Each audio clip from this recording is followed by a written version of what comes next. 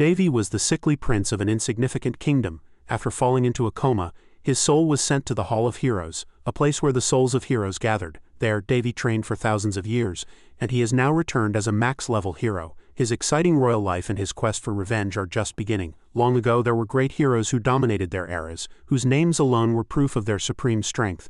There was an emperor who built an empire, the leader of a massive organization, and even a warrior who defeated the ancient king Janama and was celebrated for ages. There was a doctor who saved countless patients from plagues, and there was one who belonged to no group, seeking only power. Davy listened to all their stories in silence. On closer inspection he was holding back a laugh, his voice trembling. It was all so ridiculous, so unbelievable. As Davy clenched his fist and grabbed him by the collar. A boy not even 10 years old had been forced to endure such terrible things. Davy gritted his teeth, suppressing his rage. Hin's slow, rough voice echoed once more. If you don't like it, you'll take a beating. First survive and do your duty. A beautiful blue-haired older sister appeared, looking at Davy with a loving gaze. Then she threw the child into a fire, telling him it was his next mission. It's all for you. The child was forced to hear such nonsense. After being tortured for a while, people gathered to look at Davy. He turned his back to them and muttered, I can finally say goodbye to this place, the promised land of heroes and a gathering place for fallen souls. Just then, someone called out softly, Davy, behind him. A few of the older sisters covered their faces in disappointment. He's still so cute, we should have soaked him in the monster lake a little longer. Davy sighed and said, honestly, how long do I have to live by your rules? When someone old enough to be his grandmother heard that, the group fell silent. The sound of a fist splitting a boulder in half echoed, and people looked back in fear. What was that? Dean shouted angrily. I'm going to rip that bastard's mouth open. He nonchalantly covered his ears. Unable to hold back, she shook off the two people holding her and screamed, You little brat, how dare you say that to me? People looked at each other and mumbled, Go on, get out of here. I can't stand it anymore either. Everyone shut up. Hearing this, Davy bit his lip, suppressing his anger. Only after confirming the silence did Davy lower his hands and look back. The people behind him were now minding their own business. They looked at him and sighed. Farewell, Davy, live on and don't forget us. Davy's eyes gleamed in their direction. His steps were firm as he turned and walked away. A few behind him were moved to tears, bidding him farewell. Davy didn't leave right away but smirked slightly. He waved his hand and said in a resolute voice, I hope to never see any of you again. A faint light seeped through his eyelids. When Davy opened his eyes again, he was hooked up to an IV. He lay in a luxurious room, the curtain swaying gently. Davy's hand trembled. He tried to feel his body and gritted his teeth and cursed internally. My body is paralyzed. Even opening his eyes was a struggle. Davy sighed in frustration and half closed his eyes in resignation.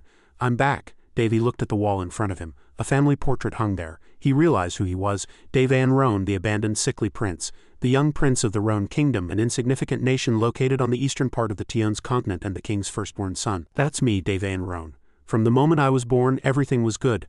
I was a prince after all, and although I was raised like a flower in a greenhouse, I lived a life of luxury in the palace that couldn't compare to my previous life. At that thought his lips tightened. I should take back the part about it being luxurious. Why was I so foolish back then? I believed happiness would last forever. Living in a happy and peaceful world, I didn't truly understand the reality of my position as a prince. A poisoned chalice. I should have known that I could be a target anytime, anywhere. I came to realize that without power, loyalty is meaningless. The memory of that figure looking down on him from a saddle with an arrogant expression. He looked at the ceiling and remarked with admiration, That's enough reminiscing. Davy's eyelids closed again. He made a vow. The most important thing now is to recover. Then I'll get my revenge. He tried to make a sound a few times, but no one answered. Davy quietly resolved, Enjoy what you've taken from me while you can. With the knowledge and power gained from being buried and beaten by heroes for millennia, the image of that man resurfaced. It was still that face, exactly matching the one on the saddle that day. A wicked, arrogant expression. Davy made a firm promise. I will take everything back for you, master of this body. Scene change. As Davy was kneeling on the grass, hugging his knees and sobbing, he suddenly heard Heck Queen's voice from behind him. So here you are, newbie. Davy looked up and glared at him. Seeing his expression, Hin said, No need to be so defensive. He came closer, sat down and said with a smirk, I heard you gave them a piece of your mind. It was quite something. Davy's gaze drifted into the distance. His voice was filled with resignation. If you want to laugh, go ahead. I didn't say anything wrong. They welcomed me happily when I arrived, but as soon as they realized I was just an ordinary kid, their attitude did a complete 180. They started looking at me with disgust. I was uncomfortable too, but I was suddenly too scared to say anything. But I can't take it anymore. He grew more agitated as he spoke. It's not like I asked to come here, so what the hell do they want from me? After listening, Heck Queen slowly replied, They're a proud bunch, so you must have shocked them. The truth is you already know, Davy sighed and said. What kind of heroes are people like that? Heck Queen suddenly grew serious.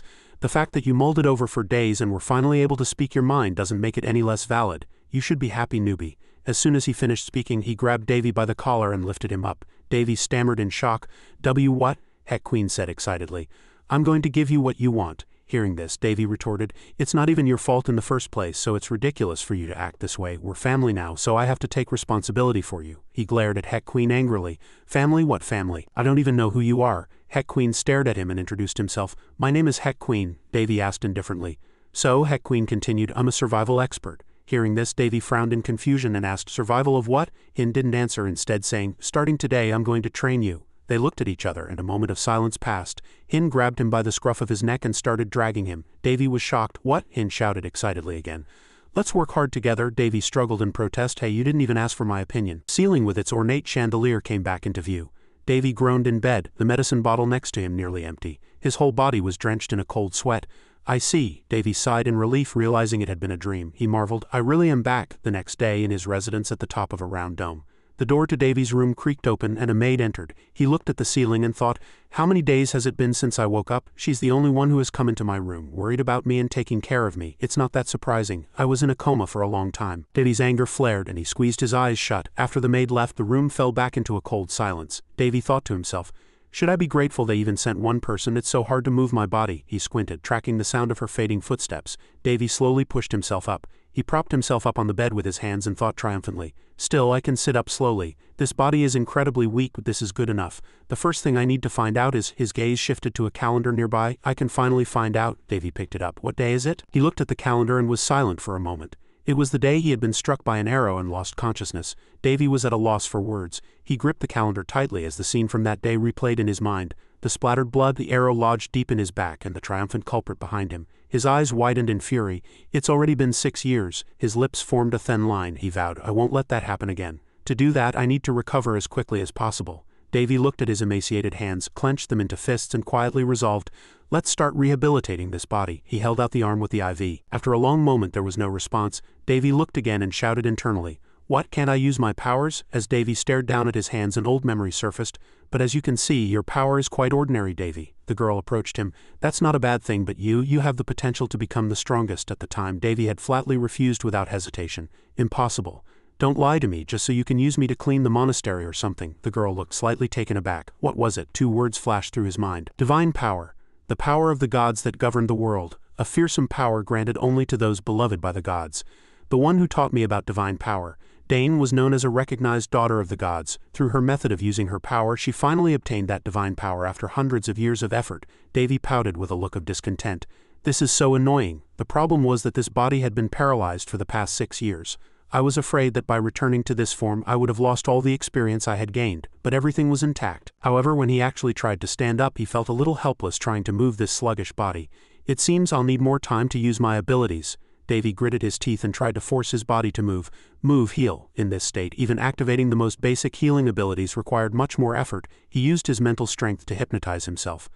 Heal. Come on." When there was still no movement after continuous attempts to heal, Davy thought in despair, "Normally I would have given up," but he gripped the edge of the blanket, his eyes welling up with tears. He muttered helplessly, "If you don't move, we'll die, you useless body." Suddenly a pair of wings appeared, startling Davy. He laughed out loud with joy. "Success! With this recovery rate, I'll be able to obtain divine power." He sat on the bed and quietly resolved, "I'll regain the rest of my skills once I'm fully recovered." A moment later, Davy slowly got off the bed, breathing heavily. He placed a hand on a table to support himself and thought, "I'm tired. I finally did it. I wonder if I can walk normally." With that thought, he took a step. Feeling that his body was not yet completely fine, Davy's resolve hardened. "No, I have to recover as quickly as possible." Just then the curtains fluttered and a gentle breeze blew in. He placed his hands on the railing and looked outside. A clear blue sky, warm sunlight shining down. He felt the satisfying breeze and thought, "This is the best." A moment later, a smile spread across his face. Davy raised his left hand, then his right. He stood in a strange pose and shouted with all his heart, "Praise the sun." As he was reveling in his joy, a scream came from behind him. The maid was terrified. He froze, his face pale. The girl's panicked voice rang out, "Prince." She trembled, stammering as she looked at him. "Your Highness, how?" Davy was speechless. He was frustrated. "Ah, this is so embarrassing. I should have just stayed in bed and played dead." The maid rushed over. "Your Highness." Scene change. A doctor was pressing a stethoscope to his chest. He said in a hushed tone, "This is quite strange. You're in surprisingly good health." He was the family's physician. Davy tilted his head and smiled. The doctor looked at him again and asked, "Are there any unusual symptoms that I might not be aware of?" Davy answered honestly, "Nothing other than feeling a bit tired." The doctor nodded. "I see." Davy looked at him and thought, "In the past I wouldn't have dared to be so disrespectful to an elder. I don't like it, but I understand my current position." Davy and Roan. A name given to the royal family of the most insignificant of all kingdoms, but also the son of Renea Lisod and the first prince of this country. Just then a woman entered. Bizarrely, she stood there with a folded fan staring at Davy. He sized her up from the corner of his eye. That extravagant woman. The current queen who poisoned my mother and took her place, Linus Barrett. Linus Barrett and her sons are here now too. The second prince, Carlos. The third prince, Benedict. Carlos smiled, but his eyes glared at him maliciously. The doctor spoke again. I was aware, but I didn't realize he was this resilient. Linus covered her mouth and asked hesitantly, by the way, did you see the one who shot the arrow? Davy replied with a blank expression. I'm not sure. An arrow suddenly flew at me. He suddenly turned to Carlos and said, were they caught? An assassination attempt on royalty. I wonder what punishment the royal family will bestow upon them. Carlos froze when he looked at him. Linus, more composed, covered her mouth and said, no. She looked at Davy with a regretful tone. Unfortunately, the case has been closed. His cold gaze swept over her as he muttered, it's all over. The family physician then stood up, looked at him, and instructed, the initial treatment process is complete, so all your highness needs to do now is have occasional checkups. You should feel better within a few days. Davy nodded and replied, I understand. He watched the doctor's back and thought, I'll let you do it anyway. Before leaving, he turned to the maid and instructed, prepare a light meal for his highness. She saw him off and replied softly, yes. Linus approached and said meaningfully, it would be better if you went back to sleep. Davy opened his mouth nonchalantly. Are you disappointed that the obstacle in your life has returned? Carlos looked at him and replied with some awkwardness, for the so-called first prince to be attacked and fall into a deep coma, it's truly a disgrace. Then he turned his back and called out, let's go, Benedict. The room fell silent again. Davy scoffed, a disgrace to the kingdom, what a ridiculous thing to say. He looked down at his bony hands. Davy thought that although he had used his divine power in front of them, no one seemed to have noticed. It was probably because the gap in power between him and them was too vast. He let out a shout of joy and fell back onto the bed. In fact, having been there for so long, everything felt meaningless. Still, he would have his revenge, but for now he needed to calm down and focus on recovery. Davy rolled his eyes, wondering what his first meal would be. So what's the fastest way to build strength now? With my current power, the priority is to regain my stamina and be wary of those who are after me. Davy rubbed his chin and looked out the door, thinking, what's taking so long? I'm starving. The hair he had grown for 6 years was neatly trimmed. Davy did push-ups between two chairs, lost in thought. 2 weeks had passed since his divine power had awakened. He launched himself up and then jumped back down. Davy panted, wiped the sweat from his brow and marveled, time passes so slowly. He looked at his hands, which had gained some flesh, and thought with satisfaction, I'm recovering quickly. Thanks to countless healing spells and the knowledge of the prophet who had studied the human body, along with the medical knowledge she taught me, I had no trouble recovering. Davy snapped his fingers, commanding the film of water covering his body to disappear. Once it was done, he lowered his body lightly. His entire body was clean. Davy marveled, magic is so convenient. Just then he heard a voice from outside the door calling, Your Highness, it's Amy. His expression immediately hardened. That woman is here. She held out a bowl of porridge. Your meal, Your Highness. Davy's face fell. The meal he had been waiting for was just porridge. Were they treating him like an old man just because he was a patient? He said, disappointed. Porridge again. Amy looked a little apologetic.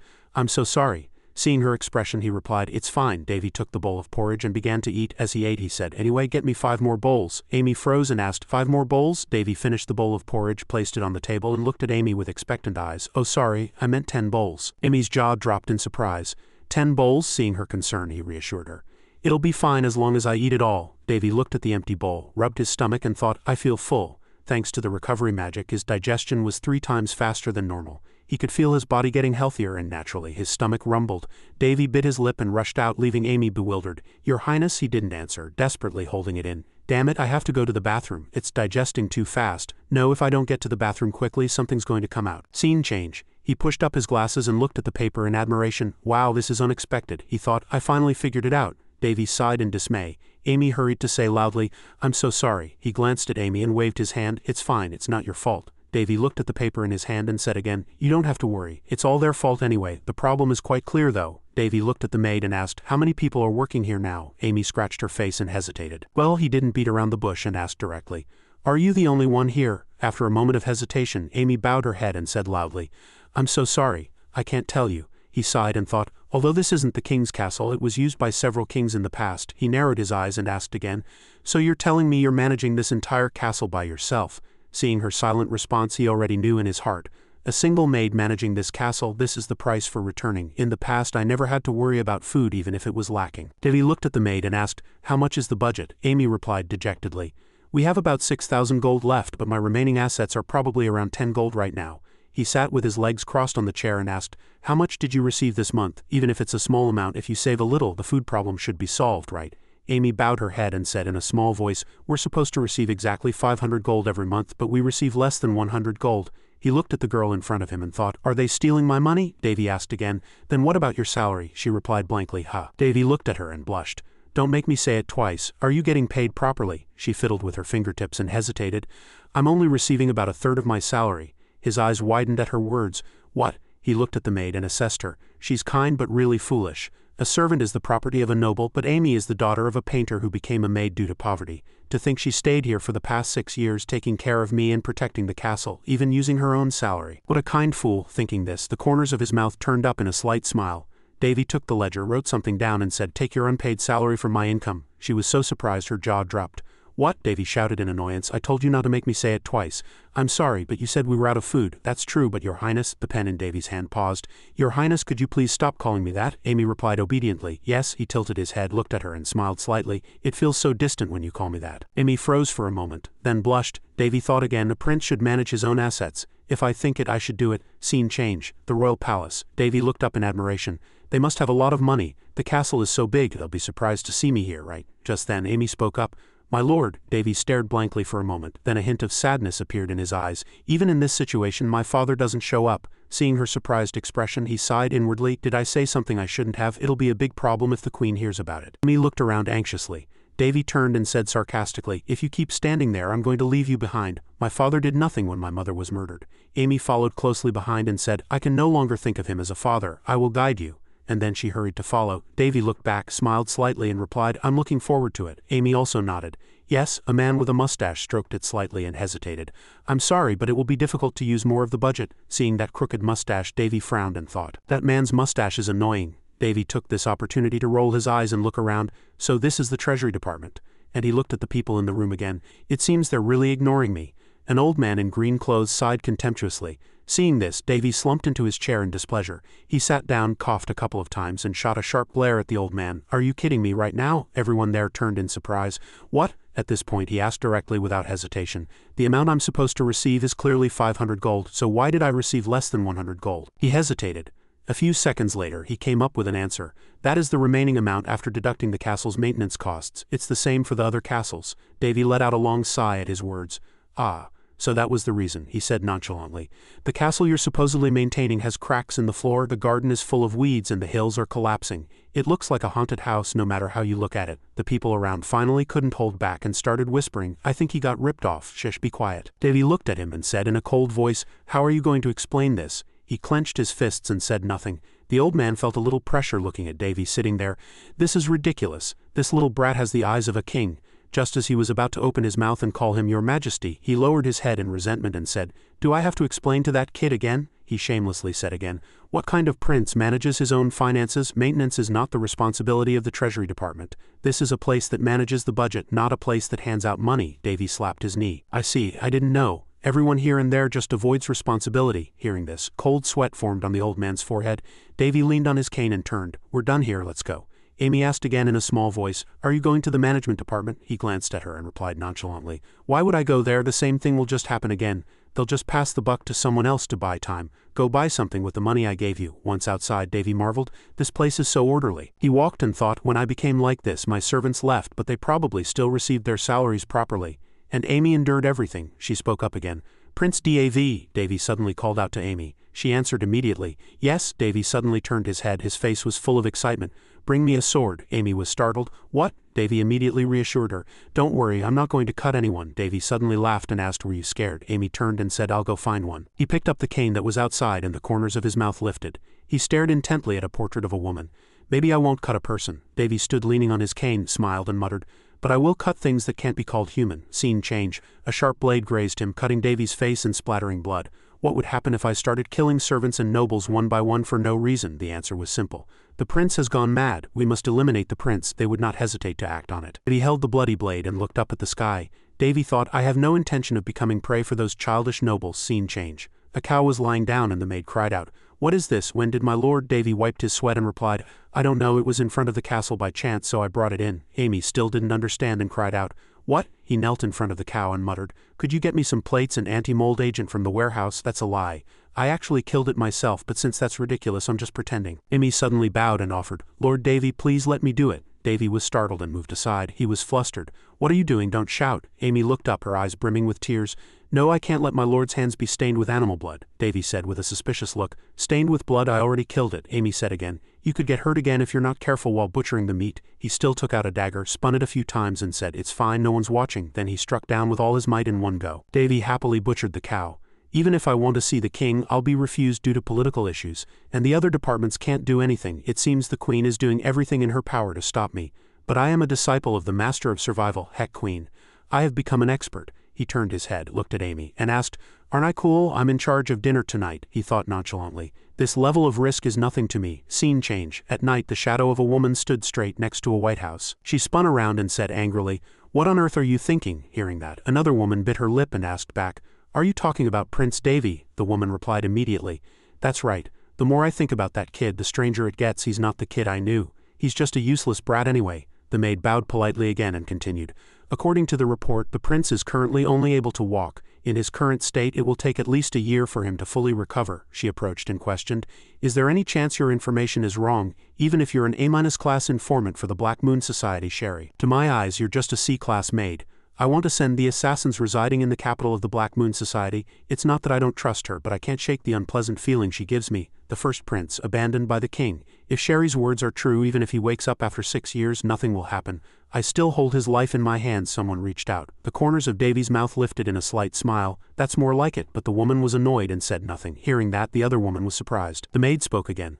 "My people do not discriminate by rank. If you continue to insult them." Before she could finish, the woman with the fan shouted, "No, I was just voicing my concerns. I can stop that Davy brat's plans at any time, but if I can't, you will pay the price. Remember that." She poured out the teacup and criticized, "This is so bland. Bring me some rose tea." She turned her back and said coldly, "Anyway, it's best to eliminate a dog that doesn't listen to its master," and the two left. Davy immediately requested, "Please call me when the time comes." Scene change. In the dining room, Amy blushed and waved her hands while Davy laughed brightly and teased her.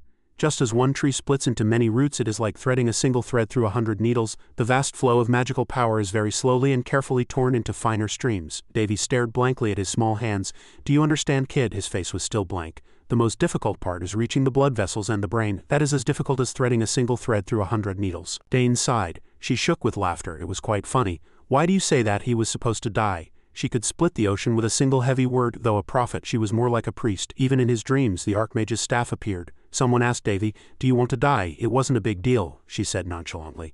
"As long as I can participate in this experiment, I will do my best to complete my assigned mission." The goddess Hippocrates Akasohe. Only then did Davy look at them. "They can't all be here to see me, so they must be here to help me, right?" That was true.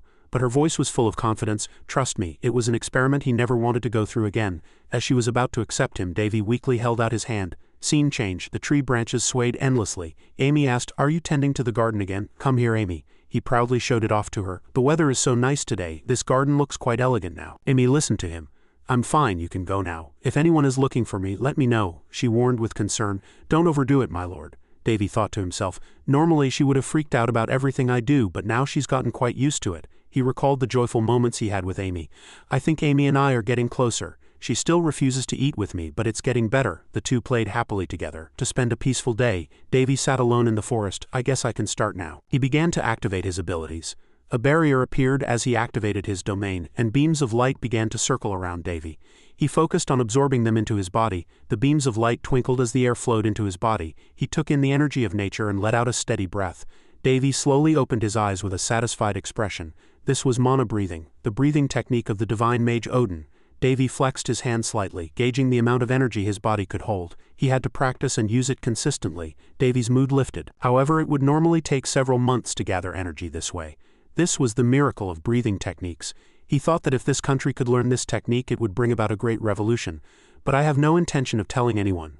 The corners of Davy's mouth lifted slightly.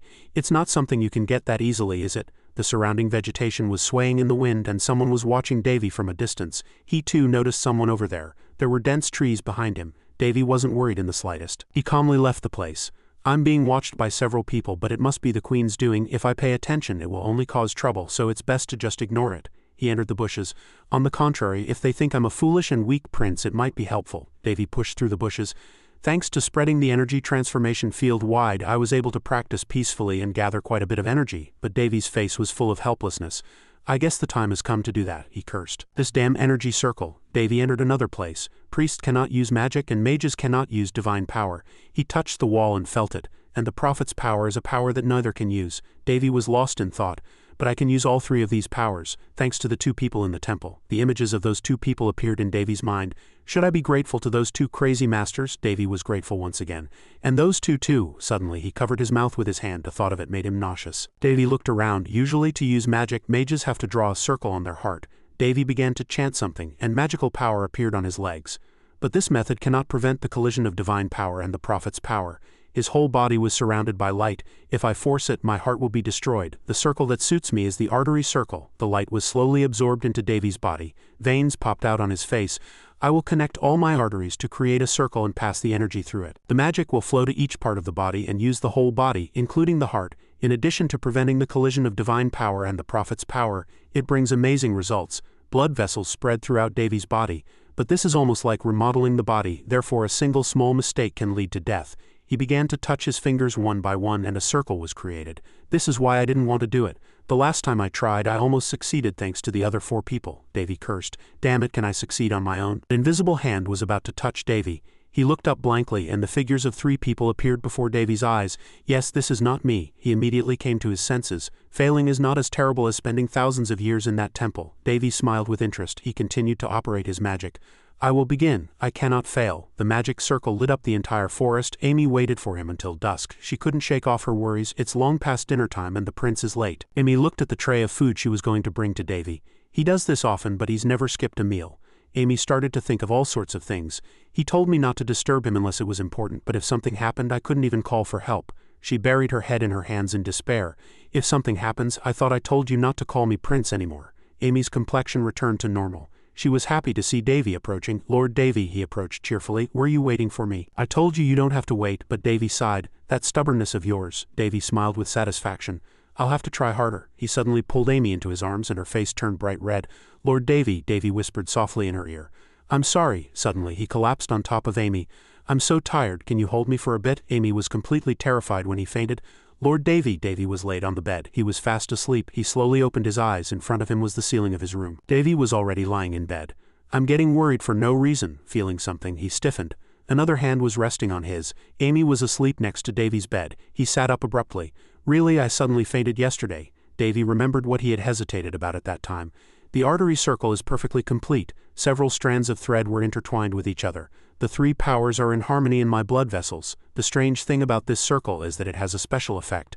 As the wind blew through the window, Amy slowly woke up. In front of her was Davy, who was already awake. Amy stared at him blankly. My lord, there are no limits. With just a flick of a finger I can use any simple spell, including healing. Davy opened his mouth. Good morning, Amy. Under the beautiful sunlight 5 months later. My lord, Lord Davy. Amy smiled and looked at him cheerfully. Look at this, my lord. There are herbs here. Davy tried to look further. I saw it. I mean, you can eat anything. Davy felt a little helpless. All right, I get it. It was exactly 3 months ago. He remembered that after the artery circle was completed and their lives stabilized, someone brought food to the castle. Davy was lost in thought. At first I thought it was the queen's scheme, but there's no way that woman would be so kind for no reason. He tried to think. I think someone is helping me, but I don't know who. I think I heard someone's voice yesterday. A beam of light was faintly glowing next to Davy. He remembered the beam of light guiding him that night.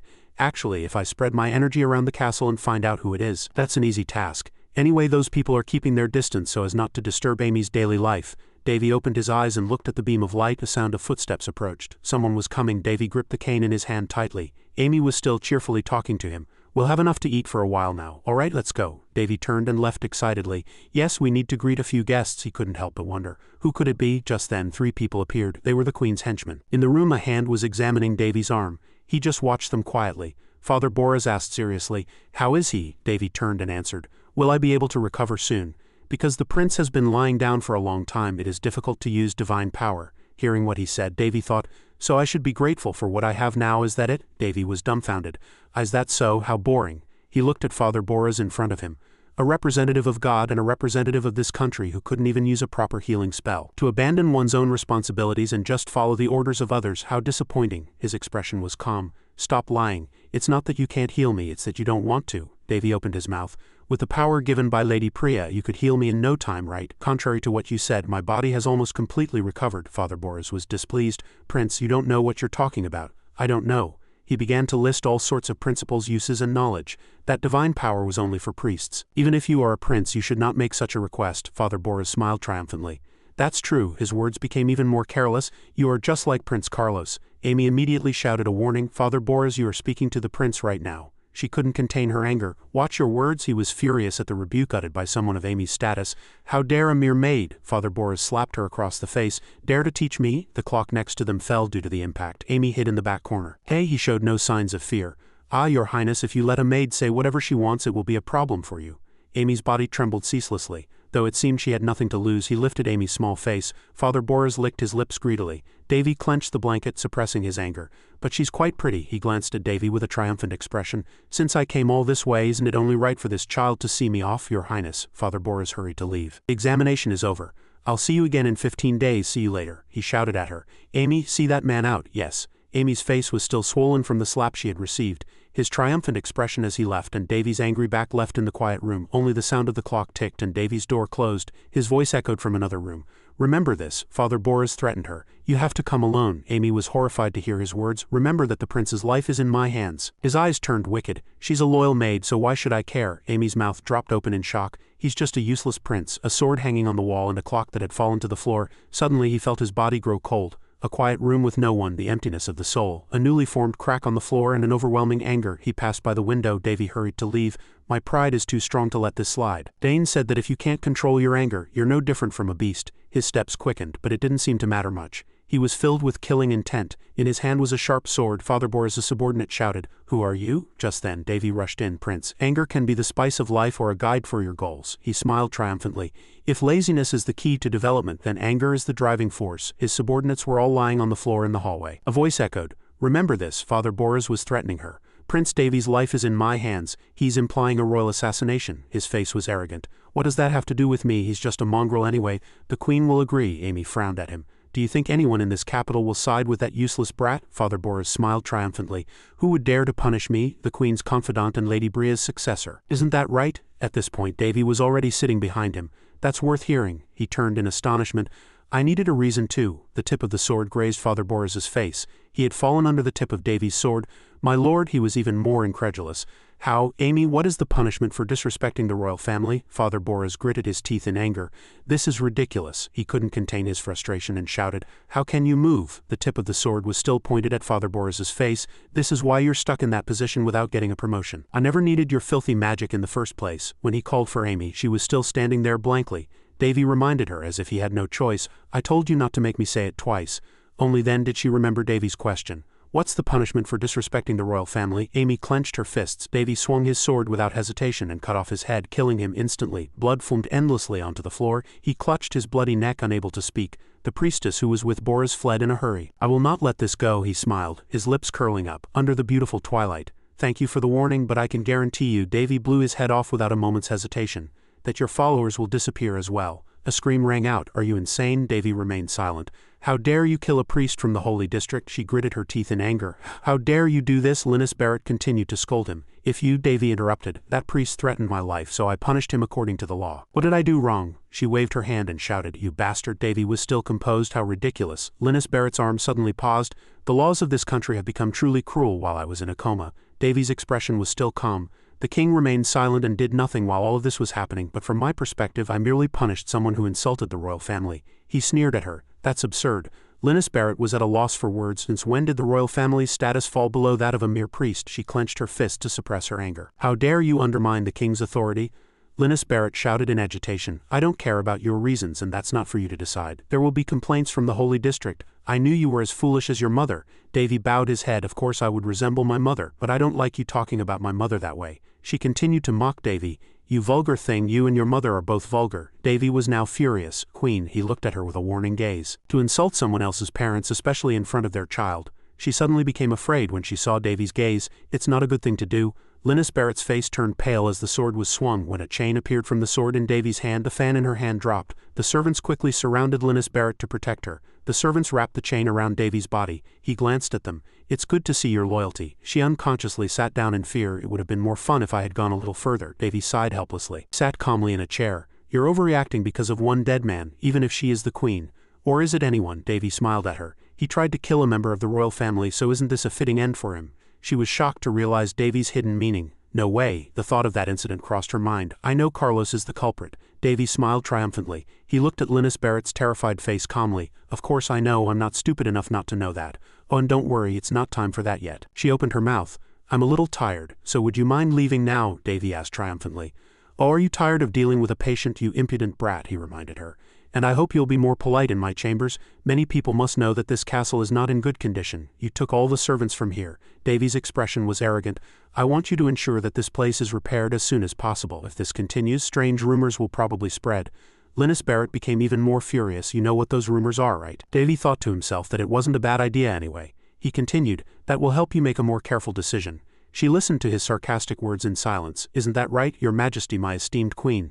Things were thrown outside, vases were mercilessly thrown. How dare a mongrel? The servants were too scared to even look.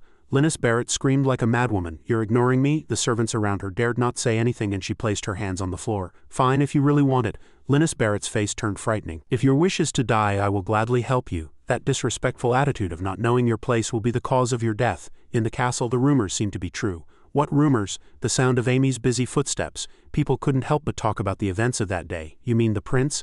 No one could explain his behavior after he woke up from his coma. Amy, who was busy working, looked at them with a puzzled expression. Be quiet.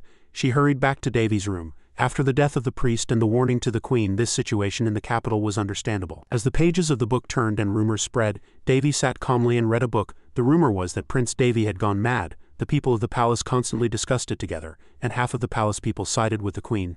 My reputation was getting worse and worse. Amy's sparkling eyes, Your Highness, look at this. She ran over happily. More things have arrived. Davy asked Amy's joy as if he had no choice. Again, I don't need any medicinal herbs. This is something we should be thankful for, Amy said cheerfully.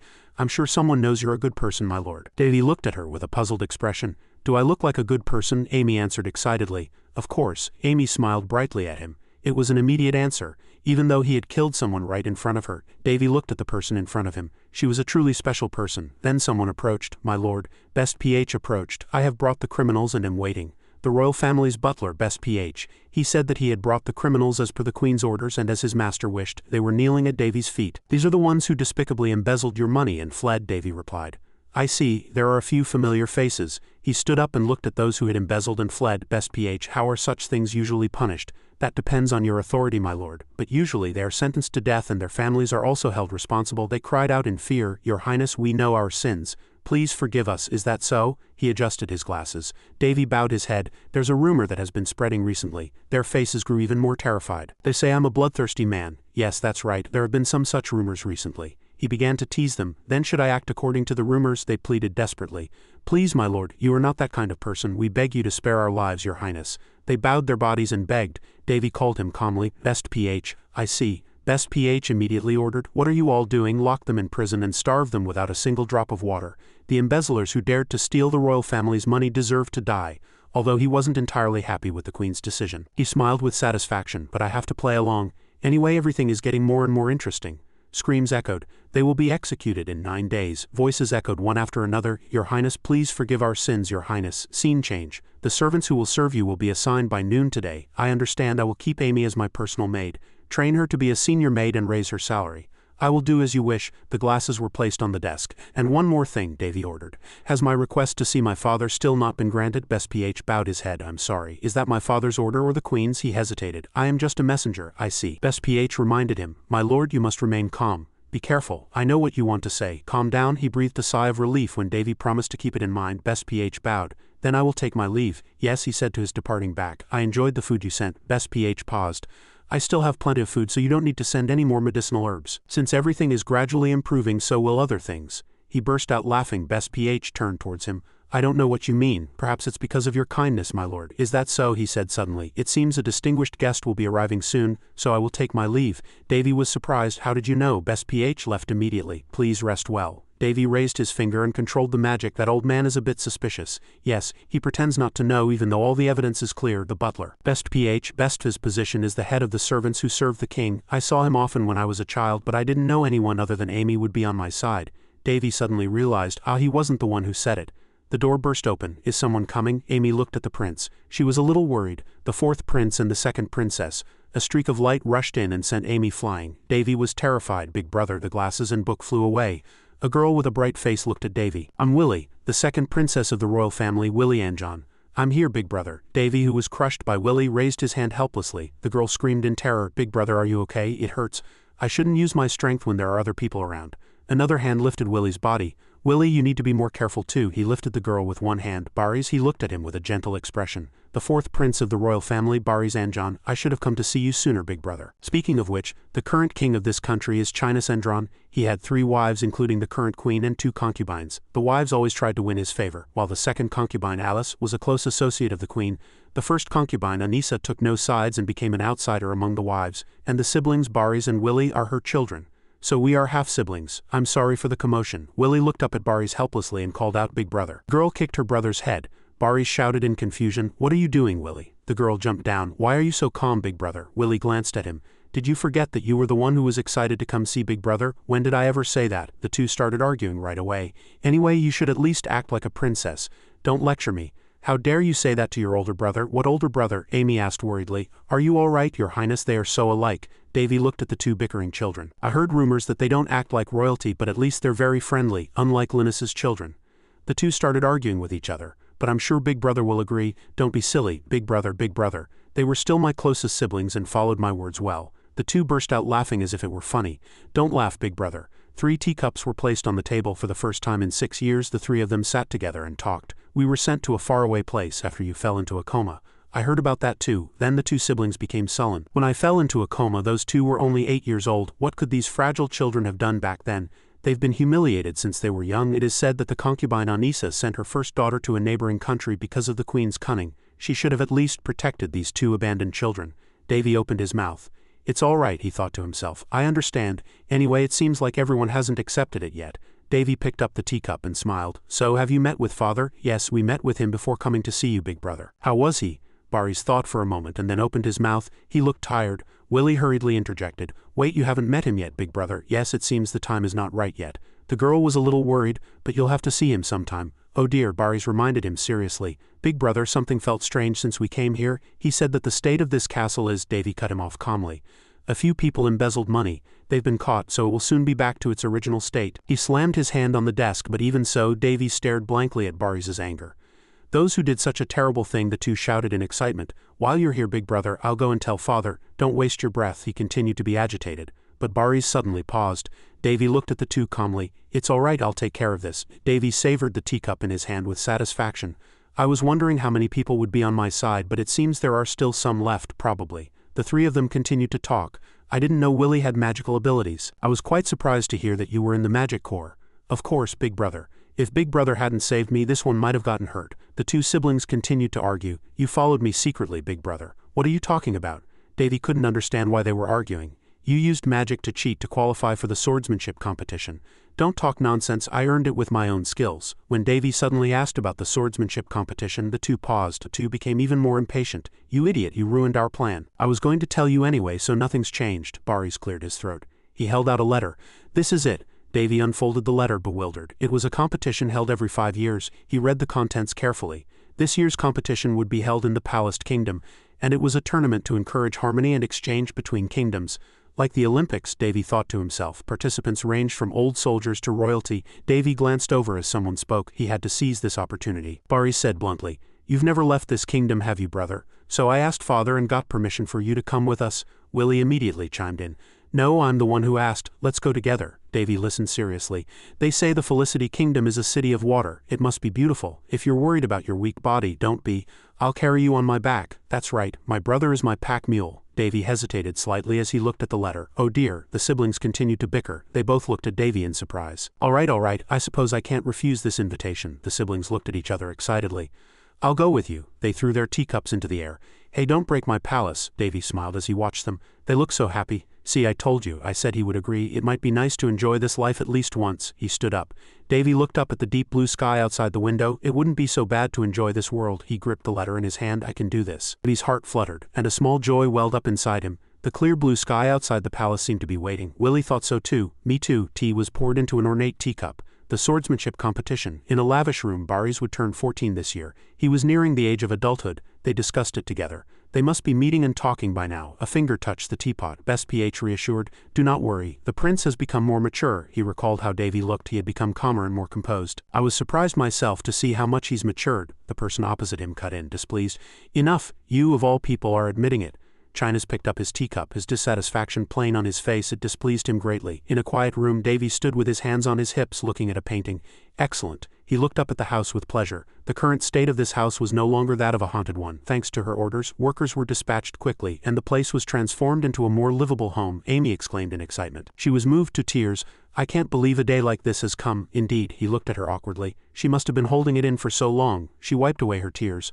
I'm so happy. It's wonderful that everything is getting better. Someone spoke up.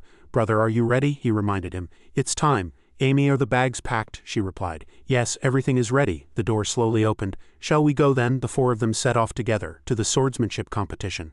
The swordsmanship competition was an event that drew the attention of the entire world. Its influence was immense. Besides Bari's participating in the competition, I was also allowed to go, and the situation seemed quite tense. If Bari's achieved any results, Prince Carlos's position would be shaken. For some reason, the Queen had allowed Bari's to participate in this competition. She was either confident that Bari's would achieve nothing or it was simply part of her plan. China slowly walked out to see them off. We greet His Majesty the King, the ruler of this country. Davy looked at him thoughtfully. The one who held the greatest power. This was the first time he had seen him since waking from his coma. He avoided meeting me for half a year and now he tells me to come here. He waved his hand. Raise your heads, he asked. Are you confident? Bari's bowed his head respectfully. Yes, I will be sure to represent our kingdom through my achievements. As he placed a hand on his shoulder, Chinas's gaze suddenly fell on one person. It was Davy. He was cold and expressionless, and he immediately turned his head away. Before leaving, he said, I'm glad to see you look healthy. Willie looked at him with curious eyes. The girl called out, Brother, even if he is the king now, I don't want to show my feelings in front of him. A royal official announced, Hear ye, Prince Bari's participation is an important event. To this end, the curfew will be lifted and a festival will begin. No longer could you find confidence and a heroic spirit in him. He had truly changed. Wouldn't it be boring if the old lion had become completely tired of everything? Scene change. Davy stared out the window, lost in thought. Bari said excitedly, Isn't this quite interesting? He looked at the two of them talking affectionately. Still, we have high-ranking royal guards, so not even wild animals will be able to attack us. Willie asked with concern. Brother, aren't you uncomfortable? He answered calmly. Don't worry, I'm fine. I'm just worried this trip will be boring for you since you have to bring me along. They both said at the same time. No, the girl raised a glass. You prepared wine for us, brother, so there's nothing to worry about, he immediately reminded her. Hey, watch your mouth. The girl looked at the wine bottle and said, I've never had wine like this before. Where did you get something so delicious? The corners of his mouth lifted slightly. I'm not sure myself. They were things my mother left behind, Bari said apologetically. Is it okay for us to drink something so precious? He replied. Why not? Then he explained gently. Wouldn't it be better to drink it on a day like this rather than just keeping it? He smiled slightly. You've really changed, brother. He licked his lips. Have I? The girl quickly replied. Yes, he said. You used to protect and cherish everything your mother left behind. He raised an eyebrow, seemingly embarrassed. This kid has a good memory. The three of them raised their glasses together. Good wine isn't for keeping, it's for drinking. Cheers. That's great. I like the way you think, brother. They shouted in unison. Cheers. The sky quickly darkened. They lit a campfire. We'll set off tomorrow morning. It will take another day to get there, Bari's worried. This must be your first time sleeping outside. Are you okay? He replied. I'm fine, Davy wondered. What about Willie? He sighed. I took her somewhere else. He scolded. I think she drank too much. He burst out laughing. Sorry, he gazed into the distance. Do you remember? You used to say you wanted to camp outside like this, he continued. We simplified it a lot because we were afraid it would be a burden on you. He smiled, looking at his water glass. I know, this journey could have easily just been a slow horseback ride. Since I'm a patient, some things have changed, but some things are still the same, he answered his concern. I quite like it, thank you very much. After their conversation, Bari's left. Amy approached. Your Highness, you should rest. Davy clasped his hands behind his head. The moon is so beautiful tonight. She didn't understand. Pardon? He used magic to snap off a tree branch. He held the glowing branch. It's a good way to celebrate my return. You're looking at the two moons, aren't you? A soldier pointed at the sky. The red one is Cyrus and the blue one is Saz, he said excitedly. They also say Cyrus is the one who begins the light and Saz is the one who ends it. A mysterious figure spoke up. You seem to know a lot. He arrogantly placed his hands on his hips. A teenager could be smarter than you. I should have had this conversation with a woman, someone asked. Hey, what are you muttering to yourself? An unknown voice came from somewhere. It's nothing, just talking to myself. Oh, the two soldiers looked at each other. Who just said that? Davy appeared. Are you a ghost? It's me, he approached, holding the branch. The two kids hired 5 guards and 4 of them are skilled in swordsmanship, so that should probably be enough. He held the branch. As long as nothing major happens. Yes, as long as there's no attack from assassins. He observed about 20 people. He assessed them quietly. They plan to attack when everyone is asleep. They're even concealing their killing intent to be assassins. They're pretty good. This is definitely her doing. It's a chance to eliminate those 2 kids, including me. There's no way that woman would miss this opportunity. I don't want to use my power. Doing so now would arouse suspicion, but that's not important right now. Because anyone who witnesses my power, as Davy swung the weapon in his hand, his opponent fell instantly, won't survive anyway. They say you fight with your gums if you have no teeth, right? The one who taught me swordsmanship said that. He held the dry branch. Don't forget that anything in your hand can be a weapon, and there are no rules in a fight. He swung it a few times with confidence. It all depends on how you think. He practiced with the branch. Even a piece of cloth can become a sharp sword. Davy was triumphant. What, is this all the skill they have? I can't touch her, Mesa, who taught me about death, he sneered. Boring fellow. He calmly turned around. I'm just asking to confirm. The others trembled. Was it the queen who sent you? He turned fully to look at them. Why are you so nervous? He smiled brightly. It's fine if you don't want to answer. Davy walked slowly and in an instant appeared right behind one of them. Nothing will change. His eyes changed. What does that woman hope to gain from this? 3 royal children. The entire kingdom would be in an uproar, and Linus would have a hard time too if that were to happen. This must be why she's so confident. The man's blood spurted out. He held the bloody branch and threatened. You haven't run away yet? Do the 2 of you still not understand what's happening? He calmly ordered. Go back and report to her. Tell her that no matter how much she threatens me, I will destroy everything she has. Everyone stared at him in terror. They left immediately. Davy slung the branch over his shoulder. He gave a grotesque smile. He blocked one man's path. Are you trying to run away just because I said so? He swung once. It was a lie, you fool. Davy killed them all in the blink of an eye. He approached a dying man. How could you believe it so easily? He sneered. The basis for being an assassin is composure, the opponent cursed. What kind of assassination is this? He stabbed down decisively. It's called an assassination when there are no witnesses, he left calmly. Someone said that, so remember it. Just then 2 men rushed him. Davy saw them. It's useless to try and attack me from behind. He carefully observed one man who was running away. He said while his comrades were fighting, he killed the other 2 lightly. You don't deserve this title. He arrogantly tossed the branch aside. I had this ready the moment I saw you. He pointed in one direction and a red dot appeared in the darkness. It was aimed straight at the fleeing man. As long as you don't leave this land, you can't escape. He flicked his finger and the opponent was instantly taken down. What a cruel method. Yes, but everyone taught me that I should finish things cleanly, so I must not show mercy to those who try to kill me. That's what they taught. A perfect finish. Davy stepped over the bloody branch. It was an excellent assassination. He clasped his hands behind his head. Yes, an assassination. Whatever happens if no one finds out, it's a perfect assassination. Linus Barrett sat gloomily in a chair. What happened? Saria was blindfolded. All the candles connected to their lives have gone out. He said coldly. Wiped out, she replied. Yes, she put down her teacup. What about those fools? She reported. It seems they have almost arrived. Barrett slapped her hard across the face. She swore at her. Are you kidding me right now? Watch what you're saying. She wore a look of disbelief. Just 3 kids and 5 guards and all 20 of them are dead. Is this the extent of the Black Moon Society's skill? Sario still tried to be polite. We are investigating this matter. It seems there was someone who helped the prince. Help? She bit her nails in frustration. Who would help those mongrels? She ordered. Find that bastard right now. I'll make them pay the price for daring to stand in my way. She bowed her head. Understood. Barrett's face hardened. Don't forget. The reason I cooperate with and support you all is, she frowned, not to see failure. Do you understand? She threatened. If you don't succeed this time, the contract between us is over, and I will use the full power of the royal family, no, the full power of this country to bury the Black Moon Society, she answered. I will keep that in mind, Willie called out excitedly. Brother, the girl pointed outside. Look, brother, we've arrived. I see, Baris reminded her. Willie, don't forget you're a princess. The girl was stubborn. Leave me be. We're finally here. The Water Kingdom, Feliste. It was a small but highly developed kingdom and nation defined by its most iconic architecture. Davy admired the surrounding scenery. Seeing his expression, someone spoke up. You look quite pleased. And this was where the competition would be held. The 3 of them walked together. This arena was usually used as a battlefield. People shared famous stories about how gladiators and even monsters fought for their lives here. It was a truly barbaric and cruel thing. They talked as they walked. So what about the competition? Do you know how many people have registered to participate? It seems that 8 countries are participating this time. It will proceed in order from the host country. This competition is held in a way that representatives from each country participate. Davy sighed. In the end, it's a battle of pride between countries. It's really boring that only those under 20 can participate. They continued to walk. Because this competition is only for the younger generation. It seems it's still too early to hold a competition to find talented people, and this fight is just for showing off between countries. Willie playfully pointed a hand at Baris.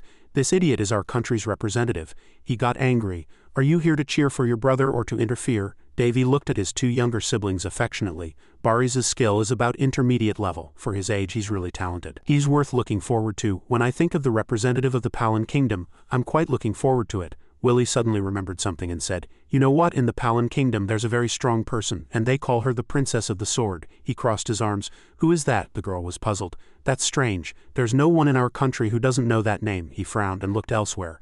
"I'm quite confident in my memory. It seems new figures have appeared while I was in a coma. Elena Jeffaland, the first princess among the 9 princes. She's the crown prince's most cherished person," Baris explained earnestly. "Of course she's famous because she's the only princess in the kingdom.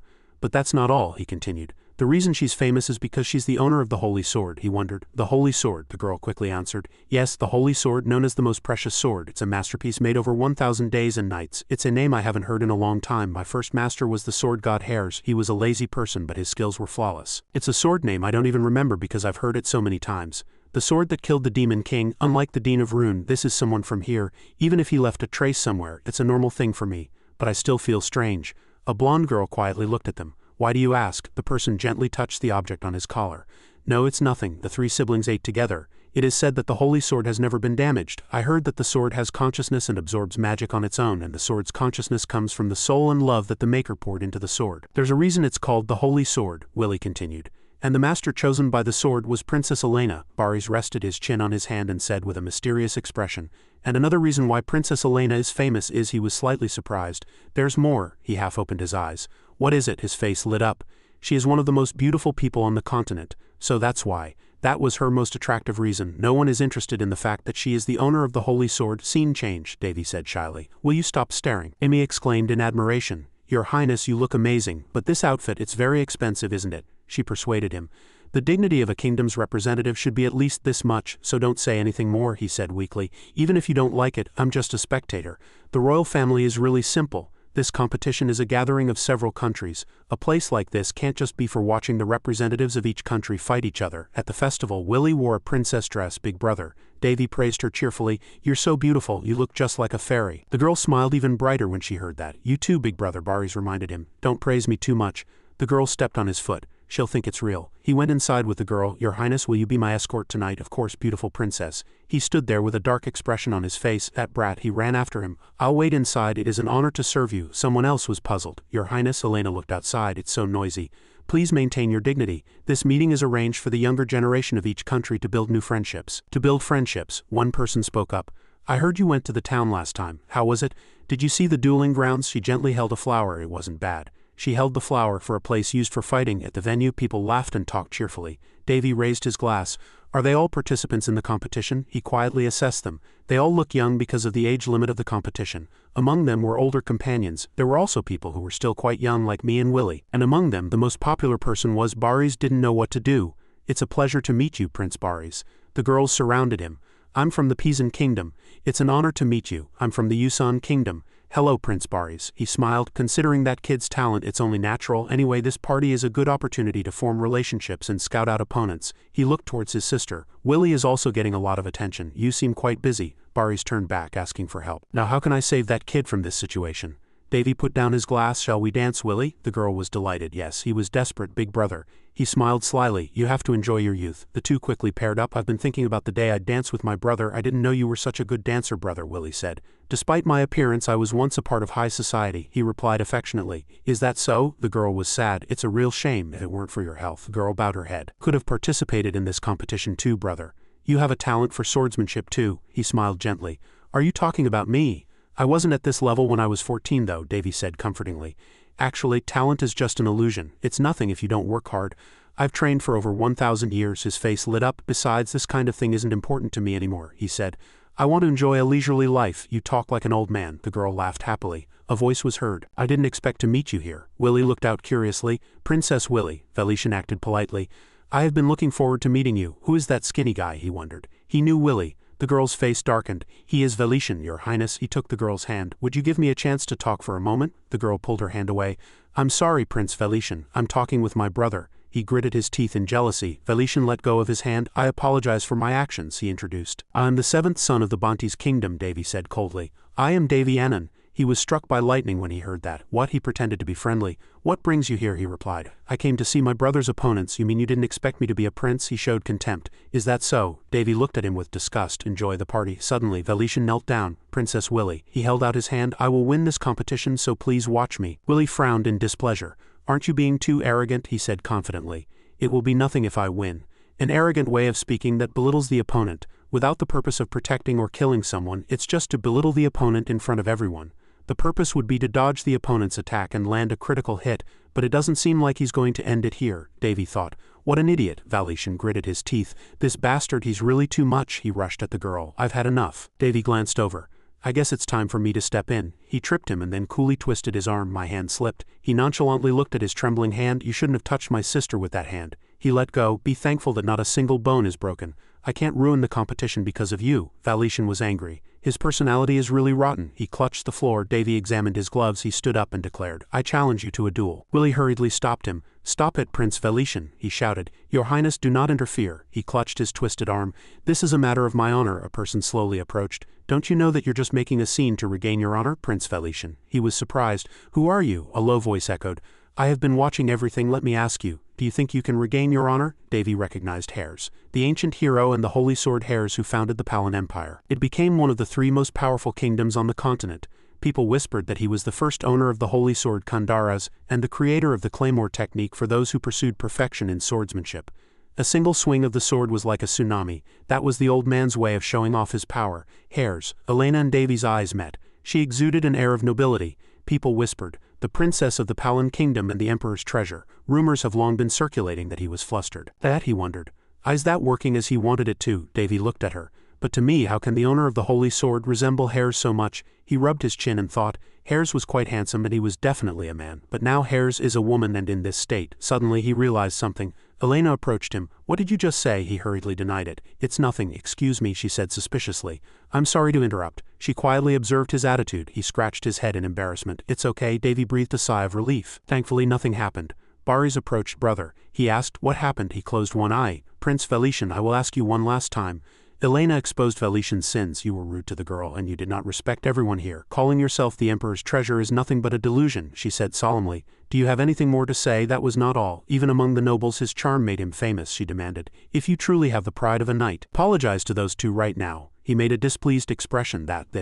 Davy crossed his arms and assessed. For someone with such a strong sense of pride, an apology is never easy. He shifted his feet. He was calculating something. He opened his mouth. I accept the duel. It's a one-on-one match. His brother was surprised. Brother, what are you saying? Davy was very confident. You will not be able to escape from me, Elena reminded him. This is a meaningless duel, so there is no need for you to do so, he replied. That is my decision. He took off his gloves. So, Valishan, you said you wanted a one-on-one duel? He immediately accepted. Fine, he replied. I accept that challenge. Davy picked up a wooden sword and swung it a few times. A wooden sword? It's been a long time. Baris was worried. Brother, even though you've recovered, he's a participant in the swordsmanship competition. He turned and answered. I know, Willie was anxious. Brother, you shouldn't do this. Valishan regained his arrogant attitude. You're like an amateur, so don't make trouble and surrender. He put his hand down. If you kneel before me and admit defeat, I'll let it slide. What? Baris was angry. What are you talking about? He was still very calm. Fine. He slowly approached. It's okay. Actions will show everything. Elena watched the match. Do you think so? He smiled triumphantly. It seems so, but it seems like that will never happen. On the contrary, if I lose, I'll kneel and do the same. He immediately showed an interested expression. Really, I'm looking forward to it. The 2 faced each other. Let's begin. Davy found a way. What should I do? I'm just a sickly person who just got up after being bedridden for almost a year. Is it okay to show off some of my power against this guy? He became happy at the thought. The game is too easy. Valishan provoked him. Are you scared? He made a childish taunt.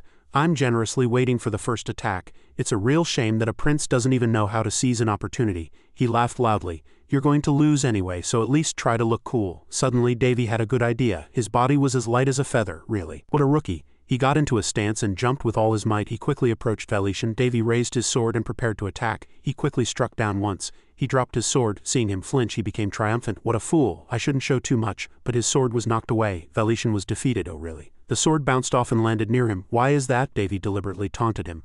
My hand just slipped. Are you that scared? He teased. And I'm sorry for scaring you. He frowned. You son of a bitch, people began to whisper. What a disgrace. Look at that. He's completely lost face. He gritted his teeth. Valishan stood up, sword in hand. Damn it, I'll kill you. Davy calmly straightened his hair. I wasn't wrong. A real greenhorn who doesn't know the world. What an idiot. Swords clashed. Valishan gritted his teeth and blocked the attack. Seeing Davy raise his sword to attack, he thought to himself, that guy's stance is really strange, to think he knows how to control his strength so well. Valishan parried Davy's attack with his sword.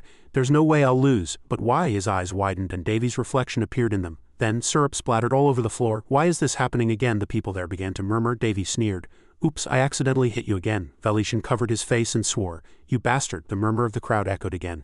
How many times has that happened now? Even if he was caught off guard to be hit 3 times, someone said. Is that really Valetian? I thought he was quite skilled. Perhaps he's not as good as we thought. Valetian gritted his teeth. He slammed his fist on the floor. Shut up, what do you know talking like that? Davy stood and asked, how about it? He thought to himself. Has he been blinded by anger? The sword in my hand, this is the reason I learned this swordsmanship. Its official name is the drunken swordsmanship. The drunken sword, as the name suggests, it's a style where the user swings the sword as if they were drunk. It was a technique created by Doko-jun, the greatest drunkard in the Hall of Heroes. And Hares, intrigued by it, created the most unorthodox and wicked swordsmanship in the world. Back in Davy's childhood when he was learning the sword, a man said, "Damn it, I've created a truly cruel swordsmanship." Then he laughed loudly. Davy watched him, lost in thought. Suddenly the man shouted, "Yes, never use it unless your opponent is someone who deserves to be thrown into the dregs of society." Then he pointed straight at Davy's face and continued, "Otherwise you'll become an inhuman and shameless bastard." He frowned and thought, "You should worry about your own conscience first."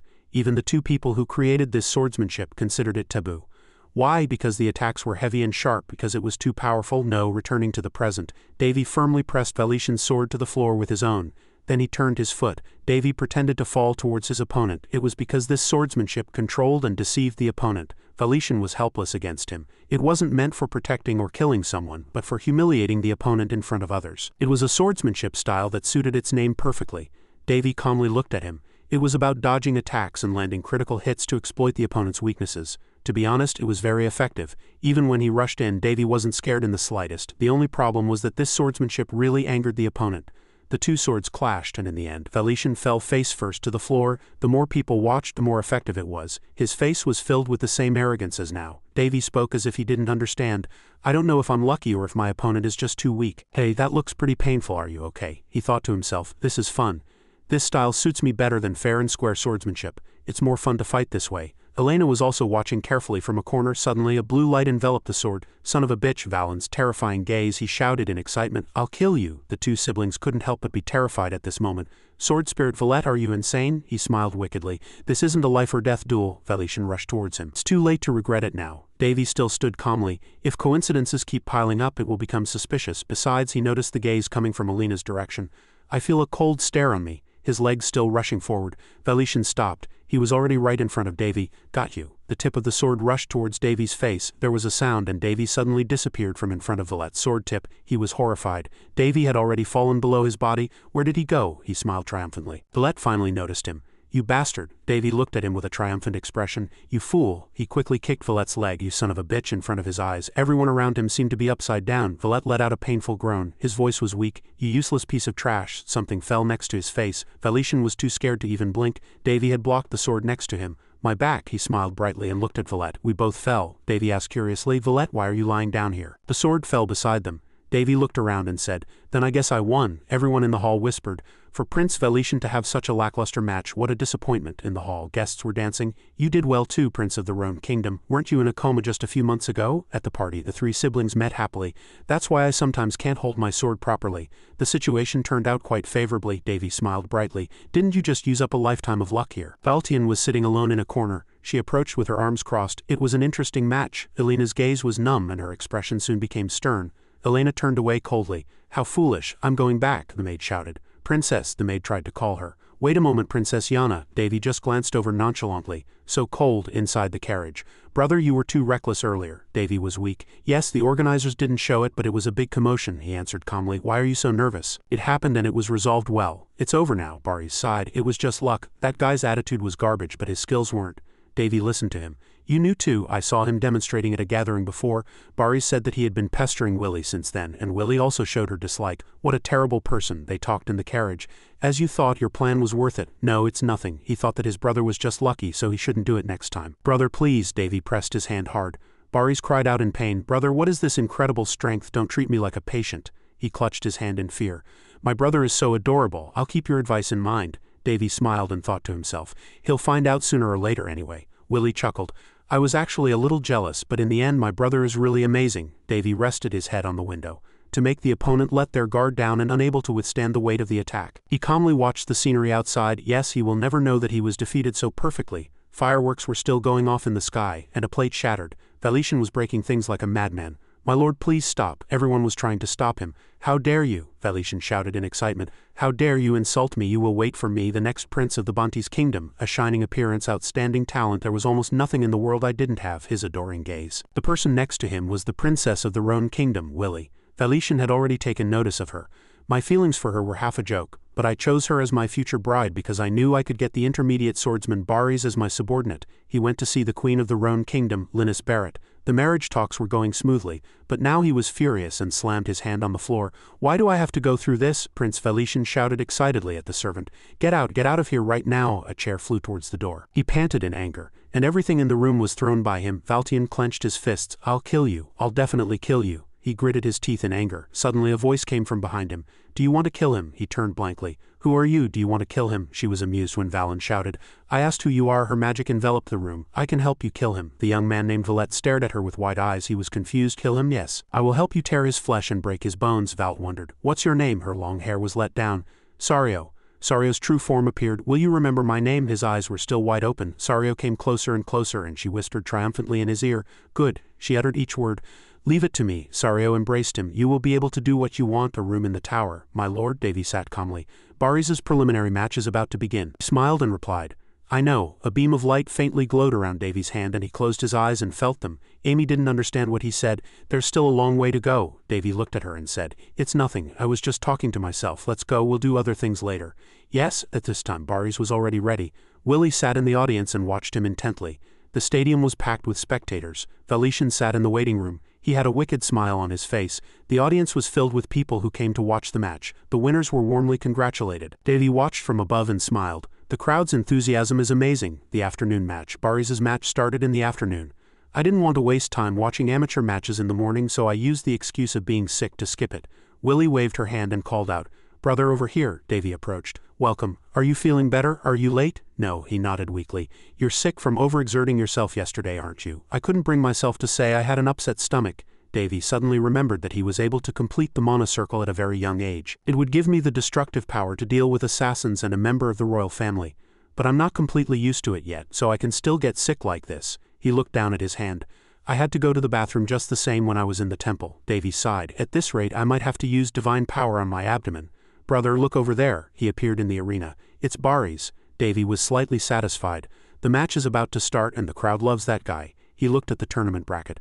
"Let's see, his opponent is..." The door on the opposite side was opening. Davy said weakly, "The matchup is really the worst." Valishan walked out from inside. "They put them together too early." The sky was still clear and blue, and although the swords were blunted, all fatal attacks were forbidden. The referee said, "Be warned that coating your sword with mana and attacking will result in disqualification." A roar erupted. Davy was also watching. "You can't ignore the opinion of the crowd, it's only natural." Willie's expression was slightly sour. "I'm worried Baris will get too excited and get hurt." Davy said, "He'll be fine. Baris is experienced." He reassured Willie. "There's a protective barrier too, right?" The two faced each other. Two swordsmen stepped forward. A defensive barrier was cast around the arena. Valet bowed his head. Baris got into a ready stance. The referee raised his hand. "Match." As soon as the word "start" was heard, the two rushed towards each other. They swung their swords at each other. Davy watched carefully. Based on my observation of the match with Valishan yesterday, his movements and sword path were very unpredictable. He looked at Baris. On the other hand, Baris uses his strength to inflict wide-range damage on his opponent. Comparing just their fighting styles, Baris has the upper hand. A sword was swung once. The two fought fiercely. Besides, Valishan won't be able to block Baris's heavy attacks. The sound of two swords scraping against each other was heard. He'll try to avoid a direct confrontation. Baris froze in surprise. Valishan was still bowing his head. He smiled triumphantly. A roar erupted. He blocked it. Baris moved his body slightly, and the two continued to swing their swords at each other. He smiled even more triumphantly. Everyone was excited about the match. "What a fierce fight. This is really fun." Davy hesitated slightly. "Amazing. Was Valet that strong?" "He has potential, so maybe he improved after yesterday's incident." "No, that's impossible." He observed the match carefully. "Even a genius needs to put in time and effort to develop a certain level of physical ability, just like how Baris had to train hard to use a longsword." A wicked smile never left Valet's face. "Even if Valet has good stamina, he'll hit his limit sooner or later." Davy paid attention to the details of his sword grip and suddenly realized, "But what is this?" He looked down at their match. "What is this strange feeling?" Willie, who was behind him, said in admiration. This is the first time I've seen Bari's move so fast, she praised her brother. Did his skills improve in a real fight? I need to train harder too. Davy smiled with satisfaction. He remembered when they used to watch Bari's together. You're right, his skills have improved, his innocent face from his childhood. I'm going to be a knight when I grow up. He must have invited me to show me how much he's grown. I'll protect you, big brother. Willie will protect you. 6 years had passed, and seeing the mature Bari's standing in the arena, he could tell how much effort he had put in. At that moment, Valette charged from a distance. But what about you? The two continued to fight, but it was impossible to master such swordsmanship in a short amount of time. It was as if he were a completely different person. Is that so? The duel was surrounded by a protective barrier.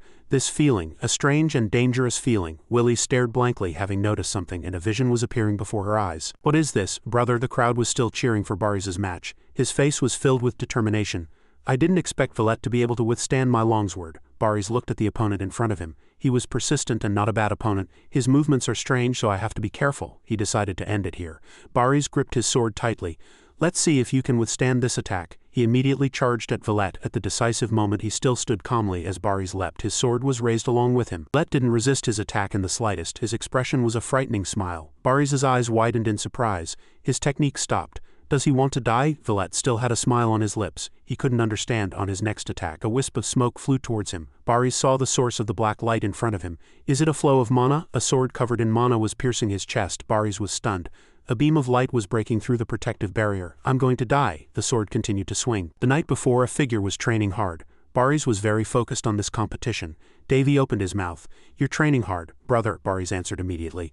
Did I keep you up? I'm sorry. Davy approached. Willie is asleep. So what is the MVP of the swordsmanship competition doing? Training in the middle of the night? He smiled sheepishly. I couldn't sleep. He looked at Bari's with a look of incomprehension. His eyes were filled with determination. You beat him, brother, but I'm still not satisfied. What are you going to do if you're not satisfied? He was full of confidence. I'll beat him with my own hands. I believe you, Davy reassured his brother. Don't worry, you'll definitely do well. Davy glanced at his condition. Bari's continued to train and his movements were fluid. There were no wasted movements. That guy's mana flow is very pure and gentle, he thought to himself.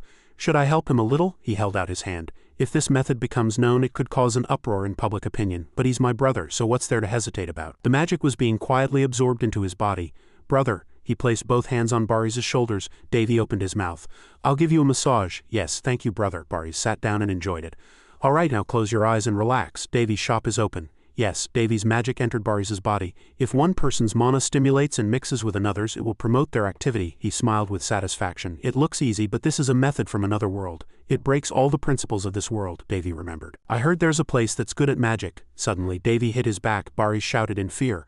What was that sound? A light flashed from Davy's hand. He widened his eyes in surprise. A scream echoed. Bari's collapsed on the floor exhausted. His magic was spreading through Bari's body.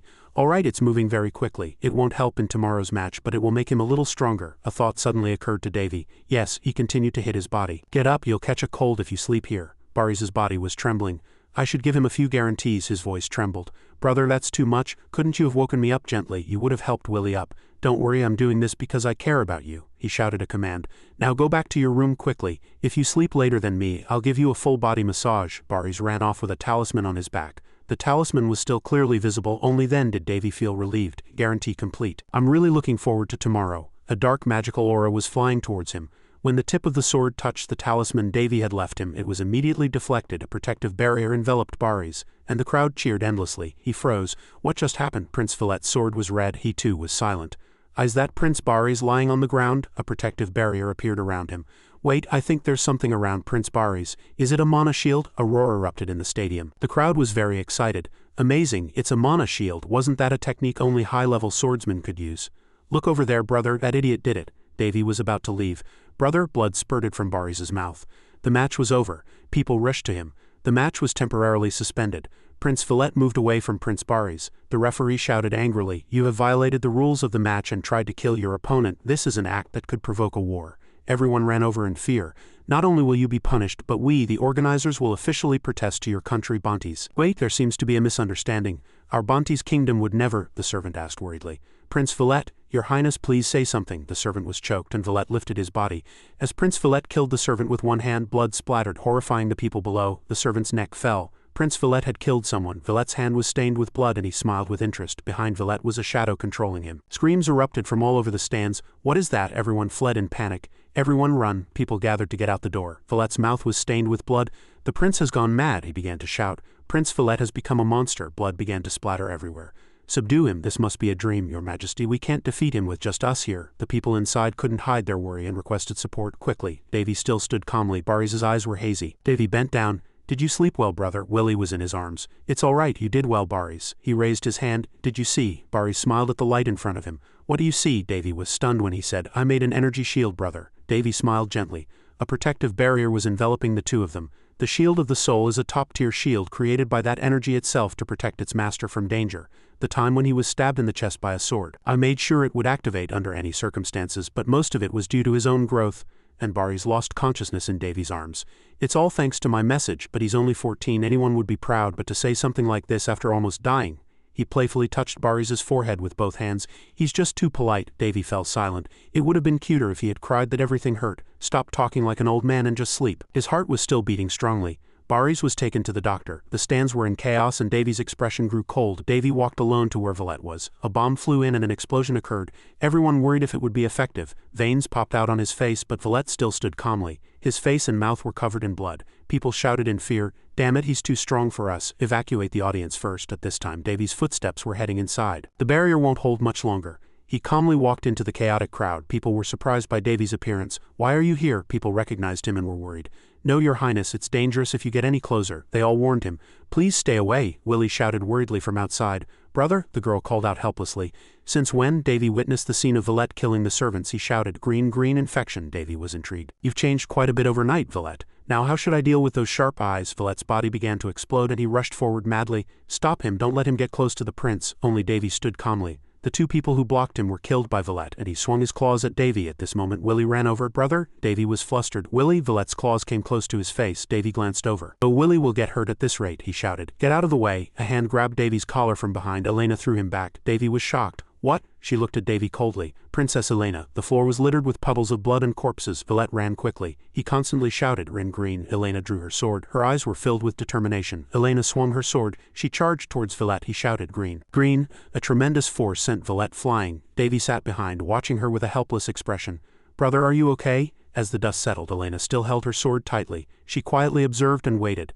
A moment later, when the dust cleared, Elena's eyes suddenly widened in surprise. She didn't expect Villette to still be standing even though the stone under his feet had shattered. He raised his head and continued to growl. Immediately after, Villette also unleashed his magic to counterattack. The moment he let his guard down, Elena charged. She landed a series of kicks on Villette, and he had no time to react. The last was a knockout punch that sent Villette flying high. He could only be helplessly beaten. She opened her eyes wide and continued to swing her legs. Elena jumped up, spun around and delivered a final blow to Villette. A fierce explosion echoed. The people outside were all astonished. No way, she still landed lightly and calmly. On the other hand, Villette had collapsed on the cliff and lost consciousness. He was no longer moving. Immediately, someone's shout was heard. The princess has won. Rush in and arrest him immediately. Willie hurriedly pulled on Davy's clothes and urged him. Let's leave this to her and hide, brother. But he was still focused on Elena, his eyes fixed on her. What tremendous energy, Davy thought to himself. I see she's better than the rabble here, but Elena's behavior was a little strange. She was very angry and gritted her teeth. Demon Dragon, Davy and Willie also widened their eyes in incomprehension. In an instant, Elena jumped up again. What's going on? She didn't expect her to be charging towards Villette with her sword just now. He seemed to have sensed it too, and he bared his fangs and growled. Suddenly, Villette held out his hand in front of his chest. Davy was flustered.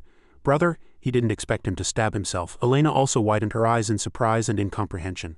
Villette suddenly smiled wickedly. Just then, a dazzling red light emanated from him, making everyone unable to move. Bloodlust. Immediately, the guards were affected by the light and collapsed. A red mist appeared from somewhere and began to spread everywhere. It covered even the sky in a strange red color. In the hazy space, the figures of Davy and his sister could be seen in the distance, and Willie was gasping in fear. The girl called out to her brother with difficulty. Willie hid in his arms in fear. It's okay, Willie. Everything will be all right. Davy continued to comfort and soothe the girl. It's nothing, brother. He still smiled calmly and looked at Willie. Brother, Davy raised his hand and gently stroked the girl's head, reminding her. Rest. He lulled Willie to sleep on his lap. When you wake up from this dream, everything will be back to normal. Davy's face was very gentle, but suddenly his expression changed. Davy made the girl uncomfortable. It's time to work, you lazy bum. He held out his hand. You don't move quickly. The necromancy mana will get mixed up. But Davy seemed to be struggling to compose himself. I'm screaming that I'm sick of it now. He slowly used his abilities to calm Willy down again. When you reach the point where you can combine with mana, that energy source will gradually form its own ego, and as you know, I have 3 different energy sources, so they have quite troublesome personalities. Necromancy mana is basically a psychopath. Use me right now or I'll rebel, so it's the most effective energy. On the contrary, regular mana is a tsunere. It's difficult to handle on the outside, but once you rely on it, it works properly. And finally, divine power is the most stubborn of the 3. Davy gritted his teeth in annoyance. Divine power doesn't listen to me at all. It's the laziest one in the group. Can't you just get up? He thought uncomfortably. If I hadn't made such a fuss, it wouldn't try to move. A moment later, Davy finally let out a sigh of relief. Level 4, Divine Power, Radiant Blessing. The girl was completely in a deep sleep. With this, Willy would be fine for a while. Davy stood in admiration. Now that I look at it closely, it's quite a terrible sight. The surrounding guards were completely collapsed. Bloodlust, a city filled with blood, just as its name suggests. It was a power that took the life of living creatures and replenished the surrounding area on its own. Not only that, but the others in the stands had also lost consciousness. In fact, my current limit for Divine Power is level 4, which is not enough to save everyone in the stadium. I have no reason to save them anyway. After finishing his work, Davy turned and left. At least Baris had already left this place. Suddenly, the figure of a terrifying monster appeared in front of him.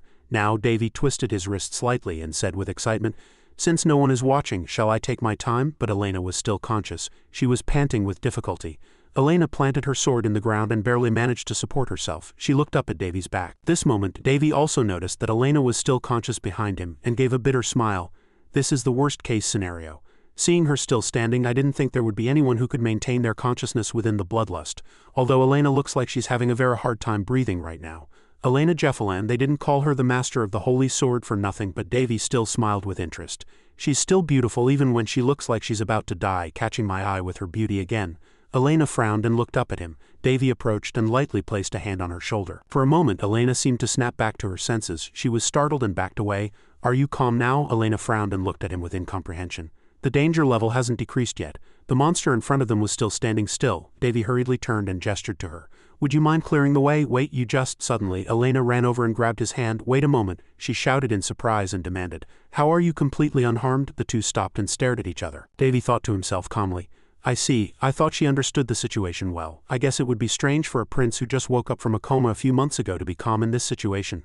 But Davy shrugged, smiled, and replied, "Who knows, let's just let it go." Hearing that, Elena bit her lip tightly. "I'm your savior, so don't hate me, princess." Then she gestured with her hand. Elena turned away in annoyance. "Anyway, step aside." She frowned and said, "This isn't something you can solve." Elena deliberately blocked his way and declared, "I can't solve it, you're underestimating me." "That's right, this isn't something you can solve with the luck you showed at the party yesterday." As she spoke, Elena gritted her teeth in anger. "The Night Nobles, I heard they are the descendants of the blood demons mentioned in old texts. You've heard of them, right? Vampires." Davy just crossed his arms and watched her speak. "You can't do anything about them with luck." Elena triumphantly swung her sword and got ready. "Someone like you, who can't even detect a bit of mana, will be torn apart instantly. So run away from here right now." Seeing the monster in front of them gradually paying attention to the two of them, "That thing doesn't seem like it will let me go easily. I'll do my best to block it." Elena watched tensely, and he too couldn't take his eyes off her. How reliable, Davy thought to himself, but unlike yesterday, this time it feels more sincere. At this moment, Elena looked very angry, as if she had raised her sword high in front of her, as if she had met her nemesis. An image from the past appeared in the palace. There was the sound of water droplets continuously falling. Someone was standing there, the very strange appearance of two people. Blood. The woman's eyes were red and she was holding the victim's head. Poof, a young Elena witnessed that scene and was horrified. The girl dropped her rabbit doll on the ground and the blood droplets continued to fall. Elena couldn't help but remember that time clearly. She hadn't forgotten it for a single moment since that day. She was not afraid when facing the monster. The vampire Valetian had completely changed at this point. "I will root you all out," Elena declared proudly, "until I leave this world." It suddenly growled. She frowned and watched, but just then something flew straight towards her. "Sorry," a scream rang out and Elena stumbled and fell to the ground. What happened? It was Davy who did it. "I don't know why you're so obsessed with vampires, but don't block my path." Seeing him smile calmly, Elena was horrified. "What do you mean?" Davy stood in front of her and answered simply, "I don't know, just sit still and watch." Then he swung his fist forward and the monster also rushed in madly. But Davy waited without panicking. "It's been a really long time. The number of times I fought in the temple since I got there was hundreds, no thousands of times." The monster rushed towards him madly. "I know vampires better than anyone in this world. I mean among the living." It swung its hand hard to attack, but an infected person consumed by bloodlust is no problem at all. Davy still smiled and bent down slightly to block the attack. "I'll send you to the next life as many times as you want." As soon as the two sides clashed, he lightly swung his hand once. Monster's body was sent flying. "It seems you didn't learn anything from losing to me yesterday." It turned its head in surprise. Now, as if it wasn't over yet, Davy began to activate his ability. "It's my turn. Your destiny ends here." He stretched out his hand and hit it straight in the chest. Surprisingly, Davy was strong enough to pierce the monster's body with his bare hands. It was wounded with its body pierced like that. It was sent flying in a single blow and hit hard in the back. Elena watched in horrified disbelief. She couldn't help but shout in surprise. No way! At this point, the monster was already embedded in the wall and unconscious. Elena was still in shock as she watched the scene. The massive wall was destroyed by an unimaginable force. "What on earth happened?" Davy said nonchalantly. "It's finally quiet." She just sat there blankly. Elena thought to herself, "Is this possible? An infected person that the night mages and my sword couldn't stop was defeated by an ordinary human who couldn't even feel a drop of mana?" Elena's gaze became confused. Above all, he didn't even break a sweat after defeating the monster in one blow. A prince who was in a coma just a few months ago. Suddenly, when Davy stretched out his hand towards her, Elena flinched. He was slightly flustered. Davy's hand was still gently waiting for her. Elena was still just staring in surprise. She swallowed and hesitated for a moment, but still stretched her hand towards him. But surprisingly, Davy said something that stopped Elena. "Let me borrow your sword." Immediately, an embarrassing scene unfolded and her face turned red with shame, as you know. Elena picked it up and explained, "My sword broke in the previous battle." But suddenly Davy stretched his hand closer to her. "No, not that sword, just like this." He clenched his fist and smiled. "This." Davy looked at his own hand again. "I mean this sword. After a boss fight you have to get an item, the crest of a sword on his palm. Lend me your power." Sir Divine Sword, a brave blacksmith who devoted his life to creating swords that could save the world and many other weapons. In the hands of the thousand-day blacksmith, sir, even ordinary ore would become a precious weapon, and trash would become an unprecedented treasure. The one who gained the ability to create swords imbued with mana by receiving the blessings of the spirits. He was famous throughout the continent for generations, especially the 12 famous swords that were scattered throughout the continent and revered as national treasures. Among the masterpieces he created throughout his life, Sir named one of them Candiras. In the ancient spirit language, Candiras means white guardian. All of Sir's swords were excellent magic swords, but Candiras was outstanding among them, because he burned his own life when he made it and gave it as a gift to his friend. Sword God Hares, that sword came to have its own consciousness. A sword with an ego, able to use its own power. It sounds cool, but I who know the truth already know its personality. Davy rolled his eyes as if he were bored. "Do you want to know?" the small sword shouted loudly. "Hey, how dare you hold me?" Davy didn't care and held it tightly. "This is a real headache. I heard you were quite rude earlier." He muttered to himself, "I'm not deaf." A moment later, seeing that it wasn't moving, Davy lifted it and deliberately taunted it. "What? A sword with the ability to vibrate? You have quite a perverted taste." He suggested they cooperate. Just then, Elena's hand reached out. "Let go." She rushed at Davy. He easily caught Elena's body. "If you keep this up, your master will die." Seeing her get excited, to be able to move even though the power that helped maintain consciousness was gradually disappearing. I have to praise her perseverance. Davy helped Elena sit down. The princess may have outstanding talent, but her assistant isn't very good. It's also important to know your limits. The sword's warning voice came out. "Don't you dare lay a hand on her." "I don't care." After finishing his words, Davy raised his own hand, smiled, and clenched his fist tightly. Immediately a pillar of light appeared and a sharp sword emerged. He grabbed it and shouted loudly. Davy touched the sword lightly. "I see." He looked at it constantly with satisfaction. "Very good," the sword continued to whisper. "Even the contractor couldn't awaken me, so how are you going to use my power?" Davy just replied nonchalantly. "Shut up." He got into a ready stance and swung his arm back hard. "Just lend me your power, I'll take care of the rest." The tip of the sword was pointed forward. "Who are you?" Davy swung it forward, and the sword's power was strong enough to shatter the ground and stones below. The resonance of the divine sword, lightning from the sky struck the palace. Thunder strike. Dust was thick everywhere. He slung the sword over his shoulder and said, "How long are you going to hide?" Davy shouted towards the front. "It's time for you to show yourself." A blue light was slowly revealed. He glanced over and said sarcastically, "I knew it was a vampire, but I didn't think it would be a high-ranking maid." The shadow gradually appeared. She opened her eyes and looked at Davy. He continued to question her.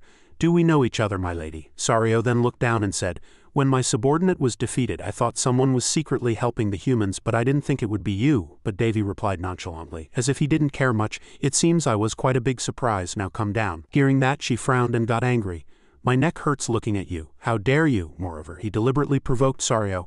"Your underwear is all visible with that skirt, and it's black, just like your personality." At this point, she couldn't hold it in any longer and was enraged. "You son of a bitch." Davy raised the corner of his mouth and replied. Then, as he spoke, he pointed the sword forward and threw it towards Sario without hesitation. "Come down right now." She was still standing in place and waiting. "Yes, since you created such a big tragedy, even if you beat us. Queen Linus will not take any responsibility. Relations with Bontes may worsen, but Bontes' situation is not good either, so they won't dare to declare war on our kingdom," Davy deliberately said sarcastically. "Seeing as you've appeared before me, you must be confident you can kill me." He continued to provoke her. "You're quite smart. But what should I say, it's closing time now, customer. At this point, Sario no longer stood still and attacked immediately. How dare you say such vile words and not grasp the situation? She immediately used her magic. Then Sario swung her hand to attack and the whip from her hand struck down hard. Everything could have been split in two in a single blow, but surprisingly, Davy was able to jump up and dodge the attack. All right, the shattered statue fell to the ground. You're quite angry. But once again, red smoke rose, appeared like a sharp arrow and was controlled to fly straight towards him. Davy quickly dropped his body, but surprisingly, other arrows were about to fly in. Fortunately, he grabbed a pillar and successfully turned his direction. Davy quickly jumped up, pointed the sword in his hand and without hesitation struck down hard towards where Sario was. Davy deliberately looked back to observe her and she said, "This is a bit unexpected, but in the end you're just a human." He deliberately said sarcastically, "Aren't you serving a human too? Can't you stand it?" She gritted her teeth in anger. "How dare you say such things with that filthy tongue?" The whip was swung hard once again. "Vampire Lord. He is strong, ridiculously strong. First of all, one of his subordinates is the strongest race. If you trace their origins, it's quite terrifying.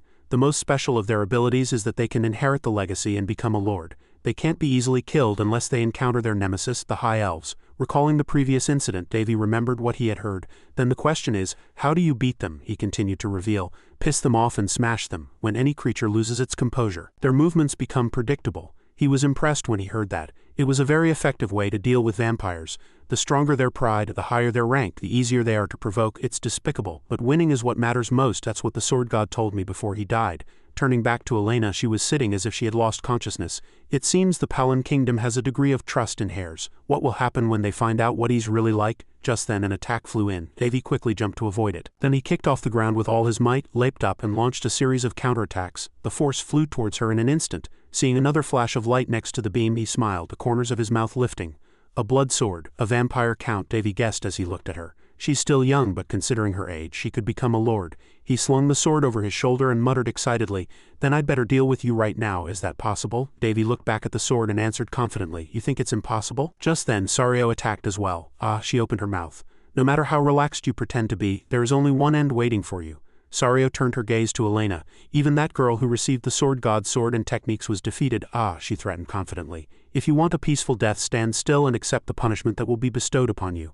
Prince Davy. As soon as she finished speaking, a loud explosion echoed, and Davy once again successfully dodged backward. He smiled meaningfully. Davy leapt up and approached from behind her. Sario had already noticed and turned around. What a fool! But he stepped on the whip and jumped up. She continued to attack by swinging her whip. Davy jumped even higher. "Did you say the sword god's technique?" Sario hurriedly turned her body and looked up. "You seem to be misunderstanding something because you were focused on that young lady." Davy continued nonchalantly. "As you know, the sword god's real technique is," he smiled triumphantly, "that habit of swinging the sword over 10,000 times, something you couldn't even call training." And Davy clenched his fist and countered Sario with all his might. "It's not something so cute."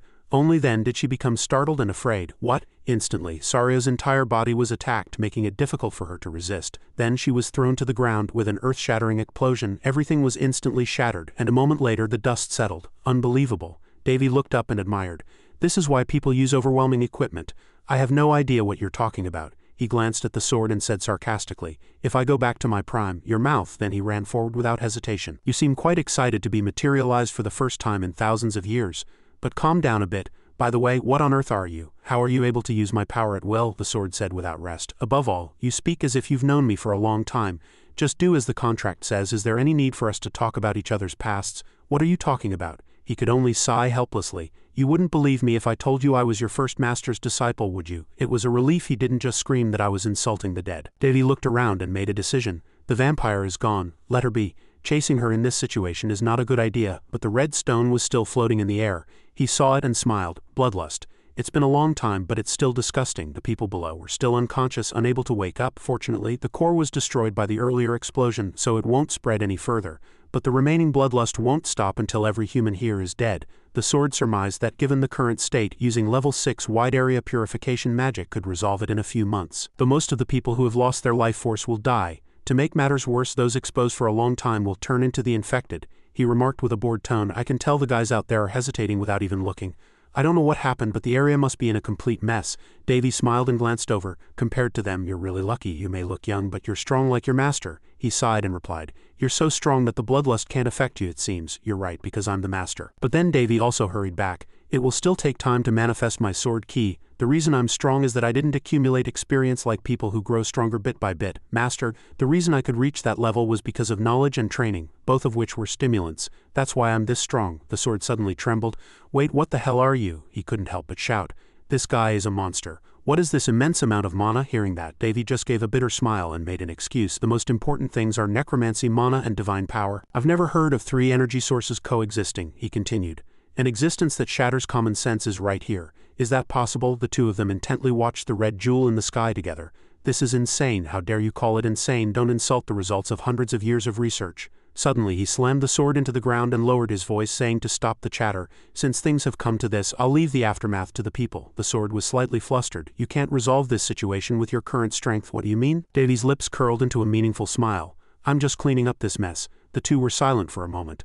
"I have no intention of sacrificing myself to save strangers, but if this helps my recovery, I'll gladly use them as a stepping stone to awaken my hardened powers." Then suddenly he put his hands together. Davy frowned and lamented. "This really isn't my style," but he sat in front of the sword and grumbled. "Oh Priya, who presides over all, your little lamb has lost its way in the darkness and cannot find its way back." Davy seemed to be praying. "I pray that you will guide him to find his way, and if not, that you will resolve this matter yourself. But I know you cannot do that." The sword was also baffled. "What kind of prayer is this?" "To be honest, the fact that the divine energy is a bit stubborn is because it has been influenced. The reason I obtained divine power was not through worshipping the gods but through understanding and faith. To classify it, this energy came from curiosity, not the love of the gods. Your lamb is in great agony. So this poor sheep wishes to save them through faith in the ultimate equipment here." Davy scrunched his face impatiently. "Whatever, I'm sure she's watching everything. I'm about to use it. So please allow it," the sword replied. "I'm sure the gods will respond to that arrogant prayer of yours." Then he deliberately winked and said sarcastically, "It seems you don't know the gods. Why? Does the church know that it's not the dedicated believers who only pray with their mouths who receive the love of the gods? The one who can pique the gods' curiosity receives that love. Did you say there's no way to save the lifeless? Then I just have to replace it with a greater power. A spell created by Dane, the greatest user of divine power in history. A top-tier divine magic that can only be used with the permission of the gods." Davy continued to mutter. "The gods like madmen," he was delighted. Especially when suddenly the sword began to shine unexpectedly. "Madman. Level 9 top-tier divine magic. Sanctuary." As a dazzling beam of light appeared, the sword trembled and questioned him. "Level 9, are you trying to kill me?" "Don't worry, don't worry." "What a crybaby," Davy nonchalantly reassured him. "You won't die, hey you." The sword felt as if it were being sucked into the light. "You madman." Like a sky-shattering collision, that red jewel slowly cracked and turned into a flow of power. Davy quietly felt it and slowly opened his eyes with satisfaction. A moment later, another sky-shattering explosion occurred. People just stood there blankly watching as the entire city seemed to be swallowed by the dazzling light. A moment later, the sky slowly cleared. Davy reached out and caught a single feather. A pair of wings sprouted from his back and the wound on his waist was slowly healing. Davy slightly opened his eyes to see the red jewel falling with only a small piece left. The rest was disappearing. Suddenly, Davy cried out in pain. The shockwave was excruciatingly painful. It felt like a hot piece of iron was tearing through his back. Only then did he notice the sword next to him. "Is the divine sword alive?" When there was no movement, Davy teased it again. "It's lost consciousness," but the next moment he couldn't hold on and collapsed. "I'm about to pass out too." Suddenly his eyes flashed open and he saw the name Devan Roan. 16 years old, male human, disciple of the mad gods in the Hall of Heroes. Status abnormality, divine power depleted. Special note, irreversible half-madness. Cannot be improved until a certain level is reached. Stains left behind, qualities given. One could check the power status of a person. He scoffed with difficulty. "How dare they call me a madman?" Davy looked up and called out, "Hey KWA, isn't this a bit much?" She just smiled quietly. "This is nothing." In a daze a thought crossed Davy's mind. How long has it been since I rested this comfortably? The sight of Amy running towards him worriedly. He hadn't rested for at least 6 months. Everyone was gathered outside Davy's bedroom. "I'm sorry, Prince." His mind felt clear. Elena's figure appeared. Willie shouted in surprise. "Brother Willie." Davy asked blankly. "This is an inn in Duke Barry's territory. Are you all right?" Davy sat up with difficulty. "How long was I asleep?" The girl hugged Davy. "You were in a coma for 2 days. I was so scared you wouldn't wake up again." He smiled and held the crying Willie in his arms. "What should I do? I made you worry for nothing. This has happened before." "I can't help it." Willie weakly wiped the tears from her face. "I had a dream that day." "A dream?" She faintly recalled the memory. "Yes. A dream where you saved me when the red mist surrounded us." Davy smiled and stroked the girl's head. The girl opened her mouth. "Brother, tell me honestly, were you the one who cleared the red mist that incident?" Davy was suddenly at a loss for words. "I found something while they were examining you." He saw the reflection of his back, a seal engraved on his back. "That's a sacred mark, right, brother?" He was startled. "A sacred mark? It's about the width of 3 palms, and the feeling of my back being torn apart was because a sacred mark was being engraved?" He clutched his aching body. "This never happened when I was in the temple. What cruel creatures, but this sacred mark seems a bit big." The two discussed with each other. The one who discovered it was a high priest who was taking care of you. Because of that, the duchy was turned upside down, the girl continued. The red mist was all purified and you were found lying in a place surrounded by divine power. A sacred mark was engraved on his back. Davy thought helplessly to himself. So everyone must have been in an uproar. Unlike the faithful priests, a sacred mark basically means I'm a person chosen by the gods, Willie said with concern. So I was wondering if you knew anything about the truth. Although it brought a sense of relief after the disaster, it seemed no one knew what had happened besides the sacred mark. Davy looked at the girl intently. What should I do? I haven't decided whether I should hide my power yet, he thought to himself. And I don't know what will happen if I reveal it. If I rashly make the situation more serious, I might cause trouble for others. Especially this time, it seems to only create more problems. He opened his mouth. I'm sorry, I was unconscious, so I don't know what happened, Willie immediately agreed. I understand, but the chances of something like this happening seem very slim. The girl was worried. How is your body? Does it hurt anywhere? Davy smiled brightly. As you can see, I'm fine, he smiled. My body is so healthy it's almost a problem. I've hit 2 birds with 1 stone. No, was it 3, he thought to himself. In addition to removing the bloodlust by using the level 9 divine magic, Sanctuary, I was also able to stimulate it and increase my divine power. It was a simple experiment, but the results were surprising. The seal seeped into Davy and my mana reserves increased significantly. Davy thought to himself. From the regular mana influenced by divine power to the necromancy mana, everything increased. Although this didn't completely change everything, I can now use my own sword key. Davy looked out the window. And of course, divine power, which had the slowest growth of the 3, increased the most thanks to the power of the sacred mark. A star-filled sky. I needed a chance to grow this damn divine power. Willie kept asking. You don't know how chaotic it's been outside since you lost consciousness. Especially your maid, he answered faintly. I have a vague memory, Willie shouted in anger. Above all, Princess Elena suddenly came to see you. She was very stubborn, saying she would take you to a good doctor. That's also true. Davy smiled and answered, well done. You must be tired from taking care of me. Go and rest. I have some things to think about alone. Yes, Willie left immediately. Don't worry about Baris, he was moved to safety. And the competition has been temporarily suspended since that day. Willie waved goodbye. It'll be noisy for a while, but get plenty of rest, Davy thought to himself. I see. He watched Willie's departing back. Davy opened his mouth to check the information. The name Willie Enrone appeared in the information window. Gender, female, race, human, title, none. Status, abnormality. Fatigue, special note, 3rd circle mage. Current psychological state, worried after seeing her weakened older brother. He assessed the situation. This is just like a game. Why did this appear? Davy thought seriously. Is it because I prayed to the goddess Priya, or is it because I used magic that should only be used in the celestial realm? Whatever the reason, it seems quite complicated. He closed his eyes. Just then, Davy heard an unfamiliar voice and threw off his blanket, sitting up. It seems you quite like being able to see the status and psychology of others. He stared at the empty space in the room. His face was bewildered. Where is this voice coming from? A dark magical aura floated in the room. Who are you? How dare you approach me while hiding? I don't know where you get the guts, but I'll find you right now. A voice came from behind him. I'm right here. A little girl appeared from under the bed. Perse appeared and looked at him. I was a little surprised that my seal was broken by chance, but if it's the will of the gods, I'll accept it. In a palm tree forest drawn on paper. I didn't know you could draw. Davy was looking at Hares's drawing. Who are you drawing? What does this look like to you? He said seriously. Let's see. 2 intricate hooks on her head, eyes as red as blood. Is it a demon? He laughed, amused. Seeing only her beauty, I thought she was a high-ranking race, but you're probably the only one who would call horns hooks. The 2 talked happily. That's right, this is a demon. Why on earth did you decide to draw a portrait of a demon? Drink up, follow my lead. Cheers. Looking closely, it seems you received a good impression of her. Hares lowered his head. Isn't she beautiful? She's much stronger than those crazy girls playing over there. Davy looked at him, not understanding. Thousands of times. I drew her so many times that she's deeply engraved in my memory. Her name is Perse. This was back when she still looked human. I took her in and taught her swordsmanship myself. And as recorded in the legends, he decided himself to end the Great War. Cut her down myself and sealed her in my sword. The demon king of the abyss. Her name is Perse von Palin. Davy couldn't help but be surprised. The demon king Perse. Davy's face was blank. It seems you know me well, Perse said with an amused laugh.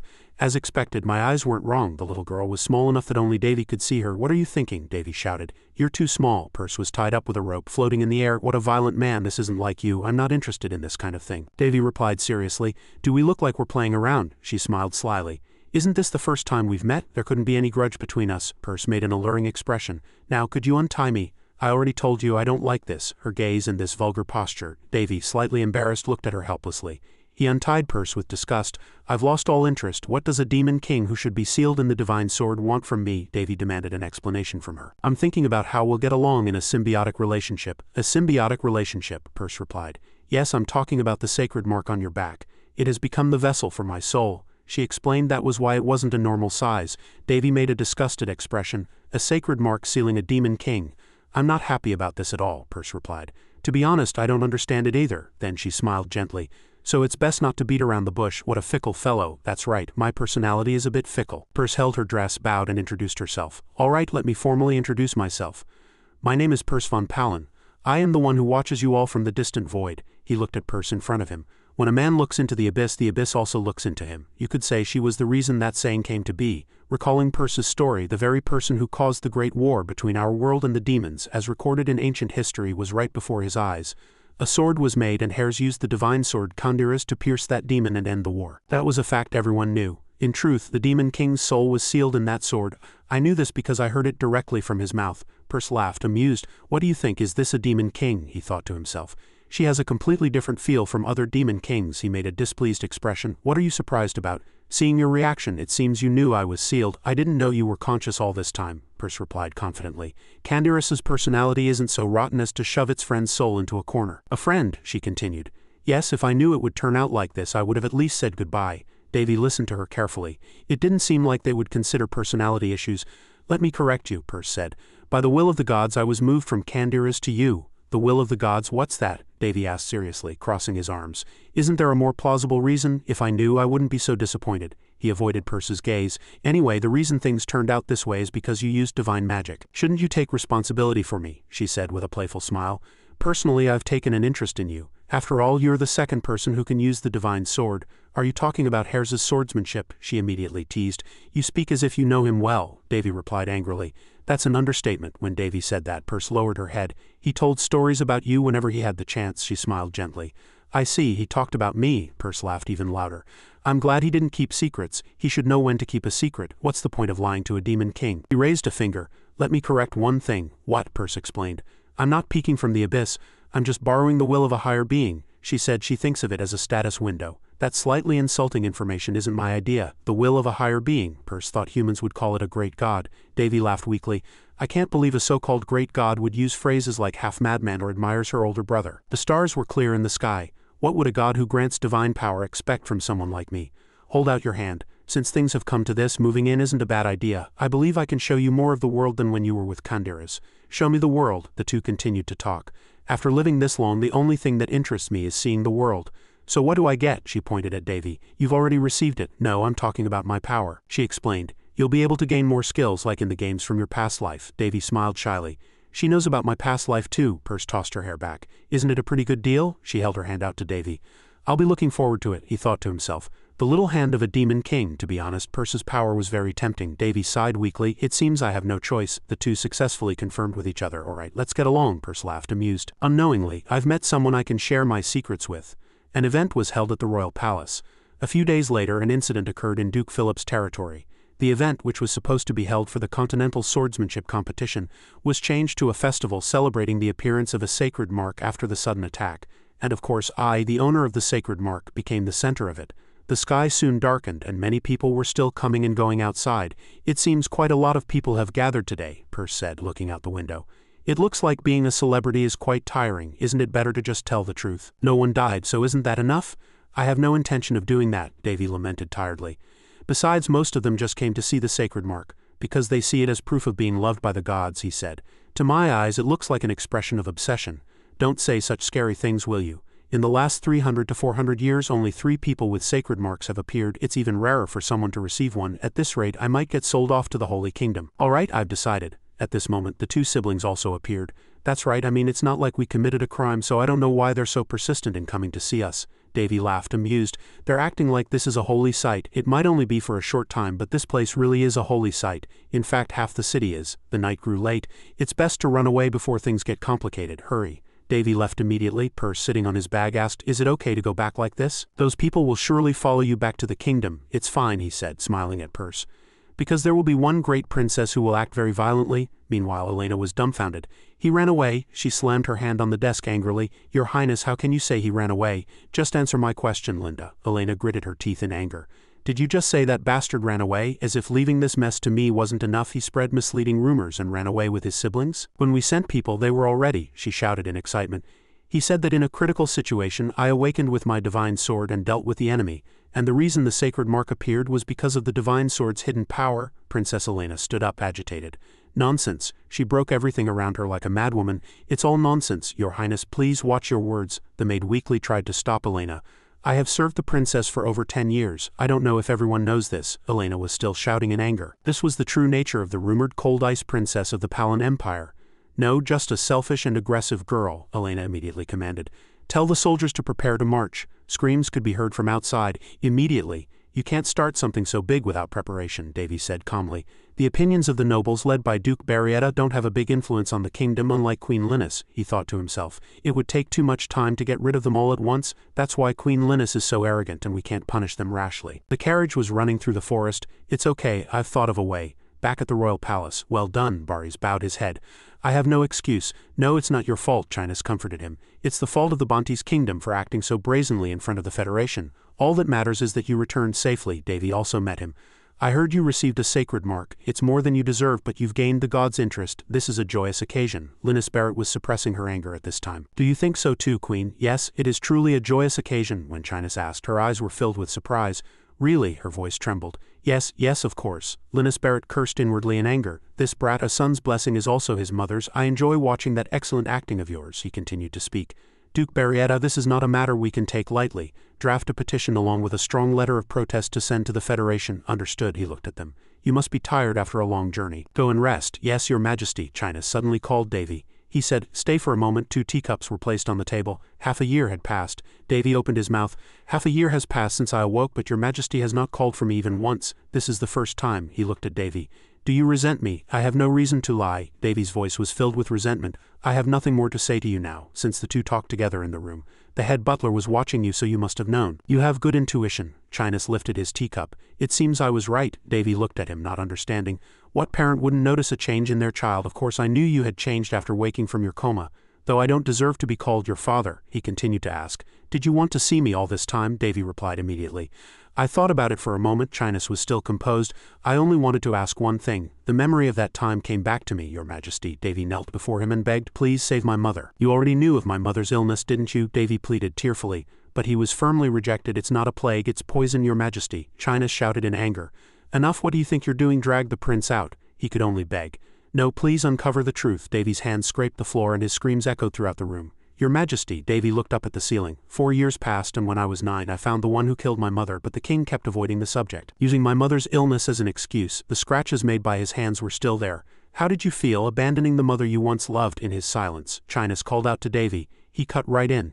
You chose the kingdom over my mother, Your Majesty. For the sake of the kingdom's stability you let my mother go and remarried the enemy. Davy was disgusted to hear the excuses coming from his mouth. Do not blame her. It is all my fault. I have no intention of listening to Your Majesty's love life. He pressed his father. I just want to know if you are truly a heartless person, Your Majesty. Even if you live for 1,000 years, a single moment can remain as a memory. Even as she was being poisoned, my mother only spoke of you, Your Majesty. Even though my feelings have grown dull, the memories of those days remain like a scar. And then my mother passed away. With an apology, Chinus continued to make excuses.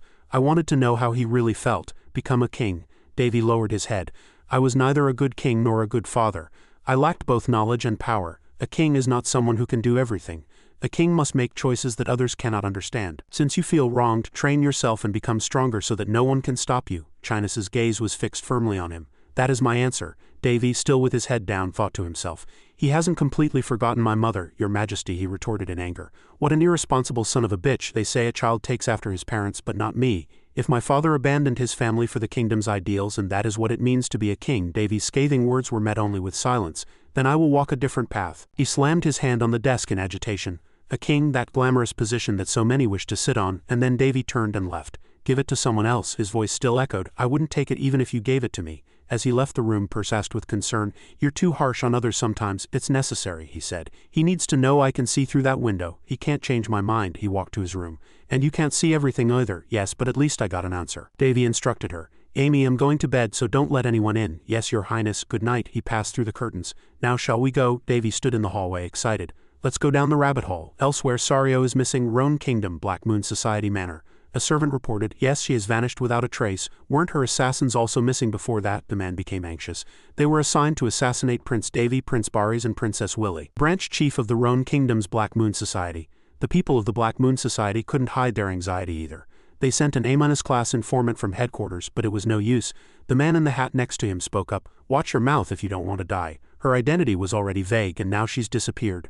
Not to mention the fact that headquarters sent her. Isn't that suspicious? He squeezed the walnut in his hand. Not only did she disappear, but the princess and princes all survived. It wouldn't be so bad to see the true skill of an A-class member now. After that, the man in the hat left. The target has been designated. I will bring Sario's head and their corpses. I'll show you the skills worthy of the kingdom's top assassin. The walnut was crushed on the floor. The true power of an A-class. The branch chief was furious inside. What an idiot. Is it all right to let him go like that? Baseless confidence only invites death.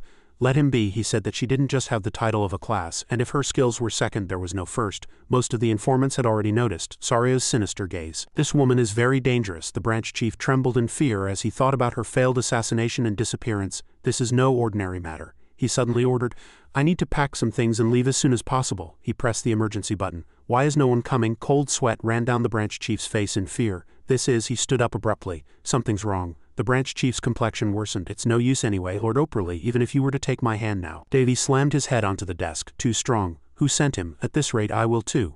The branch chief glanced sideways. Is it the Raxo Society or the Council of Elders? No, even they couldn't wipe out an entire Black Moon Society branch overnight. Then there's only one possibility left. Did headquarters send him? Davy replied coldly. Do you want to live? The branch chief's face was terrified. If you give me some information, I'll let you live. His voice stuttered. Are you a client? If you just want information, you can go through the proper channels. This isn't information that can be bought with money. The branch chief became even more nervous. Speak. I'll tell you whatever you want. Really? He let the branch chief go. I'll accept since you're being so generous, he cursed inwardly. Damn it, I don't need much. Davy listed what he needed. Hand over the list of nobles loyal to Duke Barrietta and all their embezzlement records. He turned in agitation, and the information the Duke gathered to lure others in. Is it only around here? You're a monster. Davy pointed at his head. Be quiet. He became even more terrified. I'm going to die. Sweat dripped down endlessly. It was Davy, a warning. You won't need another one, will you? A master assassin, he answered nonchalantly. Seeing through lies is my specialty, so don't even think about tricking me. The branch chief whimpered in fear. It's up to you, but how? How can a master assassin be in this small kingdom? He asked out of curiosity. Then, what are you going to do? The ledgers were handed over. I know it's not easy. Davy sat on the roof looking over the ledgers he had just obtained. It's all trash. There will be fake names and unnecessary information to trip me up. The real information must be hidden in another office, Perce, who was next to him, replied. So that's the rabbit hole. Once we gather all the information, we can eliminate the noble faction. She thought there would be a massacre. Davy said, I won't kill them all. It has to be done fairly. What do you mean? She suddenly realized.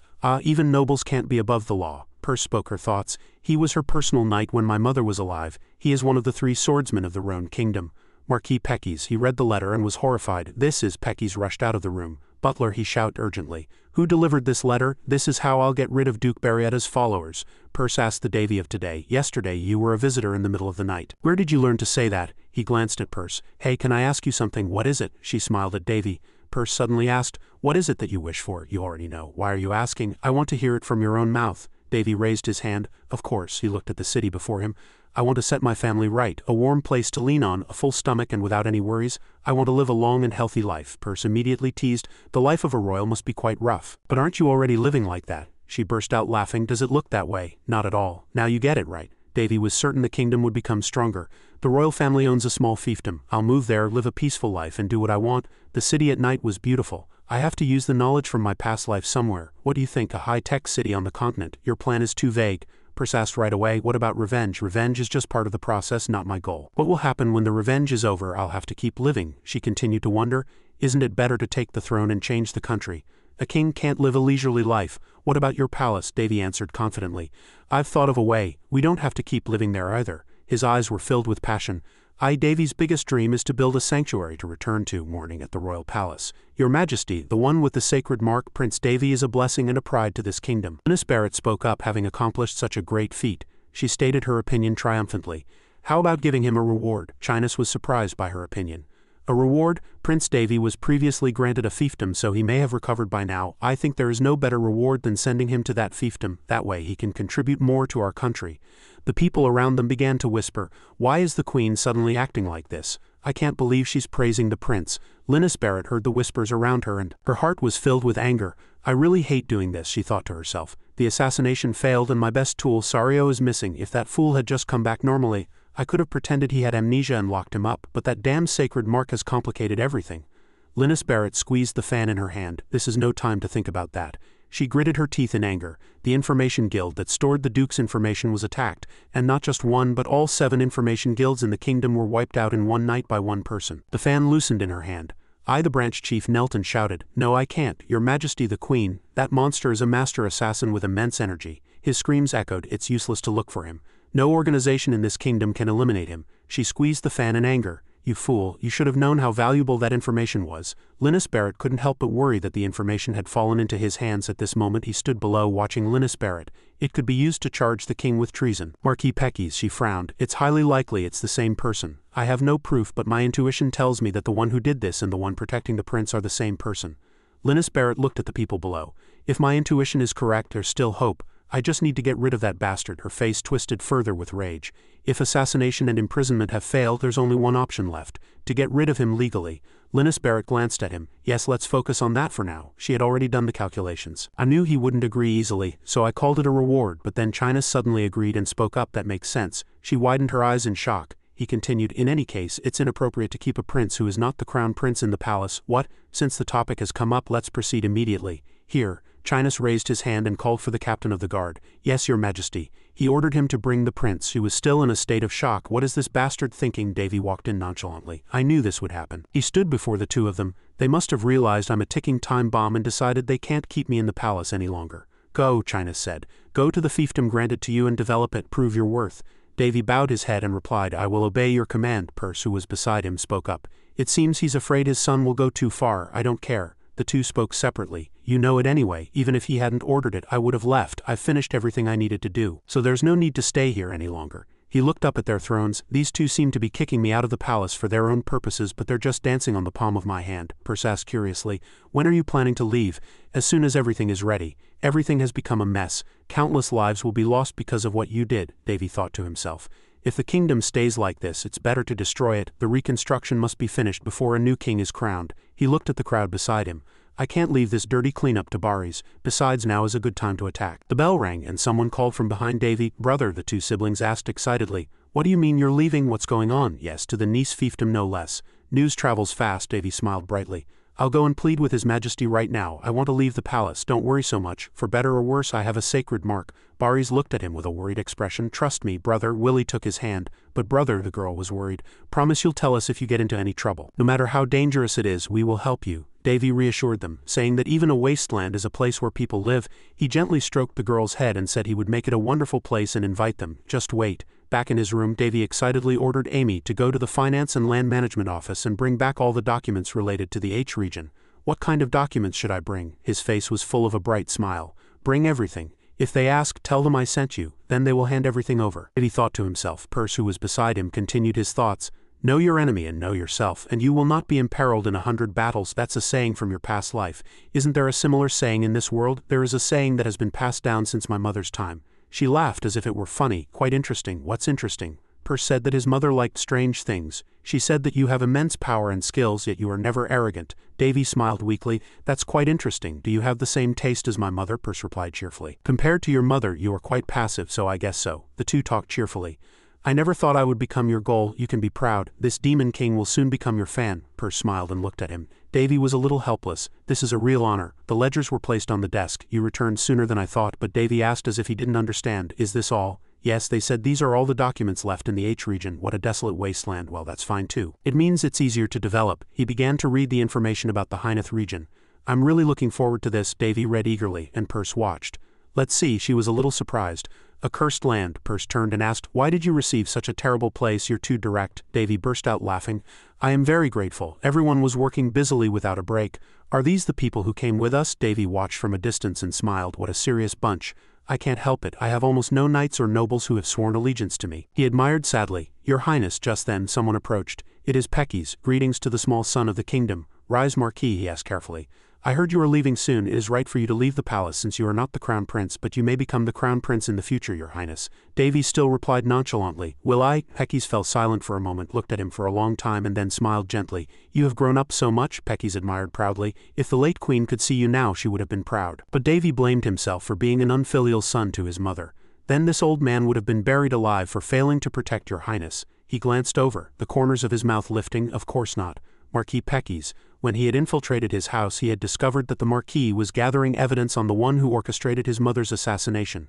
Unlike someone who had turned a blind eye to everything after his mother's death, after a brief conversation, Pecky's left, not forgetting to tell him to contact him if he ran into any trouble. If your highness is in trouble, please contact me anytime. I will do my best to help, though my power is small. Davy also added playfully. If a rumor spreads that the Marquis, who always maintained neutrality, is supporting me, it will cause chaos. Pecky smiled and replied, if I don't, wouldn't this old man's oath become a lie, he declared confidently. I will make that place a good place to live. It won't be difficult. And so Davy hurried to leave. Then I hope the Marquis will complete his mission here as well. I'm leaving it to you, Marquis. Drive the blood-sucking nobles of this kingdom mad. He turned to look at Pecky's and said, I will deliver the final blow. I'm going to be busy from now on. It took a day to get to the fiefdom through the Monagate. The second fiefdom was quite close to the capital, so they arrived quickly. Perce had already fallen asleep. Davy looked at her and smiled. The saying, sleeping beauty in the forest, suits you. The days with Perce passed by, he thought to himself. I've learned one thing about her, and that's sleep.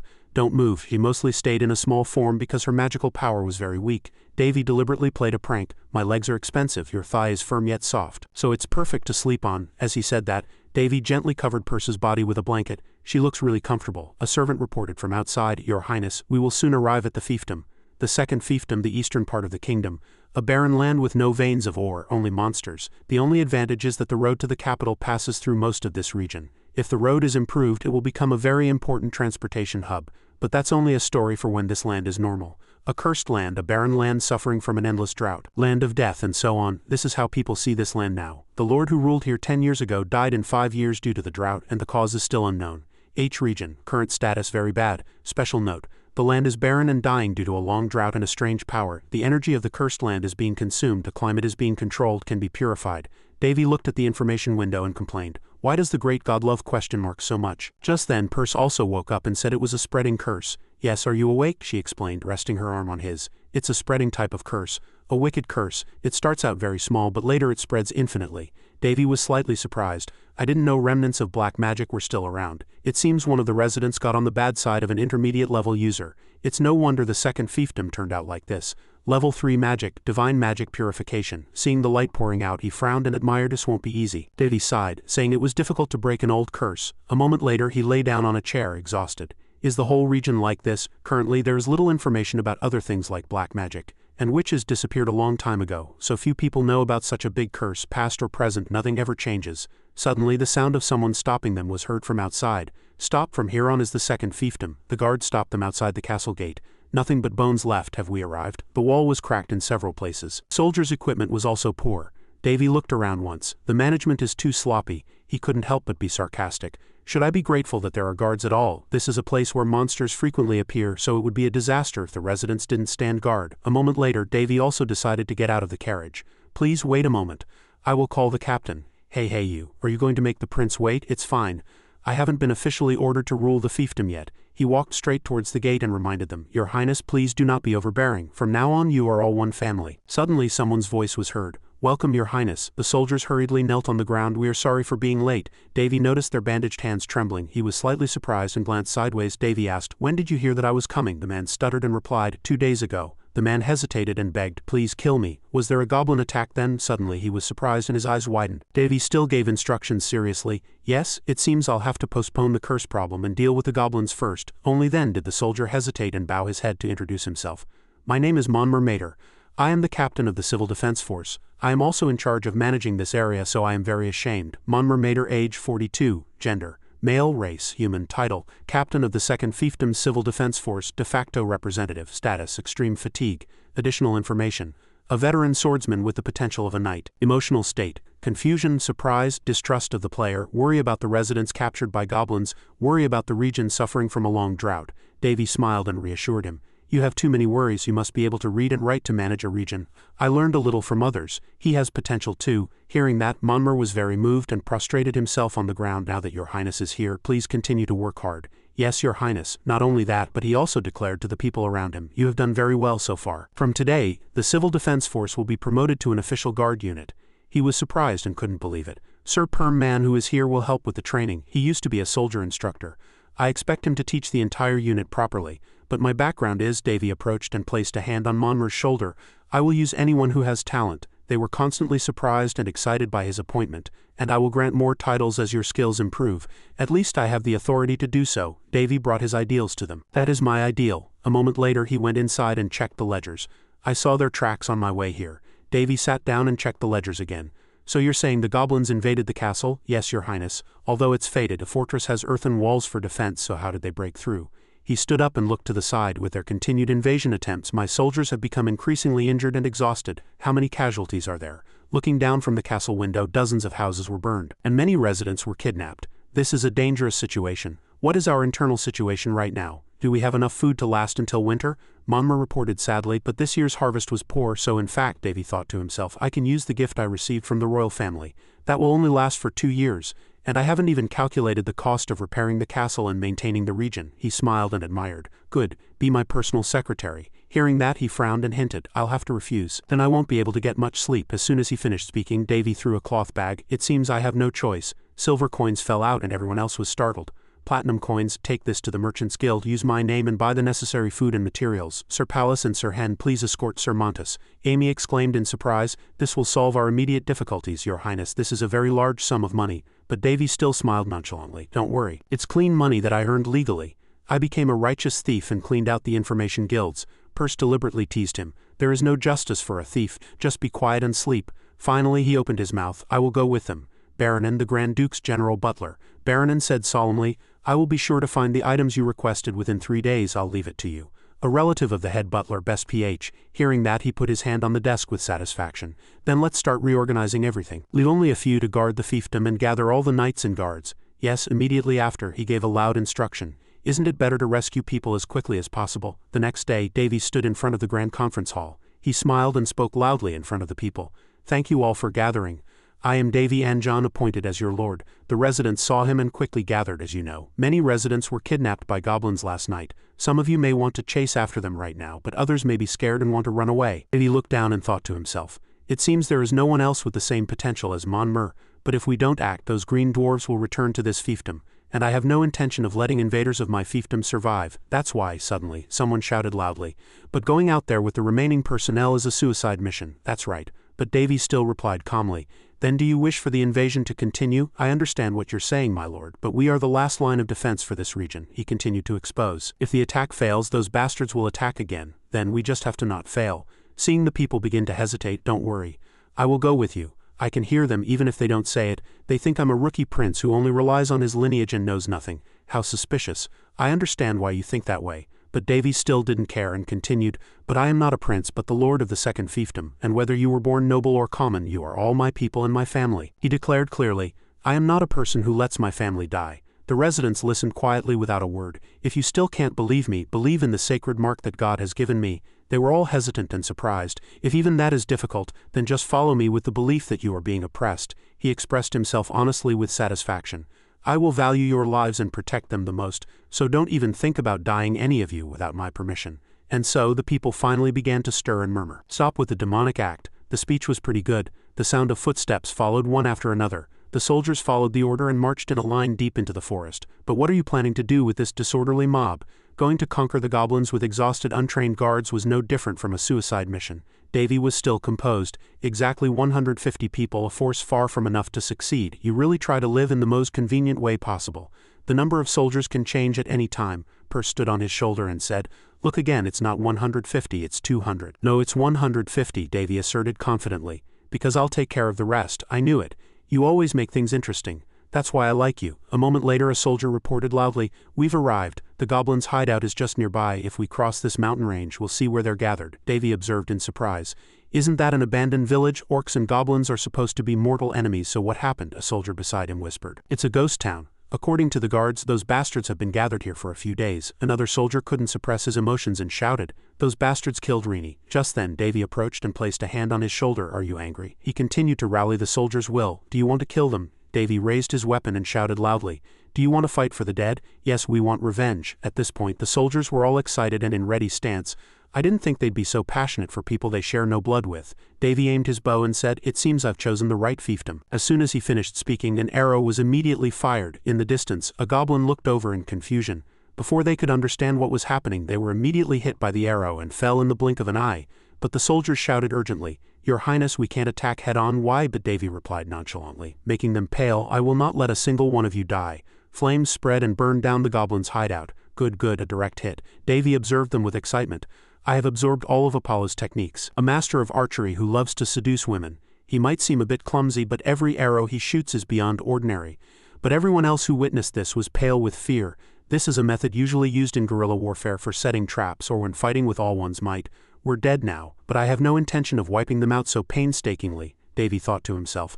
"I'm not the type who can't sweep just because a little dust gets on me." He deliberately activated his shining ability, making the soldiers' eyes widen in surprise. "As your lord and family, I will issue my first command today." Davy raised his hand high and shouted, "All forces!" Instantly, the entire force's combat power was amplified. Body enhancement, hardening, strength enhancement, power, agility enhancement, agility, stamina enhancement, stamina recovery, mana shield, all stats enhanced. High blessing. Perse, who was beside him, asked as if she didn't understand. "Are you going to use all those buffs trying to cosplay as a genius general? They won't know what kind of magic this is anyway." The soldiers were shocked, their faces filled with disbelief. High-level defense buff, divine protection, healing ability enhancement, renovatio, mental enhancement, psychological stability. They couldn't hide their surprise. "I'll just think of it as charity work." 6 circle buff amplification, magic, area of effect buff amplification. Sanctus Gloria. Davy was very satisfied seeing the sight. "My God, what is this? You can't get buffs like this easily anywhere in the world." "What in the world? Even the knights of the Holy Kingdom of Vansot would find this difficult. It would only be possible for a priest or the Pope who can use at least 7th circle magic." Once all preparations were complete, he immediately gave the order. "I permit you to pour out all your anger." Before his words even finished, Davy whispered in excitement, "I've always wanted to do this." "Do what?" He gave a meaningful smile. Davy gestured and shouted loudly, "You have become strong. Charge." The guards of this region had probably been waiting for a chance to get revenge on the goblins. Countless goblins fell from the attack, otherwise they wouldn't be fighting with such expressions. The soldiers continued to charge victoriously. "Let's go." State of excitement. On the contrary, the goblins were in chaos. "Let's wipe them out." A soldier rushed forward and swung his sword at them, beheading them in a single blow. My God, Davy wasn't surprised in the slightest, as he had already expected this. "We can win, don't be afraid." They were completely fired up. In the blink of an eye, this battle turned into a one-sided massacre. But unfortunately, there were also casualties.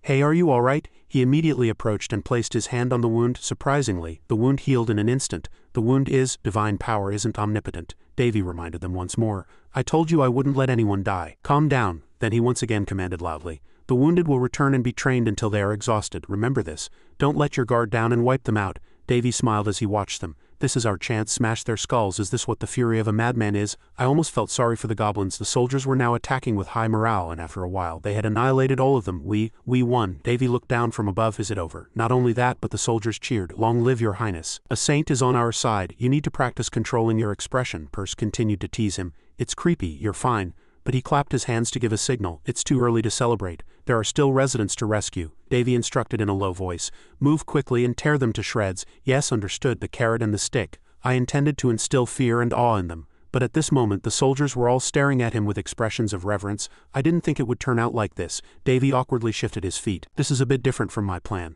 The next day's battle, God is on our side. Receive God's wrath, you lunatics." 2 guards were sitting down and chatting.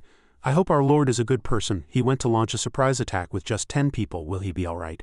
The other worried that he was only 16, still young. "He's blinded by his first victory and doesn't know reality at all. Let's just get ready to collect the bodies." Suddenly, someone's voice was heard. "What are you doing?" The soldier Jimmy was startled and glanced sideways. "Open the gate." Davy was standing right in front of them. "The Lord has returned." The 2 scrambled to their feet and hurried. "No way." He returned triumphantly with his soldiers. "You mean he defeated a goblin unit with just 3 knights and 10 guards? Long live the Lord. Long live the saint." Davy could only force a smile. "They'll probably think I hypnotized them or something." The residents were frozen in shock. "I just ensured they returned safely." Perse deliberately teased him. "Actually, what you did is no different from making them high on drugs." "Be quiet." He continued to stand on the wall and proclaim to them. "At this rate, I might really start a religion. There is one more goblin village left." Davy proclaimed in a low voice. "So we will conduct regular sweeping operations. We will leave only the minimum force to defend the fiefdom and select only the elite troops." After finishing his words, he ordered them to dismiss. "Yes, understood. In a few days, everyone will be back to normal." For now, all the soldiers had faces full of joy. "It's just a little different from usual." Davy couldn't help but sigh. "That was what I thought 2 days ago. Wasn't there a saying that rumors travel as fast as the wind?" The residents kept approaching him. "My lord, the Lord has come," they shouted in excitement. "Everyone make way, move, move, I don't know if these are volunteer soldiers or missionaries." Davy was flustered and kept scratching his head. "For the first time since waking up, I'm starting to regret my decision." Everyone who saw Davy couldn't hide their excitement. "You've succeeded in gaining the residents' trust as their lord," he watched with a satisfied smile, though no one would question what use they are to a noble conqueror of the Palladia as empire on the Bow continent always told me. "No matter how small the land you rule, never forget that you are leading people, not livestock. Tyranny cannot last long, so make them follow you willingly." Davy slowly drank his tea. I didn't learn politics from him, but the things he occasionally said were helpful. Just then, Perce flew over. "Is this the remaining data? How does the situation look?" He leaned down and asked her. "What do you think? It's very suspicious," she explained. "If you can break the curse and rule properly, this land will return to normal within 5 years, and in 20 years it will become what you imagine." "Pretty accurate. It's not like a land of death will recover immediately just because the curse is lifted." Davy also continued. "That's just a judgment based on my power alone, right?" "No way," but Perce declared confidently. "Do you want to hear my opinion on this land?" He nonchalantly agreed. "All right, let's hear it." She lightly waved her hand and pulled out a book. "This region has no underground water facilities, so the water supply system is a mess. With continued poor harvests, the food shortage and agricultural unemployment problems are also serious. The huge amount of platinum coins you got from the Information Guild is just a temporary measure. The biggest problem is the lack of funds." Davy read it carefully. "The revenue of this region has always been close to zero. Since when could you teleport things? It's nothing much. The limit is lifting light objects." Perce's eyes sparkled with excitement. "If money is the problem, there is one way." Tell me. Davy looked at her with a helpless expression. "Surprisingly, there are quite a few able-bodied young men in this region. The first method is to hunt monsters or animals to make a living, the worst-case scenario. The second method is to cultivate our region's special products, but that's very difficult. Until we solve this land's problem, correct. The third and final method is trade, exchanging grain for diamonds." She held her head and thought, "But there's no reason for other cities to trade with this place. Because there are no special trade goods here. Aren't the second and third methods basically the same? Our trading partners don't necessarily have to be human." Davy added, "I should explore this region first just in case. We have to utilize everything we have. I've always wanted to own a building," he said to Perce excitedly. "But now I own land and land that was once farmland." The two walked forward as they talked. "The previous lords lost their ownership of the land and left, so they can't be found. It's like finding a needle in a haystack. So this entire land has become the lord's property. Somewhere in this land the medium of the curse is hidden. If I could cast sanctuary again, it would be no problem. But it's impossible in my current state," Davy thought to himself as he walked. "If only I could recover my lost divine power. It would be impossible to find an object that can contain divine power on the same level as Candir is. Should I ask Princess Elena for a favor? She seems to have great pride in Hare's swordsmanship. If I could just pretend to glance at it and quickly borrow Candir's." Perce immediately advised, "I wouldn't recommend it." "She's right." Suddenly he stopped and said, "It seems we have no choice but to get rid of it ourselves." The two continued their conversation. "Lately the guys have been complaining, asking to be used, complaining. Who, as you can see, they're like young children who always like to show off." Then Davy placed his hand on the ground. "All right, show off as much as you want, while you have the chance." Then a giant magic circle appeared. Perce couldn't help but be surprised. "I've never seen such magic before." "Of course not. Because it's a magic created by IOs from another continent. It's also called the language of curse magic. Runic characters are specially programmed magic created with countless equations and mana arrays. The Black Magician probably used numerous creations or spent a considerable amount of time to cast the curse. And this is magic that complements that mana array." She rubbed her chin and surmised, "If things go smoothly, we can find the state of the curse and the medium with this." Exactly. Following that, a system window began to appear. Davy glanced at it lightly and opened his mouth. "What is this? Now shall we modify it?" He focused for a moment and then nodded. Seeing her turn away in a huff, Davy called out, "Hey," he pointed at the screen, "is this really a curse? Did you find something?" Davy was also surprised, as if it were unexpected. "This is closer to a barrier than a curse. The eastern part of the H region. No wonder the fiefdom's border was so distinct." He looked up in excitement. He created a medium that only surrounds the second fiefdom. Search results showed the medium's location in 7 places, all near the fiefdom's border. Perce frowned and replied, "You really have a talent for making people nervous." Literally. It was created to forcibly set all natural phenomena related to the region's weather and air. She had a sudden realization. Then the fact that it doesn't rain and the land is dying is also part of the curse, something like that. Hearing that, he also explained, "My debugging process only found one effect of the curse, maintain a specific state. Though I don't think the word maintain fits this situation. If this state persists in a specific area for a long time, this curse is definitely very dangerous. I don't know what the purpose of casting the curse was, but it succeeded in destroying the land of the second fiefdom. The two carefully observed the rocky mountain in front of them. But what if I could control this curse and adjust it by reprogramming it? This must be the place. Davy was excited, his imagination running wild. Couldn't I turn this into a tourist attraction? I can tell what you're thinking just by looking at your face. But a moment later, a strange place appeared before them. Is this a ruin? He looked up, slightly surprised. He didn't know a place like this existed in such a rocky area. Looking at the structure, this seems to have been built before the Great War. Alchemists or historians would lose their minds if they saw this. The two of them speculated about this place together. So this means it wasn't the base of the Black Mages, perhaps even they don't know about this place. But it's hard for an ancient curse to be reactivated recently. It's like a landmine that's already gone off. Davy scanned the surroundings. It's boringly quiet. You're right, there's usually a guardian or something. I can't believe a human-shaped rock would move. Damn it, I just had to say it. That stone figure immediately made a searching sound. Perce recognized the golem. It's probably a magic golem, and it seems to use a mana stone as its core. Impressive, not just one, but several of them were approaching where the two were. Be careful, it might have a strange ability. You'll be in trouble if you try too hard. Davy suddenly noticed something. It can smell. Then that golem fired a projectile straight at them. But he lightly jumped and dodged the attack. Davy stepped on its body and raised his hand to counterattack. He didn't expect to dig out the jewel embedded in its head. Davy looked at what was in his hand and shouted with joy, "It smells of glorious money." At this time in the castle, a guard was yawning repeatedly. Peace is the best after all. Freeman Golden, the Lord has gone out for an inspection. Will he be all right? They walked calmly, chatting. The Lord must have a plan. Didn't you see that amazing miracle a few days ago? There was even someone who confessed. To be honest, I didn't think he would do so well. That's a matter of course. The kingdom is currently being severely deprived of power by the nobles. Of course, there are no nobles who would leisurely come to this land to build a residence themselves or exploit the people. I'm getting contacted by people who left the fiefdom to find a way to live. The only thing the kingdom did for this fiefdom was to reduce the taxes. There were no relief measures for a long time. Then suddenly, they sent a young boy to be the lord. The adults here said he was exiled here because of a power struggle, and that situation only fueled their anger. It would be a lie to say I wasn't anxious. But in truth, we couldn't do anything. Not only that, but because of the continuous goblin attacks, everyone was too busy to care about other things. In the end, the goblins came over the wall and kidnapped the villagers. At the time, even as a security officer, it was difficult to go out and find the residents. He came to this terrible fiefdom.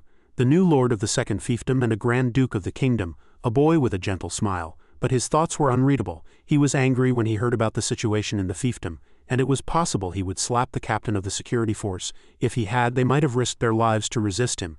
But Prince Davy quietly examined the situation of the fiefdom, and at the same time as grasping the goblin attacks, he gave them a chance to take revenge. He called us family and showed us the miracle of getting the kidnapped residents back. Everyone was saved by his words and power. He grumbled that he wasn't that kind, but did he know that he had become a more special existence than God in the hearts of the people? Although it was a matter that could get them arrested for blasphemy, no one would change their minds. This person, who created miracles before their eyes, was more trustworthy than a god who just watched. A person hanging on the wall and plastering it looked to the side and called out loudly, "Mr. Freeman, thanks to the Lord, we were able to deal with those goblin bastards." He hesitated and spoke up, "But is there a future for this fiefdom?" The man sighed and answered, "I don't know either. Due to the continuous drought in recent years, most of the fiefdom has become a land of death. The only place where it rains is around this castle. In the meantime, priests, mages, and even witches have come in the name of research, but they all gave up and left. This is something that can't be solved by human power." That was their conclusion about this place. So even if we have a lord who seems like the second coming of God, if the heavens are angry and don't give us rain, we can't do anything either. The person who heard that gave a bitter smile. If even this place dries up, it's really the end. Moonstone is a stone that is generated naturally and is full of mana. Compared to a mana stone of the same size, it has 100 times more mana. Davy's hand flew and smashed the golem's head. A moment later, tired, he sighed. The fallen golems lay scattered at Davy's feet. So fierce. I need to relearn the word fierce. He glanced at the pile of stones next to him and muttered excitedly, "How much can I earn with this?" Most of the moonstones on the continent were found in ancient ruins. Just that alone could be traded for hundreds of silver coins, and there were 30 moonstones of this size. Perce replied, "If there's no countermeasure, I don't know what will happen." "Stop talking nonsense." The two of them went deeper at the same time, and surprisingly, there was a giant moonstone in the central hall. Davy was surprised. This must be the core of the curse. He looked at it with concern. "It would be a real headache if I took this outside. A war might break out between countries trying to claim this." The stone was so shiny and transparent that his own reflection was visible. Truly amazing. Davy lightly stroked the stone. If I could use the mana inside this, I could easily create a 9th circle magic circle. As soon as he finished speaking, he immediately unleashed his magic. The numbers of the magic circle also appeared. A code I've never seen outside. Perce looked up and admired. They use so much to stop this dying fiefdom. There must be something in this land. The numbers continued to appear. It's made with this kind of system. He was slightly curious. Can I touch it? The difficulty is quite high, but if I can find the rules it's possible. So Davy touched it lightly without hesitation. Then the magic circle quickly glowed red. The numbers appeared at a speed several times faster over the vortex at the top. A moment later, Perce asked. Did it succeed? She urged him quickly. What are you going to do first? Looking at the pile of moonstones, Davy hesitated slightly. Since there's been a drought for years, I should fill it with water first. With a slightly regretful expression, he slung the pile of stones over his shoulder and answered. Meanwhile, in the castle, the sky suddenly turned cloudy. They looked up blankly. Perhaps because there was so much accumulated, it rained cats and dogs. All the residents ran outside and rejoiced. It looks like it's going to rain heavily. The dry land was able to receive the rainwater. Inside the room, the conversation was continuing. The situation was very serious. One person opened his mouth. This is the worst-case scenario. Marquis Pekis of all people. Another person opened their mouth. At this rate, it's only a matter of time before our nobles are annihilated. Another person's voice echoed. Is there any way to avoid the evidence we have? There isn't. So we have no choice but to accept reality, even though we know what will happen. Pretos opened his mouth with a serious expression. The situation is very dire. Numerous lower-ranking nobles have been purged. Once we get a chance to attack, he continued. This incident will also make those who were biding their time appear, Lantis said. How does the Queen plan to solve this matter? Pretos asked. The Queen, you say? Lantis continued. Yes, I really don't understand. I heard that Prince Davy can use a sacred mark. He's just a child and he can't control the sacred power. He recalled Davy. Not only did his sacred mark appear somewhere other than his wrist, but they say it's unstable. That's where the weakness lies, he spoke without hesitation. Basically, the Holy Kingdom is on our side. Do you think they'll accept him? Of course not, the Duke's calm voice echoed. The Queen has been paying too much attention to that incompetent half-prince. What we should have been concerned about was the King and Marquis Pekis. Watch your mouth, Marquis Lantis, Lantis teased. I was just saying, the Duke continued to speak about the current situation. They won't be able to suddenly break the agreement between our nobles, he growled. Even if we have to shed blood, we must fight back against them. Duke Barrietta, he continued to emphasize as if to confirm. Isn't that right? The three were in a difficult position. Lantis broke the silence and opened his mouth. The Duke is right, the Duke continued. But we need to find a way to retrieve the classified information. In the worst-case scenario, he took a sip of tea. Perhaps an internal conflict is unavoidable, he called his subordinate. Miss Lantis, the subordinate answered. Yes, my lord, I will prepare as soon as you give the order, the Duke instructed, and his face was terrifyingly solemn. Act cautiously. We cannot give up anything until we are fully prepared, the subordinate answered. Yes, my lord, Lantis said excitedly. All of you are underestimating that prince. The Duke turned his back and said in a calm voice. I can't go out myself, but my intuition from doing this for decades is telling me. He quietly put down his teacup. That bastard is more than that, he said without hesitation. He may not have been before, but he certainly is now, the coachman asked. Are you going to the palace? The Duke continued. The moment he gains power or a political foothold, he will not hesitate to reveal his sharp fangs. He slowly got on the carriage. Although he was sitting in the carriage, he said he couldn't do anything about the second fiefdom. No, let's go to my mansion. He looked out at the scenery. A desolate land of death where numerous mages on the continent couldn't find a solution. It would be difficult to deal with even if he has mysterious abilities. The carriage continued to move. What can he do in a land of death where it doesn't even rain? Suddenly, a heavy rain began to fall, and the rain continued. Heavy raindrops fell with a thud. The palace was still bustling. Davy greeted the Duke. Welcome back. The Duke opened his mouth. What's wrong? Davy answered. Everything has been resolved. He held up a sparkling blue jewel in his hand. But it will take a little longer to get to that ruin, and it will have to rain for a few more days before they can start farming again. Perce flew beside him. Did you figure all that out with just one spirit stone? He lay down and looked at the jewel. It's like a status window. This is connected to the spirit stones spattered throughout the region, so I can check the environmental status of the land. It's still a little unstable, but I can remotely control the mana array to change the weather of the region. He placed the jewel on his head, with an excited expression. After all, humans are a species that evolves thanks to laziness. I can't go to the ruins every time now, Perce said weakly. The power of the spirit stone is really amazing, but you're not ordinary either for creating something like this. He put the spirit stone in his pocket. For now, I've decided to use the remaining spirit stones to expand the warehouse. Davy waited happily and patiently for the land to recover. And so time slowly passed, and a week later people were gathered and discussing something. They all looked in one direction in unison. It's like a cult gathering. Davy was helpless. A huge number have gathered. The old man and the subordinate opened their mouths. How can we just watch others work? Davy said. You'll have to do a lot of physical labor. Will you be all right? He said excitedly to the people. Now don't laugh. You're making me laugh too, he said. What we have to do is very simple. He pointed to the place marked with a flag. Yesterday I had the soldiers mark the boundary around this area. We will plow this entire land. Manhwa broke out in a sweat when he heard that. But he continued. The time to complete this is 4 days. If you think you can't do it, feel free to give up, he said confidently to the people. I'll guarantee your break time, but it will depend on your performance. At least I won't be skimping on your wages. A few people expressed their opinions. My lord, Manhwa stepped forward and said, I apologize, but I know the weather has changed and the land has softened, but it's impossible to plow this entire land in 4 days. Davy was nonchalant. This was farmland before the drought. The foundation will already be laid. As Manhwa hesitated, a resident below scoffed. I'll bet all my seeds that he'll show us a miracle again. Another person retorted. Do you think I'd covet your seeds? Manhwa thought to himself. So foolish, he said.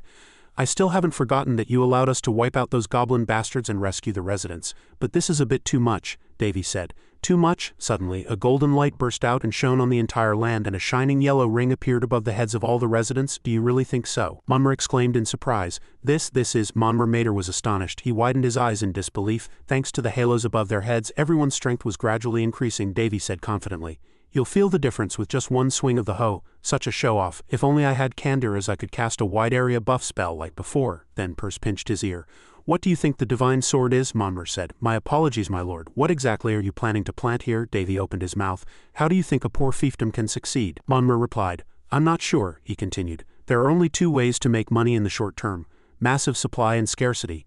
Something that meets one of these 2 requirements, Purse quipped. And you want both, thinking of the white flower with positive energy. Moonpetal. Manhwa was serious. Understood, Davy continued to say confidently. We will plant moonpetals all over the fiefdom. There's nothing that makes money like a rare item, Davy said. It's a plant that can't be grown on the eastern continent because of the special climate conditions, soil and temperature. But it's used in research by alchemists in the Mage Tower or as medicinal herbs in temples. Moonpetals from the western continent are exported at a very high price. Even a small amount sells for a lot. It has an overwhelming competitive advantage in the market, so it can be called the blue ocean of the agricultural industry. Manhwa opened his mouth as if to dash Davy's hopes. I apologize, my lord, but moonpetals cannot grow in this environment, Davy replied. It's fine, the heavens have blessed us, so of course the climate here can be said to be blessed. Manhwa couldn't understand. What? Davy said. I just have to change the settings of this virtual environment. What's the big deal? Now I just have to find the vegetarians of the forest. The leaves fell gently, flying in the wind to land in front of Yuria. She looked out gently and watched them. A single lantern shone, casting a beautiful green light from the simple house in the forest. Yuria's voice echoed, May the blessings of nature always be with you. She placed a hand on her chest and said confidently, I heard of your visit from the spirits. The forest of the H region, the elven chief Yuria Helisana. Medit opened his mouth. May the blessings of nature always be with you. Forgive my sudden visit, Yuria. She extended her hand and invited Medit. You are always welcome. Please come in. Yuria was gentle. I just had a cup of tea. Medit took a sip of tea. My good friend, Yuria, he continued. I had a dream. Yuria was curious. A dream? What kind of dream did you have to come here in such a hurry? Medit put down his teacup. The tea inside was still hot. He quietly placed his hand on the table. He didn't look very happy. He slowly opened his mouth. In my dream the spirits said they had cursed this forest. My good friend, Yuria.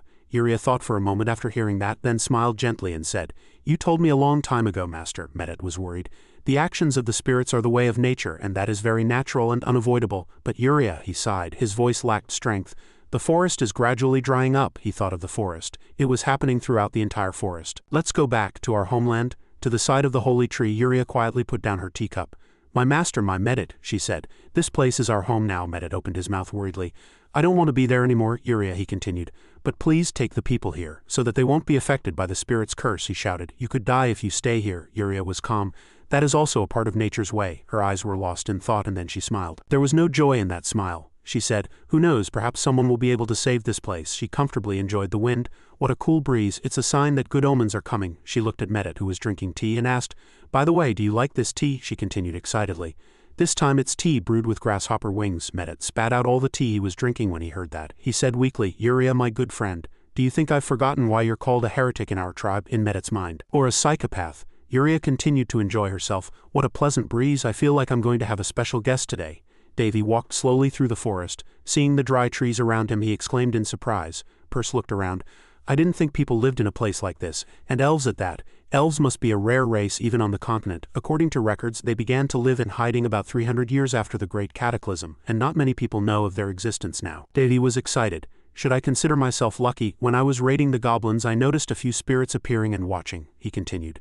And if there are spirits around here, there must be elves too. Perce was a little worried. Are you sure it's okay? It would be better to avoid them, Davy said. If we run into them, we just run into them. Perce was weak. I hate those stubborn and picky long ears. Davy smiled brightly. I think so too, he said. The divine archer Apollo insulted the entire elven race. Just looking at his memories makes me want to stay away from them. Looking at the beautiful forest, they exclaimed in surprise, so this is the elven forest. Davy walked in step by step. He petted the cute deer. I didn't know the guardians of the forest would follow a human like you. The animals here are basically just influenced by my affinity for spirits, he continued. They probably like me more than most elves. Yes, you were born with the affinity for purification. An unknown anger welled up in his heart. It's not comparable to me, who lived in a pit of fire to raise my affinity for fire. This is the training of a hero who transcends races. Damn it, Juliana smiled slyly. My spirit magic teacher, your majesty, you made a contract with 13 spirit kings. You were actually a human. Perce said. They like you, even though you haven't made a spirit contract yet. Davy teased. Are you jealous? Perce replied. To be honest, yes, she shouted in jealousy. Why you have necromancy mana too, Davy thought. Necromancy mana seems to be almost the same as demonic energy, she asked him. How are you going to find the moon petals? He answered. I can't find the moon petal seeds on my own. Then he saw it. Davy was surprised to see something. A cute little creature placed a flower branch in his hand. Perce opened her mouth. Don't tell me. Davy was nonchalant. Yes, that's right. Davy entered the garden of the moon petal saintess. This is amazing, he said to the cute creature. Thank you for guiding me. It's all moon petals, Perce said excitedly. There are so many. There's more than enough to plant in the entire fiefdom. Then she looked at Davy with a mixture of surprise and shock. You're now. A blue light bloomed from the moon petals. Davy held out his hand and accepted them. The foundation of a spirit's power lies in mana, divine power, and dark mana. So if you have enough power, you can summon a spirit, he continued. The only difference is a person's level of affinity for spirits. He was pleased. So you could say there are no spirits I can't summon. In his mind, though, summoning a spirit king would be a bit difficult. Perce exclaimed in surprise. Spirit mana, are you going to make a contract with a spirit? Davy asked. Do you know what people call this place? He introduced. The Garden of the Moon Goddess. It's a part of the spirits, just as the name suggests, he continued.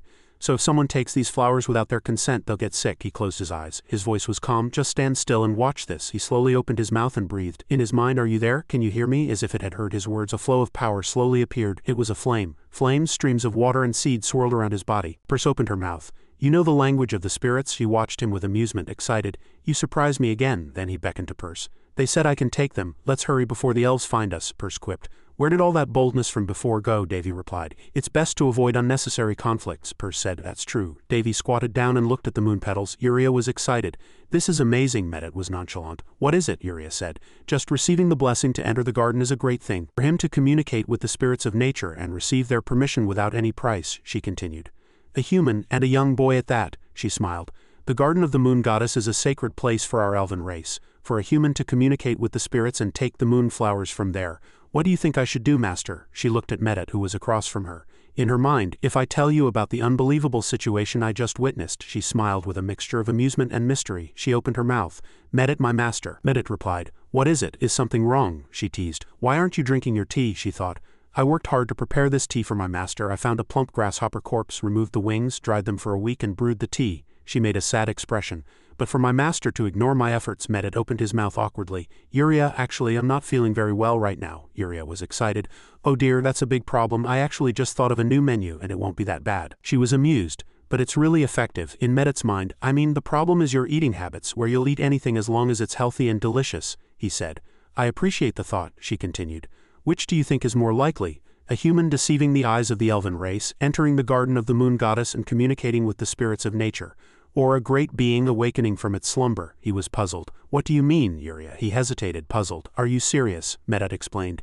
If we're talking about possibilities, it would be the latter. Although dragons disappeared a long time ago and are now only considered legends of the past, they certainly existed. He quietly placed his hand on the teacup. But a human is impossible, he continued weakly. There are occasional exceptions, but so far not a single human has been able to see the spirits of nature. It would be very difficult for a being close to chaos to have a higher affinity for nature than our elven race, Uriah chimed in.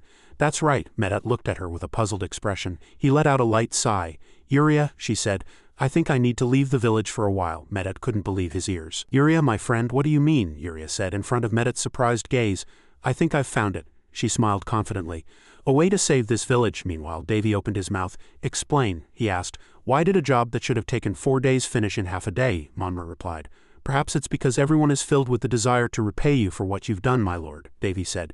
Desire alone is enough. He thought that since this was the result he wanted, he couldn't say anything. But in the long run it's a loss, he said. We have completed the moon petal production. When I hired the villagers to plant the moon petals, or to be precise, to sow the moon petal seeds, I started to hear a lot of rumors around this area. He said, what are we planting? And will it grow well? Those were the questions. He lay on the sofa reading a book and said nonchalantly, it will take some time for the moon petals to fully grow, about 4 to 5 months. Moon petals need the power of spirits to bloom. But it's the leaves we sell, not the flowers, so if we just meet the requirements, everything will go as planned. Monber was worried. Will it really be all right, my lord? Monber continued. We have no knowledge of cultivating moon petals. Davy cut him off. So what are you trying to ask? He replied. I mean, the leaves are starting to wither, Davy replied confidently. Just wait, he said. The sky will soon grant us rain. Monber was puzzled. What? A few days later a subordinate's voice was heard. My lord, we have a big problem. The temperature has risen higher than expected, he said confidently. It will get better by tomorrow morning. You worry too much. The rain poured down, and so, while Davy held the spirit stone in his hand, the others didn't know how the situation would unfold. 4 months passed in the blink of an eye. The sound of murmuring could be heard from a luxurious place. Did you hear the news? People whispered. The small kingdom in the east, the Roan kingdom, is cultivating moon petals in a rural area called the H region, people whispered. What kind of foolish lord would allow such an experiment? Illuma opened his mouth. I heard the lord himself started the experiment. The people were shocked. My goodness, a person walked over and opened their mouth. If it's the H region, Sage Harrison. Didn't he say it was a place where many researchers visited 5 years ago because of a curse? The sound of conversation could be heard from afar. You are, Davy said. It seems that Tower hasn't heard the news yet, that it rained on the cursed land, Illuma retorted. Even so, it's still a barren land. It will take at least 10 years to recover. The lord of that fiefdom is none other than the Grand Duke of the Roan Kingdom, I heard. People began to whisper. He must have gone mad from the shock of being exiled. That's right. Euless calmly opened his mouth. Master, the Grand Duke of the Roan Kingdom is... Sage Harrison raised his hand, signaling for silence. It seems we've obtained that information first. He said, something interesting is about to happen in the east. This will be helpful for you as well, he continued. Elder Euless couldn't understand. What do you mean? Sage Harrison said. Prepare yourself, a voice echoed from the moon petal garden. The barren land had turned into a vast flower field in the blink of an eye. It was Davy's voice. He looked up at the flowers and smiled.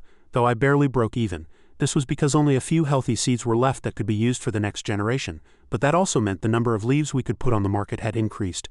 Amy scratched her head in confusion. We currently have about 20,000 moon petal leaves in the warehouse, and I plan to release about 10,000 of them, Davy said. According to the current market standard, the price of 4 leaves is 100 gold coins. 10,000 leaves would be equivalent to 250,000 gold coins, or 5,000 platinum coins. To put it simply, a family can live for 2 weeks on 1 gold coin, and with a little saving they can live comfortably for a month on 4 to 5 gold coins. He exclaimed in surprise. That's truly incredible, Purse, sitting on his shoulder, said with excitement. It'll be quite fun if we sell all of this. Unlike the spirit stones, we are publicly promoting the moon petals as a business item, he said. Thanks to the rumors I intentionally spread, I was seen as a fool clinging to the impossible, but the results were excellent. In their eyes, I was a simple idiot not worth their attention. Thanks to that, everything proceeded very smoothly without any external interference or obstruction. Purse said cheerfully. You won't be able to use this trick twice, he smiled. So I have to make good use of it now. Davy and Amy were excited. The preparations are complete. Davy smiled with satisfaction. Now shall we shake up the continent? This smells of money. The moon petals released to the market are scheduled to be sold about twice a month. The amount released is not small, but it's still not enough for the entire eastern and western continents to use. Davy continued. Moon petals are the main ingredient for catalysts used in magic and alchemy, and also a necessary material for making medicine in temples, so this is good news for them. Then he suddenly stopped. There's one problem. Along with the news of the transport, I spread another rumor that the Lord Davy and John, who was working to expand the moon petal business, had fallen ill and was bedridden. Davy teased. Blinded by money, are we, Purse? Sometimes it's necessary, he explained. It's common for the price of an expensive product to fall when the supply increases. So if we distribute it limitlessly, even moon petals will become trash, he thought. We don't want that to happen, right? He smiled. I have no intention of starving to death in this world. People gathered in front of the castle and Amy rushed in. The people outside wish to see you, your highness. Davy was surprised. These people came really fast. In a few days the rumor spread. Merchant groups, the alchemist tower, and even some priests from neighboring regions flocked to this area, totaling 200 people. This fiefdom is about to experience a population explosion. What should we do about the people outside? What do you mean? Davy nonchalantly pulled up his blanket and told Amy. I'm bedridden right now, so tell them I can't go out because I'm not well. Amy explained. I told them that, but they are only requesting to verify the product. He laughed, but there seemed to be no joy in his laughter. Barbarians in the room. Davy opened his mouth. Let's handle them one by one, he asked Monmer. How are the civil defense force? No, the soldiers. What about security? Monmer answered. They are very diligent, but we are short on manpower, he continued. It's difficult to manage so many people who have suddenly gathered, Best PH said. The same goes for the paperwork. It's very chaotic because there are no guidelines or precedents. Davy said, kick out anyone who seems even slightly suspicious. Monmer asked back, are you sure? Davy said nonchalantly. It's better than having a major incident. I'll have the upper hand in the end anyway, so I don't need to know every single one of them. Of course we must be appropriately polite. To maintain a good relationship with them, a person placed a document on the desk and said, has the lodging issue been resolved? We've renovated abandoned houses for use, but it's still far from enough, Davy answered. Of course, he said, use the tents we bought before to create a small tent village and sell them. It doesn't matter what price you set, Best PH answered.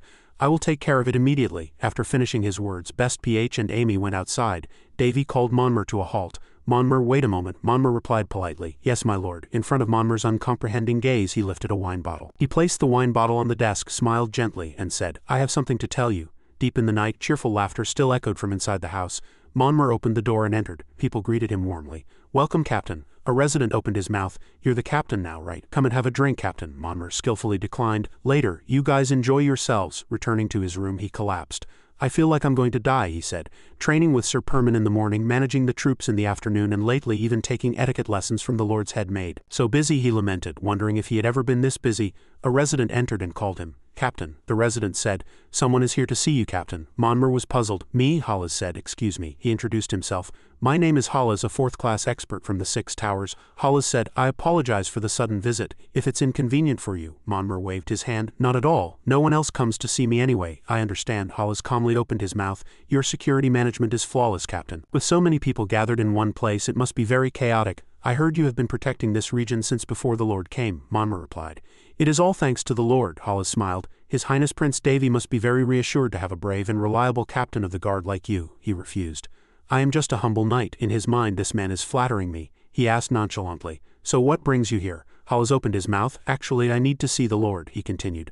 But his Highness's fiefdom is currently closed. Very strictly. Is there any way I can see the Lord? Monmer said nonchalantly. I don't think so. His Highness is bedridden from overwork. Hollis was saddened. Oh dear, that's a real shame. Monmer continued. I'm sorry, business is important, but the Lord's health is our top priority. Hollis forced a smile. I understand, nothing is more important than the health of a leader, he continued. But we at the Six Towers don't have much time at the moment. He placed a pouch filled with gold and diamonds on the desk. Is there anything we can do? Monmer looked at Hollis in surprise and disbelief. He quickly waved his hands. What is this? I do not accept bribes. Hollis smiled. It's just a small gift. I'm not asking for anything in return, Hollis continued. Please accept it. I just want to build a relationship with you, Captain. Captain Monmer. Monmer sighed. I am not used to receiving gifts like this, Hollis said. I know that. But how could I take the hard work and efforts of an outstanding knight like you lightly, Captain? Hollis laughed heartily. This isn't a large sum, so please consider it a gift from me. Monmer sighed helplessly as he looked at the gold coins before him, his face becoming stern, just as the Lord predicted in the room. The conversation between Monmer and Davy continued. Davy said, We're facing several groups, he continued. They are all desperate to meet me. You, my right-hand man, will be their next target. Because you are the easiest person to meet. Monmer couldn't understand. What? Davy explained. They will probably try to bribe you or pressure you. Use your discretion to distinguish between them. He ordered, keep a record of those who try to pressure you and report back to me. Accept any bribes. They all come from the Towers or the Alchemists Association, so it should be a considerable amount. He pointed to the bottle on the desk. In return, pretend to give in and show them this. Monmer wondered what it was. Davy said, It has been magically treated. 1 bottle is 100 gold coins, he said with excitement. I'm not giving you this to sell. Just show it to them discreetly to spread rumors, he continued. Our ultimate goal is to raise the value of the product as high as possible. He was overjoyed, saying that he would keep them in our fiefdom for as long as possible. Hollis was surprised when he saw the bottle. This is, Monmer explained, this is the finished product from harvest to packaging. It will be released soon, so it should be fine to show you. Hollis was overjoyed internally. There's no doubt. This is grade 1. His hand trembled as it touched the highest grade bottle. I've never seen anything like this even on the Western continent. In terms of effect, it will surely be far superior to the products of the continent. Than the products of the Western continent. He thought he had to secure the priority purchase rights for this. Even if it meant bribing Monmer. Hollis opened his mouth. Seeing it shine like this, the quality must be very good. Monmer said nonchalantly. Of course, our Lord produced it himself. Most of our products are of this quality. Anything less is discarded as fertilizer. Hollis exclaimed in astonishment. What? Realizing he had misspoken, he reined in his surprise. Those precious items. Monmer continued. We currently have 10,000 units. Hollis thought. 10,000 units, he calculated internally. He harvested 10,000 out of 20,000 seeds. That means he discarded more than half of the harvest. For a 17-year-old lord to be so resolute, he felt a little flustered and worried, thinking he had to take action. Monmur said helplessly, "I hear the lord is thinking of putting the items up for auction. I don't know the details, but it seems he will continue to produce them." Hollis was too surprised to sit still. He thought to himself, "A direct auction." Then he said to Monmur, "I understand. Then I suppose priority will be given to the buyer," Monmur replied. "I can't say anything about that." Hollis hesitated. "Oh no, you've already given me a lot of information. I can't ask for more. The 6 towers will surely reward you handsomely." Monmur said to shake hands if he wanted. Afterward Hollis returned in his carriage. Monmur stroked his beard. Once Hollis's figure was completely gone, he let out a sigh of relief. "It really works." Inside the early morning castle, Monmur's voice echoed. "My lord, how did you know?" Davy answered with excitement. "It's just the way of the world. This place can't escape the grasp of Mammonism either. Regardless of place or time, Mammonism is the best," he continued. "I just displayed an attractive product to tempt the target, a potential wealthy customer. I didn't do anything special." Monmur was impressed. "You are truly extraordinary, my lord," Davy said nonchalantly. "Am I?" Monmur placed the bribe he received on the desk. "Here it is, my lord. This is the bribe given to me not only by the 6 towers but also by people from various regions," Davy said sarcastically. "He said he was a 4th-class expert. Not bad," he said. "Consider this a bonus for the guards." Monmur was surprised. "What?" Davy replied. "You worked hard, so divide it as you see fit. I don't care how you use it." He hesitated. "But my lord," Davy smiled, "no need to be moved. You're just getting paid for your hard work. Most of the profits from the moon petal production will come into my pocket anyway," he replied. "Yes, building a good relationship like this isn't bad either." Best PH said, "It's a good start, but will it be all right to go against those giant organizations? The pressure will be immense," Davy replied. "Of course, more than anything they'll be wary of each other," he continued. "Once the rumors spread, many people will flock here for long-term deals. Various towers, alchemist groups, and regional powerhouses will set up branches, and the empty areas will be filled and developed. My profits will also increase along with the region's population. The moon petals made all of this possible. I was almost thankful for the ancient curse placed on this land." In the quiet night a voice echoed. Euless said, "This concludes my report on the recent events in the H region. Other magic towers are also said to be discussing the allocation of investment funds for this region." The other party replied. "I see," Euless continued. "We're also considering whether we should establish a branch." The other party said. "You've become an elder, yet you're still too cautious. It's okay to make mistakes, so do as you wish." Euless replied. "Yes, master." Euless continued. "But there is one thing that bothers me. I don't know why the lord insists on a direct auction," the other party explained. "While the process may require a bit more investment capital, direct sales can make more money. Selling this way, it's as if he wants to get rid of the items." "Does that mean he is devaluing his own products?" Euless replied. "That's right, it might sell a lot at first, but as long as there is no fixed price, the price could fall lower than that of products from the Western continent. This is why moon petals are not put up for auction. It's how they sell directly on the Western continent." But Sage Harrison's face appeared in the crystal ball. He said, "In my eyes, the Grand Duke of the Roan Kingdom is quite brilliant." Euless was puzzled. What do you mean by that?" he continued. "What is your estimated population of the H region?" "It can't be more than a few hundred at most," Euless exclaimed in surprise. He continued, "The transaction can only be made within the region. He is optimizing the development of the region while saving as much investment cost as possible. It is rare to see a city with so many groups gathered in one place, from the Mage's Tower and alchemists to numerous merchant groups. And considering the convenient transportation advantages of the H region, it will become an ideal center for trade." Euless exclaimed, "That's truly amazing. But don't merchant groups usually buy products and resell them?" Sage Harrison continued. "So they will not increase production. He has planned for the future while gathering as much money as possible in the short term." "Is there another reason?" Euless asked with curiosity. Sage Harrison said, "That prince is acting like he has nothing to lose. Even if everything goes wrong for him, the moon petal production is just the beginning." Euless asked. "Are you saying he has other plans?" he replied. "Yes. If I can guess, those with sharp eyes and intuition will surely notice.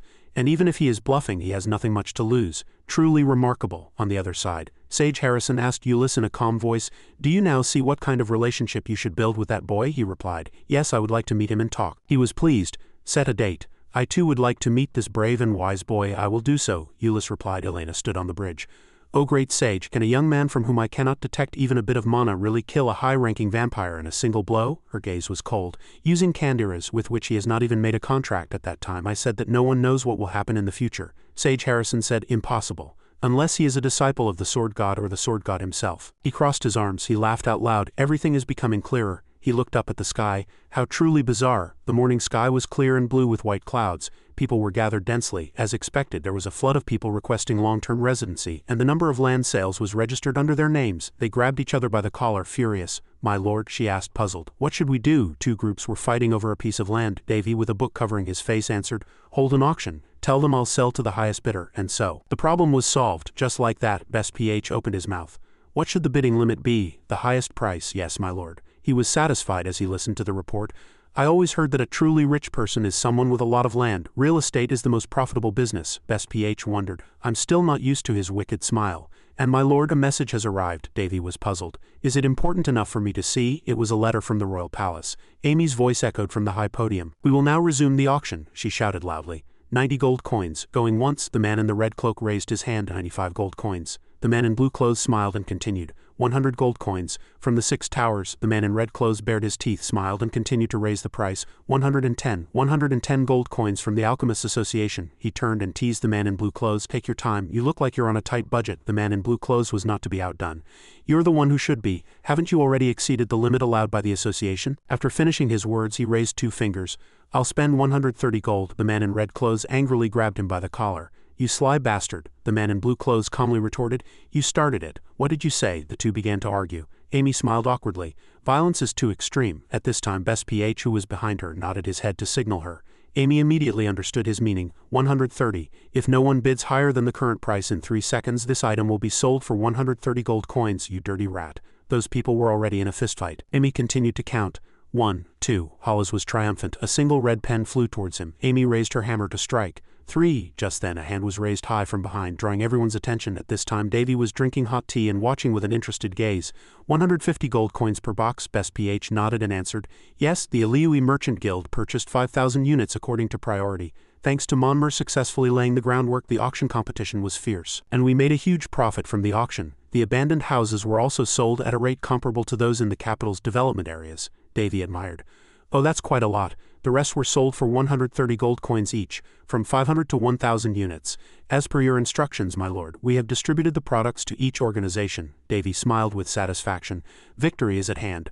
A great success, he thought to himself. If this continues, the H region's annual revenue will be about 1.5 million gold coins, and we will basically become the richest region in the kingdom. After finishing his thoughts, Davy crossed his arms and continued to give instructions. "We will continue the moon petal production, but we will not increase the quantity. Clear the fields to harvest other crops and lend a few to the current residents."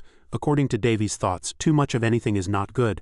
"We must maintain the balance of supply and demand." He turned to Monmur and said, "Monmur Mater, I want you to consult with the butler and supervise the management of the facilities in this area. Repair what is no longer usable. As soon as I return, we will begin a large-scale reconstruction." Best PH bowed his head and answered, "Yes, my lord." Davy recalled receiving a royal invitation a few days ago. The content was very simple. The letter praised his achievements. The Rhone Kingdom and the Eastern Continent did not realize it, and to properly award him, he should visit the kingdom for a while. As soon as he received the invitation, Davy immediately burned it. "After kicking me out, those old geezers dare." He raised the corners of his mouth and sneered. "It seems they want to find a way to relax while fighting Marquis Pancus. Isn't that hilarious?" Best PH hesitated. Davy turned and said to him, "This Thorn dared to stamp his own seal on top of the king's, not being the king himself. As if he were the king." He smiled faintly and rested his head on his palm, taking a comfortable posture. "I know, I was planning to execute the next phase of my plan anyway." Davy looked out the window. His eyes were filled with excitement. "Let's go. My destination is also on the way to the royal capital." A voice echoed from under a giant old tree. "I have created a secret dungeon in the basement of the last place I stayed." The man caressed the blade with his hand, and said to Davy slowly, "And in there is a child I couldn't complete before I died. If you find it, I want you to complete it with your own hands. After that, do as you please. You can announce it as your own or sell it for a high price. I don't care." Davy was just a boy then. He widened his eyes and listened to his every word. Davy scratched his head and asked again with concern, "Is it okay for me to do that? What if I ruin it?" The man threw his head back and laughed out loud. "Listen to yourself, you ruin it. You are more stubborn than I am." Davy pouted and looked away. "It feels like a fellow otaku is acknowledging me as an otaku." A sharp blade was pointed forward. The man spoke again. "You will know when you get there. As long as you complete it, you will be able to do anything." He confidently raised the corners of his mouth. The next morning, a slightly worried voice was heard from the high tower. "Your Highness, are you sure you will be fine without any escorts?" Davy patted the saddle, smiled, and asked back, "Well, you should know what kind of person I am by now." Best PH sighed. "Please take care of your safety." He got on the horse and instructed him. Take care of Amy, she can overwork herself, so make sure she rests properly during her training. Best PH nodded and answered. Don't worry, my lord, he said honestly. That child is a special child. I know she is a noble, but despite being the daughter of a baron, she has a very extraordinary mind. In fact, teaching her is like teaching my own granddaughter, so it's very enjoyable. Seeing Best's joyful expression, Davy smiled to himself. It seems more like you're enjoying your granddaughter's cute antics than teaching her. Then I'll be on my way. After finishing his words, Davy rode his horse and left the mansion. Best PH and the servants immediately bowed respectfully. A moment later the horse stopped. Davy was standing in the middle of a deserted path. Perse raised her head in surprise and asked, Hey, won't we get to the royal capital faster if we take another road? Davy smiled and answered, There's a place I need to stop by before I get there. Perse didn't understand. A place to stop by. Davy said mysteriously, It's also a famous tourist spot. The sound of hooves echoed again. Davy continued, One of the few scenic wonders of the Rhone Kingdom, and an area that the Continental Federation preserves and researches together. Why are we going to a place like that? Perse asked. Davy smiled again and cut her off. It is the hometown of the blacksmith, sir. Davy looked into the distance. This is Balustran. Perse was also extremely surprised to hear that. Sir, the sir I'm thinking of? Davy smiled cheerfully and repeated. Hares's daughter. You, Hares's friend, must have worked with her too. His gaze stopped at a golden tower. That old man's legacy is here. He said it was made of the same material as the holy sword Kandira, so it must be quite something. Perse also became slightly curious. The legacy of the blacksmith of the Sunha, I'm looking forward to it. Davy's voice suddenly became low. That place is not so good. He looked up at the rustling leaves and continued. They say mountains and rivers change in 10 years. This place, which was Sir's hometown over 1,000 years ago, is now the home of Queen Linus. A long line was formed in front of the entrance. Davy led his horse and smiled brightly. The territory of my enemy, the Barrietta family. As Davy walked leading his horse, the people around him immediately looked at him with curious eyes. Davy was not nervous in the slightest. There's a sense of tension. It seems the royal family has been a little agitated. Just then a voice echoed. Next, Davy handed the man a silver card. The bald man examined the card. He was slightly surprised. An F-rank free mercenary. At this time Davy was Davy, an F-rank free mercenary. He thought to himself, I went through a lot of trouble to get this new identity. It will be useless if someone recognizes my face, but it should be fine here. Seeing that the gatekeeper said nothing, he smiled and was about to go inside. It's finally working. But before he could take a few steps, Davy was stopped. The gatekeeper said in a firm voice, No, go back. What? Davy was stunned and sweat began to form on his forehead. The gatekeeper continued, By the looks of it, you're also here to explore the newly discovered labyrinth. He pushed Davy away. Don't stick your nose where it doesn't belong. Get lost. A constant sound of murmuring was heard. A group drinking beer outside saw this scene and laughed out loud. Davy frowned in displeasure. HMPH, what the hell? Unable to get inside, Davy had no choice but to sit on a large rock and rest. He sighed in frustration. Looking at the scene before him, Davy admired to himself. Despite being the territory of a noble and the Duke of Barrietta at that, this place is really terrible. Just then an old man approached and said, Excuse me, young man. He sat next to Davy and said, You seem to be from far away and don't know what's going on. He smiled and asked, What happened here? The old man shook his head and answered, Well, nothing much. But he pointed to a group of guards. Look over there. A man was putting a pouch of money in their hands. Davy's face darkened and he immediately understood. A toll. Perse frowned in disgust. How rotten, the old man said nonchalantly. It's a common sight here. Davy was lost in thought. A toll? The law was amended a long time ago. Seeing his silence, the old man stroked his beard and laughed.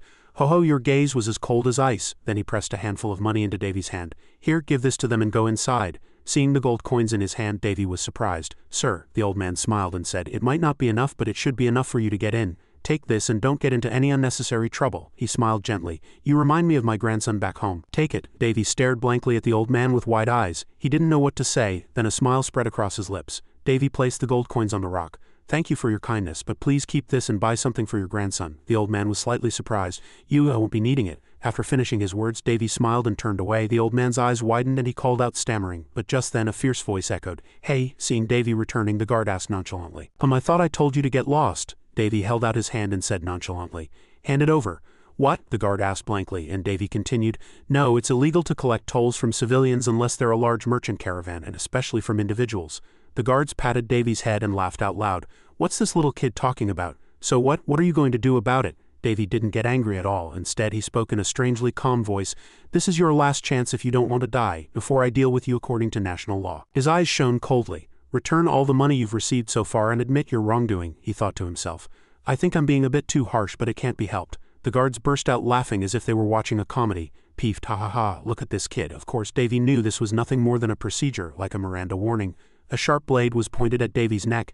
Hey, listen up, rookie. The bald guard lifted his chin and said in an arrogant voice, Who do you think you are? Do you think anyone will care if you die? Davy asked in a low voice, So you have no intention of following the law? Another guard shouted fiercely. "We are the law, by order of Duke Barrietta." His gaze immediately turned cold. "Is that so?" The other guard was startled. "What, you son of a bitch?" the bald guard shouted in anger. The old man hurried over and stood in the way. "Stop, he's just a child." The old man's face was pale with fear. The guard growled, "Who's this old geezer?" The old man's eyes widened in terror. "Get lost." The guard raised his sword to cut him down on the spot. The blade swung down quickly. Davy lifted his knee and with a single kick the sword flew from the guard's hand. To swing a sword at a helpless old man, you're truly trash. The bald guard stared at Davy with wide, disbelieving eyes. The old man, who had been covering his face with his hands, also looked up at this moment with fearful eyes. Davy said in a low voice, "Arbitrarily taking the life of a citizen by force is high treason that shakes the foundation of the nation." Just as the blade fell, he reached out and caught it. "Price for that sin is..." The sword immediately swung down. Summary execution.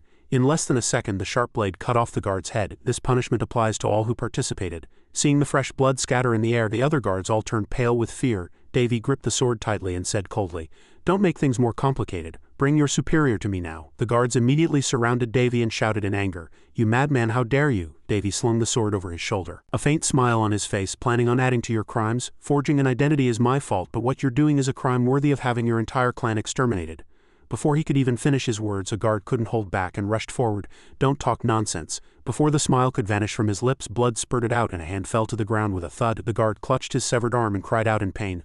Davy warned coldly. "Your neck is next." Davy planted the sword in the ground and commanded in a cold voice, "Don't make me say it twice. Bring your superior." Just then an angry voice was heard. "What is going on here?" A short fat man walked over from a distance. The guards hurriedly called out, "Viscount Garetta." Garetta asked in annoyance, "Who's causing a disturbance?" Just then something fell on his stomach and bounced off. Davy calmly reminded him, "Think carefully. Don't act rashly just because I don't have an escort knight." Garetta shouted in astonishment, "This is a mithril identification tag." He hurriedly knelt on the ground and shouted loudly, "Viscount Garetta greets His Highness Prince Davy." Davy snorted, "I'm glad you recognize me." Garetta's complexion turned pale and his whole body trembled. "Please forgive me. The management of this area has been too lax." Davy sneered. "Oh, you mean the region designated as a treasure by the Continental Federation where the 1000-day night market is held?" Although afraid, Garetta mustered his courage and shouted, "This is unfair. You cannot conduct a secret inspection. There are no kingdoms or royalty in this vicinity. Who comes for an inspection without any warning? You came without a warrant, so this is an abuse of power." Davy's lips curled into a sneer. "So you wished for me to bring a warrant?" Garetta stammered and shouted. "Yes." He became more and more arrogant, his words even containing a threat. "Duke Barrietta will not let this matter go." Davy was slightly annoyed. "Oh, so you're going to be like that? Since this is the majority of the territory in this region, it seems even investigators can't do their job for fear of punishment." Seeing that he said nothing, Garetta began to change the subject. "Please come to my mansion and have a look around. I will definitely not disappoint you." Davy suddenly cut him off. "By the way, Viscount, haven't you heard the rumor?" Garetta asked blankly. "Yes," Davy continued. "The rumor that I'm bloodthirsty." "What do you mean?" Before Garetta could finish his words, a sharp blade flashed past. "What?" He couldn't finish his sentence and his voice was cut off. Perce was impressed. His last words were quite concise. The creaking of wooden wheels echoed on the bumpy road. The old man from before drove the carriage and said cheerfully, "It's already been 10 years." Looking at the scenery before him, the old man said to Davy, "Before the death of Baron H from the former royal family, this place was very peaceful." Then he continued, "The exploitation became severe from the time the H region began to fill with refugee camps, and those who sided with them were purged. I lost my son that way too." The old man lowered his head slightly, and his voice was tinged with sadness. Davy turned and asked, "So that's why I reminded you of your son, not your grandson?" The old man laughed. "Forgive me if I was rude, Davy," he replied politely. "You weren't rude at all." He rode his horse alongside the old man and praised him. "Talking with you, sir, I think your son must have been a very good person. That boy just liked to worry about others. That is truly admirable," the old man replied humbly. "You flatter me." The old man stopped when he saw a shining monument. "We're here." The old man pointed ahead. Davy followed the direction his finger was pointing and immediately widened his eyes in surprise. Looking at the vast and beautiful landscape before him, he marveled. "I see. From here on is the scenery of Van Harris. Are these the ruins of the 1000-day night market?" the old man asked as he got off the carriage. "Will you really be all right after the incident with the Viscount?" Davy answered nonchalantly. "The Duke won't have the luxury to worry about this place anyway." He smiled brightly. "Thank you for saving me and avenging my son.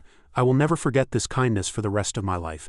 Davy also gave an encouraging smile. "I just hope that you will continue to live, sir."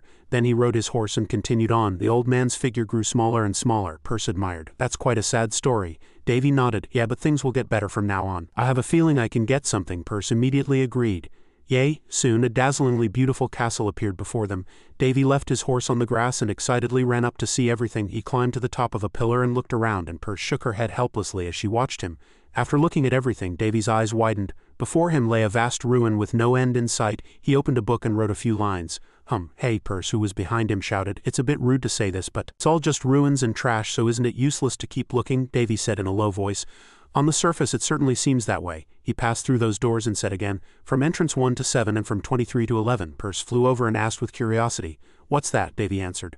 A code, Perse was surprised. A code? Davy drew a picture again and exclaimed. Found it. He nodded and looked around this place once more. Yes, this whole place is encrypted. Davy turned his head, looked up and explained with a smile. If you look down on this place from a high point, you can see numerous patterns. Perse exclaimed. Ah. As far as Davy knew, this was a code created independently by the ancient Sir. In the past, few people might have known it, but now only I would know. And no one but me could find something hidden like this. Davy pointed directly at the golden chest placed in the center. It's very simple. The code points to only one thing. He smiled and approached it. There's an entrance next to the central anvil and you need a special password to get in. When Davy placed his hand on the anvil, a blue light appeared, and he licked his lips slightly, looking forward to what would happen next with an expectant expression. Davy thought to himself. I heard he left a will to his colleague, saying he would give all his property to the person who could find his legacy. Did he want to be the pirate king or something? Just then a golden light flashed. Davy admired inwardly.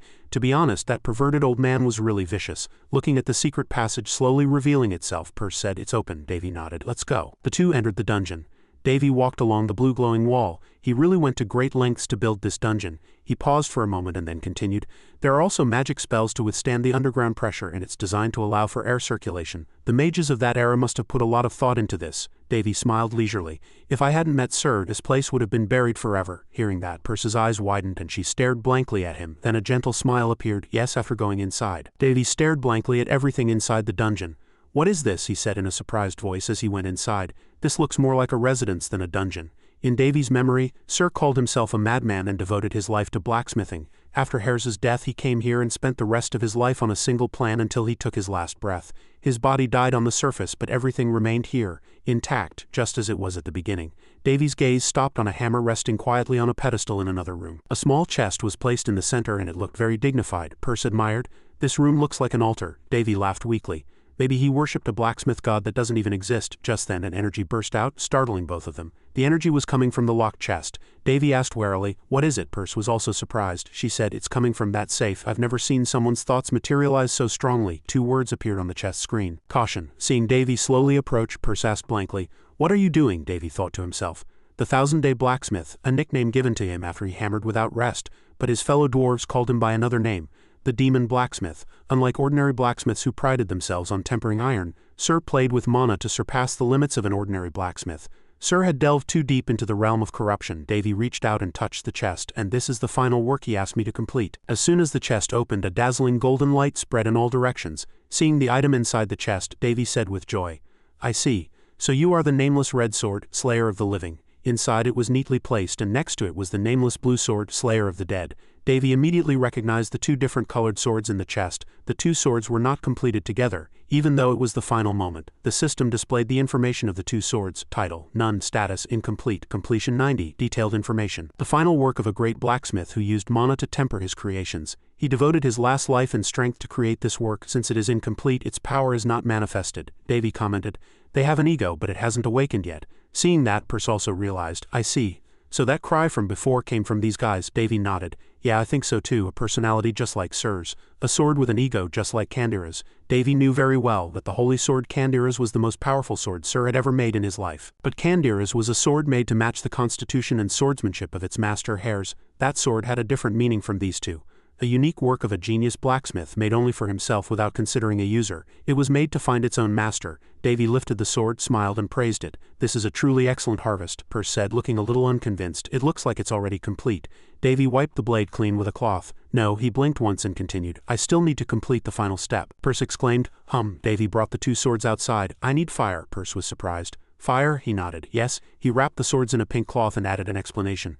Not ordinary fire, but flames that can supply many times more heat. A faint smile appeared on Davy's lips, like the flames of a dwarven furnace, for example. When 2 moons were high in the sky, Davy opened his mouth. We're here, the guide smiled and said. If you follow the main road, you'll see the square right ahead. Enjoy your trip to the capital. Davy smiled and gave him a polite wave. Thank you for guiding me here. He led his horse toward the castle, letting out a soft sigh.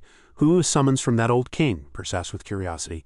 Why do you think he called for you this time? Davy lamented. You always ask questions you already know the answer to. Without looking at him, Perse smiled and said, On the surface it's to give you an award just like the letter said, but isn't that too obvious? Your moon petal business is the goose that lays the golden eggs. In just 3 months it generated more profit than the kingdom's annual expenditure. The income tax you pay to the kingdom must be a huge amount, so they'll surely want to persuade you to nationalize production. Then the kingdom would become much richer, and more specifically the nobles' pockets would grow fatter, but you knew this would happen. Hearing that, Davy turned his head the other way and sighed. He thought to himself, honestly, I'm a bit shocked that I've received this much attention from all over the continent, but I guess it means what I did had that much of an impact. He continued to lead his horse, lamenting inwardly, I'm already tired, after entering the palace. Davy leisurely looked around. Just then a voice came from ahead. Welcome, your highness. Davy approached nonchalantly. It's been a while, Vespus. Vespus looked at him and said formally, you've grown a little taller. Davy was slightly surprised. Have I? Vespus asked politely. I've heard the rumors. They say you've had great success with your business in the fiefdom. Davy shrugged and smiled humbly. I was just blessed by good fortune. I received quite a big blessing. By the way, the atmosphere in the palace is very tense. Vespus nodded and replied, yes, your highness. A few secret ledgers were leaked. Secret ledgers? Davy feigned ignorance. Vespus immediately reported, yes, your highness. His Majesty the King was furious, and all the nobles involved have been stripped of their titles and even have their execution dates set. Davy's eyes widened as he asked, His Majesty the King did all that? The two talked as they walked. He has just gone to bed, so it would be best to see His Majesty tomorrow, Davy agreed. That's what I was thinking, he thought to himself. He's truly ruthless. It's like he's been holding it in all this time and finally erupted. A great deal of information had been gathered with Marquis Pekis at the center, but it couldn't have progressed this far without the king's cooperation. Recalling that old figure, Davy sighed. Things are getting more and more complicated. Just then a mocking voice echoed, well, look who it is. In the middle of the wide hallway a boy was already standing there waiting with a strange smile. Carlos glanced at Davy. If it isn't my dear brother Davy. Without any change in expression, Davy called his name nonchalantly. Carlos. He smiled at Vespus and waved his hand. It seems my younger brother has something to say. You may leave us now. As Vespus bowed his head, Davy cut him off. It's all right, it won't be a big deal. Hearing that, Carlos sneered, the corners of his mouth lifting. He let out a cold snort. Carlos approached and looked at him with a provocative gaze. Look at you, getting all arrogant just because your little business succeeded. He raised an eyebrow, not hiding his contemptuous tone. If a commoner like you can succeed, anyone can get rich. Don't get too full of yourself. You were just lucky. Davy sighed helplessly. Is that what you came here to say? You seem quite jealous. Do you even know the importance of what I've done? This is why everyone calls you a fool, and why you're coddled and protected in Queen Linus's arms. These words immediately hit a nerve with Carlos. What did you say? Enraged, he reached out to strike Davy. You must be out of your mind. Before Carlos's hand could reach him, it was slapped away by Davy. You're the one who's out of his mind. What did you say? Carlos shouted in anger. Davy continued coldly. You seem to be under the delusion that you're something special because everyone around you strokes your ego. But I never imagined someone could be this stupid. Carlos gaped and shouted. Stupid? Davy tilted his head and sneered. Everything you have was inherited. If you lack brains, you should at least be perceptive. You dare to mock me? Carlos rushed forward, swinging his fist in a rage. Davy smiled helplessly. Tisk, if he weren't so stupid, he wouldn't have shot an arrow at me 6 years ago. Just thinking about it makes me angry again. Just then, Davy's fist also flew out like lightning. With a single simple blow, he knocked Carlos straight to the ground. He stared with wide eyes, his mouth agape as if he'd seen a ghost. Then a loud thud echoed throughout the entire hallway. Carlos lay on the floor with a dazed expression. Davy asked nonchalantly, Do you even realize that what you're saying is an insult to His Majesty the King? He lifted his foot, the corner of his mouth curling into a sneer. You keep spouting commoner, commoner, but half the blood flowing in my veins is from the king of this country. Carlos's eyes widened as he saw the heel of Davy's shoe right in front of him. In the next moment he stomped straight down on Carlos's face. Carlos screamed. He shot up, his whole body trembling. Davy asked nonchalantly. Does it hurt? Then he answered himself. I'm sure it does. Seeing this, Perce was suddenly reminded of a book titled Pain is a Sign of Youth. Davy tilted his head as if something was strange. Hearing that, Carlos's face immediately turned pale and he glanced at him with a fearful look. Davy squatted down and flicked him hard on the forehead. Take this. Carlos's mouth fell open. His scream once again echoed throughout the palace. Carlos pushed himself up with his hands, trembling as he shouted. He clutched his swelling forehead. Tears in his eyes. What did you just do to me? Davy sat across from him and continued to raise his finger. Want another one? Carlos was instantly startled. Eek! He clutched his forehead and tried to turn tail and run. Just you wait, I'll take away everything you're so proud of, Davy muttered under his breath. Take away the things I'm proud of, Perce asked. You just flicked his forehead, right? Davy shook his head. I didn't just flick him. He bared his teeth in a sinister smile. I made things a little fun for him. Seeing Davy's bizarre smile, Perce shivered. I don't know what to say, but you should probably not smile. Honestly, it's creepy. Davy was bewildered. He covered his mouth. His cheeks were slightly flushed. Is it that strange? I guess it's a bad habit. Perce looked at Carlos's retreating back as he fled like a madman and asked again. By the way, what did you do to your brother? Davy said. That, he thought for a moment before answering. I pinned a crime on him, the heaviest crime in this country, one that can't be undone even with magic. Perce naturally didn't understand. The heaviest crime in the country? Why use such grand words? Davy continued. And, he smiled brightly, I gave him a gift too. Perce was lost in thought. Davy continued. You'll see in the assembly hall tomorrow. The next day the assembly hall was filled with people. The nobles and officials lined up on both sides were arguing fiercely. Of course it's wonderful. The moon petals take 4 months to harvest, and a single quarter's profit has surpassed the country's annual revenue. We can use it to expand our national defense budget immediately. Voices echoed in the Roan Kingdom's assembly hall. We must use the funds from each fiefdom to contribute to the development of this business. The king had a headache from all the back and forth. He impatiently raised his hand and pressed his temples a few times. Perce, who was beside him, said with contempt, Look at them running the whole show by themselves without even mentioning you. You're the real owner of this business. She glanced at the nobles and continued, I know Marquis Pancus isn't here, but seeing this, royals and nobles are all the same, blinded by greed and power. I'm worried about the future of this country. Perce lamented in a nonchalant tone as if it had nothing to do with her. Davy suddenly said something unrelated. Maybe I should try the restaurant business next. I heard businesses involving drinks or food are especially profitable. Perce was bewildered. Huh? He sat quietly in his chair talking only to Perce. But I don't have any experience in that. She was at a loss for words. You're a really strange one, to be thinking about a new business in a situation like this. Just then a hand was raised. Everyone be quiet, the king spoke. First we must bestow an award upon Prince Davy. That child has brought a blessing to our land. Davy, thank you, you have done very well without any help. Davy stood up and replied humbly, I was only doing my duty. The king smiled and looked at him. What you have achieved is greater than anything else in the past 10 years. Tell me what you desire. I will grant you whatever you like as a reward. I'm not sure.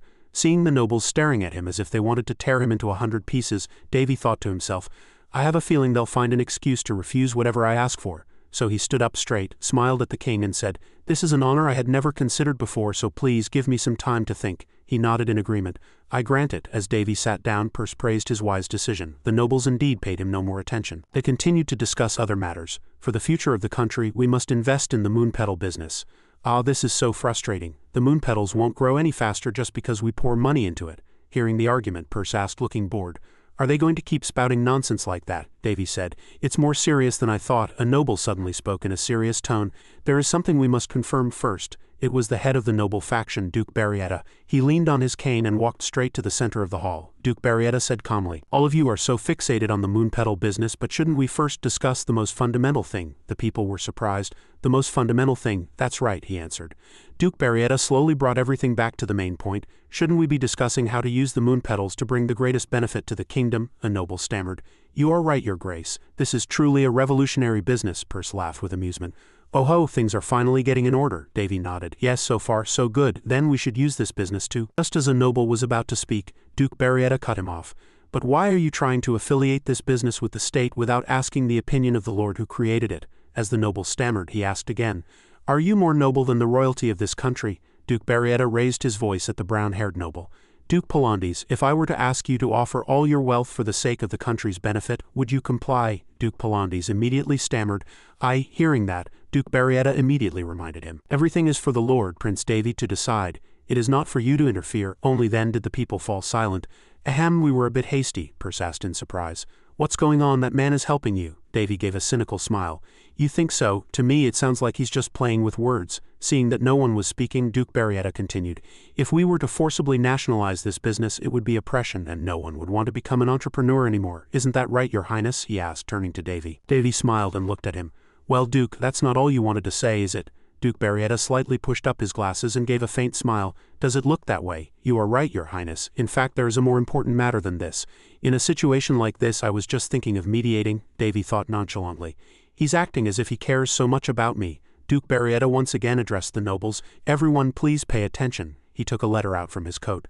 This is a letter from the Archbishop of Vansat in the Holy Kingdom. The king asked, A letter? Barrietta nodded. Yes, your majesty, he turned to Davy. It is a request for Prince Davy to go to the Holy Kingdom to be confirmed as a saint and receive the title. Hearing that, a noble slammed his desk and shouted, Nonsense! He pointed at Davy and shouted in anger. Before being a lord, he is the Grand Duke of this country. To send his highness to the Holy Kingdom, Barrietta immediately reminded him. Duke Londa, this is the Holy Kingdom. A nation with power comparable to an empire, the Holy Kingdom. The Holy Kingdom that serves the goddess Priya. The Duke still seemed unconcerned. What's the problem? Duke Palandes asked in annoyance. Since when has the Roan Kingdom been inferior to the Holy Kingdom, and we're talking about the prince right now? How is this any different from offering his highness as a tribute? Barrietta sneered. Ho ho, how foolish. Your perspective is too narrow. Just then a lazy sigh echoed. Ha, everyone is talking about me too much. Davy was sitting far away, but his voice rang out clearly throughout the room. I understand. So you're saying I need to be confirmed as a saint, and for that, I must go to the Holy Kingdom? If I receive the title of saint, what then will the Holy Kingdom protect our country? Duke Barietta folded the letter and replied calmly, Your Highness, you must see the forest, not just the trees. That is the responsibility you must bear as a royal. He glanced at Davy, a slight smile on his lips. Do not forget that. There is nothing to be gained by getting on the Holy Kingdom's bad side. Davy just stood there, his expression was calm. The other nobles continued to worry. Then what will happen to the H region? What about the moon petal business? Duke Barietta smiled and looked at them. Unfortunately, if Prince Davy goes to the Holy Kingdom to become a saint, he will not be able to rule the fiefdom directly according to the law. Upon hearing this, the assembly hall was immediately filled with the thick scent of greed. They shouted triumphantly. Then a new lord must be appointed immediately. That's right, we must find a suitable person to be the new lord. My son has just come of age. Perce frowned. How pathetic. Davy smiled faintly nonchalantly. Haha, this is getting more and more interesting. He glanced at Duke Barietta and immediately understood why he didn't want the moon petal business to be nationalized. Barietta opened his mouth again. To add one thing, the H region is now more important than any other region in our country, so we cannot appoint just anyone to that position. If I may make a recommendation, there is only one suitable person to take on that role. After finishing his words, he looked towards the king and said a name. Carlos, the second prince of the kingdom. Carlos wore a triumphant expression, as if he had been waiting for these words for a long time. Davy thought to himself, I knew it. After privatizing the business, he would hand it over to Carlos, Queen Linus's son and his own nephew to reap personal benefits. That was his plan. It was a roundabout way, but what he said was no different from what the nobles had just spouted. It was all to let me know that it would no longer be mine. Thinking this, Davy slowly walked forward. As soon as Carlos saw him, he smiled as if he were the victor. Davy was not swayed in the slightest by his triumphant gaze. Carlos approached and knelt on one knee before the king. Seeing the smile on his lips, Davy simply said nothing, his expression indifferent. Just then, Carlos let out a confident sound. Ah! The room instantly fell silent, and a scream of astonishment echoed throughout the palace. What? The air in the assembly hall seemed to freeze. The king's face grew darker and darker. The noble officials' mouths hung open. Not understanding what was happening, Davy sat in a nearby chair and couldn't hold back a chuckle. Carlos's face turned as red as a ripe tomato. Unable to utter a proper sentence, he hurriedly covered his mouth. HMPH. But unable to hold it in, Carlos opened his mouth and shouted, quack. As the strange sounds continued to burst out, the nobles froze like stones. Cock-a-doodle-doo, cluck cluck. Perce could no longer hold it in and burst out laughing as if a dam had broken. Ha ha. She clutched her stomach and said, This is... I go a bit too far. Davy smiled nonchalantly. I think it's still too early to laugh like that. Perce slapped her knees and said, My stomach hurts. Barietta could no longer stand it and shouted, Carlos, what are you doing? This joke has gone too far. Carlos hurriedly covered his mouth. That's not it. But immediately after, another bird sound burst out. Quack, quack, quack. The king slammed his fist on the desk in anger. How dare you mock a state meeting? Carlos stammered in confusion. Your Majesty, he hurriedly tried to explain. Please believe me. I would never. Before he could finish his sentence, Carlos continued to shout, Quack, quack, woof, woof. Carlos's face turned pale. Hearing him growl like a dog, the king gritted his teeth and said, I don't want to hear any more. He stood up from his seat, waved his hand and shouted, Get out of my sight at once. Carlos was stunned. Your Majesty, the king shouted towards the door. Where are all the guards? Confine the second Prince Carlos and place him under house arrest until my next command. Hearing this, Carlos's eyes widened as if he couldn't believe his ears. The guards rushed in. They lifted Carlos to his feet, but he still wanted to explain. No, Your Majesty, please, cock-a-doodle-doo. Even as he was dragged out, Carlos's shouts still lingered. Your Majesty, woof woof. The king sighed, pressing his forehead. Ha! Carlos shouted in anger. Dammit, let go of me. The hat on his head fell off and Carlos immediately ran towards the assembly hall. As the hat fell off in front of the nobles, they all froze. They stared at Carlos with wide disbelieving eyes. Even Perce covered her mouth in surprise. Well, what? How did he become like that in just one day? Davy shrugged and explained. That is the power of the heaviest crime in this country, bald. A large bald spot was revealed on the crown of Carlos's head. Let the sun shine upon your head. Carlos collapsed to the ground and the lighting made his bald head stand out even more. At this moment, Carlos seemed half out of his mind. A few pitiful strands of hair rolled on the floor. Seeing Duke Barietta stunned, Davy smiled and said, It seems Carlos is still too immature to rule a fiefdom. He widened his eyes and stared at Davy. Facing Barietta, he too smiled innocently. Davy's voice echoed, breaking the quiet atmosphere. Duke Barietta, he crossed his arms, smiled and asked, Since when did the status of a duke become higher than that of the king? Duke Barietta was stunned. Your Highness, what do you mean by that? Davy cut him off. Then I will ask you in a different way. Does this country belong to you, Duke? Duke Barietta immediately answered. Of course not. You must be misunderstanding something, Your Highness. All my actions are for this country, the Roan Kingdom. Davy's gaze immediately turned to the letter envelope in his coat. Then why do you have a letter from the Holy Kingdom that even His Majesty the King has not yet seen? As Barietta fell silent, Davy continued sternly. Most importantly, why are you spouting the same nonsense as them? Those nobles hurriedly bowed their heads and no one dared to make a sound. Duke Barietta's voice was clearly displeased. Your Highness, you had best watch your words. Davy smiled and recited an old saying, Don't count your chickens before they hatch. Duke Barrietta did not understand and simply reminded him sternly, "Your Highness, this is the State Assembly Hall." "What are you talking?" Davy pointed at his face and questioned him. "Then in this important meeting, what have you gained at the end of today's argument?" he asked without hesitation. "Are you trying to sell this country for a low price at the request of the Holy Kingdom and use that opportunity to seize the business in the H region? In my eyes you are no different from the others, Duke." At his direct question, Duke Barrietta and the others all fell silent. He asked, "Then does the prince have a solution?" Davy smiled and said, "Well, the key is to handle the Holy Kingdom's request." The king showed curiosity. "Do you have an opinion on that?" Davy answered. "In the end, the Holy Kingdom is also a place where people live." His gaze turned to a small crystal ball. "And for that very reason, even the Archbishop's voice immediately flowed from the crystal ball. "I have been contacted, Prince Davy." On the other side, a boy with a freckled face introduced himself. "I am Vice Archbishop Viam of the Holy Kingdom's Budget Management Bureau." Davy smiled politely. "I apologize for contacting you so suddenly, Vice Archbishop. What is the Pope's decision?" Hearing this question, the nobles were all terrified, their faces turning pale. They whispered, "The Pope, don't tell me." Davy smiled confidently. "Yes, it is just as you think. Even though the Holy Kingdom was built on God's land, it is ultimately a place where people live, so they must also do business. An archbishop of the church may hold a higher status than the king of a small kingdom, but the person I contacted is the highest authority in the Holy Kingdom." Vice Archbishop Viam immediately replied. Everything was the Archbishop's personal action. He also promised that a similar incident will never happen again. The Archbishop would not dare to defy him. After the meeting ended, the nobles immediately left in a line and Davy sat in a private room. Praised him. "Thanks to you the meeting went very smoothly. You did well, Vice Archbishop Viam." Viam replied humbly. "You flatter me." He smiled warmly and said, "I never thought the Rhone Kingdom would consider sending you to the Holy Kingdom, Prince Davy. From our perspective it's not a bad thing, but in the long run it's not very beneficial for us either."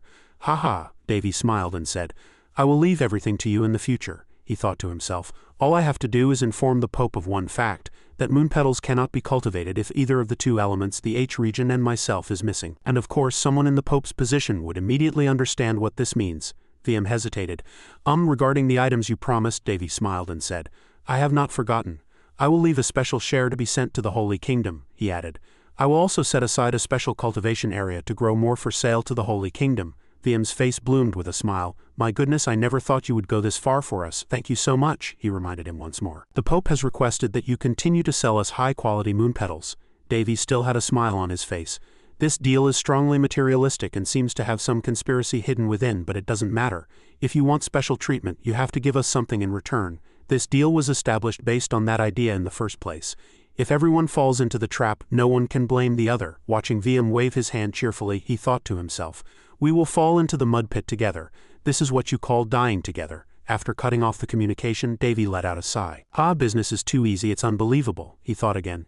"Isn't getting a good result the most important thing no matter what happens?" As soon as Amy saw Davy, she sobbed and exclaimed, "Your Highness, is it really you?" She cried out sadly. "Your Highness, please save me." From the other side, Vespas's voice was heard.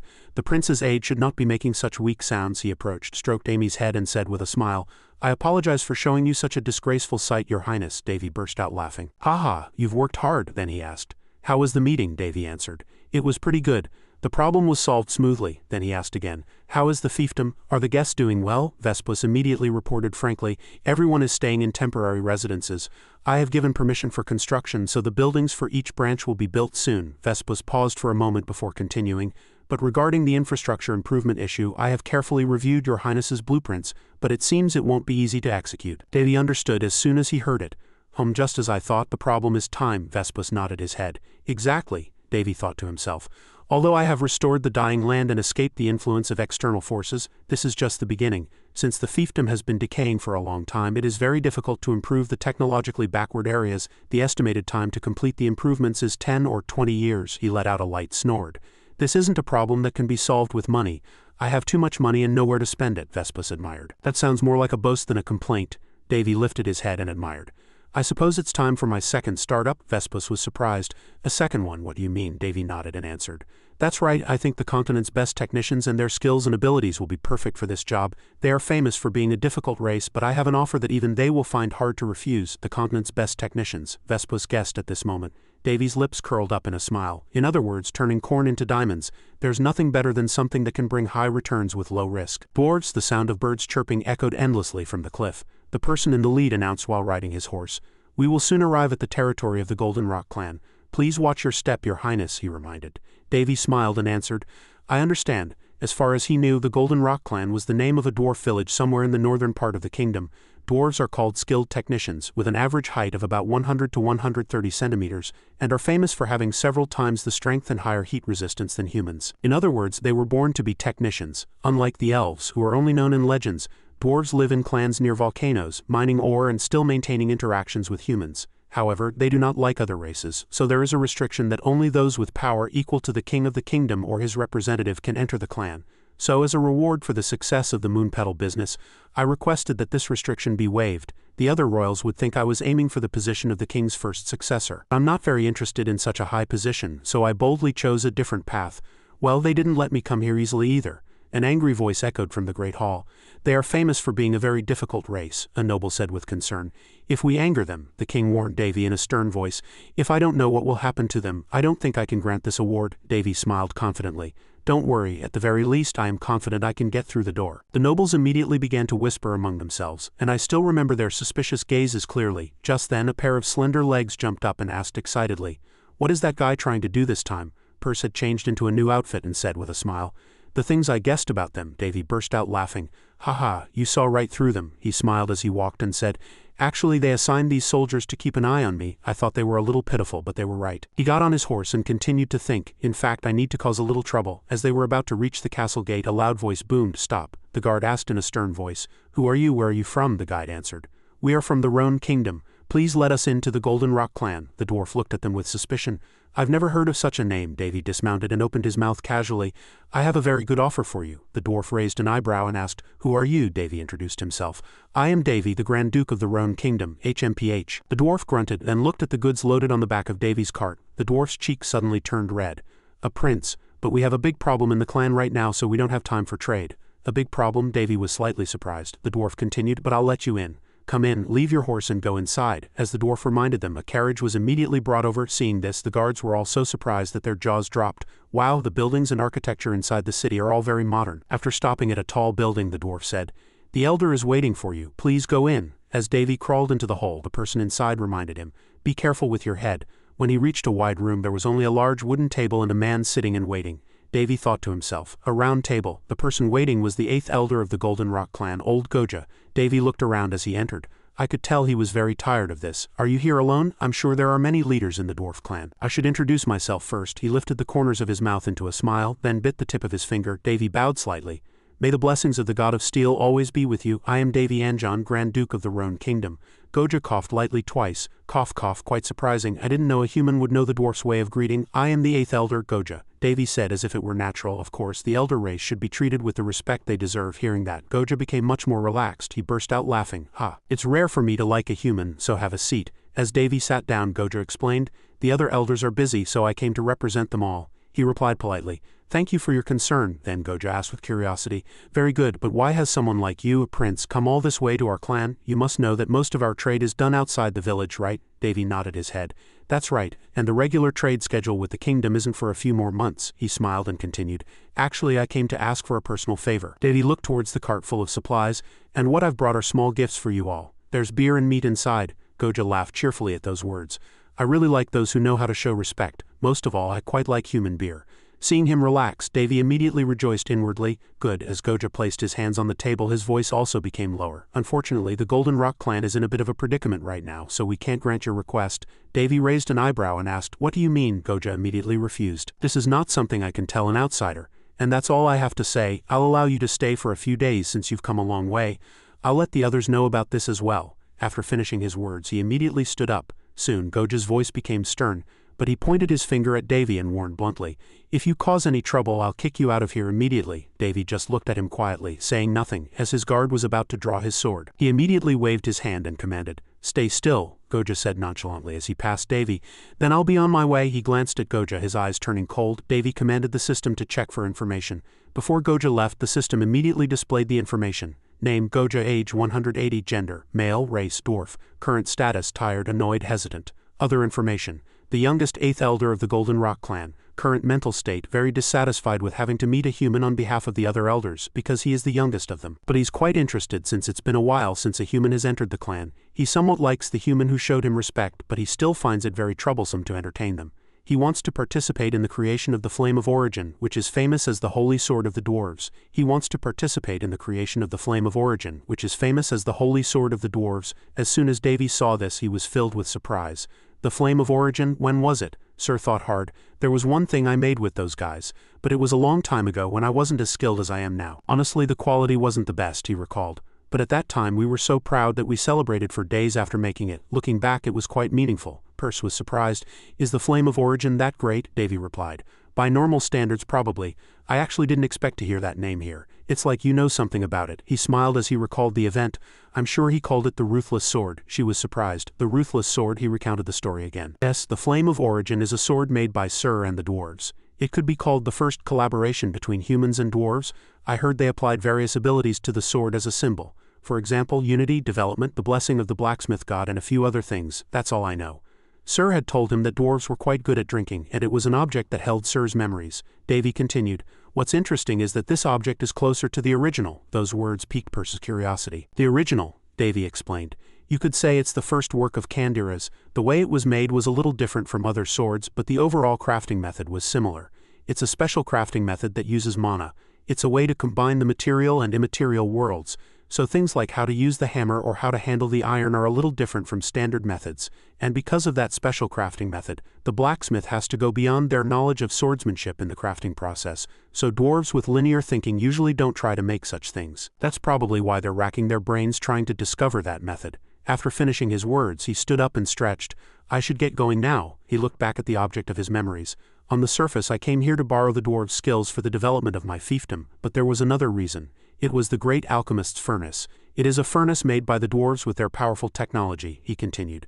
Since it's a furnace made by the dwarves with their powerful technology, it's very important to plan ahead, he reassured her. Don't worry, everything will be fine now. The scene changes to a bar and Goja frowns in puzzlement. Why are you here? Davy slowly approached him. I thought you were busy, but it seems you have some leisure time, he replied. No matter how important a job is, you can't do it well if you don't rest properly. Goja put a hand on his forehead and looked tired. And Ganoda, my brother, kicked out all the elders. Davy pulled up a chair and nonchalantly sat across from him. Let's have a drink together, he continued. Now I've heard that dwarf liquor is quite strong, so may I try some? Hearing him say that, everyone in the bar was very surprised. What, you're going to try the liquor? You don't know what you just did, human. They looked excited to hear him say that. Hey mom, this human says he's going to try our liquor. An old man came over and put his arm around Davy's shoulder. You've got guts, human. And drinking with Elder Goja, he was caught between the two giants and they argued with each other, and their voices were not quiet, so he was a little helpless. It's too loud. The owner slammed a glass on the table right in front of him. Hey human, you should know dwarf liquor is not ordinary liquor, it's too strong for humans. Ignoring the owner's advice, Davy picked up the glass and drank it all in one go as if it were nothing. After finishing it, he put the glass down on the table and admired. Yes, this is what I call liquor. Everyone watched his reaction worriedly. Hey, are you really okay? How many fingers am I holding up? You drank a whole glass, he replied. Not bad. Perce flew over and asked with curiosity. Do you guys really think this liquor is delicious? He answered. Honestly, the liquor was strong, but it tasted terrible. So why do I have to pretend to be good at drinking? Because betting and drinking are the two things dwarves love the most. Davy slammed his glass on the table and opened his mouth. Let's do it like this, Eighth Elder, he suggested. How about a drinking contest if you'd like? Hearing Davy say that, a brief look of surprise flickered across Goja's face, but he quickly hid it and replied with a bright smile. All right, anytime. We've never been rude to those who can drink well. I'll treat you. Mom, bring all the liquor to this prince. The owner was helpless. I'm not responsible for this, he continued. That's right, a drinking contest needs a bet. Although I can't grant any wishes in this situation. Goja lifted the corners of his mouth into a cunning smile. But if you beat me, I'll grant you one wish. But if I win, you'll leave this place immediately.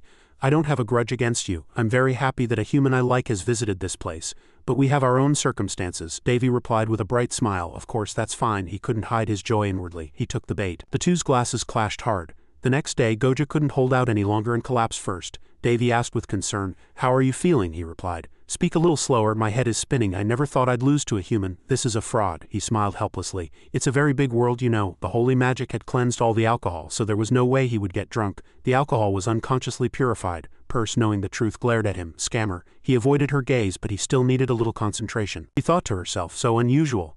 How did you get so good at drinking after the contest, continuing to drink with the other dwarves? It's because of one of my two sword masters. Chun Kun, the hero who united the martial arts world of the Central Plains. And he seems to have been a fearsome figure in that world. Even the immortal Daphne, who loved to drink, did not want to get involved with the heavenly demon when it came to alcohol. but the problem was that when I learned swordsmanship from him, drinking became a daily routine. His face was red from the alcohol, and he said with a slurred voice, "The next step before that we have to have another drink." The glass in his hand was already full. At this time Davy was holding a bottle of liquor next to him. "Here, drink," he muttered. "I'll teach you when you're done. But if you pass out I'll make you run 100 laps for 100 days straight." Davy suddenly froze in fear. Looking back, the hardest part of learning swordsmanship from him was his drinking habits. He treated alcohol like a god, and compared to someone like that, the dwarves were nothing. Gojo was tired.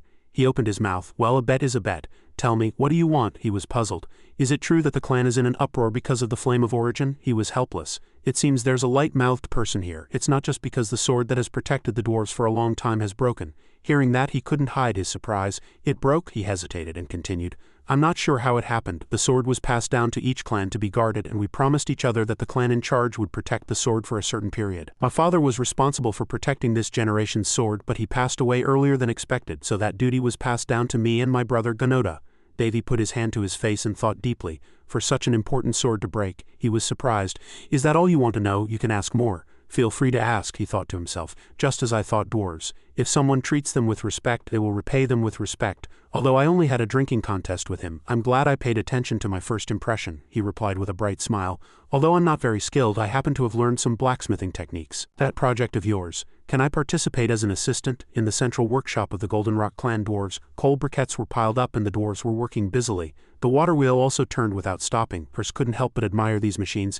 "It's truly amazing. I can't believe all of this was made with dwarven technology," Davy replied with a smile. "You're right, it's not magic or alchemy, but it's truly amazing." Just then an angry voice echoed, "Gojo, are you out of your mind? Who did you bring to a place like this?" Gojo answered nonchalantly. "Can't you tell by looking? He's a human visiting our village," the man shouted in anger. "How dare you bring a human here? You must be insane," the man yelled. Perce admired. "I knew it, but he really dislikes you." Davy guessed what was happening just by looking at the situation. Just then another person approached and told them to explain what had happened. "Gojo," Gojo called. "Brother." The person who came was Ganoda, and his appearance was almost identical to Gojo's. Gojo sighed. Then he explained, This was a bet. This young prince is learning blacksmithing, so I'm just showing him the workshop. It'll be fine if it's just for a moment." The blacksmith behind them was still angry and questioned him. "But why did you bring him to the central workshop? You must still be drunk." Gojo looked at his brother and said in a very serious voice, "I'm sober. I'm begging you all, staking my title as an elder. Please trust this young prince." Ganoda was lost in thought.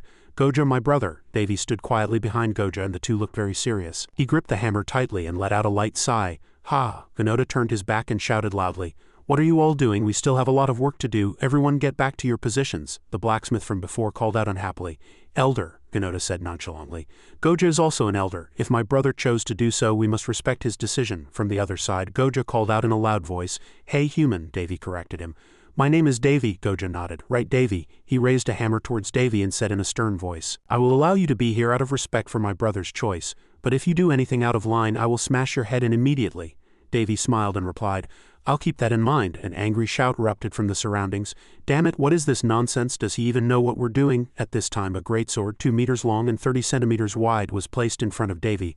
Although it was called a sword, it was no different from a giant ornament. Its nickname was the Uncutting Sword. It would be more accurate to call it that. The blacksmiths continued to urge each other on. They encouraged each other. "What are you doing? Move your hands faster. What happened to that lump of iron over there? Damn it. Hammer it properly." A long crack ran down the sharp blade. Seeing Davy's silence, Perce asked with curiosity, "What are you looking at so intently?" Davy looked at the sword surrounded by blacksmiths and said in a low voice, "That can't be fixed. I know it was made with a similar process to a holy sword, but it wasn't a completed object like a holy sword, so it didn't last long. It's very unfortunate, but that's the truth." The blacksmiths didn't know. They were still engrossed in tempering and fixing the sword. The blue-haired blacksmith saw Ganoda continuing to work and reminded him, "Sir Ganoda, are you still at it? Why don't you take a short break? You'll really overwork yourself at this rate." Ganoda's forehead was drenched in sweat, but his eyes were very focused. He shouted loudly in anger. "Damn it," Davy said nonchalantly. "If they keep at it like that, nothing will go their way." Just then a dwarf approached and cursed. "You damn bastards of the Golden Rock clan." The blue-haired blacksmith's name was Thor. He pointed at Davy's face and cursed. "You're the ones who really broke the sword. Why are you here?" Then Thor turned to Ganoda and sneered. "You're doing pretty well for the ones who broke a sacred object. Ganoda, I never liked you guys managing the sword from the beginning." He paused for a moment. His voice became more triumphant. "It's not too late to hand it over to the Black Rock clan. At least our blacksmiths are more skilled than you." Hearing that, the people of the Golden Rock clan shouted loudly, "Don't be ridiculous." The blacksmiths next to Ganoda all retorted in anger. "Shut up, Thor. Even the most skilled blacksmith of the Black Rock clan can't easily fix this sword," Thor nonchalantly retorted. But you're not qualified to say that. You've been trying for a long time without making any progress. Ganoda slammed his hammer down hard without a word. Thor laughed even more triumphantly. Don't defile the sacred object any further. This was unanimously decided by the elders of the other clans. Hearing this, Ganoda's face immediately darkened. Thor's contemptuous words echoed in his ears. We can't entrust such an important item to a bottom-tier clan like yours. The hammer was struck down once more. But even the sound of the hammer couldn't stop Thor's malicious words. The story would have been different if your father, Gord, were still alive. These words completely broke Ganoda's will. He looked at the hammer on the ground and slumped down as if exhausted, and something that could have been Ganoda's sweat or tears fell. HMPH, Thor crossed his arms and smiled, the corners of his mouth lifting arrogantly. There's nothing more to see, all preparations are complete, we will take the broken sacred object. Ganoda's eyes were filled with resentment, but he couldn't offer any rebuttal and could only let the soldiers move the holy sword. Just then Davy reached out and grabbed his hammer. Davy bowed his head and asked, "May I ask one thing?" Ganoda was slightly surprised. "You?" Davy stood in front of Ganoda. "Are you truly a skilled blacksmith?" Ganoda asked blankly. "What?" The man burst into laughter as soon as he saw Davy. "Ha, so you're hanging out with humans now. Since when could just anyone enter the central workshop?" "This is hilarious," Goja reminded him worriedly. "Step back, Davy, you can't get involved in this." Davy didn't care at all. His voice was calmer than ever.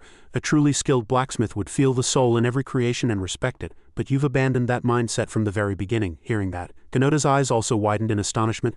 Then Davy swung the hammer and struck that sword hard. Davy clicked his tongue once, not caring about Goja and the blacksmiths who had turned pale with fear. "Tisk, it's been struck too many times. This is no longer usable." Other people immediately rushed in and surrounded Davy. "What are you doing? Get lost now. What kind of place do you think this is for you to barge in?" "Goja, how are you going to take responsibility for this?" Goja hesitated. "That he went too far. I will officially report this to the kingdom." Davy wasn't afraid at all and just asked nonchalantly, "Elder, do you really want to solve this problem?" Ganoda answered. "Of course." Davy continued to ask. "Then why do you act like that? Do you really think your pride will solve the problem?" Ganoda stammered. "Well, what do you mean? You've probably noticed." Ganoda froze at Davy's sharp voice, his finger swept across the blade. "It was about 3,000 years ago. This sword has protected the village for a long time. Instead of respectfully letting go of an object that has fulfilled its duty for a lifetime, you attached unnecessary meaning to it and tried to forcibly repair it." Davy turned his head to look at the blacksmiths and shouted loudly in anger. "How dare you treat an object that is the pillar of the village like that, and you still call yourselves skilled blacksmiths? Since when did dwarves become so shameless?" At these words the blacksmiths all froze and no one could retort. Davy's gaze turned cold. The continent's best craftsman didn't know the state of this unfixable object. "That's ridiculous." Davy suddenly grabbed a piece of the sword. Without a word he threw the broken blade straight into the furnace. The blacksmiths beside him were astonished, their mouths agape, and some clutched their heads in panic. Screams echoed throughout the forge. "No, every creation made by a skilled craftsman has a soul dwelling within it, and if you don't respect that soul you can't call yourself a skilled craftsman." At that time Sir had instructed him that if he met someone who ignored this soul he should smash their head without hesitation. Davy stood in front of the blazing furnace. His appearance was very composed as he watched the blade turn to ash inside the furnace. The blacksmiths exclaimed in astonishment, "This is a disaster." They fell to their knees in anger, and some raised their hammers and cursed, "You damn human bastard, I'll kill you." Davy was not afraid in the slightest and just said coldly, "Considering what you all did to the sword, this is the right thing to do." He turned his head and stared straight at them with icy eyes. "Do not insult the sacred object any further." The blacksmiths cursed in anger. "What are you talking about?" Davy thought to himself. "Putting their pride aside, this object was made by my master's colleague, so I am also somewhat related to it." He glanced over the blacksmiths. It seemed that no one here understood the true meaning of the sacred object. Davy's words aimed precisely at their weak point. "This object has long since reached the end of its life, but you don't have the confidence to create something else," Davy provoked them forcefully. "Even so, you won't even try. And you still call yourselves a race of skilled craftsmen." Those blacksmiths immediately boiled with anger. Shut up, who are you to look down on us?" Just then a loud shout echoed. "Stop it!" Ganoda gripped the long hammer tightly and closed his eyes in despair. "How much more miserable are you going to make us?" The others were all stunned. "Elder," Davy thought to himself. Yes, he must have realized that the flame of origin had reached the end of its life and that trying to fix it was useless. Seeing Ganoda's pained and helpless expression, Davy knew this fact well, but they couldn't reproduce it with their skills. They didn't want to admit that fact. In the end, they rationalized to themselves that an object had no meaning unless it was passed down through generations. That was the worst thing a craftsman could do. Davy stood calmly and watched their desperate figures. Thor approached. His voice was also filled with anger. "HMPH, you must be taking it lightly because it has nothing to do with your race. Even the most skilled dwarf craftsman cannot reproduce the sacred object." The more he spoke, the angrier he became. "You little brat, do you think you're different from us? Don't act all high and mighty when you can't even make this damn sacred object." Perce asked in Davy's ear. "Are you okay? I've never seen those guys so disappointed. If this keeps up," Davy stood in the middle of them and nonchalantly asked back, "Did I ever say I couldn't?" Hearing that, the blacksmiths all widened their eyes in astonishment. Even the brothers Goja and Ganoda couldn't believe their ears, and even Perce was stunned. "Ah, I knew it. A few minutes passed before the dwarves began to react violently. "Don't be ridiculous. Stop bluffing. Even we dwarves can't handle metal heated with such a strange structure. And you, a human, can?" Even Ganoda couldn't suppress his anger. "That is the work of none other than the thousand-day blacksmith. It's not something you can do with just luck and effort." Goja hurriedly tried to stop him. "Brother," Davy placed his hand on the cold iron anvil and said nonchalantly, "then stop grumbling and learn." The old Ganoda and Goja froze when Davy swung the hammer once. The iron plate below immediately shone like a mirror. "There is one skill where I have almost caught up to my master. Among the skills learned in the Hall of Heroes, although I was able to learn them because I had mastered countless skills like magic, swordsmanship, alchemy, and divine arts, Sir was a master with innate talent, so my blacksmithing skills developed the fastest. Although I still have a long way to go to match his monstrous accuracy." The hammer was struck down once more. Davy performed the technique as he had learned and was lost in thought. "I have made countless objects like the Flame of Origin, which was just a prototype." Soon the iron ingots came out. Thor was stunned by what appeared before his eyes. He shouted loudly in anger, Do you know what you're doing? Cadmium iron and mithril alloy. You can't do that. You lack even common sense." Davy didn't even pretend to listen to him. He cut him off. "And who said you can't go beyond the limits of common sense? Your ancestors, or the thousand-day blacksmith?" The hammer continued to strike down. "Those blacksmiths could only shut their mouths." Davy said contemptuously, "You're just trapped in the meaningless rules you made for yourselves." To Davy there was no such thing as common sense. In the very next moment the flames turned a strange blue color. The blacksmiths exclaimed in astonishment. "The color of the flames," Davy thought nonchalantly. "The possibilities are endless. I just have to change the processing method. I can combine various methods to create something new, even if it's a method that the dwarves would call a desecration of a sacred object." Seeing the pouring pigments, Thor muttered in disbelief. "Putting reagents into an alloy, it's ridiculous." How? At this point the blacksmiths didn't dare to say anything and just watched Davy intently as he tempered the sword. Only after a long time could he let out a sigh of relief. "Phew!" The shining blade was placed neatly on the table. Davy raised his voice and asked, "How is it?" He smiled at the blacksmiths. "Isn't it quite simple?" They couldn't help but admire this result. "Wow!" One by one they approached and observed the blade, and everyone was in awe. "Although its appearance is a bit rough to be called the Flame of Origin, yes, that's it. It's the power I feel from the sacred object. It seems stronger than the previous one." Davy smiled internally. "Of course, whose disciple do you think I am?" Perse, who was beside him, couldn't hide her surprise either. "I didn't think you could make something like this without a mana stone. It gives me goosebumps." Davy smiled as if it were a matter of course. "If they just abandon common sense, they can do the same thing I did." His gaze was fixed on the blade. "The most important thing is the structure." Perse was surprised. "The structure?" Davy nodded and explained. "Yes, it's what makes the sword absorb mana on its own." In short, it's a structure designed to circulate mana within the sword. It's similar to the mana circles in our bodies." Perse finally understood. "Oh ho!" Davy approached Ganoda and asked in a loud voice, "Elder Ganoda, do you recognize the technique I just demonstrated?" Ganoda hesitated. "That is," Davy smiled and said, "only a very small number of items, including holy relics, can self-heal with just the metal itself without the help of a mana stone." Goja stammered. That's right," Davy continued. "Because it's different from other artifacts that become useless once their mana is depleted," he asked. "Can you feel the structure?" Naturally, Ganoda didn't understand. The structure, watching from the side, Perse's lips curled into a pleased smile. No matter how difficult the situation, he always succeeds in captivating their hearts in the end. A while later, the sword was finally complete. "This is as far as I can take it." He shouldered his hammer and smiled humbly. "Even the thousand-day blacksmith only completed it to this point and left the rest to the dwarves, so the remainder is up to you," Goja said worriedly. "But we lack the skills to complete it," Davy said as if it were a matter of course. "Then you'll have to learn." The blacksmith's eyes widened in surprise. "Can you really teach us the techniques of the thousand-day blacksmith and our ancestors?" Davy nodded and added, "For a fee, of course. This is an exchange. Can you afford it?" He took out a sword wrapped in a pink scabbard and thrust it into the ground before the dwarves. Seeing the scabbard, which emitted a strange light, the blacksmiths all asked in surprise, "Where did you get that from?" Davy didn't answer, simply reminding them, "I will start after my work is done." Seeing the sword Davy had just taken out, the dwarves immediately approached to observe it. They gathered around the sword, their eyes filled with curiosity and interest. After looking at it for a while, none of them could hide their astonishment. They all exclaimed in unison, "This is a sword? Oh ho, truly impressive. Amazing!" Exclamations erupted, creating a lively and awestruck atmosphere. Meanwhile, Perse the Demon Lord, who had been sitting on Davy's shoulder, flew up lightly, hovered in the air, glanced at the dwarves and said with a mischievous tone, her lips curling into a smile, "Why do they react like that to everything you show them? At this rate you'll be accused of a crime against their eyes." Hearing her words, Davy immediately replied. His voice was calm and full of confidence. "Do you think I, who have received the blessing of a saint, would fear divine punishment?" "Ah, right." At this moment, Elder Ganoda, the red-haired dwarf chief, approached from the crowd with a curious expression and asked Davy, "What is this sword?" Hearing the question, Davy shrugged and replied in a tone as if everything were very simple, "What does it look like to you?" Hearing this question, a look of embarrassment crossed the blacksmith's face and he answered cautiously, stammering, "I'm asking in all seriousness." beads of sweat began to form on the dwarf's forehead as if he couldn't contain his anxiety. He continued, "This sword, could it be?" But Davy, understanding the meaning behind his incomplete words, immediately cut him off firmly.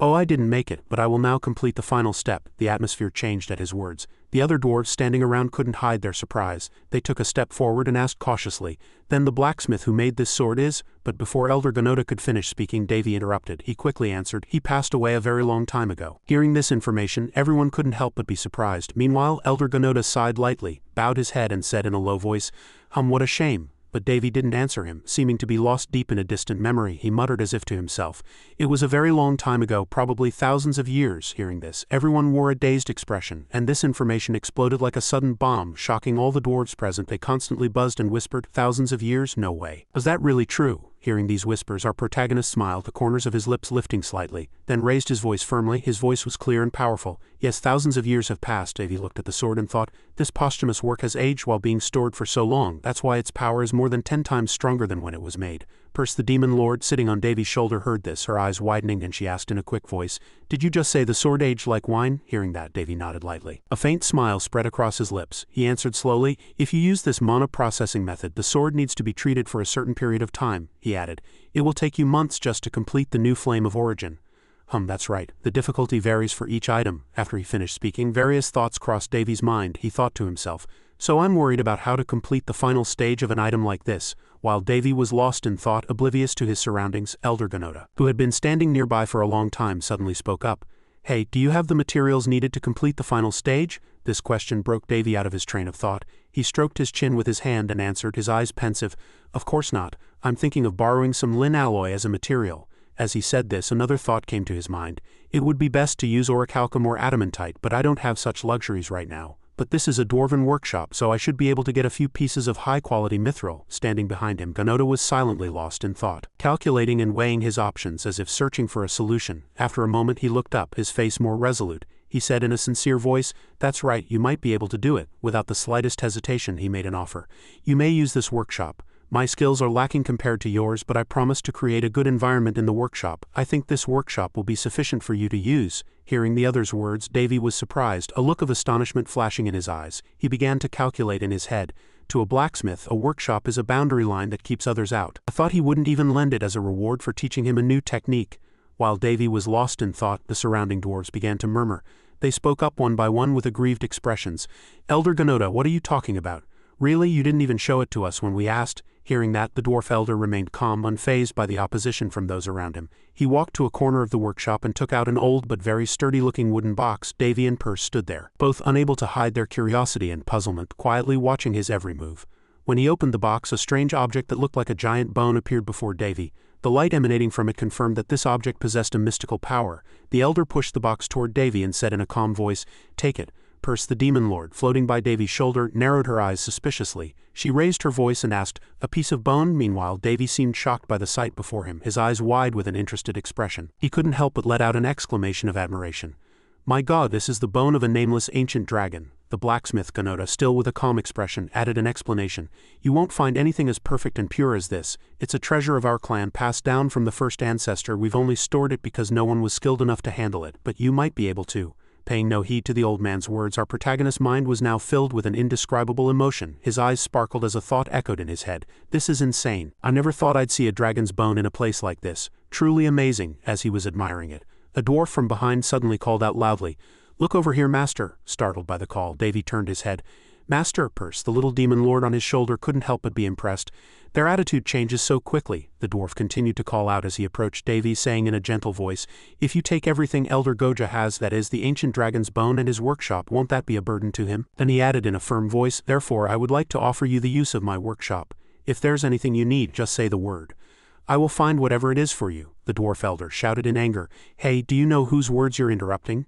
As soon as he finished speaking, the crowd immediately erupted. The sound of a loud argument echoed as everyone wanted to voice their own opinions. They shouted aggrievedly, "It's too unfair for you to hog all the glory. That man is right, that's tyranny. What are you talking about?" Watching the argument from the side, Davy thought helplessly, "Oh, what is this?" A moment later, the dwarves suddenly swarmed and surrounded our protagonist. They energetically presented all sorts of precious items before his eyes, everyone's faces beaming. They offered the items and competed to speak. "It's not much, but I also have a few pieces of orichalcum. In that case, I will gladly offer our family heirloom." It's a medicine that has been stored for over a century. 100 grams of adamantite, this is our clan's treasure.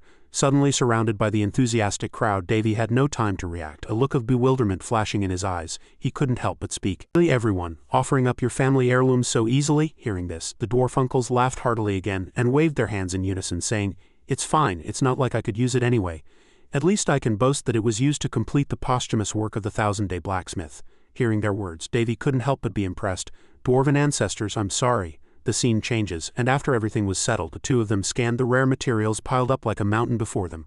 Perce turned to Davy and said in a slightly sarcastic tone, "What were you saying earlier, that you were short on materials?" Hearing that, he couldn't help but smile and replied, "I don't think that's a problem anymore. The willpower of a blacksmith, truly impressive." Afterward, the dwarf uncles approached with hopeful faces and asked in raised voices, "How is it, are you satisfied?" Davy turned his head slightly, a faint smile on his face, and answered, "It's excellent." Hearing that, the elder looked slightly satisfied yet still a bit apologetic. Then he added, "I'd like to help, but there are principles to be upheld among blacksmiths." A dwarf behind him whispered in a low voice, "Stingy old man." Davy, understanding Elder Ganoda's intention, thought to himself that he didn't mind him watching. The chief continued to speak at this time, "Work at your ease, in the meantime we will learn the holy relic forging process you taught us." He quickly replied with a thank you, and afterward the dwarves dispersed. Everyone returned to their own work in the hot space of the forge. Davy lightly took off his outer coat and hung it on a rack, lightly patting the mountain-like pile of materials in front of him, the corners of his mouth lifting slightly. Well then, after that, Davy rolled up his sleeves and said with a determined look in his eyes, "Shall we get started?" The scene shifts to the past on a stone-paved road with green trees swaying in the wind on both sides. A blue-haired royal guard hurriedly chased after and blocked the path of a blonde young lady. His face was filled with a pleading look. He raised his voice, "Hey Miss Peapod, hand it over." Hearing that, the Peapod lady, her stubborn eyes filled with anger, immediately shouted, "Who are you calling a flat-chested Peapod, you bastard?" Hearing the curse, the servant hurriedly waved his hands. He hurriedly explained, "What are you talking about? I never said you were flat-chested, my lady." The blonde young lady struggled to suppress her anger, her face turning red. She gritted her teeth and said, "Shut up, I'm going to burn Davy to a crisp right now." Hearing that, he exclaimed blankly in a voice of incomprehension, "Why are you going to burn an innocent child?" Just then our Davy approached from a distance. He walked slowly, thinking helplessly to himself, "Surtur teased her, so why is she going to burn me?" Looking at the surrounding scenery, Davy couldn't help but admire. The Hall of Heroes is almost like heaven. Since it's a place created from the subconscious of heroes, it must be a place that gives heroes who suffered in life a chance to rest. Thanks to you, who can create dragons, I had the chance to touch a fake nameless dragon's bone. Meanwhile, the Peapod lady was sobbing at this time, and he thought that Surtur was a truly miserable archmage. Davy approached and held out a piece of dragon's bone in front of her. Seeing that, the royal guard lightly tapped the lady's head, saying her crying was too loud. Looking at the ancient dragon's bone in his hand, he said, lost in thought, "Dragon bone is one of the materials for making a holy sword." The royal guard laughed playfully. "I don't think you'd be able to do it." The Peapod lady continued to mutter in anger, "I'm going to burn you to a crisp." Then the royal guard added, "But if you ever happen to find a real ancient relic, at least you'll know how to use it." Recalling the past while forging, Davy thought, "Back then I was so annoyed at having to use an ancient relic I thought wouldn't exist in the real world, but I was wrong."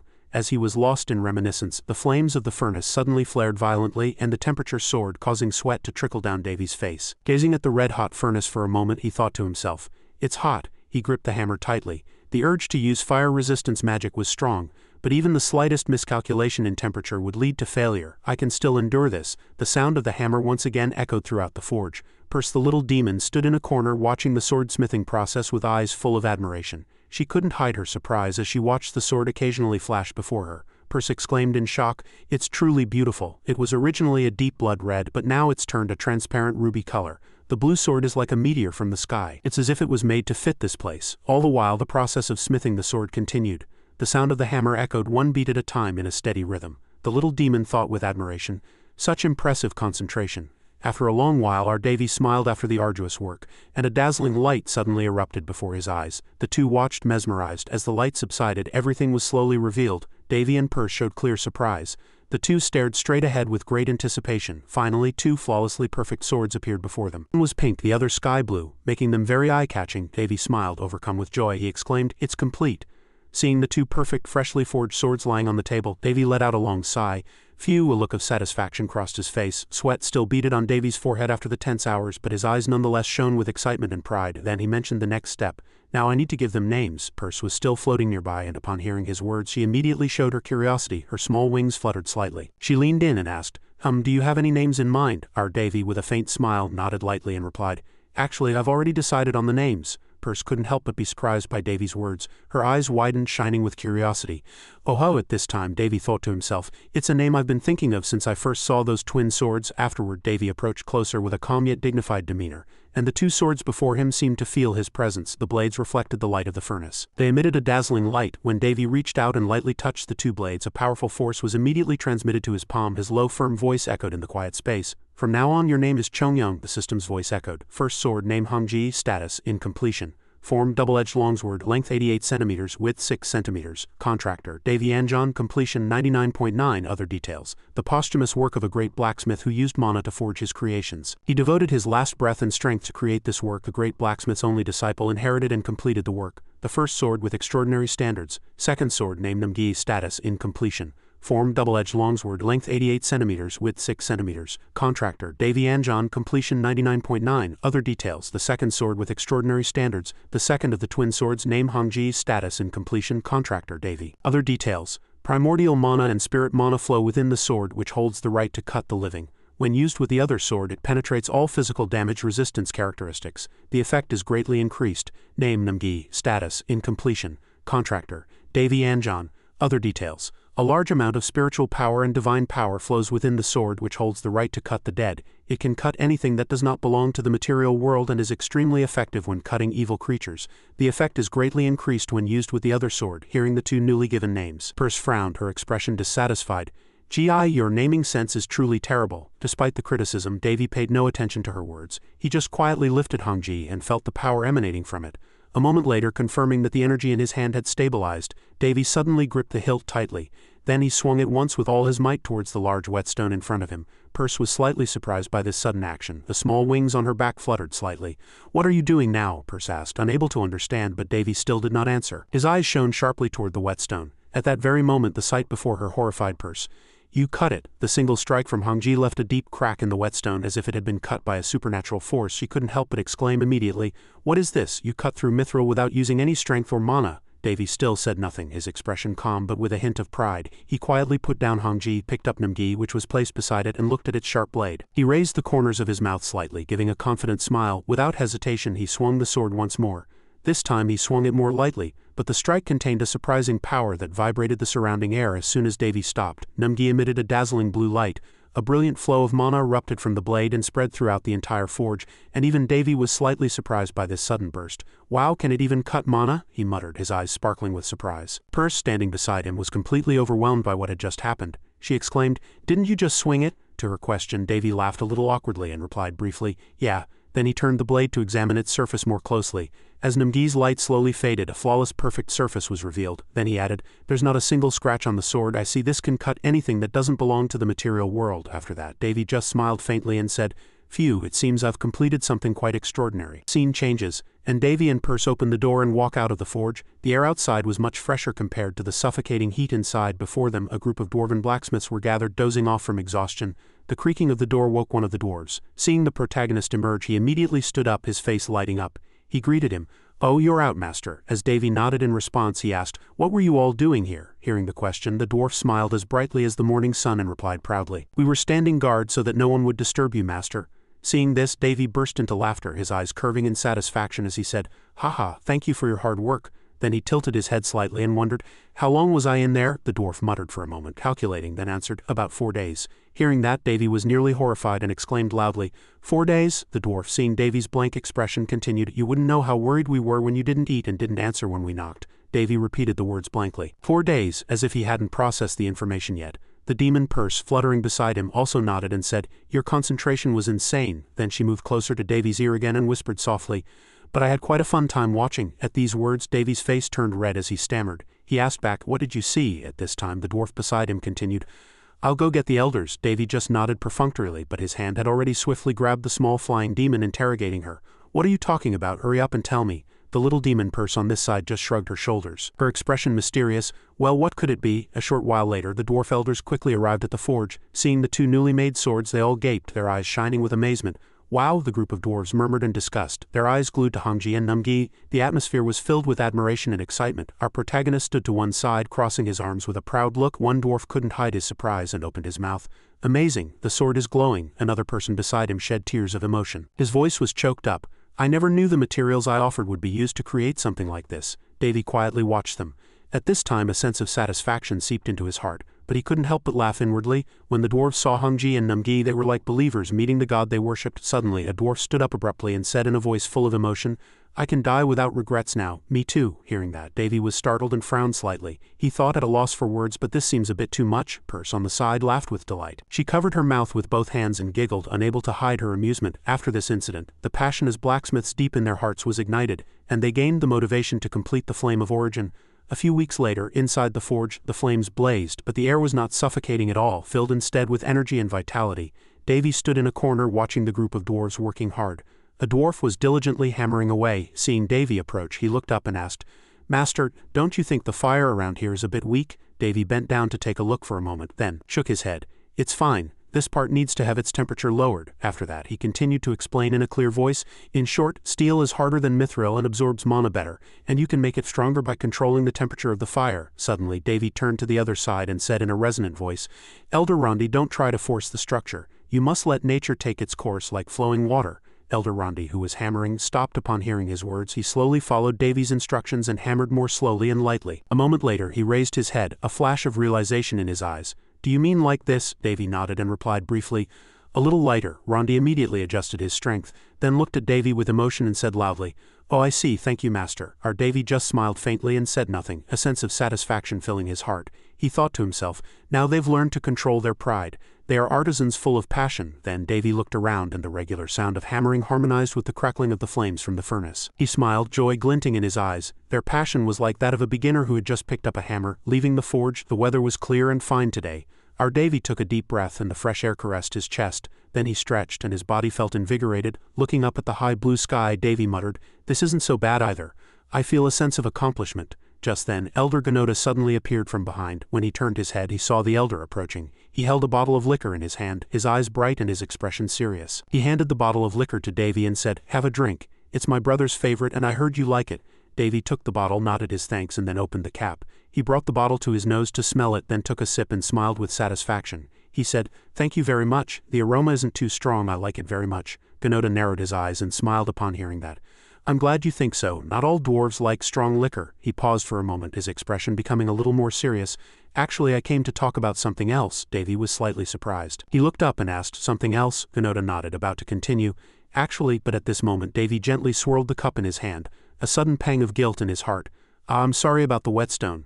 He recalled the scene of the sharp blade shattering the whetstone and said quietly with a slightly awkward expression, What are you talking about?" Hearing that, Gnota blinked his eyes, not understanding.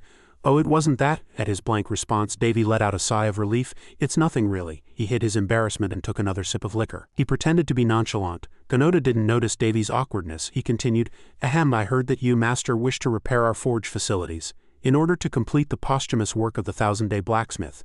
Davy sighed in relief that he hadn't come to demand compensation for the previous incident, then smiled and said, That's right." Elder Gnota was satisfied, but his voice changed to a low tone tinged with seriousness.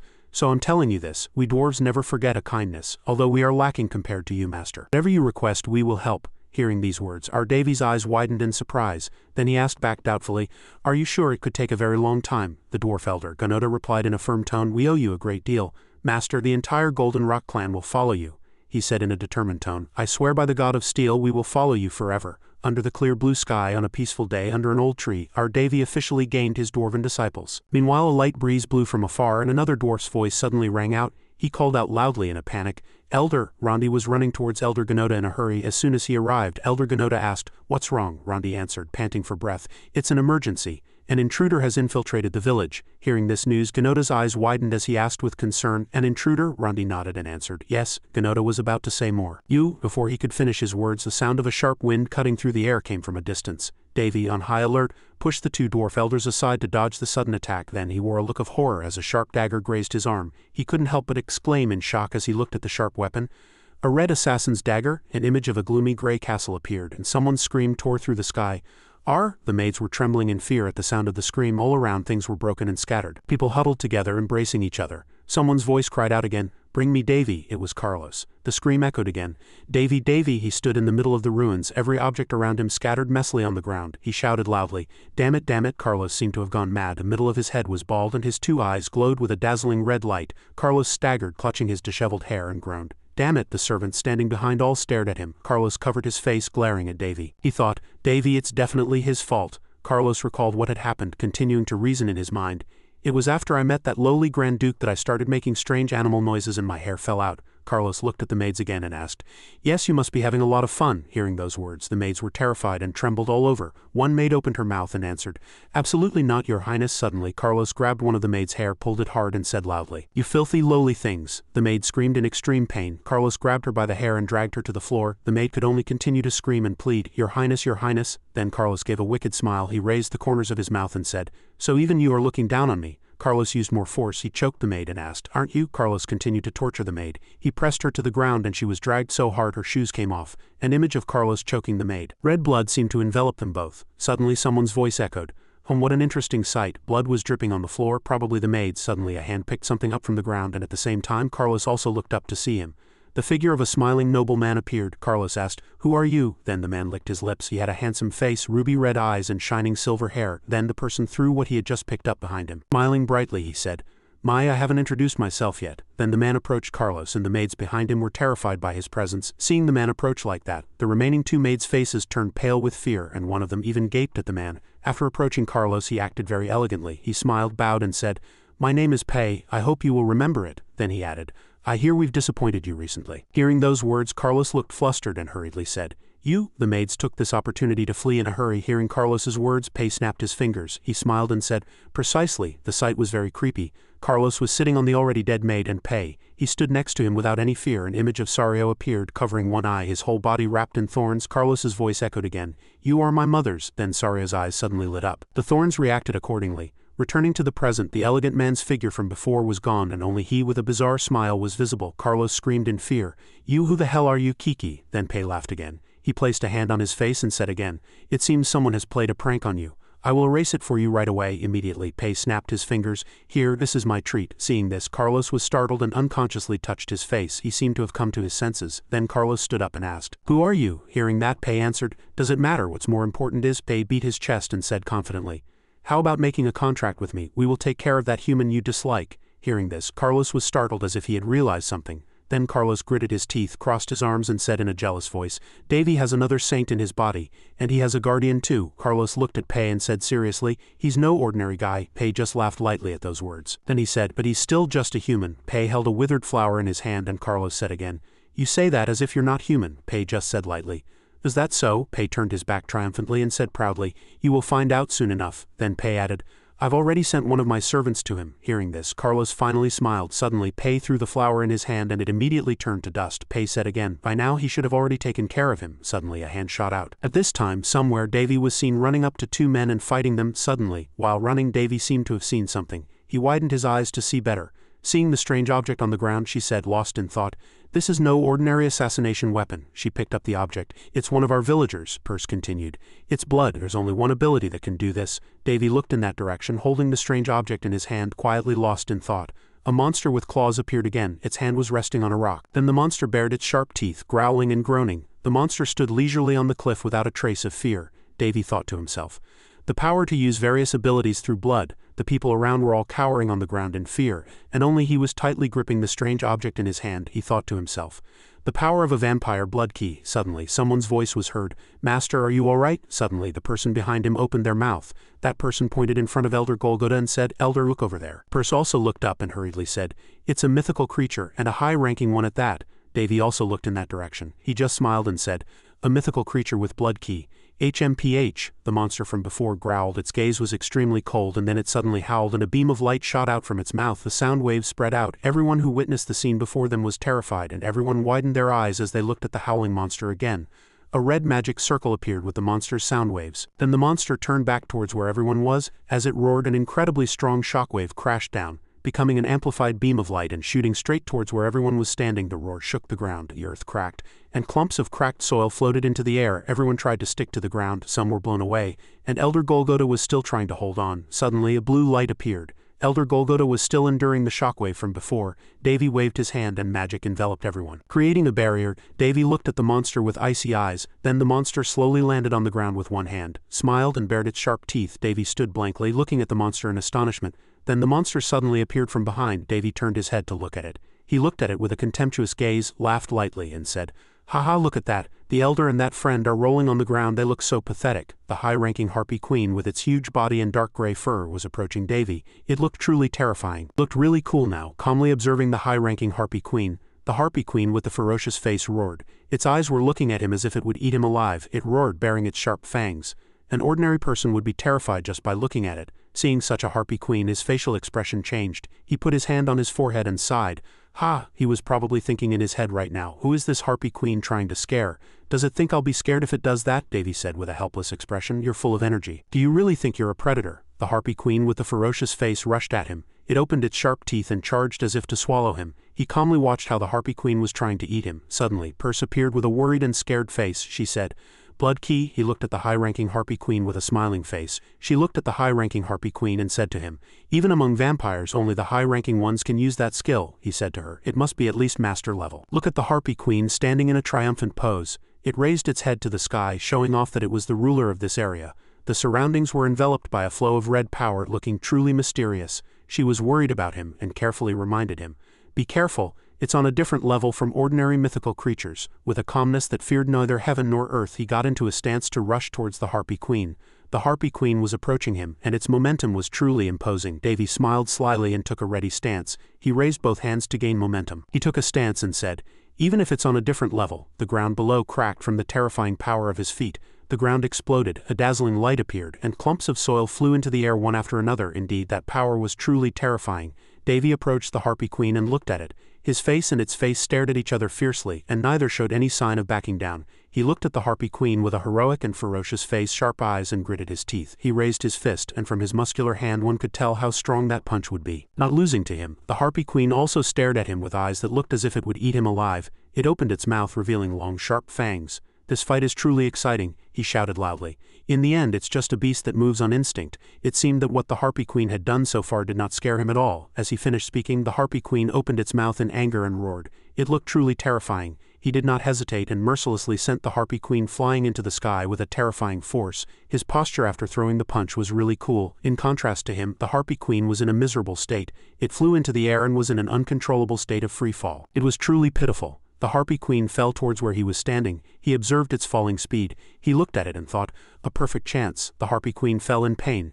Just as the harpy queen was about to fall to where he was, he took a stance and stretched out his hand, preparing to take something out. What was reflected in the harpy queen's eyes was his figure in a heroic pose, drawing something to attack it. He drew a sword, raised it, and stabbed the harpy queen's eye, and a dazzling light burst out. He said, "Let's see." He looked at the harpy queen with a wicked face, holding his sword, and said, "I'll have to test its performance to know." He aimed the tip of his sword into a beautiful blue circle. He jumped up, raised his red sword, and slashed towards the harpy queen, and it let out a painful scream. The sword he had just used was the ghost spirit sword style 24th form. He continued to slash the harpy queen's body, and his sword strikes were gentle yet extremely decisive. With the power of the sword and his skillful swordsmanship, the high-ranking harpy queen had to cry out miserably.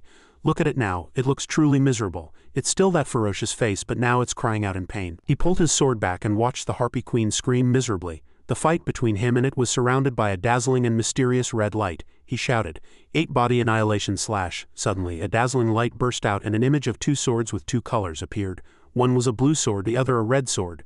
Seemingly 2 powerful magic treasures. It turned out to be a spatial storage, a substitute for the 7th grade storage, a special magic created by Davy who had not yet reached the 7th grade. It can store a small amount of items. It is used to store Hongji and Numgi. He recalled the past. The scenery of the royal palace appeared. The ancient houses and the shining sun made the palace look truly poetic. Below was a clear blue lake so beautiful that anyone would want to live there just by looking at it.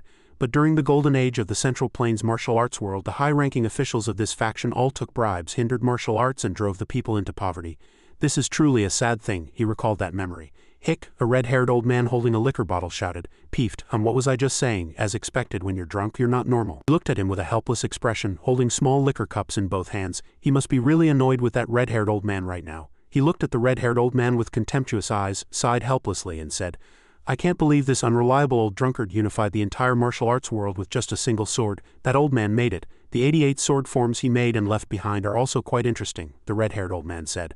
"I give up, let's just drink." But his hand was still holding the liquor bottle and he drank from it. He looked really annoying. Each sword form was as powerful as the ultimate move of other swordsmen. After finishing their words, he and the red-haired old man stood up and said goodbye. The two shook hands and they looked very affectionate. The old man shook his hand with one hand and carried a wine bottle on his other, smiling, while he shook the red-haired old man's hand with one hand and held up a sword with the other, looking very imposing. The two said to each other, "We will harmonize with the holy sword hairs and evolve into a perfect form for ourselves." After finishing their words, the two left. He walked far away and he wrapped his arms around himself and shivered, perhaps because it was cold. A red sword appeared with a brilliant light and a bloodstain was left on the sword. "It looks truly mysterious," he said in a powerful voice. "If you're human, you should use tools." Davy Roan stood in a dignified posture at the bottom of the pit where the battle had just ended. He looked very cool, holding his clothes with one hand and carrying a sword on his other. He drew his sword, aimed it resolutely at the ground and shouted, "All right." The ground was still pooled with blood and the landscape combined with the cracked earth was eerie. He opened his mouth.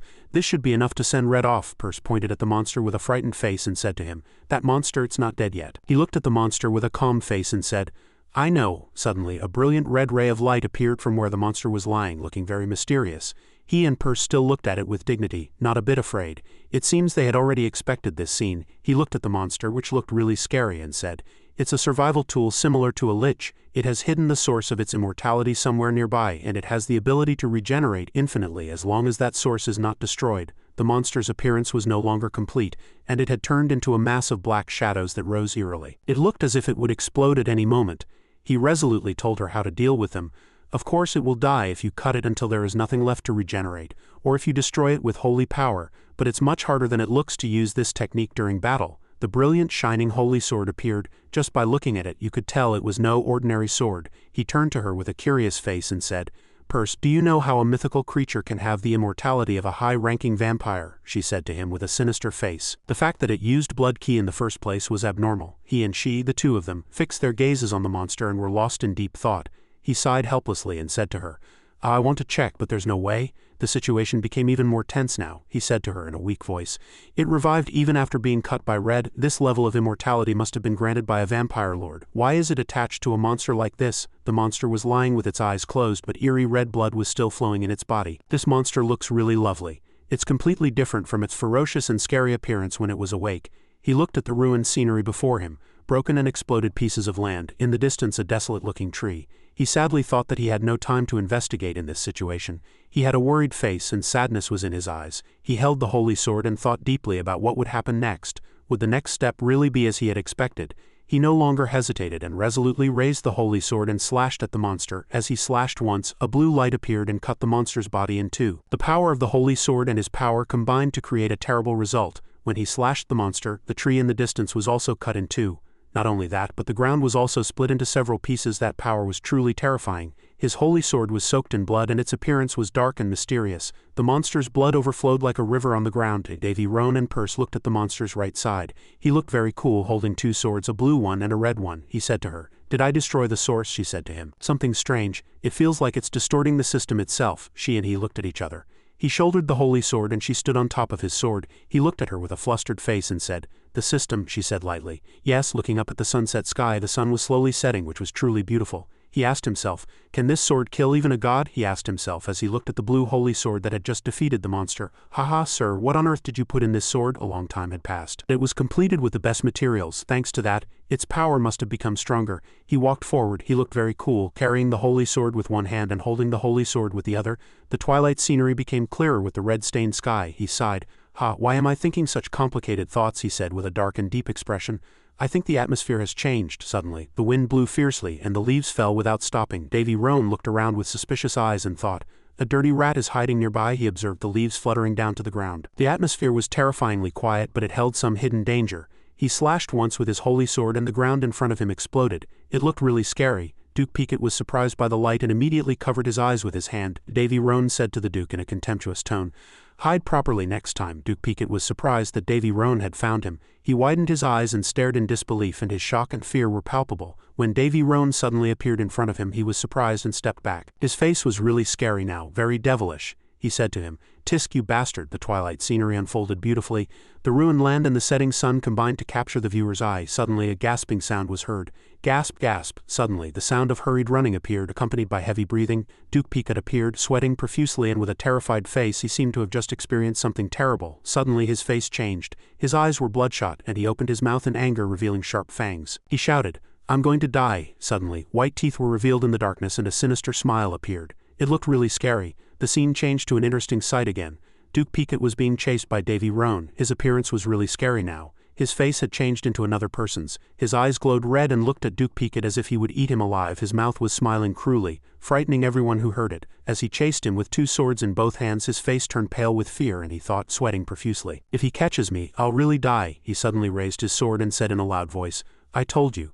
"Hey, what are you trying to do?" He combined the power of his sword and his own power. As he slashed once at Duke Picot, a red slash appeared in front of the path he was running on. Seeing the red light suddenly appear in front of him, his face changed. His face turned pale and his eyes widened. He looked really pitiful. The path in front of him was exploded by his slash. Indeed, his power was truly terrifying. With just a few slashes he exploded the path ahead. Since the path was blocked, Duke Picot could no longer run. He stopped and covered his face. Because the path ahead was too dusty, he must be very afraid now. His face changed. With his eyes wide and mouth open, he knelt down as if he had seen something terrible. That emotion was mixed with the extreme fear of being caught by him. He was still chasing him diligently. Duke Picot turned his head to see if he was almost there. Suddenly a thought crossed his mind. "What? Why don't I play with him a little? He came to kill me," he shouted with an angry face. "Do you have to make me look like the bad guy? Really?" He must be very helpless now. On the other hand, Duke Picot looked at him with a bewildered face, seeming not to understand what was happening. Duke Picot looked at him with a confused face and said, "Is that guy crazy? He's talking to himself. Whose side are you on?" His thoughts were really absurd now. Perhaps you would need to be delusional to make such a deduction. He suddenly clenched his fist and thought to himself, "I'll take this chance to." Before he could finish his words, he suddenly approached and grabbed his arm, and his face changed. He must be very afraid now. He asked him with a blank face, "What are you doing?" He turned his head, looked at him and said blankly, "When did you get behind me?" His and his appearance were really interesting now. One was standing in a dignified posture and the other was sitting on the ground, flustered and worried. His face now looked pleased. He laughed out loud and his eyes curved like crescents. Holding the swords in both hands, he said to him, "Dear customer, you have to pay before you leave." He slashed at him once and said, "Are you thinking of dining and dashing?" Duke Picot also saw that he was preparing to attack and quickly dodged. It was a nice dodge. Although he dodged, his face was still pale. He said in a trembling voice, "Damn it." He smiled sinisterly and looked at him. He said, "Damn it, damn it." Duke Picot spoke about the power of his family. He said, "Among our kind, we are a very prestigious noble family. In other words, we are far superior to humans in general." As he spoke, the image of a noble person sitting leisurely on a chair, resting his chin on one hand, appeared, and servants were standing around him attending to him. An ordinary person would be scared to death if they encountered a mythical creature, but that bastard not only pushed me into a corner, but he also plans to play with my life until he's tired of it. The image of him fighting the high-ranking monster appeared. At this time he was standing very dignifiedly, without any sign of fear. If ordinary people had met this high-ranking monster, they would surely have been terrified. Duke Picot smiled with satisfaction with the dignified posture of a nobleman. Enjoying the wine glass in his hand at this moment, he shouted, "Sir Pai!" His slashes erupted one after another, and a brilliant light appeared again. Davy Roan's slash crossed his neck, making him extremely afraid. His face changed, and he widened his eyes and gritted his teeth in fear. "It seems we underestimated him." Davy Roan jumped up and attacked him. At this moment his appearance was really cool, and he couldn't even stand out of extreme fear.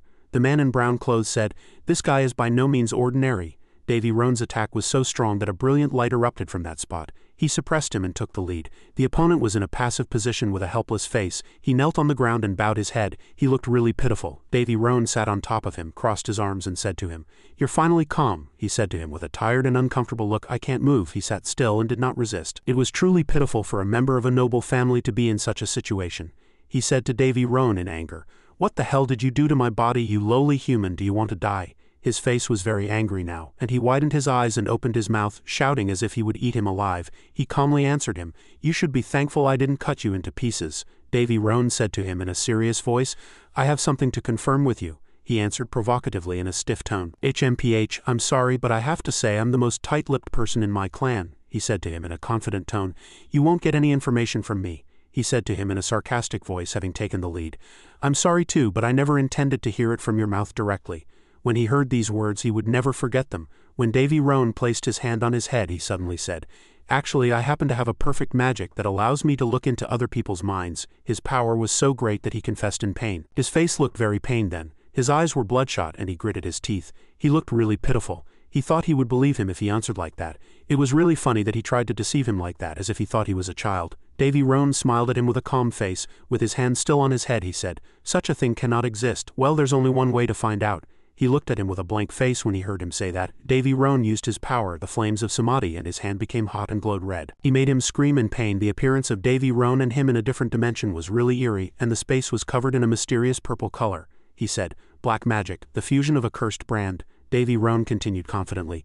"The flames seep in." Those words increased his power, making him scream miserably. The scenery became even more eerie. Piquet burned in pain and screamed, "It's hot, it's too hot. Please put out the fire." Davy Roan smiled sinisterly and said to him, "You're fine, don't overreact." Purse felt sorry for him as she watched him do that to him from the side. She said, "Even if he's an enemy, this is a bit." He answered her with a calm face, "Don't worry, he won't die." He seemed to have the entire situation under control. She and he looked ahead.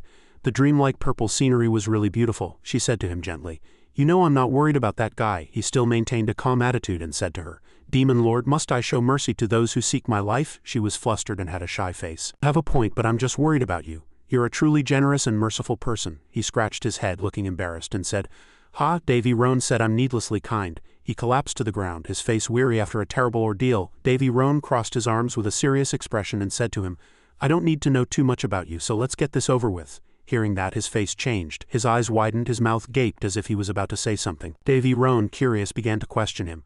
"First of all, who are you?" But the opponent was not afraid and spoke to Davy Roan in a provocative tone. "Do you think I'll tell you?" To dare say such a thing, he was truly bold. Hearing him speak so confidently, Davy smiled wickedly, raised his hand to conjure an eerie purple flame and said, "Want more?" The opponent, seeing that, cowered in fear and stammered, "I am Piquet, a viscount." Davy Roan said nonchalantly, "Oh, so you're about middle class?" Viscount Piquet looked up at him with eyes full of hatred and said, "Yes, I'm almost certain I'm your target. It's because of that vampire maid last time, isn't it?" Davy Roan smiled brightly and answered nonchalantly, "Exactly," he thought to himself with pride. "The guy who said he was tight-lipped confessed so easily. Nothing can trouble me. Now for the real question." Viscount Piquet was surprised and asked him, "Including you and that mythical creature from before, why do you have the power of immortality?" He was extremely curious about that. Davy Roan was looking at him with a confident and dignified posture. In contrast to him, he was cowering in fear. A truly pitiful sight. Davy looked at him and wondered, he's not budging. Should I provoke him more? As expected, the wicked live long. Viscount Piquet's face suddenly changed and filled with anger. As if he had gone through something terrible, he gritted his teeth and his eyes were full of determination. Davy Roan and Purse saw his appearance and were very curious and puzzled, not knowing what he was about to do. Viscount Piquet suddenly shouted. He decided to choose an extreme solution for himself. "I choose death." Davy Roan and Purse were shocked to hear those words. Davy shouted, "What?" Purse sensed something was wrong and shouted at him to hide quickly. Suddenly Viscount Piquet's body swelled up, a red light enveloped him, and a fantastical-looking sphere of light appeared. It was a taboo. Davy covered his eyes with his hand as the light was too dazzling. He said in a helpless voice with tears in his eyes, "I didn't want this." The light grew brighter and brighter. Davy Roan and the Demon Lord watched with horrified eyes. Viscount Piquet spoke his last words in sorrow. "Sir Pay." He called someone's name. His body could no longer hold out and exploded, and everything turned into a sea of fire. It was a truly terrifying sight.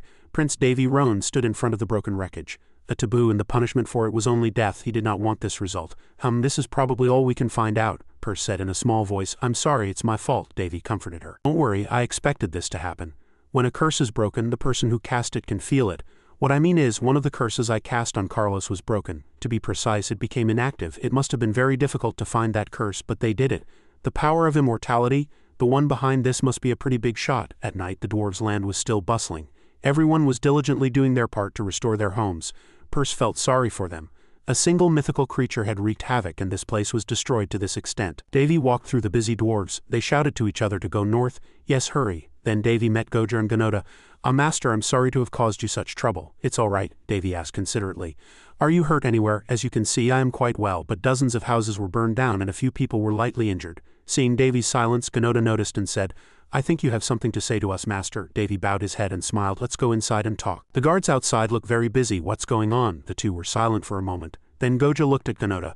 "Brother, it's nothing serious. A child from the orphanage went missing and the guards are looking for him, but there's no news yet. Speaking of which, it's not safe for you to stay here any longer, Master." Then Davy said, "Actually, I have something to tell you. Please take this." He pushed a black notebook towards them. "It contains the information needed to restore the sacred object. It will take quite a long time to complete. I'm planning to go back soon." The dwarf brothers showed their disappointment.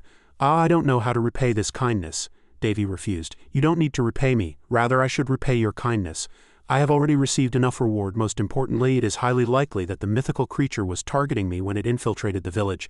If I leave this place, all the problems will disappear. I apologize for not telling you sooner." The two brothers stood up, slamming the desk. "Nonsense, how is that your fault, master?" Prince Davy smiled gently at their attitude.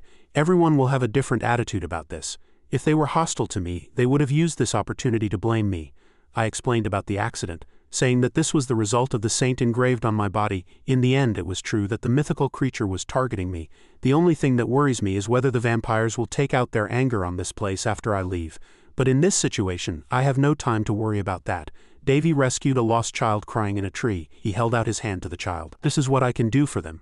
The sooner I leave this place, the safer they will be." A few birds were circling and flying in the sky. A guard who was dozing off in front of the capital was startled and stood up as a group of people approached. "Stop, identify yourselves." Prince Davy rode his horse forward. "I am your lord, the saint." I said I wasn't a saint. "I'm back to my home after returning. My fiefdom was extremely busy. I had received a report while I was in the dwarf village, but more people wanted to move to my fiefdom. So in the second quarter, the population became about 4,000. That number was about 20 times the original population. A sudden increase in population would cause many problems, but now is not the time to be afraid, because I have powerful helpers." Davy and Goja looked at the new building being built. "Master, the state of this fiefdom is exactly as you said." "That's right. I was surprised that even your mansion was in this state." "Ha ha," Goja beat his chest confidently. "This is an opportunity to repay your kindness, master. Leave it to me. I will make this place worthy of the reputation of a master craftsman representing the entire continent. Please do not refuse my offer. No matter how great a leader is, no one will follow him if he doesn't take care of himself," Davy answered cheerfully. "No, I won't stop you. In fact, I have a few more things to ask of you. I think the other dwarves will like it too." Some people felt awkward and suspicious seeing him being so close to the dwarves. What on earth did he do to make the rarely seen dwarves act like that? Davy also knew. "Some are looking at me with suspicious eyes, but I guess they think I'm not qualified." "Well, I understand, but the reconstruction of the fiefdom is going very smoothly." At the end of the day, Davy finally returned to his beloved room. "Wow," he threw himself onto the chairman's 500-meter bed. "I'd rather fight a mythical creature," Perse encouraged him. "Good job. Now I know why the kings of the Korean Joseon dynasty didn't live long. Being a leader is not easy." Davy hugged his bed happily. "This bed is really comfortable," Perse reminded him. "Change your clothes before you lie down. This must be the comfortable bed recently made by the alchemy department. This bed is really big. It would definitely be treated as a luxury item on Earth." Rolling on the bed, Davy felt something lumpy under the blanket. He sat up and rubbed his eyes. Davy was creeped out when he saw a black figure pop out from under the blanket. Prince Davy was very flustered. "Did I enter the wrong room? No way. Seeing that lump moving on my bed, has it started again after a while of quiet?"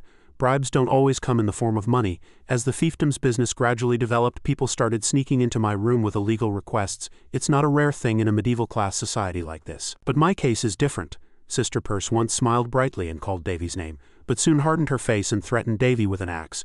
"If you dare to use your nightingale recklessly, I will find you and cut off that nightingale. Even if it means I have to leave this place. I am a saint who keeps her promises. Do you understand?" The warning of a sinful saint was more dangerous than imaginable.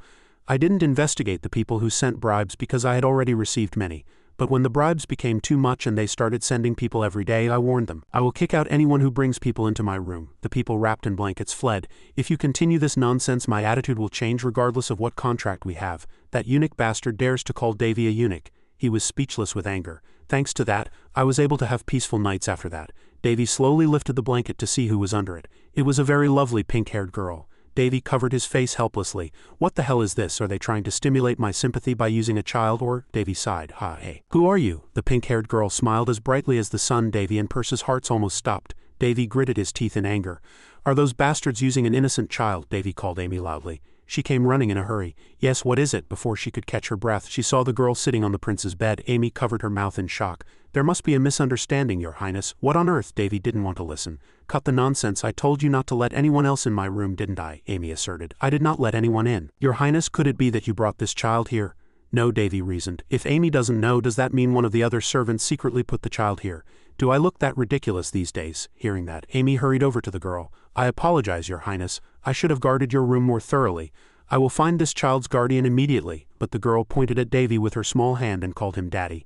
Everyone froze on the spot. "What?" The girl jumped off the bed, ran to Davy, and hugged his leg tightly. She shouted happily. "Daddy," Davy thought to himself. "What the hell is this X-like situation?" He saw a light coming from a corner of the room and he was surprised when another blue-haired girl appeared. That night there was a huge silence between them. The next morning the pink-haired girl was running around the castle courtyard.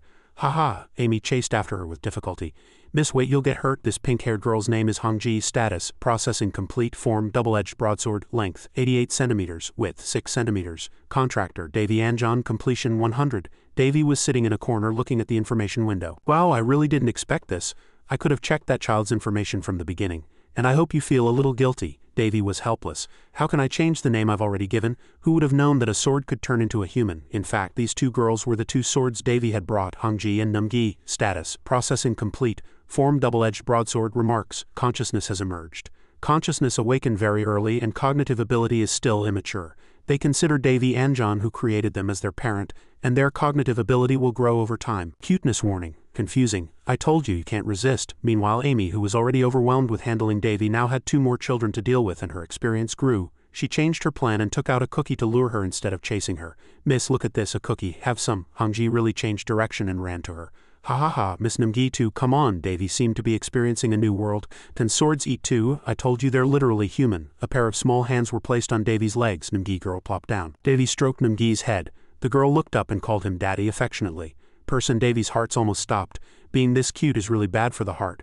Davy decided to take Hongji and Numgi out to test them. First, a simple test. Hong Nam, can you two go back to your original forms? The 2 girls looked at each other and nodded. It seems they understand me. The 2 children immediately floated into the air and quickly returned to their original 2 swords. Davy held them in his hand and examined them. Their essence is still a sword. There is no hesitation in returning to their original form. Yes, the transformation speed is very fast. It seems to be an instinct. The density of power inside the sword has also increased. They became stronger by gaining consciousness. All right, you can come back now. The 2 children hugged Davy's legs. One called him daddy and the other begged for a cookie. Davy hesitated, wondering, should I tell them I'm protecting them? Percy interjected. Aren't they your daughters? In this case, they would be adopted daughters. Davy sighed. Are you trying to stop me from getting married? HMPH, wasn't that the original plan? Hearing that, Davy pouted. When Hongji pestered him for a cookie, he chided her like a real father, telling her she'd get cavities. Just then, Amy rushed in. Amy, what's wrong? Your Highness, you have a visitor. Davy was puzzled. At this hour, a visitor without any notice? Amy replied, it's Princess Illy. As soon as Princess Illy saw Hongji and Numgi, she was captivated. They're so cute. She hugged the 2 children tightly. Brother, who are these children? Davy said, as if he couldn't help it. They're children I'm taking care of. Wow, they look like your daughters. Illy's eyes widened with excitement. My goodness, every time I come to see you, there's something new. Is that so? Princess Illy looked around. I was so worried when you said you were going to the wastelands. You have no idea how surprised I was to hear that your moon petal business succeeded, and I saw them. Dwarves in the village, it's truly amazing. I thought they would never show themselves to the outside world. They've been a great help. That's really wonderful. Davy wore a slightly apologetic expression. I'd like to treat you properly, but as you can see, the fiefdom is in this state. Illy shook her head. Don't worry, I'm just relieved that you look happy. Brother, Davy was flustered. Am I? Well, I have been quite busy lately. I didn't realize I was that busy. A happy aura? Maybe she's right. Davy smiled at Illy and said, shall we go inside? Yes. Meanwhile, Amy guided the guests who had come with Princess Illy to their quarters. If the rest of your party would please come this way. Illy was still chasing after Hongji and Numgi. Hey kids, come play with big sister. Davy paid close attention to a man with a red ponytail among Illy's entourage. He didn't seem to have seen him before and something felt off about him. Once inside, Davy asked about his sister's well-being.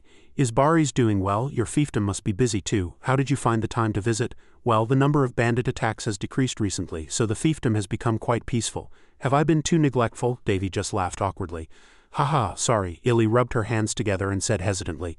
Actually, I came here to ask you for a favor. Brother, do you know how to use the power of a saint? The power of a saint, Illy said in a trembling voice. I know I shouldn't be asking you this when you're busy, but you're the only person I can rely on right now. Davy approached and comforted her. Tell me what's wrong, Illy. Illy shed tears, she said, crying.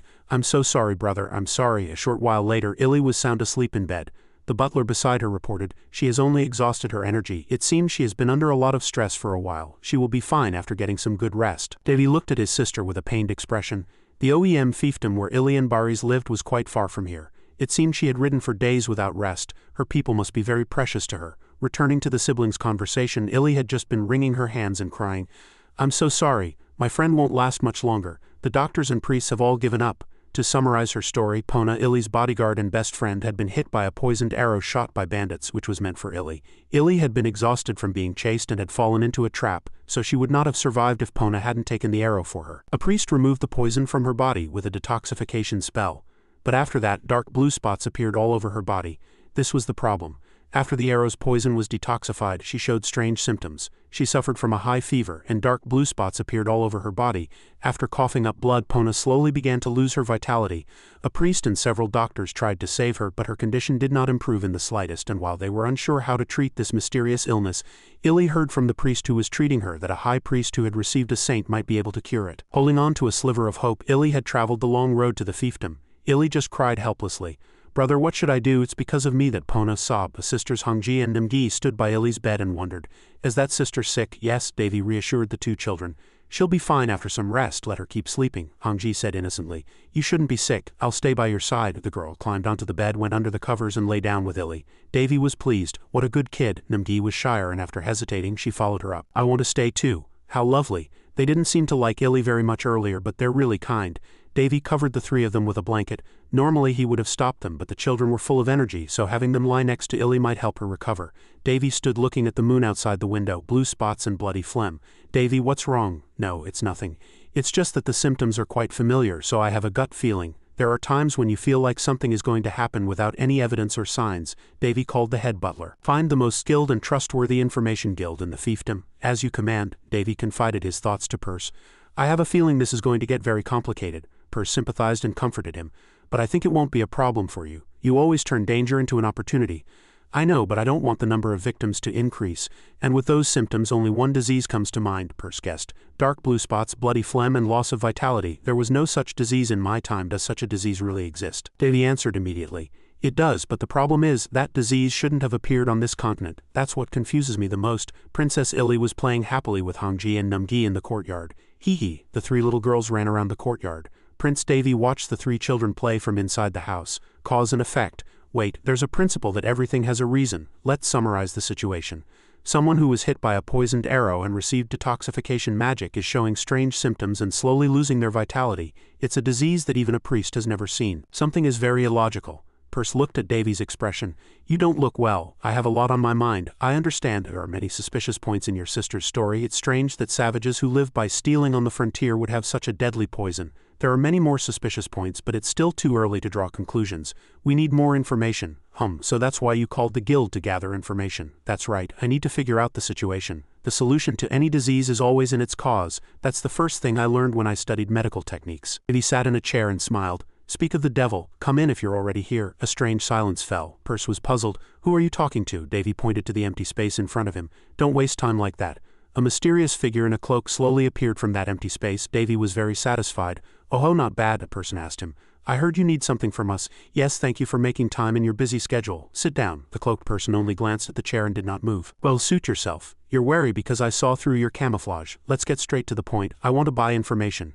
"How much can you provide?" The person was silent for a moment, then answered. "Everything has a price." "Yes, I agree. There's no such thing as a free lunch in this world." That person said to Davy very seriously. "As long as you can pay us a sufficient price, we can get you anything from the private life of a neighboring kingdom's concubine to the underwear of the royal family." Prince Davy was at a loss for words. "You went too far, friend. Why bring up such strange things?" "Understood." "How about the princess of the Blue Kingdom? Can you do it?" Perse was annoyed. "You pervert, why are you encouraging them?" Seeing Davy's sparkling eyes, the person was flustered and avoided his gaze. "I value my life too." "That makes some sense." Davy stood up.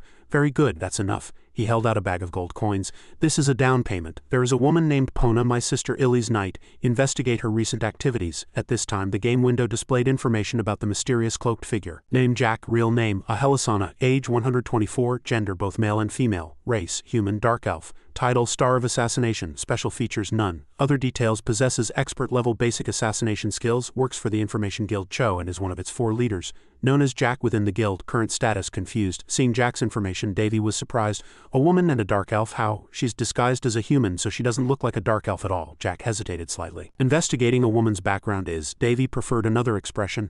"I'd prefer if you called it a medical activity, how about that?" Jack was silent for a moment, then said, "I will not accept the money." Davy tilted his head. "What do you mean? Are you going to do it for free?" "That's not it either. The total will be calculated later." Davy asked jokingly, "What if I decide not to pay? You do not seem like the type to break a promise, Your Highness, which is why I am making this offer." Davy realized Jack's intention. "Oh, you want to build a relationship? A bit arrogant, but I like it. Is this your group's decision?" "It is a personal decision." "Very well, do as you please. Then I shall be on my way." After speaking, Jack disappeared in a puff of white smoke. "You could have just walked out normally. Is it because of your pride?" Davy looked at Jack's information. She is a dark elf, hiding the fact that she is a woman. More importantly, isn't Cho a very famous guild on the continent? It's proof that merchants aren't the only ones who know how to make money. By the way, do you know anything about the Helisana family? Davy did not know. Helisana, it's a dark elf surname. What do you know? Seeing that he didn't know, Perse said no more. No, if you don't know, it has nothing to do with you. Just forget it. How boring. After hastily finishing preparations to leave 2 days later, Davy finally set off. Prince Davy scolded her sternly. No, it turned out that Princess Illy was stubbornly insisting on following him. I'm going with you, brother. Davy clutched his head. I know how you feel, but don't think you've rested enough. Illy didn't give up easily, but only Davy knew that this was a very urgent situation. He had prepared to go to the OEM fiefdom as soon as possible, but a problem arose before he could leave. He scolded Illy severely. Don't be so stubborn. It will take us at least a few days to reach the ODM fiefdom and even longer by carriage. This is the only way to check on the patient as quickly as possible. You'll only be in the way. Riding a horse consumes a considerable amount of mana. Even if the twins are with her every night, she won't be able to last the entire journey. Besides, there's something strange about this. Perse asked. Your gut feeling again? I think so. Illy still refused to stay home and made a fuss. I can go too, I'm not weak. Just then a stranger approached the two siblings. You seem to be in quite a difficult situation. Oh, Sir Ulysses, what is this strange aura? He asked politely. May I ask what is happening? Princess Illy explained everything to him. Seeing the two whispering, Davy immediately realized, my gut is never wrong, more trouble has come. The red-haired man cheerfully introduced himself. It's a pleasure to meet you. My name is Ulysses, a 5th-grade mage. It's not a place for someone like me, but I work at the Red Tower. Prince Davy politely extended his hand for a handshake. I am Davy Anjan. I have heard a little about you. It is an honor to have you visit this small land. He was smiling on the outside, but in reality he didn't know Ulysses wasn't interested, and there was no reason for them to meet like this.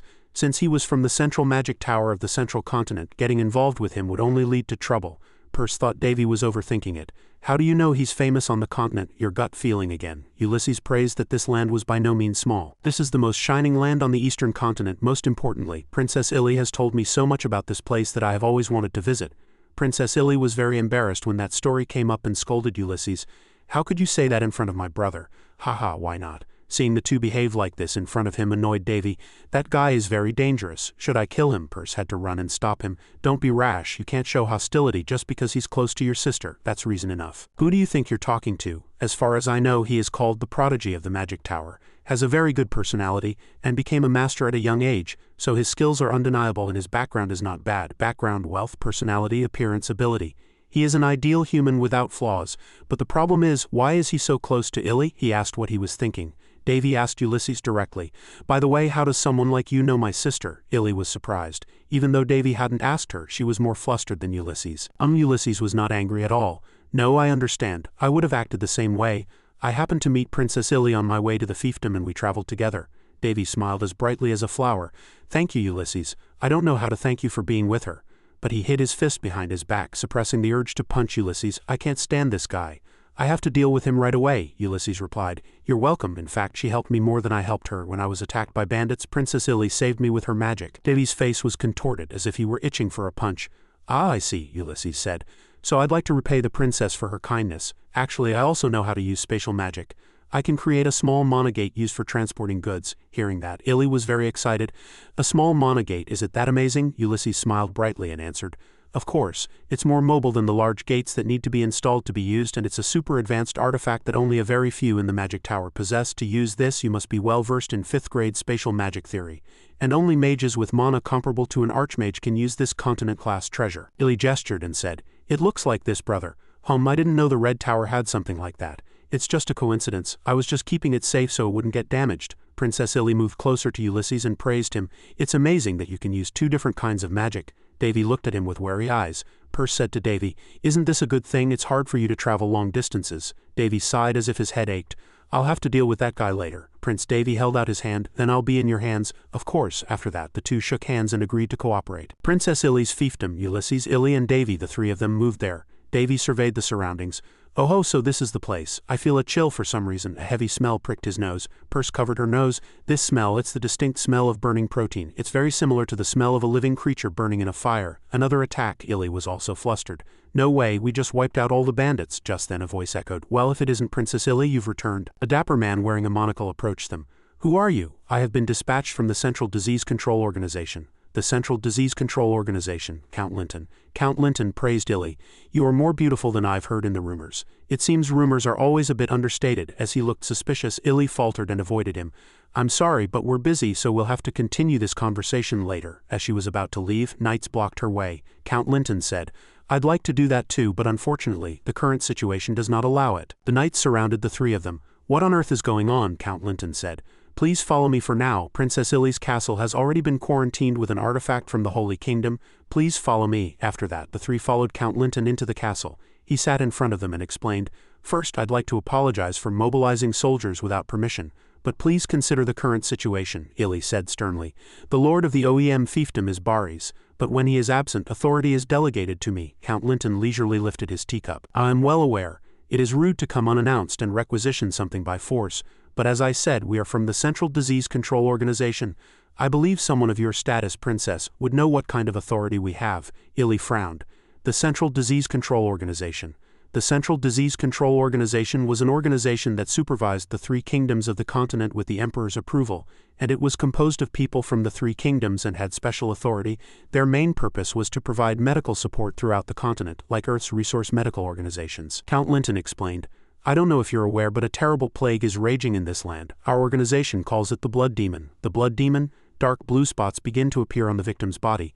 Eventually, they cough up blood and die. This disease is also very contagious. Hearing that, Princess Illy shouted, Those symptoms. Princess Illy thought of her friend Pona, who was waiting for her, and shouted, This is no time to be talking about this. Brother, we have to go to Pona. Count Linton didn't care about the princess's feelings. Took off his hat and greeted Davy.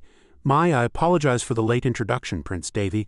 I've always wanted to meet you. I heard you received a saint and succeeded in cultivating moon petals. Davy feigned humility. It was just a coincidence. Nothing in this world happens without a reason. It was all possible because of your highness's greatness.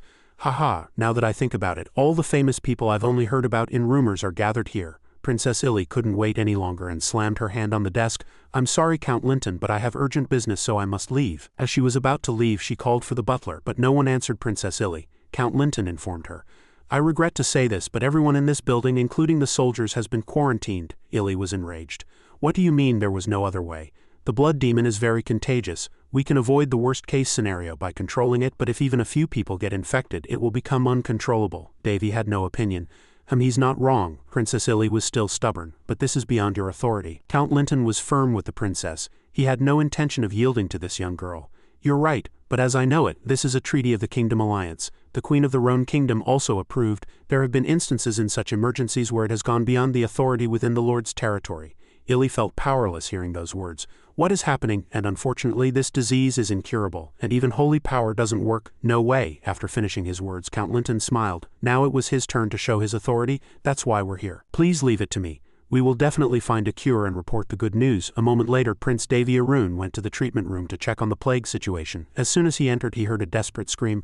It hurts so much, please save me. Perse was frightened. Davy, this place is more like an isolation ward for the worst-case scenario than a treatment room. Davy assessed it as a realistic measure, though it looked gruesome. Perse covered her nose. It's horrible. I've never seen anything like this in my life, and what is this strange smell? An unpleasant smell filled the entire room, probably due to the sick people. Prince Davy approached a bed. The person lying on it was unrecognizable, but he saw the nameplate hanging at the head of the bed. Patient number 02155, named Pona. Found her, Princess Illy's friend. The pungent scent made Perse feel nauseous. Linitis flowers? Lino what? Davy explained. Linitis flowers. If I'm not mistaken, they're called Tosta's flowers in this world. I've never heard of them. They're a rare flower that only grows in harsh conditions. This flower contains a deadly poison. Davy checked Pona's temperature. About 39.7 degrees. At this rate, her brain cells will cook. Her body is as cold as a corpse, but her organs are extremely hot, so her body's balance is completely off. Terrible symptoms. I had a rough idea of the cause and how they die when I heard from Illy, but seeing it in person seems much more complicated, Davy muttered. I really don't understand. Why did this disease appear in this world? What do you mean? This is a dissolution acceleration virus. Perse asked again. Dissolution what? Dissolution acceleration virus. It's a common disease in other worlds, and it was created for a specific purpose, very different from the common cold, cancer, or the Black Death. The process leading to death is very cruel and it's extremely contagious. If one person gets infected, millions die in a short time. It took 10 years to find a cure, and during that time, 280 million people died from this disease. After the cure was developed, it saved 18 million lives. Davy looked at the nearby tools. I have to make an antibody before it's too late. As Davy raised a knife to do something to Pona, a man stopped his hand. What are you doing? This is a restricted area. The knife clattered to the ground. The man with his face covered demanded, "Who are you and why are you here?" He was Baron Ganeo of the Central Disease Control Organization. Davy answered calmly, "My name is Davy Anjon, Grand Duke of the Rhone Kingdom." Baron Ganeo narrowed his eyes. "I received a report that you were here, but even if you are a prince, you cannot enter this place." "I'm sorry, but you'll have to leave." Davy did not back down easily. "Am I not supposed to be here?" Baron Ganeo looked around. "But as you know, there is a large-scale epidemic in this fiefdom. From what we've found out, this disease is transmitted through the respiratory tract. Cover your nose and mouth immediately. Hurry." Davy was flustered and picked up a towel. Baron Ganeo let out a sigh of relief. "Phew, I know you have a saint engraved on your body, but that doesn't work on epidemics. A high priest with high-level holy power visited this place and—" As he was speaking, a sharp scream was heard. "Really, hold him down. When did he start acting like that?" Baron Ganeo rushed over. "Get the painkiller right away. Stabilize the patient first." A doctor with trembling hands drew medicine from a bottle into a syringe. Davy placed his hand on his shoulder and stopped him. "If you inject that now, the patient will die." "What? Give me that tube over there," Baron Ganeo shouted. "Hey!" Davy didn't care what he was saying. He tore the patient's clothes and examined his swollen and bruised purple body. "The virus has caused blood to clot in his lungs. If we don't remove it right now, his heart will stop." Davy held the transparent tube and felt around on the patient's body, calculating. 8 millimeters from the bottom, 3 millimeters from the right. This will be very close. Davy took a breath to calm himself. Holy blessing, pain reduction. Then he inserted the tube where he had just calculated to draw out the blood. Gulp, gulp. A little more. At this moment, Baron Ganeo's face was red with anger. "What do you think a human life is?" He grabbed Prince Davy by the collar. "Stop it right now. Do you know what you're doing? Do you think a human life is a toy?" Davy did not answer. "Say something." At this time, blood flowed out from the patient's body. He was able to cough again. "Your Excellency, the patient's pulse has returned to normal." Baron Ganeo was stunned. "What do you mean?" "Come and see." As soon as Davy was released from the Baron, he found another doctor and borrowed something. "Let me borrow that." After that, Davy collected a blood sample from the patient in a small bottle. "Done." He put it in his pocket and instructed the doctors there. "All you have to do is stop the bleeding and stitch up the wound. If you inject a painkiller when a patient shows these symptoms, they will die of shock. Remember that." "Yes." Prince Davy turned his back and went out. "My business here is done, so I'll be going." But when he reached the door, Davy didn't forget to turn back and say, "And Baron Ganeo, those with a saint engraved on them are given resistance to most epidemics. Don't compare me to someone like a high priest." After finishing his words, Davy left, leaving the stunned Baron Ganeo behind. After leaving the treatment room, Prince Davy returned to where Illy and Ulysses were. "I'm back." "Oh, you're here, brother." When Illy, who had been friendly with Ulysses, showed a shy expression upon seeing him, Davy was annoyed and put his hands on his hips. "They say there's no use in raising a daughter." Perse defended Illy. "She's not your daughter?" Davy asked. "Still no word from Baris?" "No, the situation there isn't good either." Davy sighed and slumped into a chair. Illy was curious. "How was the treatment center?" They're doing their best." Ulysses told the two what he had found out. "I've done some investigation. Currently 2 officials from the Disease Control Organization are in this fiefdom, Count Linton and Baron Ganeo, and just to let you know, their noble titles are a thing of the past. They are now officials of the Central Disease Control Organization." Illy asked. "Officials?" "Exactly." Ulysses drew a picture on a piece of paper. "This is the hierarchy of the Central Disease Control Organization. There is 1 governor, 3 chairmen, and 15 officials. Below them are numerous personnel belonging to the Night Order or medical teams." Davy looked at the chart. "So those 3 chairmen are the 3 emperors. You understand quickly. And the only governor is Pope Vansot of the Holy Kingdom." Prince Davy was lost in thought. External injuries can be treated quite easily, but this world's weakness is epidemics. So the reason for establishing this organization is quite clear and easy to understand," Ulysses said.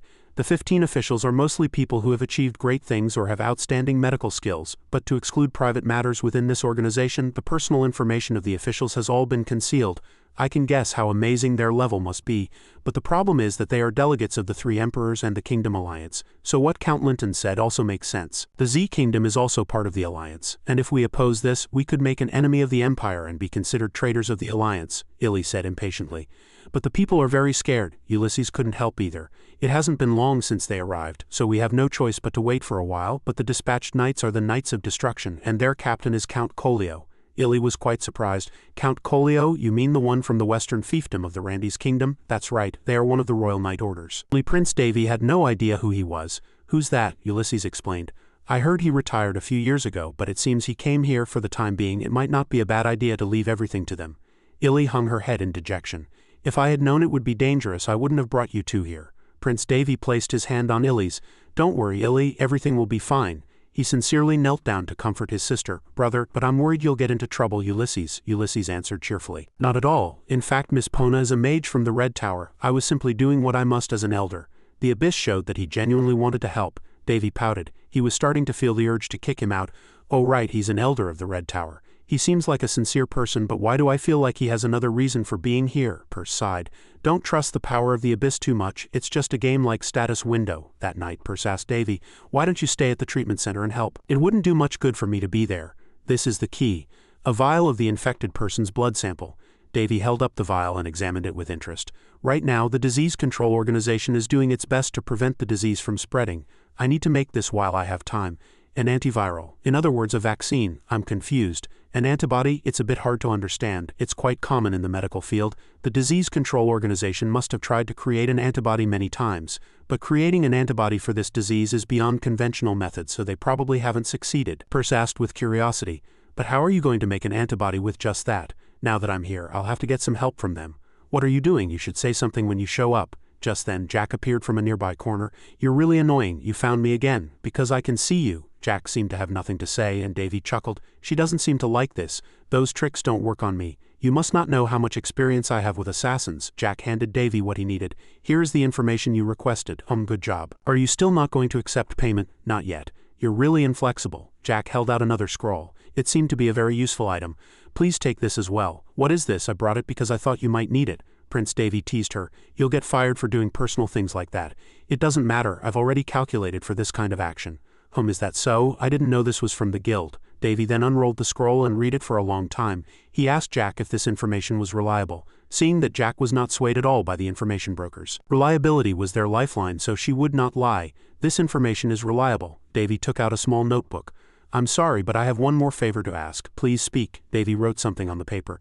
Bring me the items listed here in large quantities, at least a cart full of each type. I think it's better to entrust this to you than to a mercenary. The cost, all right. Process it under the name of the Disease Control Organization. Jack hesitated. Are you sure you want to do that? Davy said nonchalantly. The Disease Control Organization is here. What's the problem? Just say Baron G. Neo bought it. Jack was still hesitant, but Davy approached and flicked her forehead to set her straight. Even though you're from the criminal underworld and think nothing of human lives, I don't think you're crazy enough to stand by and watch others die for trivial reasons. Come on, think of it as doing a good deed for humanity.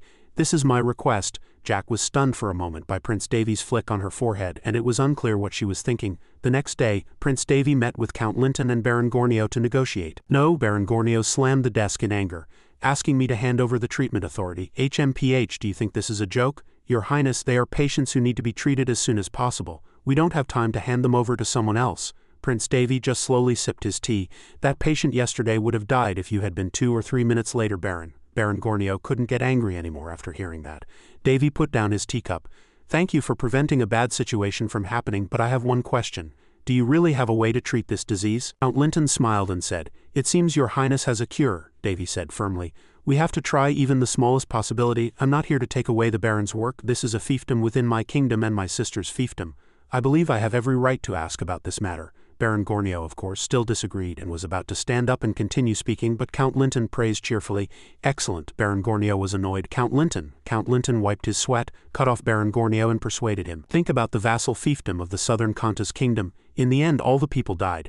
10 of our organization's members and knights were also sacrificed, and you were there too, Baron. What do you think? You're not going to stand on your pride in a situation like this, are you? If there's even the slightest possibility, it's worth a try.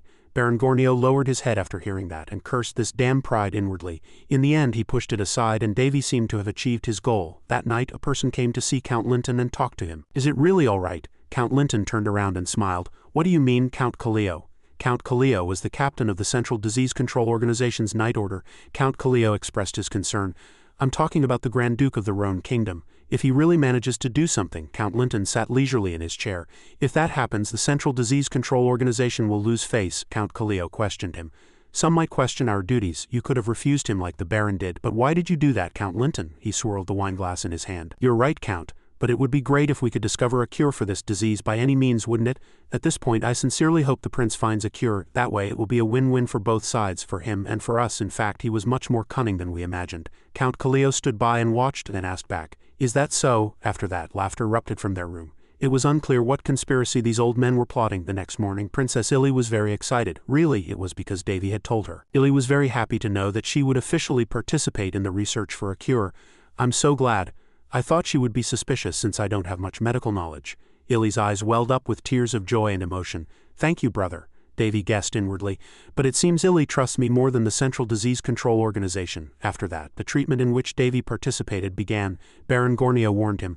As Count Linton said, the Central Disease Control Organization will follow your Highness's instructions in developing a cure for this disease. But remember, I will be watching you at all times. Davy saw the Baron's suspicious eyes on him. I understand, actually. People often say a rolling stone drives out the one that's set. To them, I'm probably just a clod of dirt pretending to be a stone, so I can imagine they don't like me. Some even told others not to follow my decisions. Davy sighed. This is really tiring. He approached a patient in pain and started working. This disease is a variant of a virus that causes uncontrollable changes in body temperature and melts internal organs. When the dissolution acceleration virus first enters the human body, its symptoms are no different from other diseases. Like viral diseases, it begins its activity after a certain incubation period. Davy lifted the patient's hand. First, it melts the muscles, then continues to melt the joints and cartilage. Then the whole body will melt. If it ended there, it would be a relief. At this time, the person moaned in pain. Ah, it hurts. Just bear with it a little longer. Davy continued his explanation calmly. When the bones melt, the internal organs will also melt. From the rectum to the testicles, kidneys, large intestine and small intestine. Then the fluids from the melted body parts will start to leak out through the body's orifices. That is the dark blue spot. And because of that dark blue spot, this disease is called the blood demon. The more Baron Gornio listened, the more horrified he became. How? He understands the progression of this disease so accurately. The blood demon was a disease that even the Central Disease Control Organization considered incurable. He never thought a prince who had just arrived would know so much about this disease. Could it really be possible? Davy suddenly turned around and asked Baron Gornio, "Do you know why I'm explaining this to you?" Baron Gornio stammered. "Prince Davy, is it really possible?" Davy nodded his head. "Yes, I know, it's called something else in other places. That place, this is the important part. When ordinary doctors see this disease, they try various methods before reaching a single conclusion. It can't be cured with just medicine. In the worst-case scenario, we have to find the source and cut it away from the rest of the body." The Baron was still amazed by what Davy knew. "That's right, so what's the result? My guess is that 9 out of 10 patients will die during this process. The remaining one will die because of the virus," Baron Gornio thought to himself. "Does he know that much?" This time the patient whispered to Davy. "Your Highness, I think I'm feeling a little better." Davy comforted the patient. "I know it hurts a lot, but please bear with it a little longer. If you have the will to live, I will definitely save you." Having gained the will, the person immediately thanked him. "That's good." This time a shadow appeared from behind Baron Gornio. Davy also asked that person, "What about the items I requested?" It was Jack. He had come to report. "I have prepared them in the place I mentioned." Baron Gornio had no idea where he had popped out from. "Where did that guy come from?" Davy praised him with satisfaction. "Good job, put it on my tab. I'll finish this in 4 days. Time passed, and 4 days later in the treatment tent, Pona looked in the mirror and saw that her face had returned to normal. Illy was also very happy and jumped up and down. "This is amazing. Your skin is recovering." "Amazing, she's recovering so quickly." Illy couldn't hold back and went up to hug Pona tightly. "Pona, I'm so happy." Even now, Baron Gornio couldn't believe everything before his eyes. "How is this possible?" Davy was very relaxed. "I told you I'd finish it in 4 days." Genio staggered and sat down in a chair, muttering, "I can't believe it. None of the medicines we used had any effect on the virus. The antibody Your Highness mentioned, anyone trying to develop a cure gives up on making the antibody first." Davy also agreed with him. That must not have been easy," Baron Gornio said bitterly. 3 years, that's how long we've been trying to find a cure for this disease. Who would have thought it could be cured so easily?" Seeing his deep disappointment, Davy decided to show him something. "Baron Giorol, would you like to hear something interesting?" Davy took out a round tray with some liquid in it. "This is the patient's blood that I collected. Now I will put the treatment in this blood. This is the medicine used in the treatment vaccine." As soon as the vaccine was injected into the infected blood drop, the blood drop was pushed aside. Did it just move? It's still too early to be surprised. Let's watch what happens next a little longer. At this time, the small amount of blood in the tray immediately changed from black to bright red. That color, how can it be seen with the human eye? Prince Davy explained. "In fact, the dissolution acceleration virus is a living organism." "What? Oh, I see. To be precise, it's a type of parasitic biological weapon that has consciousness and strategically attacks the human body. So before we do anything, we have to deplete their energy. And to do that, we need some herbs and poisonous plants that have never been used as medicine. It was difficult to find them in this world because they are called by different names." Davy left the Baron in the room and left, reminding him, "1 bottle is enough to inject 50 people. I've left the ingredients in the backyard, so feel free to use them." The Baron asked excitedly, "Is that really all right?" "Of course. I've put it on your tab." Princess Illy was very proud of her brother. Brother, she praised Prince Davy with sparkling eyes. "Do you know what people are calling you? They're calling you a saint. They're calling you a saint." Ulysses also added a word. "It's truly amazing. I didn't know Your Highness was so well versed in the medical field." Davy answered humbly. I'm just at an ordinary level." Actually, I don't want to be called a saint here. Percy let out a sigh of relief. It seems this looks like a miracle to them. Davy hadn't expected the treatment to go so smoothly. As promised, I developed the cure in 3 days and the patient's condition began to improve. There are no more medical staff who doubt me, but I've decided to hand over most of the treatment to Baron Gornio. Davy firmly believed in the Baron. It's hard to find such an honest person. Honest, Count Linton seems very generous on the outside, but I can sense a strange feeling hidden behind his smile. Although it's just a gut feeling, Percy shook her head and chided him for using his gut feeling again. A gut feeling? You shouldn't judge others based on something so unscientific, Davy thought. And most of all, I feel like he's more of a researcher than a doctor. On the other hand, Baron Gornio is very stubborn, but his sincerity in treating patients is something I respect. Maybe that's why I'm being nice to him, even though he was blunt with me. At this time, Ulysses broke Davy's train of thought. By the way, Prince Davy, is there anything I can help you with? Illy was also very interested. That's right, brother. We've just been watching you do everything. Please let us help too. Davy's heart softened seeing them beg to that extent. You have great ambition. Then control the temperature of this boiling solution. Since you both know how to use magic, it shouldn't be too difficult. Maintain the current temperature with your temperature magic. I'm going to check on Baron Gornio. Leave it to us. A moment later, Princess Illy and Ulysses were sitting next to a chaotic array of bottles, using their temperature magic to stabilize the medicine's effectiveness. Ulysses asked Illy, "You really like your brother, don't you?" Illy was very proud.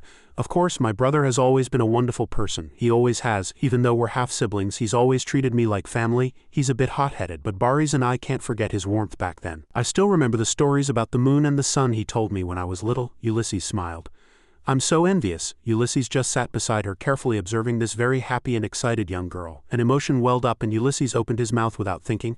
"Then, your highness, if I were to..." Princess Illy turned around, not knowing what he meant, and Ulysses, realizing his slip of the tongue, immediately changed the subject. He stood up and said, "I'm sorry, I'll be right back." Illy happily agreed.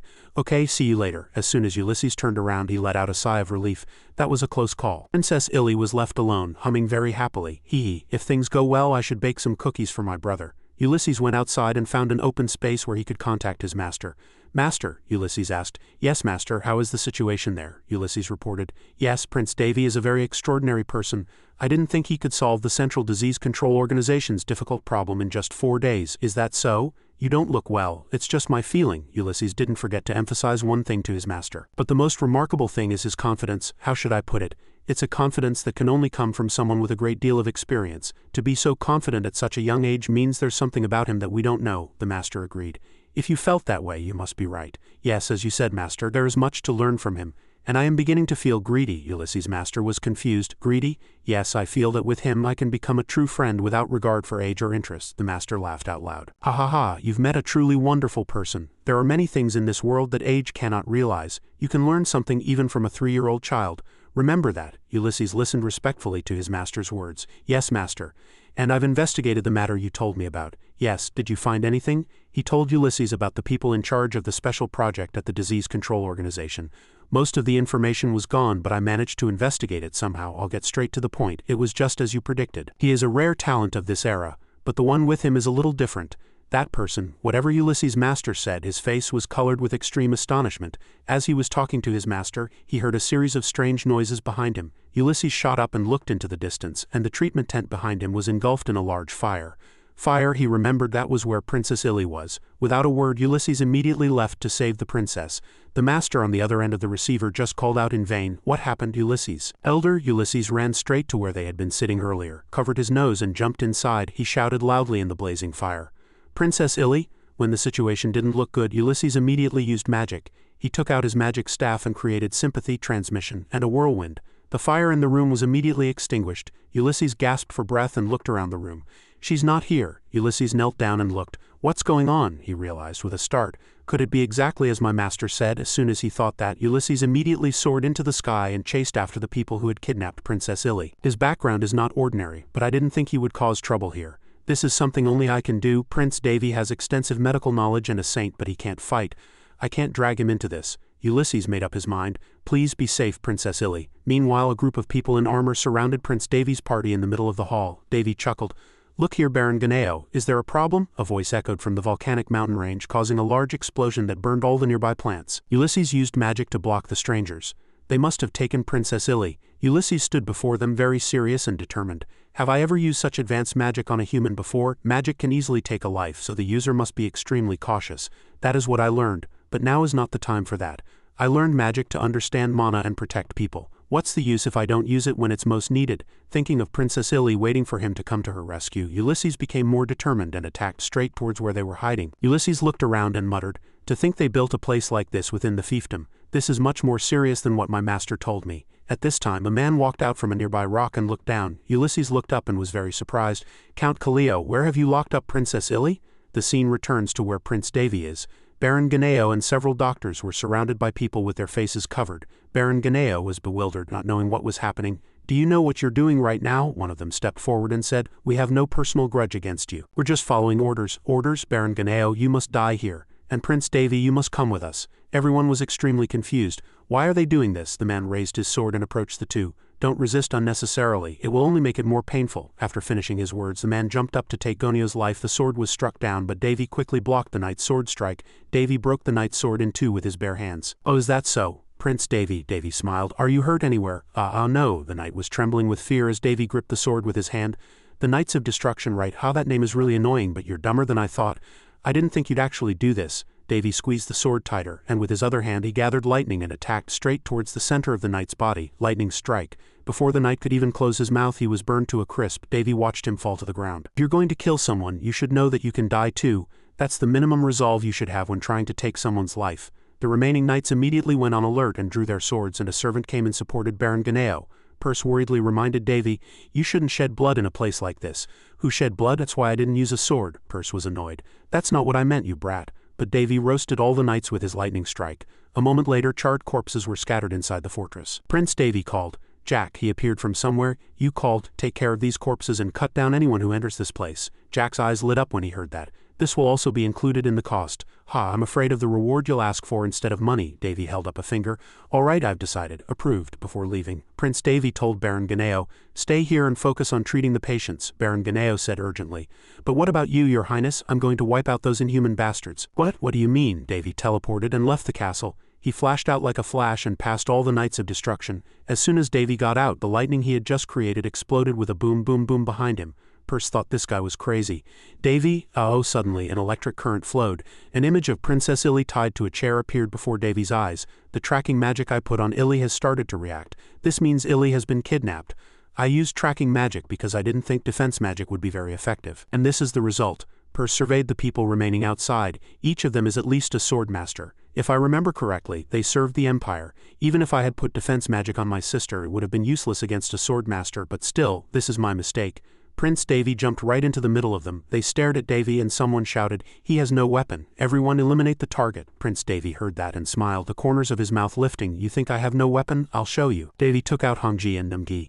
"That's just what you think." A powerful beam of light that looked like a spiral rushed forward. The knights were not afraid in the slightest and prepared with swords in their hands. Suddenly the eyes of one of them widened in astonishment. The spiral of yellow power just now pierced through them one by one. One by one they screamed in pain. In an instant numerous knights fell to the ground, groaning. The atmosphere became quiet and scary.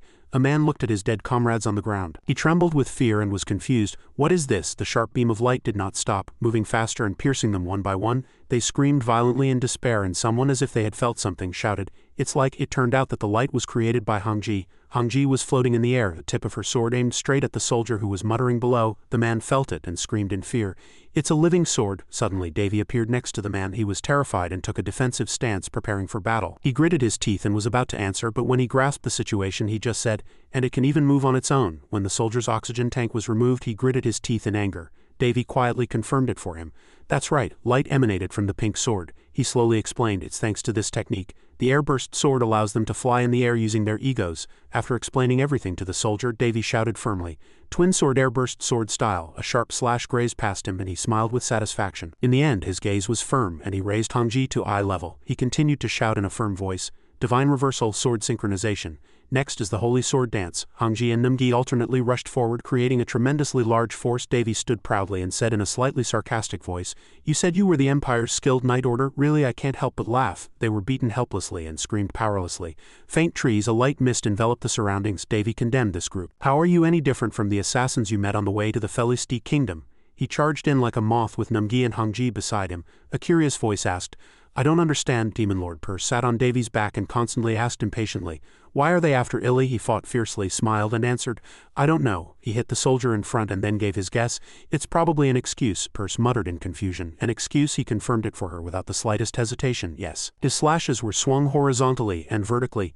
Those soldiers were no match for Davy. He guessed that because they had noble titles he couldn't just get rid of them. He quickly finished his technique and bared his teeth and explained with a happy smile, Ulysses is an elder of the Red Tower and I am a royal of this country. If anything happens to us they will surely start an investigation. The best excuse is that we were attacked by bandits or monsters. It seems they think it won't be a problem if it's within the ODM fiefdom. Upon hearing this, Perce's face was still one of incomprehension. She frowned and asked, Then what does that have to do with Illy being kidnapped? Davy answered coldly, Well, I don't know the details. He looked up and said again, But if they have to make up a story, while his mind was elsewhere, a soldier charged towards him like a moth and attacked. Perce noticed and shouted to Davy to warn him. In front, he lightly dodged the opponent's attack and then used Hongji to stab him to death in one go. The sword pierced the soldier and Davy nonchalantly continued, Then these guys will discover that Illy is missing. Davy stroked Namgi's head. Hongji was also running from a distance. Davy explained without the slightest hesitation.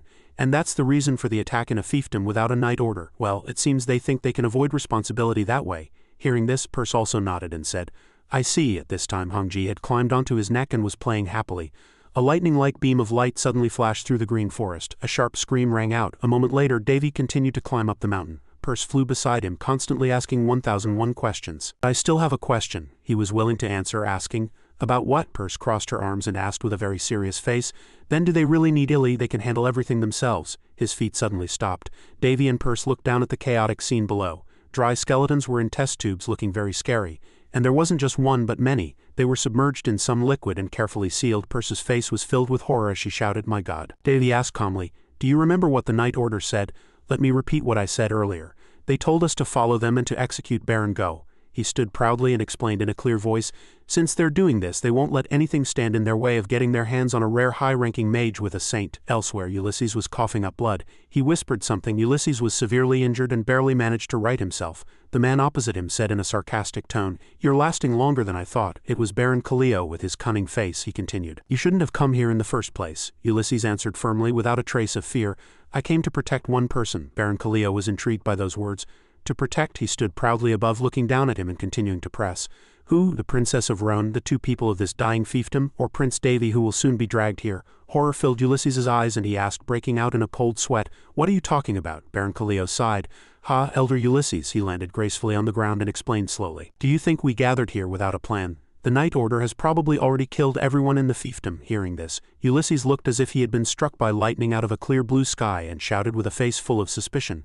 How could that be? Baron Kaleo drew his sword without another word. He charged forward powerfully and pierced Ulysses with his sword. He said confidently, It's already too late. Ulysses' eyes were filled with horror, wide with incomprehension. His glasses also fell to the ground. He knelt on the ground, severely injured. Blood dripped from the tip of Baron Kaleo's sword. He sneered arrogantly and said, If you wanted to protect everyone, you should have run away. Baron Kaleo lifted the corners of his mouth and continued, If you had, you could have at least gotten one person out of this fiefdom as quickly as possible. Ulysses gritted his teeth in anger and glared at him with hateful eyes. Suddenly another person's contemptuous voice echoed steadily, Did you really think a mere 5th grade could step up and protect everything? Those words seemed to attack Ulysses, and he bowed his head to the ground in shame. The Count suddenly mentioned Illy.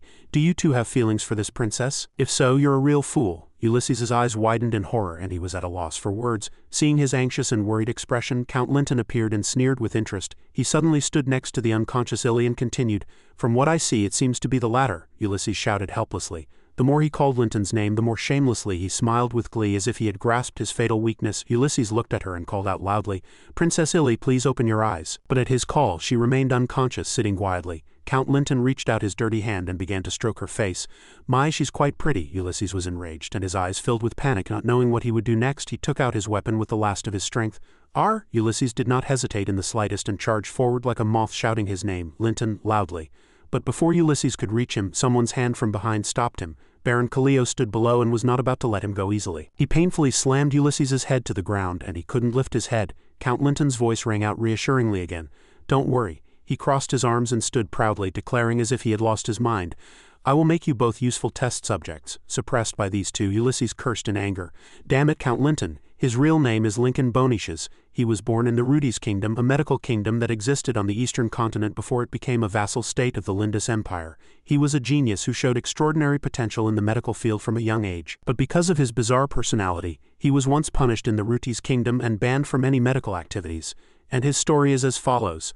Lincoln, with great ambition, kidnapped 200 people from his own fiefdom and conducted thousands of experiments to develop a cure for a rare disease. This happened when Lincoln was only 15 years old. He was still quite young then. At the same time, he succeeded in creating the medicine, but only 10 of the 200 survived, and even they were all paralyzed. In other words, he was the kind of person who would do whatever was necessary to achieve his goals. A man who kills one person is a murderer, and a man who kills 10 is a serial killer. And a man who kills 100 is called a butcher. But a man who kills 1,000 is called a hero. However, what Linton did to develop the medicine could only be seen as the act of a demon who killed 1,000 people. It seemed that the demon of ambition had taken over Linton's mind, and it was difficult to understand everything. Back to reality. Count Linton lifted the corners of his mouth and sneered. I didn't think you'd take the bait so easily. Ulysses lay on the ground and opened his mouth with difficulty. Count Linton, do you know what you're doing? Count Linton didn't have the patience to hear him out. He put his hand inside his clothes and slowly took something out. Now let's stop this story that only benefits the two of us. What's good is good. He deluded himself that with Prince Davy dead and the medical field advanced he would usurp his achievements and gain fame. As he spoke he spread his arms as if savoring the taste of victory. Ulysses lay prostrate on the ground listening to his crazed words one by one. You will become a great test subject and contribute to humanity, Count Linton asserted. What could be more logical than this? Hearing this, Ulysses was extremely angry, gritted his teeth and cursed. You lunatic! But he shamelessly wiped the sweat from his face with a towel and replied provocatively. Thank you for the compliment. He threw away the towel and commanded. Now end it all, Baron Kaleo. Count Linton's vicious voice echoed ceaselessly. He instructed Kaleo in great detail, cut off an arm or two and he'll quiet down. Just make sure he doesn't die. Kaleo received the order and approached Ulysses, sword in hand. He was severely injured and couldn't resist. He gritted his teeth in anger and cursed inwardly. Damn it. Baron Kaleo lightly wiped the sharp sword in his hand with a towel. He said calmly. So be it. On the verge of life and death, Ulysses looked at the princess and called Illy's name inwardly. He also thought of his respected master, Ulysses. He clenched his fists helplessly and said to himself, and Prince Davy. Count Linton stood proudly to one side, smiling with glee. Kaleo had also already swung his sword, ready to strike down. He said, in this world there are disasters that a single individual cannot handle. Count Linton pointed at Ulysses and said gleefully, and your mistake was realizing that too late. The sword began to strike down forcefully and their gleeful laughter echoed. Ha ha! Ulysses opened his eyes wide helplessly and thought to himself, please do not forgive my shortcomings. As Ulysses bowed his head and waited for death, a familiar voice suddenly came. You're wrong. You disgusting bastards. Davy appeared. He proudly shoved Baron Kaleo back, his face swelled with horror. Davy said loudly, you are not a disaster that one person cannot handle. As he finished speaking, he bared his teeth and smiled wickedly. Ulysses, who was lying behind him, was also startled by his cool appearance. Davy clenched his fist tightly, and it turned red like a legend. He continued slowly, Demon King style, Davy shouted. Destructive strike, instant conversion. A fist that seemed to collapse the sky struck Baron Kaleo's body straight on. He even defiantly stuck out his tongue and licked his lips to provoke his opponent, then followed up with a series of blows. He struck the Baron squarely in the stomach, giving him no chance to counterattack, and the Baron was brutally beaten by the protagonist. A mouthful of blood burst out, followed by a sharp scream. Elsewhere, in a luxurious place, a group of soldiers were suddenly beaten and scattered on the ground. Baron Ganeo was kneeling on the ground with distinct horror in his eyes. What's going on? He glanced at Isana, who was standing beside him with a weapon, and questioned her. What are you doing? Baron Ganeo stammered, unable to open his mouth. You, Helisana answered calmly. I don't do deals halfway. Do what you have to do. Hearing that, he was flustered and couldn't speak a proper word for a long time. That thing is, Baron Ganeo pointed around with a tense expression and said, do you really not see what's wrong with this situation? He continued to reprimand her. How can you act like that in a situation like this? But Helisana asked back with a nonchalant attitude, or what? His voice became anxious. Are you going to abandon the patients just because your subordinates caused trouble? Helisana tried to explain. That's not it. But before she could finish, the Baron continued to scold her with words. Then why did you stop? Sir Davy entrusted the treatment of the patients to you, so you must do it properly. While the two were arguing, the soldier suddenly charged in. Helisana quickly aimed the tip of her sword at his face. In the blink of an eye, she pierced the soldier's head with her sword. Baron Ganeo saw her fighting passionately, and his voice still echoed steadily like the Knights of Destruction. He said with real concern, and if Baron Kaleo is an accomplice, Prince Davy is in danger. After finishing off the soldier, Helisana glanced at him but still did not answer. Baron Ganeo shouted loudly in anger. Shouldn't we help him? Helisana answered nonchalantly. Who are you worried about? She slowly analyzed to make him understand. Of course, each of the knights is an expert and their captain was once a very famous swordsman. I understand how you feel since he went to face them alone. Helisana continued calmly. But let me tell you one thing. The Baron listened in awe. She frowned calmly and asserted, Worrying about him is the most useless thing in this world. Returning to protagonist Davy, he was clenching his fists and blocking Baron Kaleo's attack. Light exploded, and two massive forces collided, causing a huge explosion that lit up the dark sky. Davy stood proudly in front of Ulysses, completely unharmed. The explosion was so large that the surrounding ground shook, and Count Linton, who was standing above, was also affected. He staggered and almost fell, finally kneeling on the ground and exclaiming with a horrified expression, "What a spectacle below!" Davy withdrew his technique, his two hands still glowing pink with energy. He too was surprised by his own power. Wow, even I didn't know this technique would be this strong. If he finds out how to make this technique, he'll be mentally shocked. Suddenly, the demon Lord Perse appeared and looked at the injured Ulysses, calling out, "Davy?" He glanced back nonchalantly and answered, "Yeah." Ulysses was collapsed on the ground, barely breathing. With his whole body covered in wounds, Ulysses called out politely in a faint voice with dim eyes, "Prince Davy." Davy teased lightly, "You're still calling me a prince at a time like this. You don't have to be so polite." Davy smiled slyly, then sat down and began to treat Ulysses. He said with emotion, "Thank you." Davy quietly chanted a spell.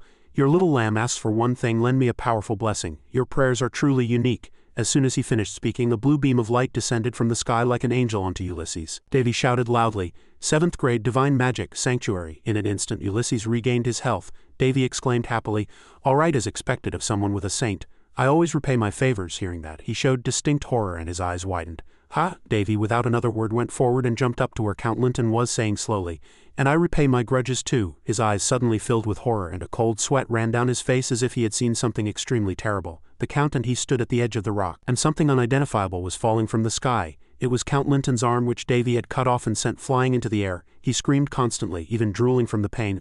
Blood from his injured arm splattered everywhere. Count Linton couldn't bear it and knelt before him. His face was in extreme pain. Davy said coldly, "Get lost." He held Illy in his arms and ruthlessly swung his foot, kicking him far away. Hongji and Namgi stood side by side next to Davy. He stood coolly on high and said, "Your blood will get on Illy." A moment later, Princess Illy also opened her eyes. She heard someone's sharp scream. She looked at Davy and called out weakly, "Brother?" He smiled and answered, "You're awake." He kindly asked how she was.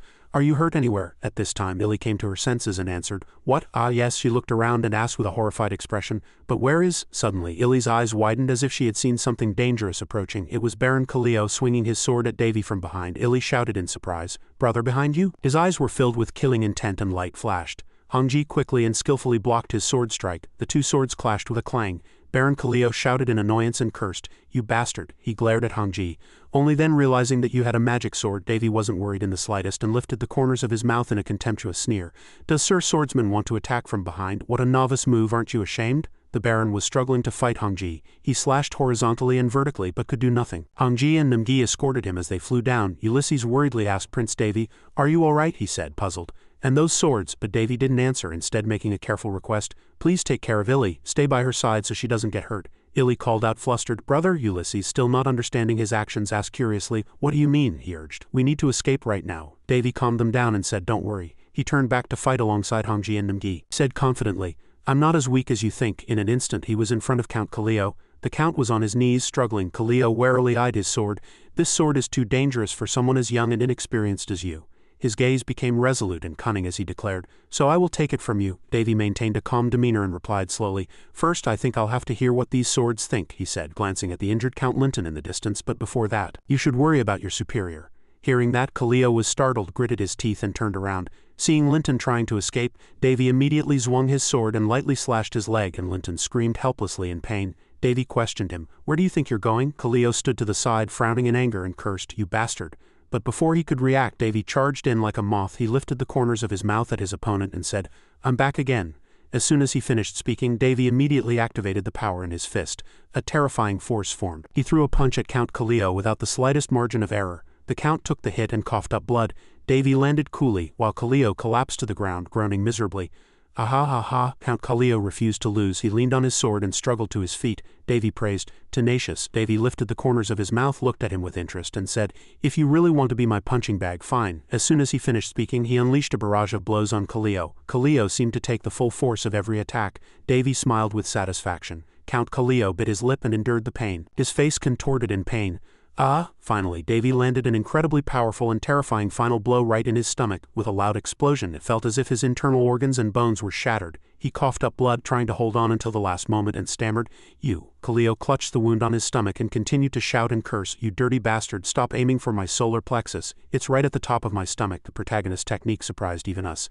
Davy clenched his fist, stood straight, and answered clearly, "In a real fight, there are no dirty tricks. As long as you win by any means necessary, that's all that matters. He looked down and thought to himself, he's quite tough, but for a swordsman he's a bit disappointing. Davy looked at Cleo, who was gritting his teeth in front of him. He was impressed, noting that he had been watching him from the start. Perce, watching from the side, also commented, "It seems he failed while trying to force himself to become stronger," Davy calmly analyzed. "There's no such thing as ki overload in this world, but it's clear he's experienced something similar. Someone who has reached the limits of their swordsmanship." He confidently asked his opponent, "It's probably useless to ask why you collaborated with someone like Linton, right?" He recalled the test tubes containing humans he had seen and said to him, "I saw them on my way here. You transplanted monster cells into human bodies." His face grew serious as he slowly questioned him. "You did it to restore your broken body, didn't you?" "Hit where it hurt." Count Cleo shouted in anger. "Shut up." His whole body trembled. Davy continued, "Now I see you're really foolish." He recalled the sins they had committed. "You were the ones who gave the pathogens to the bandits to spread the disease throughout this fiefdom, weren't you, Count Linton?" Everything was recorded in great detail in the information he received from Jack. As Davy hit the nail on the head, Linton, covered in blood, gaped in astonishment. Perce agreed with this guess. She said gently, "That's right." Davy cursed with a blank expression. "You pieces of trash." He continued to speak to them in a calm tone. "If other people find out about this, it won't just end with the organization collapsing. The reputation of the disease control organization will be damaged, and it will become a target for many nobles." He calculated inwardly, "It will be quite a sight." Perce, beside him, reminded him with a displeased look. "Davy." She looked at him, frowned, and chided him loudly. "Stop it." Davy, not caring at all, snickered and asked back, "You think so?" Count Linton looked at his colleague, trying to cling to him by calling Count Cleo's name, but he was now extremely angry and shouted, "Shut up." Cleo's eyes were tense and his face was extremely wary as he spoke. "He's not getting his power from the magic sword." He looked at the proudly standing Davy and assessed that he was at least a swordmaster-level swordsman, and most importantly, that he could use high-level divine magic. Theoretically, there shouldn't be someone so talented at this age. Cleo thought he was probably a prodigy who would be recorded in the history of this era. Returning to the battle, Davy promised Cleo, "I won't hit your solar plexus anymore."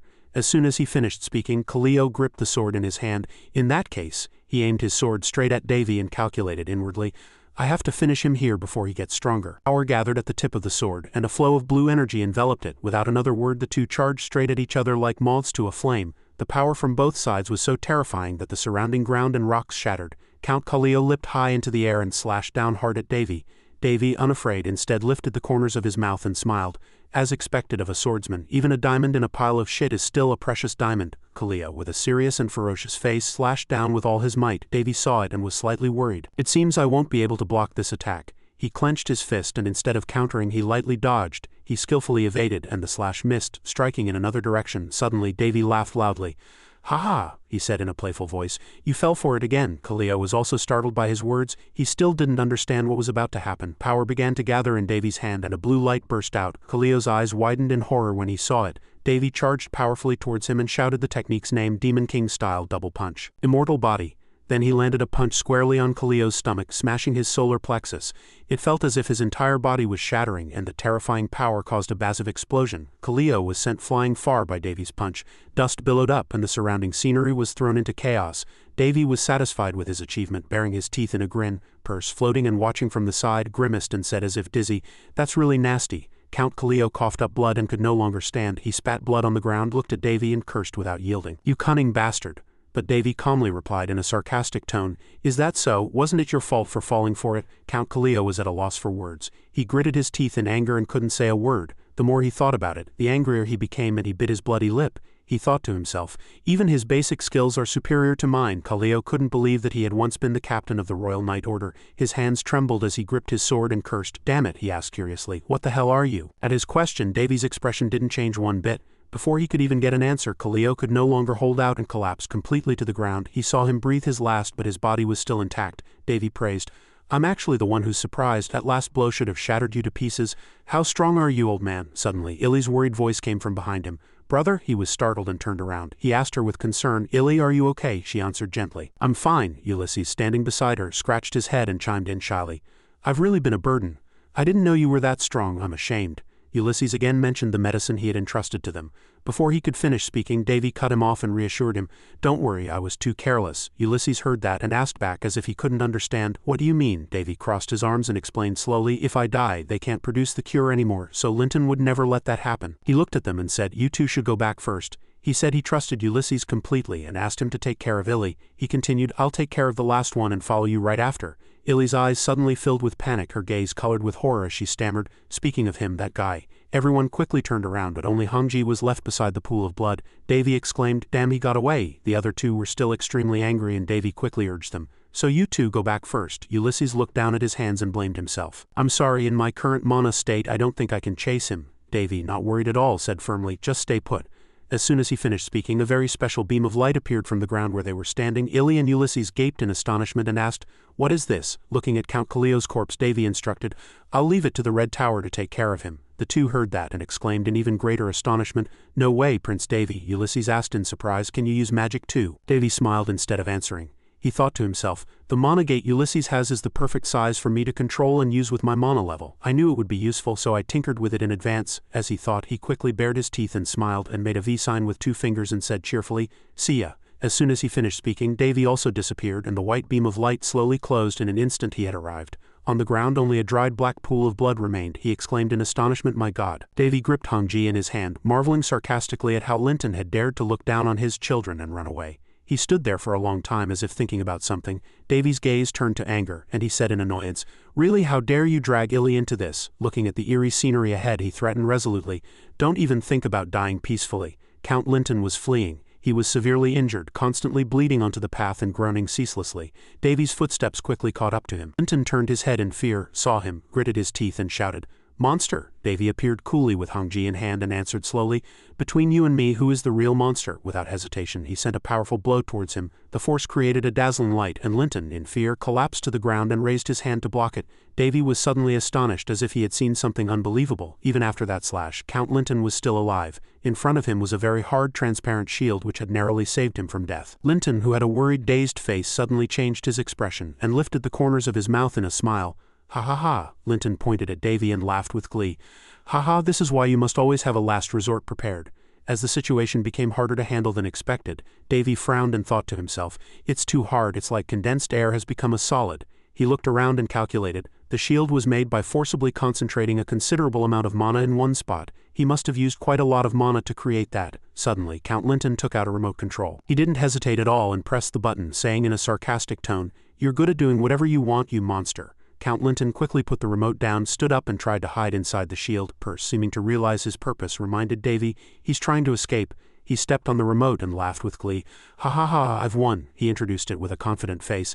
"This is a mana gate I found among the artifacts. It's a bit slow, but once activated it can pass through this dimension and take me away." He looked at Davy with a challenging expression and said, "Why don't you try cutting it with your damn magic sword?" Davy heard that but calmly listened to his bluffing. Count Linton, very satisfied with his plan, threatened arrogantly, "I won't easily forgive those who interfered with my experiments. Just you wait, I will definitely capture you alive and put you in a test tube." He emphasized, "Just watch." Perce and Davy still calmly watched him, being delusional. As Count Linton spoke, he confidently opened his clothes.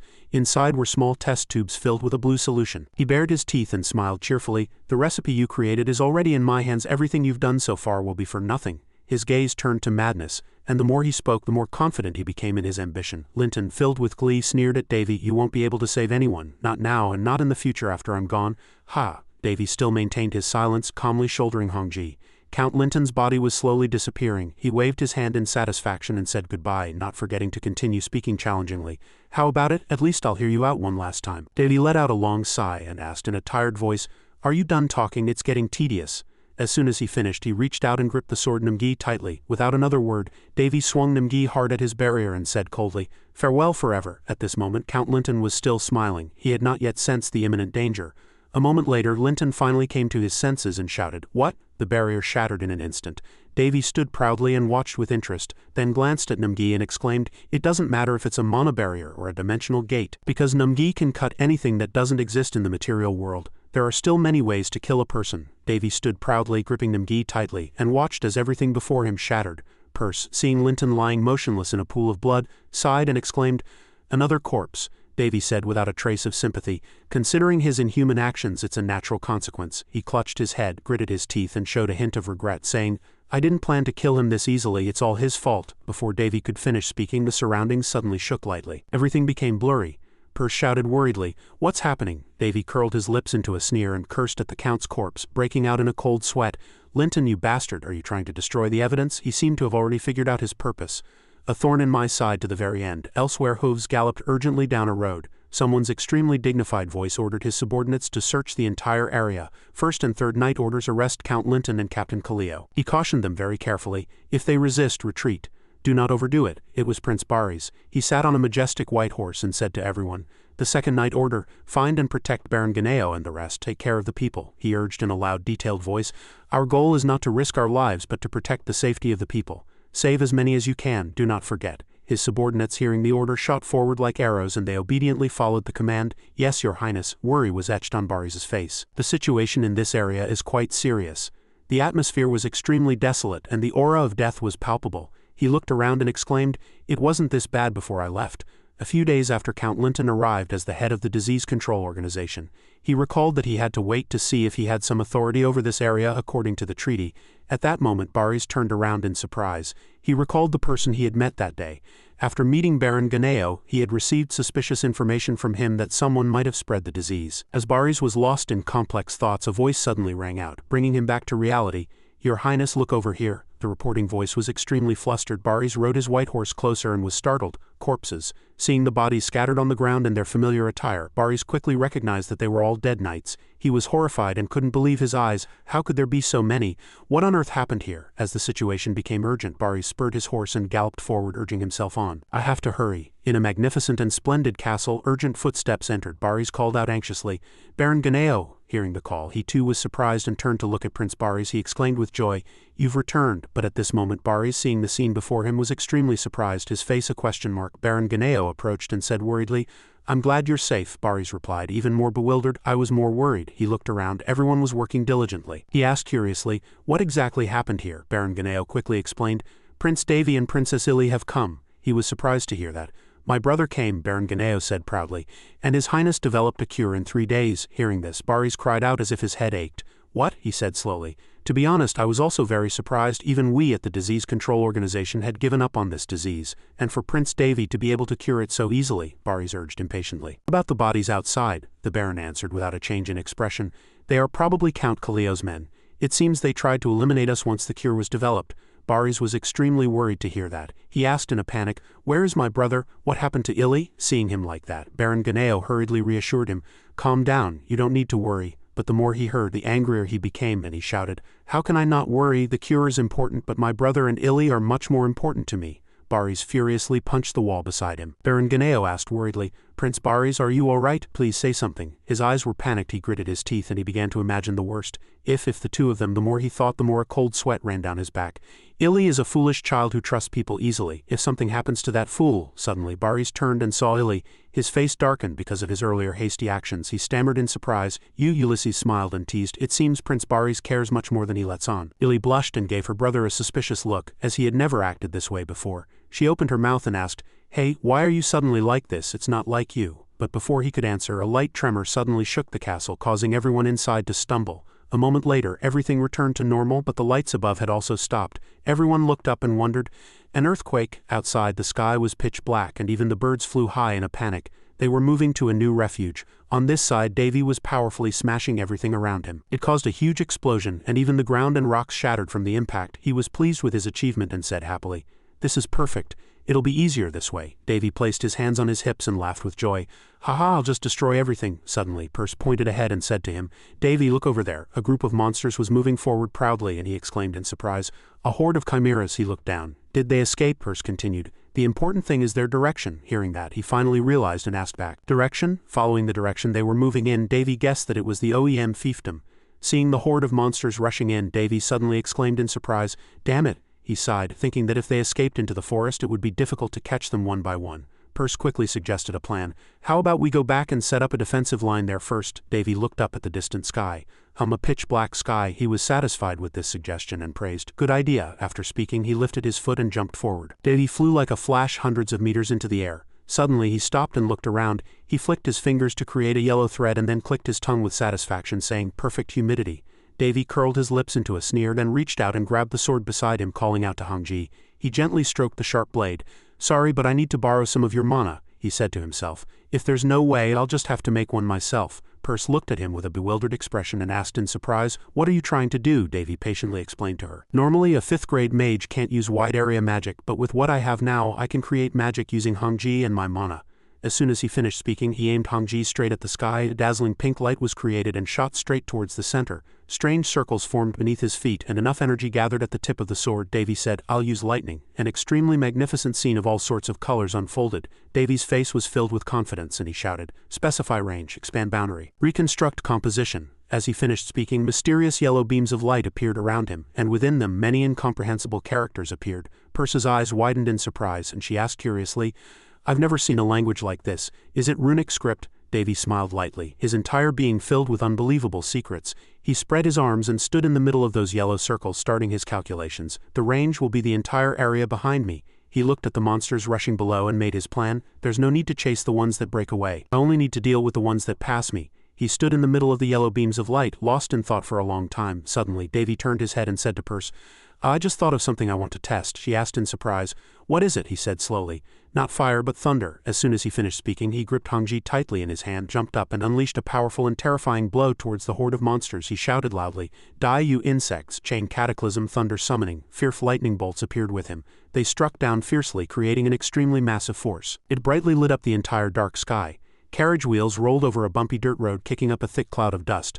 Knights escorting a white carriage bearing the royal crest were fleeing at full speed. A knight swung his sword hard at an assassin, knocking him to the ground. "Damn it!" The knight gripped the reins tightly and cursed. A voice from below shouted, "Surveillus, we can't hold on much longer." One of the team members reported their situation. "At this rate, we'll be caught." Seeing the assassins behind them whipping their horses and chasing madly, Valus muttered and cursed. "Damn assassins, they're so persistent." A yellow lightning bolt struck down towards them, and a knight seemed to notice an unusual phenomenon of continuous thunder and lightning in the forest they were passing. Valus pointed in that direction in surprise and stammered, "What is that?" Then he silently thought of something and shouted loudly towards the carriage rushing forward. "Into the forest, we're entering the forest of thunder." A dissenting voice was heard. "What? Into a place with constant lightning like that?" Inside the carriage, 3 women were trembling in fear. This was no time to hesitate. "Ride faster." A girl in a pink dress, her hood pulled down low, clutched her head and trembled all over, muttering constantly, "I'm sorry, I'm so sorry."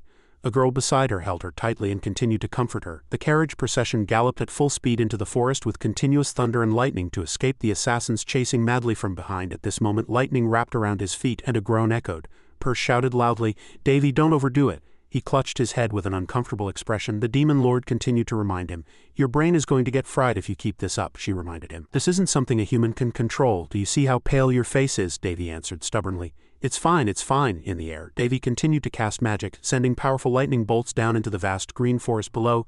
Davy clutched his head and thought, "The mana consumption isn't high, it's just draining my mental energy." His tired legs stumbled and his mouth constantly muttered, "Ah, I'm so tired. I'm going to go crazy like this." Davy clutched his head and lamented, "I have to go back and rest." Suddenly, a carriage running at full speed came into view. A question arose in his mind. Looking down from above, a shiny carriage was stopped under a tree.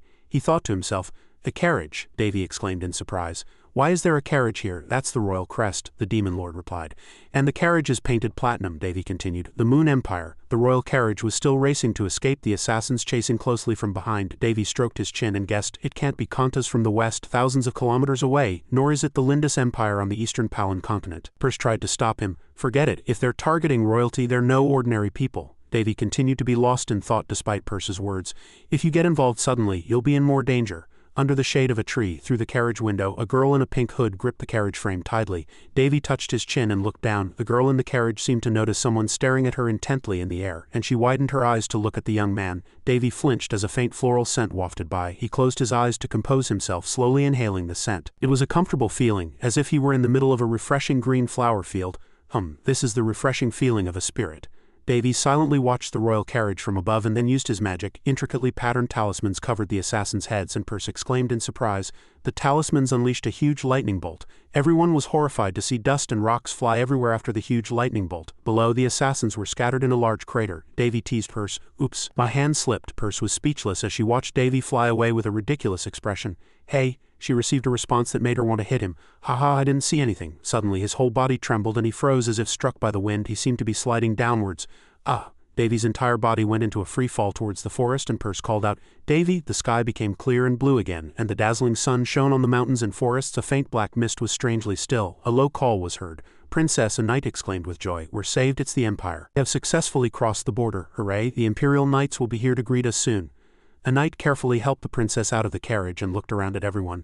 "I don't see Sir Hughes, Sir Luxa, or Ms. Hina." The princess sobbed and said, "I'm sorry everyone, I'm sorry." She held her hat in her hands, bowed her head sincerely and said, because of a half-blood like me, everyone has suffered. Hearing that, everyone objected. Your Highness, it is not because of your lineage. Someone else replied, please don't say that. Someone shouted even louder, that's right. Who dares to say that Her Highness's birth is lowly? Belle knelt and said, our incompetence has made your Highness sad. Please kill us. The princess waved her hands in a hurry and said, stop. She hurriedly and stutteringly explained, I just don't want anyone else to get hurt because of me, Velis said gently. Your Highness, the princess gripped her dress tightly. Yes, I must be strong, at least for His Majesty the Emperor, but her voice suddenly lost its strength. Velis solemnly swore, I swear on the name of the Velis family, I will investigate and clear all the grudges of your Highness's people. The princess looked at the knights who had risked their lives to protect her on the way and answered, thank you, Sir Velis. A knight behind her opened his mouth.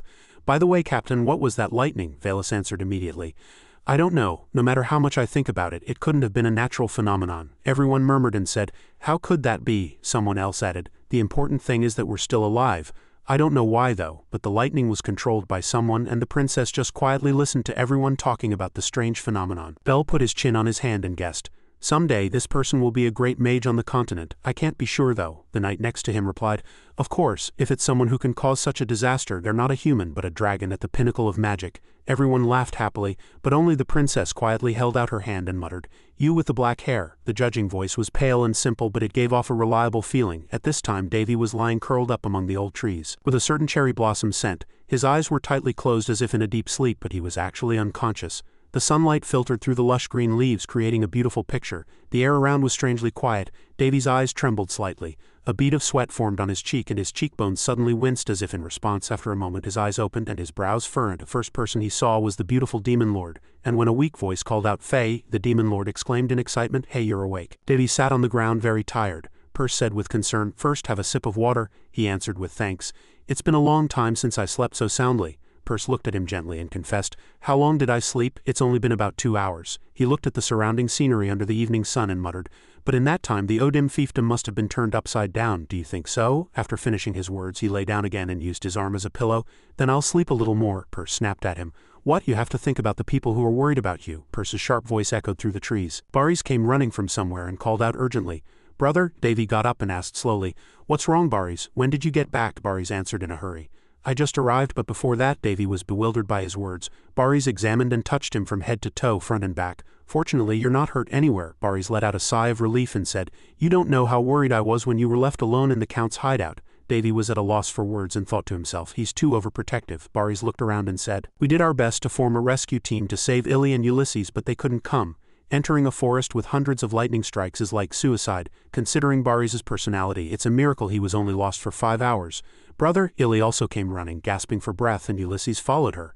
The girl hugged Davy tightly and quickly asked, are you hurt anywhere? You're safe, right? He nodded and answered, yes. Baris got angry and shouted loudly, hey, why is the patient here? I told you to stay in bed. The girl hugged the helpless him tightly and snapped, shut up. Do you expect me to lie comfortably in bed when my brother is missing? Ulysses smiled at Davy. You're really loved. Davy stroked the pouting Illy's head and said, do you think so? It's really nice to see. Davy asked worriedly, did anything happen after you two went back first? Ulysses answered, nothing happened. It seems your Highness completely wiped them out. Ulysses recalled and said, if your Highness wasn't there we would have been in big trouble. Prince Davy, you are amazing even in my eyes as an elder of the Magic Tower. I'm really ashamed of this situation and also the cure. Ulysses felt guilty in his heart. I'm really sorry about that. Davy cut him off. Are you talking about this? Davy shook a small bottle containing a light blue solution. Ulysses was surprised and shouted, how? That guy named Linton had this hidden very deep in his clothes. Davy looked proudly at the vial in his hand and thought to himself, I swiped it from him before we escaped, so don't worry and go inside. He saw Ulysses and Illy staring at him and continued, I gave you first aid, but you two should get proper treatment just in case. A soft voice called out, Prince Davy. Night fell on the palace and I heard about everything that had happened from Baris. Nothing special. Count Linton was behind everything, and the epidemic broke out when he used the bandits to spread the disease. That was it. He carefully placed a small vial on the table. Davy looked at the vial, which was engraved with the symbol of the Disease Control Organization, and heard the answer. We were able to find this only after searching the bandits' base for a few days. They occupied this place and acted as if it was their own. Baris's brows furrowed in anger, and he clenched his fists. Baris said that he had left the fiefdom on the pretext of the epidemic to find evidence. At first Baron Ganeo had opposed everything I did in this fiefdom. Maybe he didn't want to cause trouble for an outsider like me. Davy thought sadly to himself, I feel a little sorry for him. Now it's my turn to speak, Barry's cut off his thoughts. Brother, Davy paid attention to his brother who was asking him. May I ask you just one question? Barry sat up straight and heard the answer. Yes, they seem to have a lot of questions. And rightly so, because I haven't told them until now. If I had been involved in this matter in an ordinary way, there would have been no problem. But what I have done so far has been too difficult for them to believe. Swordsmanship using key, outstanding combat skills enough to defeat a swordsman with a saint, and medical knowledge of unknown origin. The 5th grade magic I used to send Illy and Ulysses back to the fiefdom. Davy sat quietly and drank his tea. Is this really the ability of a boy under 20? Even the genius princess Irina Zapal, who learned the sword before the pen, did not reach the level of a swordsman. Even Ulysses, the greatest prodigy on the continent, barely reached the master level. No one would have known that a 17-year-old boy who had spent a third of his life in a coma would easily surpass them. Davy held his teacup and was lost in thought. Even I knew that this was an impossible thing, he smiled sadly. But I have experienced everything for a long 1,000 years. Barry stopped Illy. Stop it, you fool, it's like we're interrogating my brother. Don't be rude, Illy snapped back. But I'm curious too, Ulysses also added. Actually, I still can't believe that your highness used magic without chanting, Illy shouted in surprise. What? Ulysses calmly added. Besides, Davy listened to Ulysses's words while drinking his tea. The amount of mana I felt from your highness is at the level of an ordinary person, so how could that be? I guess he was curious about that. Well, theoretically, magic without chanting is impossible. Davy looked at the demon lord and thought to himself, I should be thankful that he doesn't think I'm the one behind the thunderstorm in the forest, but he just said gently. Because it's impossible for that to happen. He put down his teacup. That's, the three of them listened intently. Davy answered with a gentle and soft smile. Because I worked hard. The three of them shouted in unison as if they had promised. What do you mean? Davy answered nonchalantly. Just as I said, I worked very hard for a short time. Perce leaned on the teacup and whispered. Basically, he's not lying. That time was very short. 1,000 years is not enough to learn everything. Davy recalled the days of training while climbing a mountain with difficulty. From early morning to sunset, he dragged his feet in confusion and stood up abruptly. He sighed. I woke up and thought about my training progress. Davy held up his bandaged and scarred hands and lamented that he had pushed himself to the point of exhaustion. He said with a sneer, But I worked so hard that even a passing goblin would laugh. 4 people were gathered in a spacious room talking, and Barys was so surprised that he sweated and laughed awkwardly. Ha ha, Barys asked him curiously in front of everyone. Ha ha, are you kidding? No matter how hard you work, you can't reach this level in a year. Davy leisurely crossed his legs and drank his tea, lost in thought. I guess he thinks I only started working hard after I woke up, he said comfortably. There are many things in this world that have not yet been proven. Besides, Davy hesitated for a moment and then continued. I never said it only took me a year. Barys was speechless and questions arose in his mind. Davy Roan looked at his brother's expression with satisfaction and continued. As Ulysses said, he only felt an ordinary level of mana from me, so how could I create such a key-filled sword? I guess that's what you're curious about. Barys was asked the exact question he was curious about and answered in a hurry. That's right, how can that be? Davy sneered meaningfully. He sighed and said with a gentle smile, Someday. He stood up, straightened his clothes and said more clearly, Someday, when the time is right, I'll tell you everything. Barys had a lot of questions, but he didn't know how to ask them. He stood up abruptly and was lost in thought, not saying another word. Davy looked at everyone in the room and thought, I can't tell them about the Hall of Heroes yet, even if they don't believe me and demand the truth. For now, I can only say that I worked hard to reach this level. There is only one person who knows the truth, and that is the demon lord Perce, beautiful and enchanting, but she always seems to be lacking sleep. She glanced at Davy and said, Hey, let me borrow your lap. Stop sighing. He saw the people in the room continue their pleasant conversation. Whether they believe me or not that I will tell them everything someday. They accepted my ridiculous explanation and ended the conversation for now. Night fell. The starry sky and the chorus of crickets made for a peaceful evening outside the mansion, but unlike the outside, the inside was a noisy scene. But really, the problems came one after another. At this time, Davy Roan was baring his teeth and smiling, not knowing what had happened. Hongji puffed up her cheeks and didn't even look at Davy Roan as if she was angry. He asked curiously, Are you still angry? Hongji, don't be like that. He tried to pat the child's head, but she pulled the blanket over her head to avoid his hand. Wow, you look like a hamster with its cheeks full of sunflower seeds. Davy Roan was defeated by this stubborn child's cuteness. He promised himself inwardly, This is not the time to be impressed. But who can resist this cuteness? His eyes sparkled and his face flushed with excitement. He shamelessly played peekaboo to get the child's attention. Hongji, look at this peekaboo, he thought with concern. Kandara's is the same. When a mana weapon with an ego runs out of mana, it becomes listless. Peekaboo. Kandara's, who matures and grows stronger over time, may not be, but for Hongji, who is not even a month old, the amount of mana consumed in that chain cataclysm must have been enormous. Hongji was intrigued by his prank and poked her face out. Suddenly he shouted, Damn it, I can't do this. Suddenly Numgi appeared and hugged Hongji tightly, acting cute. Stop it. Davy Roan took out a fragrant cookie and showed it to Hongji. Here, he continued sweetly, It's your favorite cookie. It's very delicious. Do you want some? Hongji and Namgi's eyes sparkled like stars and they stared at the cookie in his hand. When the two children said nothing, he pretended to sigh with regret. I guess you don't want it, but inwardly he laughed. I know you want to eat it. But the girl still pretended not to be interested in him. He continued, you must be really angry. He knew the child wanted the cookie but couldn't accept it because she was pouting, and he laughed awkwardly. Why are you so cute? Davy Roan held up the cookie and said in a regretful voice. I guess there's no other way, he emphasized again. If you're not going to eat it, I'll have to eat it. After finishing his words, he put the cookie in his mouth and ate it deliciously. Davy Roan continued to tease. Delicious, yum yum. He put the cookie in his mouth and chewed it deliciously, praising it in front of the two pairs of sparkling eyes that were about to burst into tears. Now in Hongji's eyes he was a demon with horns and a long greedy tongue. Purse suddenly approached and shouted angrily. Davy, you idiot, she shouted in anger. What are you doing to a child? I should have known. After finishing her words, she flicked her long hair and flew past Davy Arun like an arrow. Purse enlarged her body and approached the two crying children to comfort them. Come here, she said, consoling them. Yes, you must have been very upset. He looked at her in surprise. Davy Roan's eyes widened and he was too shocked to say anything. The demon lord shot him a glare and answered, What? He barely managed to utter a word. You can make yourself bigger, Purse answered him with contempt. What's so hard about making my body bigger? Then she looked at the two children and said to him in a triumphant voice, Using my mana I can change into any clothes I want. Davy Roan took a bite of his cookie and was lost in thought. Perhaps the two bodies both possessing mana have a special connection. Purse stroked the two children's heads and comforted them. Good kids. Suddenly the two children shouted and called her Mommy. She was so surprised she almost fell backward. What, Mommy? While Purse was still trying to process it, the two children continued to call out, Mommy, Mommy. Davy Roan crossed his arms, watched the amusing scene before him and said to her, You made the kids cry. She was flustered and didn't know what to do, just holding and comforting the two children. What, me? Hongji and Nimgi suddenly shouted.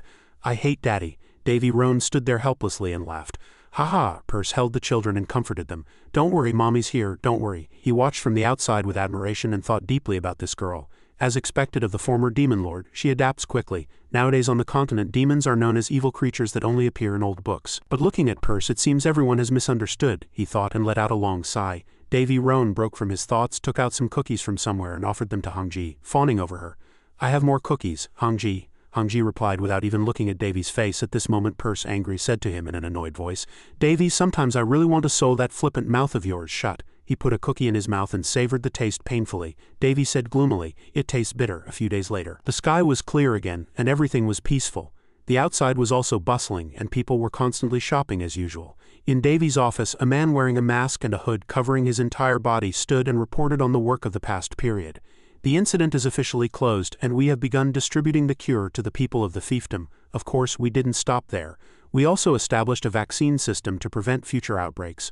Although there is a cure, there is nothing we can do about the virus that already exists within the fiefdom, but the remaining work depends on Lord Baris's method of resolution. More than 300 people died in the ODM fiefdom from this incident. He held the report and answered lightly. Is that so? Fewer than expected. The masked broker was puzzled. You don't seem to mind? Davy tapped the desk with his finger and said with a smile, I'm just thankful the situation didn't worsen despite such a deadly epidemic. How many people do you think live in this fiefdom? Davy's face hardened and he was lost in thought. It's a disease that killed tens of millions on other continents. If I hadn't come here and this disease had spread from OEM as its epicenter to neighboring fiefdoms, half of the eastern continent would have been affected and the situation would have been much worse. So what Linton did was very foolish, and I can't help but be grateful that we were able to stop it with only a few hundred deaths. The masked broker asked again, You knew about this epidemic, didn't you, Your Highness? He sighed and said, Yes. The masked broker continued to ask, How much did you know? He scoffed. Will you deduct this from the cost too? The masked man answered calmly.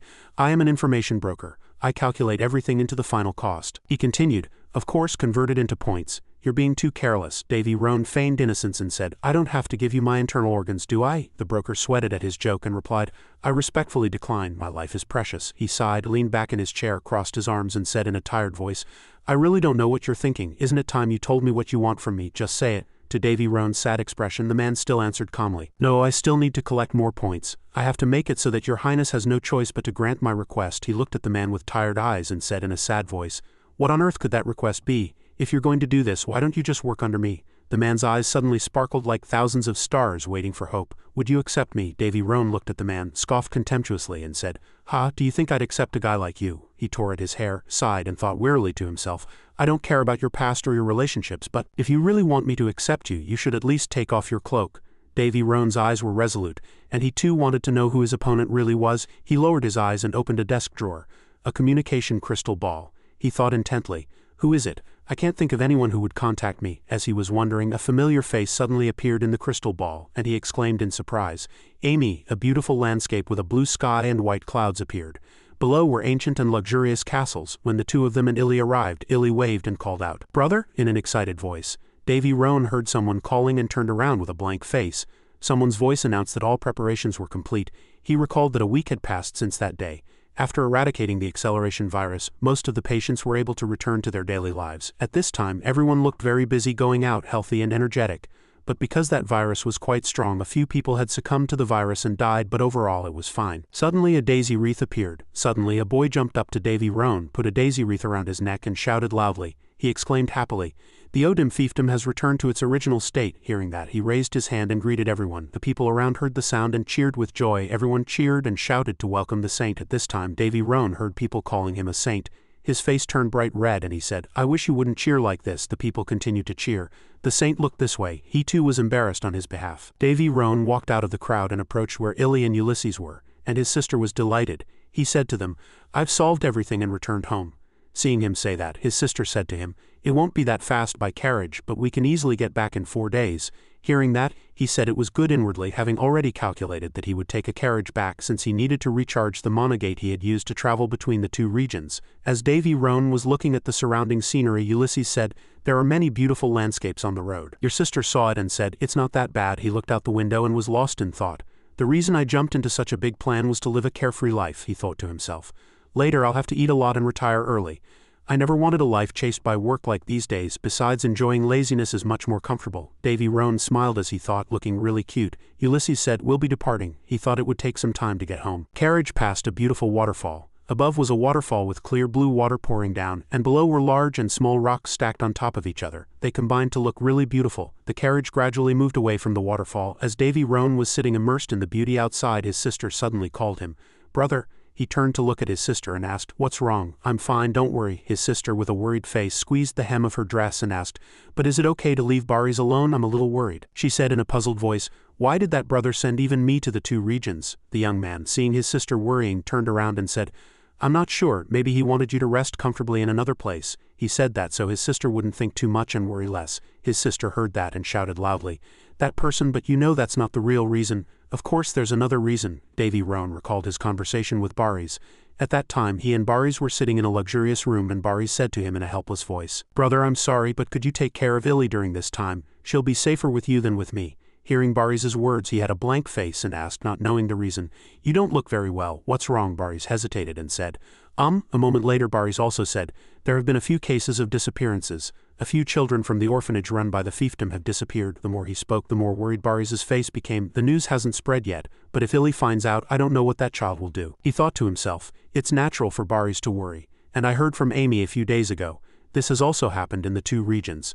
A beautiful blue gem appeared, reassuring her. His sister and Ulysses focused on the scenery outside. His sister said, "It looks completely different outside. It seems we're almost at the two regions." His sister was very interested in this. Davy Roan heard the two get excited about almost arriving and said in a deflated voice, "I want to arrive as late as possible." The two were very confused when they heard him say that. His sister asked him, "Did something happen there?" He answered with an awkward and difficult face, "I heard a rather troublesome person is there." Ulysses was very confused when he heard him say that. The atmosphere was very awkward at this time. As the carriage was moving, a group of horses suddenly blocked the road. Seeing that, his sister poked her head out to look out the window. "What's wrong?" A person from the group on horseback said to his carriage procession. "Who are you? Do you know whose carriage you're blocking?" "I'm sorry." The atmosphere seemed very tense at this time. The two of them looked out the window. The two stammered and said, "That symbol is." The shield symbol with a lion drawn on it looked very cool. It must be someone with a special position. Deus, the captain of the Red Dragon Knights, said to him in a pleading voice, "Please forgive our rudeness." Davy Roan listened to him with a calm face. He continued, "We have come to escort you." He introduced himself as Deus, the captain of the Red Dragon Knights. Hearing him introduce himself, his face darkened and he said, "Why is that female security guard here?" The captain said to him, "It's been a while." "Ulysses 5th grade," she said to him gently. "A week ago, besides the news about the fiefdom situation, I heard other news from Amy." Hearing her words, his face changed. He smiled sinisterly and said to her, "That's why I said that girl is a smart kid." Hearing him say that, she said, "Kid, as I recall, the person you contracted with Kandaras was of a similar age. She was a beautiful girl with long golden hair and a gorgeous blue dress. A precious child of the Palan Empire went on a journey." The scene of a magnificent and spacious palace appeared. Suddenly the image of a very dazzling arrowhead appeared, At that time, arrows also appeared on the target, and the person who shot these arrows was definitely no ordinary person. The arm of a man in a dragon robe was shown drawing a bow very skillfully, and the area around the arrowhead was surrounded by a very powerful-looking electric current. The image of the arrow was like a bird with dazzling wings spread flying towards the target. Sure enough, the arrow resolutely and quickly hit the target straight on. Seeing the arrow on the target, a voice suddenly shouted, "Bullseye!" At that moment, laughter suddenly erupted. Prince Anblindes praised the king. "Your Majesty, you are truly extraordinary." The king was very pleased to hear him say that and asked, "Would you like to try?" Prince Anblindes, hearing the king say that, smiled shyly, put his hand on his head and stroked it, saying, "Haha, how could I compete with a master archer like your Majesty? If I were to have an archery match with your Majesty, I would be so ashamed that I would lose." What a good flatterer. The king looked at him with a rather solemn face. Tisk, the future leader of the Lindis Empire, is such a crybaby. He heard that and smiled awkwardly, answering the king, "Ha ha ha, a fool like me has no talent for archery." The king said to him with a slightly sad and disappointed face, "Tisk, Tisk, at this rate your brothers will take the throne from you." He answered with a confident face, "Your Majesty, if they have the courage, let them try." He seemed to be thoroughly prepared. As he spoke, he poured tea for the king. The king said to him in a calm voice, "The crown prince seems to be doing very well." He too answered calmly and composedly, "Yes, thanks to your Majesty's generosity he is doing well." What a person to be concerned about. The king confided in him. Of course, a true man, before spreading his wings to a wider world, should know how to cherish his own family. Those fools only focus on fame and status and completely ignore me. Hearing the king's words, he answered firmly, "I'll keep that in mind." The king, with his sharp eyes, could tell that he had not come to watch him shoot arrows and listen to his complaints. He asked, "You don't seem to have come to listen to my whining, so what brings you here?" To the king's words, he opened his mouth without hesitation. "Yes, your Majesty, I have obtained information from the guild in advance." Hearing that, the king was impressed. "Oh, you've made progress." The two sat facing each other and drank tea. He continued, "I have good news and some ambiguous news. Which would you like to hear first?" The king, intrigued by his words, said, "Oh ho, you know how to test me." The king pointed at him and said in a pleased tone, "Good, let's hear the ambiguous news first." He also answered quickly. "Yes," he said with a calm face, "Count Linton is dead and Count Kaleo has been captured. Since their inhuman acts have been revealed, they will be punished accordingly." Hearing that, the king said, "Tisk, I heard about Kaleo's situation and personally appointed him to the disease control organization." He continued, "It seems he conducted unauthorized experiments in the Odim fiefdom, a territory on the outskirts of the Roan kingdom." The king said in a furious voice, "Greed has driven him mad." "I see. Who took care of them?" He answered quickly and firmly as if everything was as expected. "The Grand Duke of the Roan Kingdom." The king, lost in thought, said to him, "Are you talking about that young man whose fame is spreading far and wide?" He said in a flattering voice. "Your Majesty, you don't need to feel guilty about this." The king burst into laughter at his words. "Ha ha, if I had been swayed by such things, would I have been able to sit on this throne?" The king said to him in a cheerful voice. "Now tell me the good news," he said. "Yes, it's news from Baron Ganeo, who was researching the blood demon with Count Linton. According to the report, a cure for the blood demon disease has been developed." As he finished speaking, the king's expression changed. He stroked his chin, lost in thought. He continued, "Furthermore, it was not Baron Ganeo or Count Linton, but the Grand Duke of the Roan Kingdom who accomplished this. This is truly an unprecedented situation." The king's face was still lost in thought. The king asked him in a probing tone, a mix of curiosity and concern, "Was the cure effective?" He still answered calmly, "Yes, after verification, the residents of the OEM fiefdom have started to return to their daily lives." The image of a luxurious and magnificent kingdom appeared. "The prince of the Roan Kingdom," the king said in a smiling voice. "How very interesting. There will surely be those who want to get their hands on him." As the king said that, Anblindes asked, "What shall we do?" Emperor Zos answered him calmly, "We can't pretend we don't know. Do as you wish." At the emperor's words, he smiled brightly and said, "I will formally invite him to the imperial palace." The emperor, thinking his words were reasonable, said, "Not bad." It was then that the emperor stated his intentions.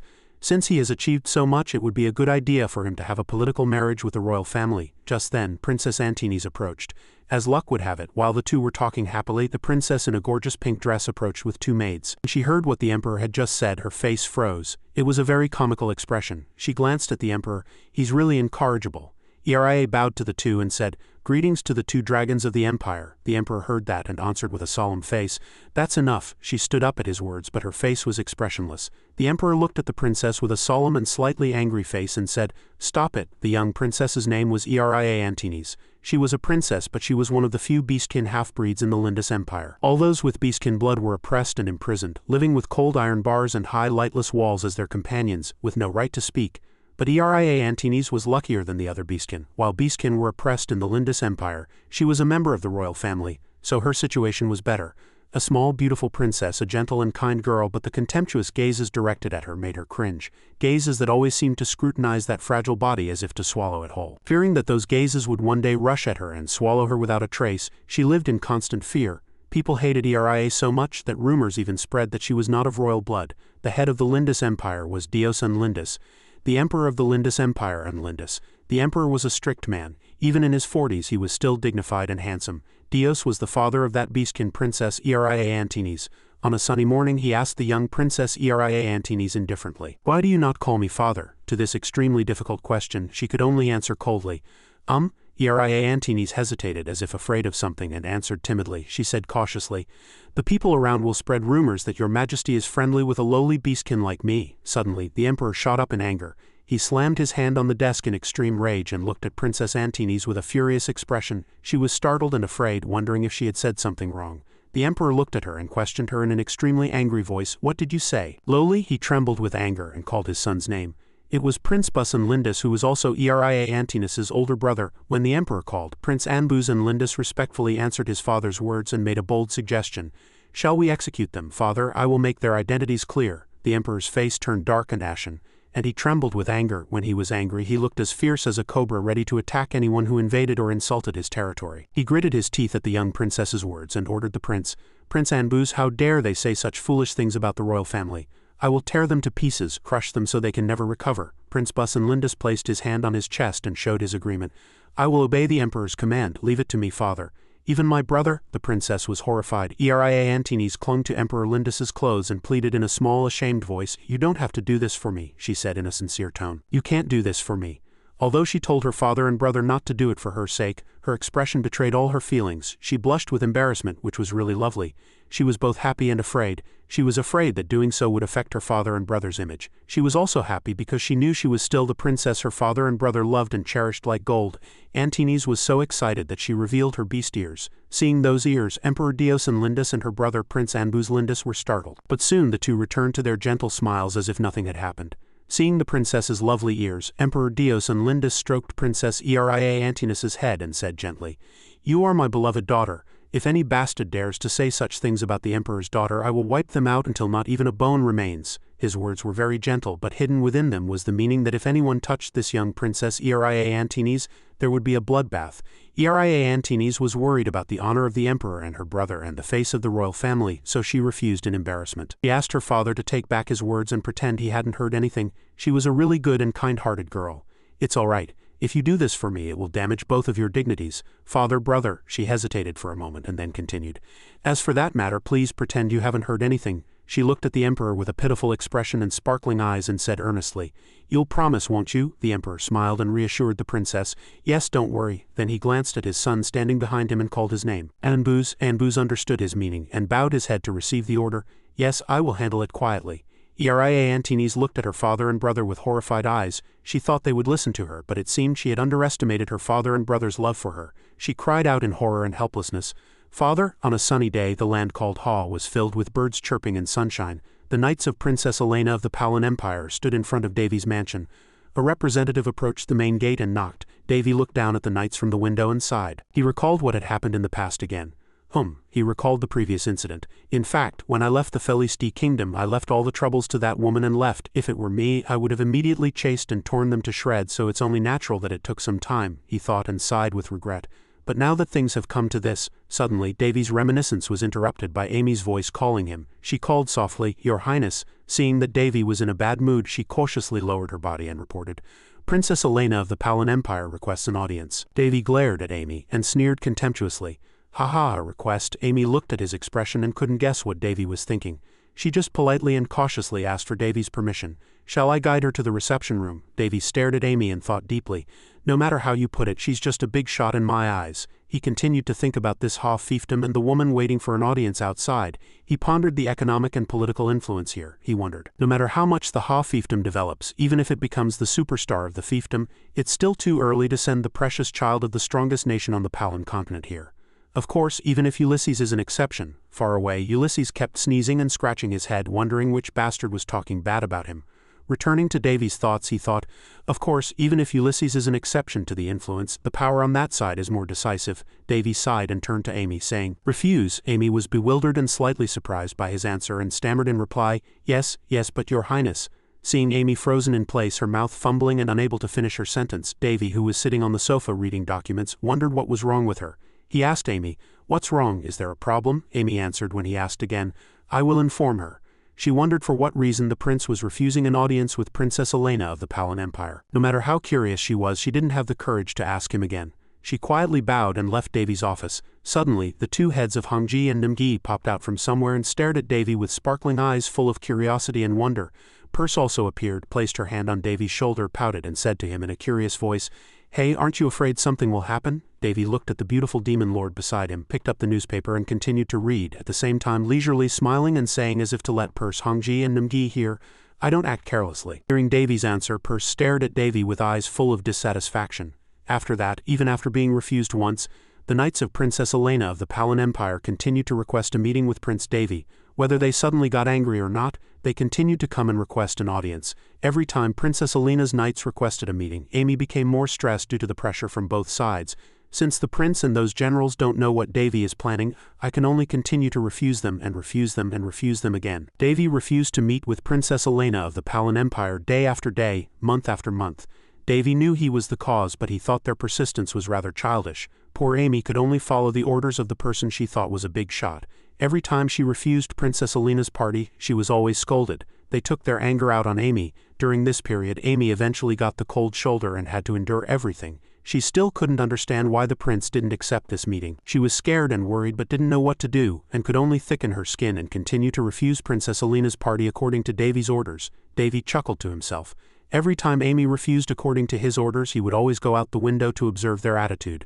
"I heard that woman's red dragon knights are very angry, but I just refused. It's as if I'm ignoring them." Princess Elena's red dragon knights trembled with anger many times, and their eyes seemed to shoot fire as they stared at the mansion, as if they wanted to burn the whole big mansion down, as if to see what kind of treasure was inside that they wouldn't let them in. Davy looked at the knight's expression and admired it with a very satisfied attitude. At least they haven't caused any trouble yet, so their minds are still sound." Night fell. There were no stars, no moon in the sky, and no sound of frogs or crickets. Tonight was strangely quiet, as if hinting at an unannounced meeting. Davy came out of his office, stretched, and said loudly, with a cheerful and comfortable attitude, "Ha, this is the best." Purse walked beside him, looking at the triumphant and joyful Davy with a puzzled expression. She asked, "Don't tell me you?" Before she could finish, Davy laughed triumphantly. "Ha, maybe I should use this chance to raise my value." "Ha," he thought smugly, "this is what you call a viral marketing strategy." As he walked, Davy explained his plan to Purse. "This time it's that princess, you know." Listening to him, Purse wore a blank expression, helplessly at a loss for words. He looked at her expression with satisfaction and continued, "There's no better news than this, especially when the Information Guild and high-ranking officials are focusing their attention on this matter." "Ah," Davy shouted refreshingly. "I can hear it, the sound of the fiefdom's value rising." Purse flew behind him, watching the triumphant Davy. She helplessly tilted her head, thinking he had gone mad. After a moment of thought, Purse warned Davy to be careful. Life isn't a game. But seeing Davy's expression, she sighed helplessly and thought, "You're really fearless." Purse continued to ask him what she was curious about. "There's no way they'll move according to your plan. So why are you so arrogant?" Purse reminded Davy. Davy ignored her words, crossed his arms and arrogantly looked up at the sky as he answered, "It'll be fine because it's still that princess." He looked up at the sky, speaking to Purse and himself at the same time. He smiled triumphantly. "Ha, just you watch. While we're doing this, the fame of the two regions will soar to the sky. Ha ha ha." As he was laughing triumphantly, a slender figure suddenly appeared outside the mansion window. The figure passed Davy and Purse in the faint light from outside the window, and one could recognize that the slender figure was Princess Elena of the Palan Empire, who had been trying to meet Davy all this time. She lightly jumped down from the window into the hallway, looked around and then fixed her gaze on the sight before her. She shouted, "Found you." Elena pointed straight at Prince Davy's face and declared confidently, "Listen carefully, Prince Davy." Seeing the girl who had suddenly appeared, Davy laughed helplessly and said, "Ha, are princesses into learning parkour these days?" Princess Elena approached him with a chiding tone. She asked Davy, "Don't you think we have a lot to discuss?" Seeing her approach and speak in a nagging tone, Davy felt a pang of guilt, hesitated, and answered, "Well, as you can see." Princess Elena puffed up her cheeks as if angry, then rushed over, grabbed his collar tightly, and nagged him in annoyance. "Don't you think so?" Elena's annoyed face still looked very lovely. Davy looked elsewhere, feigning a nonchalant attitude as if embarrassed. He showed her an indifferent attitude. "Is that so?" When he didn't look at her, Elena raised her voice and shouted, "What? Where are you looking right now?" This time she was really angry. The annoyance was visible on her face. Seeing that, Davy grumbled, "It seems her personality has become fickle while I wasn't looking." Purse, who was hiding in a corner, just sighed and looked at Davy helplessly, as if looking at a creature with a death wish. Indeed, the sky tonight was quiet, as if to make way for the commotion of these two. Back in the Lindis kingdom, the sky outside was still clear and blue. The story of the three, the father and two children of the Zozan Lindis family, continued. Seeing Aria's sudden visit, the emperor thought she must have a favor to ask. The emperor gently asked Eria if she had something to say. Do you have something to say? She bowed her head, constantly wringing her hands, hesitating, not daring to speak. She fidgeted for a long time, wanting to speak but not knowing where to start. Actually, suddenly, as if drawn by some force, she lifted her head and spoke clearly. Father. The emperor lifted his teacup, took a sip, and then answered the young princess in a gentle voice. What is it? Go ahead and speak, Eria said shyly in a small voice. It's about the promise we made a long time ago. Though she had spoken her mind, she still wrung her hands, looking anxious. Her fidgeting could not escape the emperor's fox-like eyes. He feigned surprise and said, A promise? Eria grew embarrassed and mumbled in an even smaller voice. You promised that if my illness was ever cured you would let me marry anyone I wanted. Her face turned bright red and she shyly asked the emperor about that promise. Eria mustered her courage and asked, Is it still valid? After hearing her explanation, the emperor, who was savoring his tea, slammed his hand on the table. The poor teacup couldn't withstand the king's wrath and shattered into pieces. The clattering sound of the teacup breaking made the already anxious person's heart even more anxious. It was as if the emperor had been struck by lightning out of a clear blue sky. His beloved daughter was now going to get married and leave him. How could his heart bear it? Brother Anbuz gently wiped the remaining tea from his hand, but he still couldn't come to his senses from what the young girl had just said. Eria, seeming not to see her father's reaction, continued to speak. He saved me on my way back to the empire. The emperor stammered, unable to speak properly. Ari, you can't. Before her father could finish, Eria stood up abruptly and said, I don't even know his name, but I want to meet him again formally. She clasped her hands and pleaded in a desperate voice. The emperor said nothing, then suddenly called his son Anbuz, who was standing behind him, closer. Anbuz bowed his head to receive the order. Yes, your majesty. The emperor nonchalantly asked Anbuz, What is the most important maxim of the Lindis family? Brother Anbuz, with his usual gentle smile, answered the emperor. He who cannot protect his own people can achieve nothing. That is how I remember it, the emperor said in an annoyed voice. That's right, once again. His entire body and mind were engulfed in flames of anger. He growled at Anbuz and said, It seems a bug has attached itself to this flower branch. Anbuz, understanding the emperor's meaning, knelt and received the order. Yes, your majesty. As if he had an unspoken understanding of the emperor's intentions, he hinted in his reply, Please leave it to me. Eria was puzzled watching the two converse. She stared blankly at her angry father, and before she could wonder, Anbuz interjected, I will uncover the truth and bring that bug before your majesty. Only then. Eria vaguely understood something. She said in a hurry. What, a bug? The emperor, furious to the core, stood up abruptly and commanded Anbuz, Find that bastard immediately and kill him. Eria hurriedly grabbed the emperor's clothes and shouted no. Seeing the father and daughter in an uproar, Anbuz quietly stepped back and said, I will go and place a request with the guild immediately. Anbuz's words were like a stone thrown into Aria's calm heart. She shouted in fear. Brother? Aria's scream echoed throughout the entire room. Ah, please calm down, she pleaded with the two of them. She still hadn't had a chance to tell them about the man. They didn't know he was the one who had cured the blood demon disease, nor that he was the one who had freed Princess Eria from her curse. Their reunion is still a story for the distant future. In a vast arena, a bizarrely shaped golem was letting out a sharp scream. Its entire body was like a huge pile of scrap metal. It charged forward at a speed of several hundred kilometers per hour as if attacking something. Suddenly, a flash of light appeared in front of it, followed by a loud bang. The deafening sound of metal clashing against metal created a powerful beam of light. The force was so strong that it sent the surrounding soil and rocks flying in all directions, raising a thick cloud of dust. Looking closely, amidst the chaotic landscape, a girl was fighting the golem, brandishing a sword. It was a blonde girl, and her sword grazed the massive golem's head, creating a sharp screeching sound. That blonde girl was none other than Princess Elena of the Palan Empire. She was engaged in a life-or-death battle with the golem, but her face was still very lovely and cute, yet equally strong. She solemnly closed her eyes, took a deep breath, and regained her composure. Then with all her might she leaped out of the golem's attack range. The sword in her hand dragged on the ground, making a heavy sound. Elena looked at the sword in her hand and mused. A greatsword is slower than other melee weapons like daggers or longswords, limiting its use, but it can deliver an attack with tremendous damage. She gripped the greatsword in her hand tightly, took a deep breath, and focused all her strength into her hands holding the sword. She used the absolute power of the greatsword to launch a fierce attack on the golem. Every time Elena attacked, onlookers' hearts fluttered at her beauty. Her slender figure and long hair further highlighted her strong and brave beauty. Elena used all her strength to approach the huge golem and deliver a heavy blow. As Elena's blow hit its head, the golem slid back a long way. Princess Elena decided to deliver the final fatal blow. She used her internal energy to leap high into the air and swung her sword towards the center of the golem's head. But suddenly, a buzzing sound came from under the giant steel man's feet, and a red light mixed with flames shot out. Elena looked at the golem before her with surprised eyes. She had not expected the golem to be able to resist after taking the full brunt of her continuous attacks.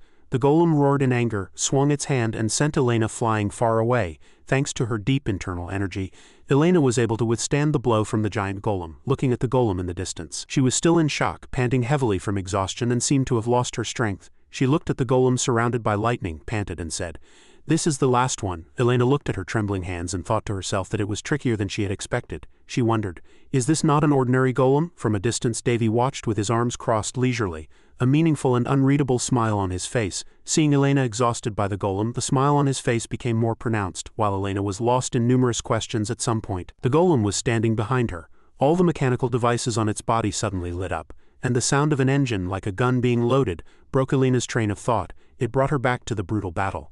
The giant golem spoke in a mechanical voice. It aimed straight at Elena's lovely face and began to say something incomprehensible. Megatron prototype, switching to firing mode. While Elena was puzzled by the golem's strange words, it raised an arm full of gun barrels aimed at Elena and said in a cold mechanical tone, "Target confirmed." Countless bullets were fired from its arm towards Elena.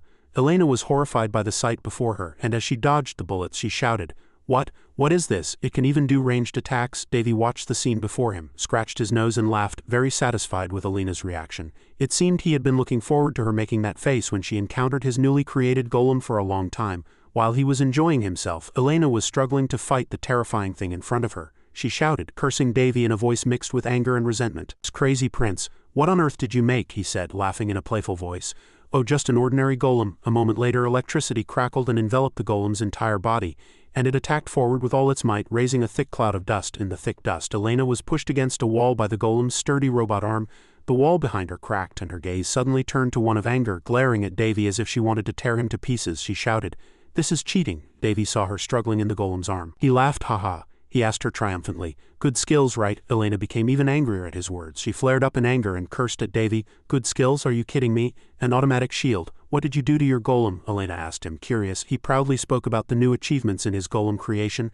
"Doesn't it look like a reinforced shield?" she shouted in anger. "That's why I'm saying this is cheating. What kind of golem uses magic above the third circle?" Davy ignored her shouting. He patted the golem and praised it. "Good job." Then he turned to Elena and said, "I'll let you go now." She asked Davy curiously, "Are you trying to create a weapon that can destroy a continent?" Davy smiled and did not answer her question. After being released, Elena let out a sigh of relief, tidied her hair and clothes, and didn't even look at Davy's face. He helplessly comforted her, while at the same time boasting about the power of his newly created golem. "Hey, I put magic crystals inside, so it should at least do that much. Do you know how many I put inside?" Elena laughed contemptuously, shooting a glare as sharp as a dagger at Davy. "I have no interest in talking to you anymore."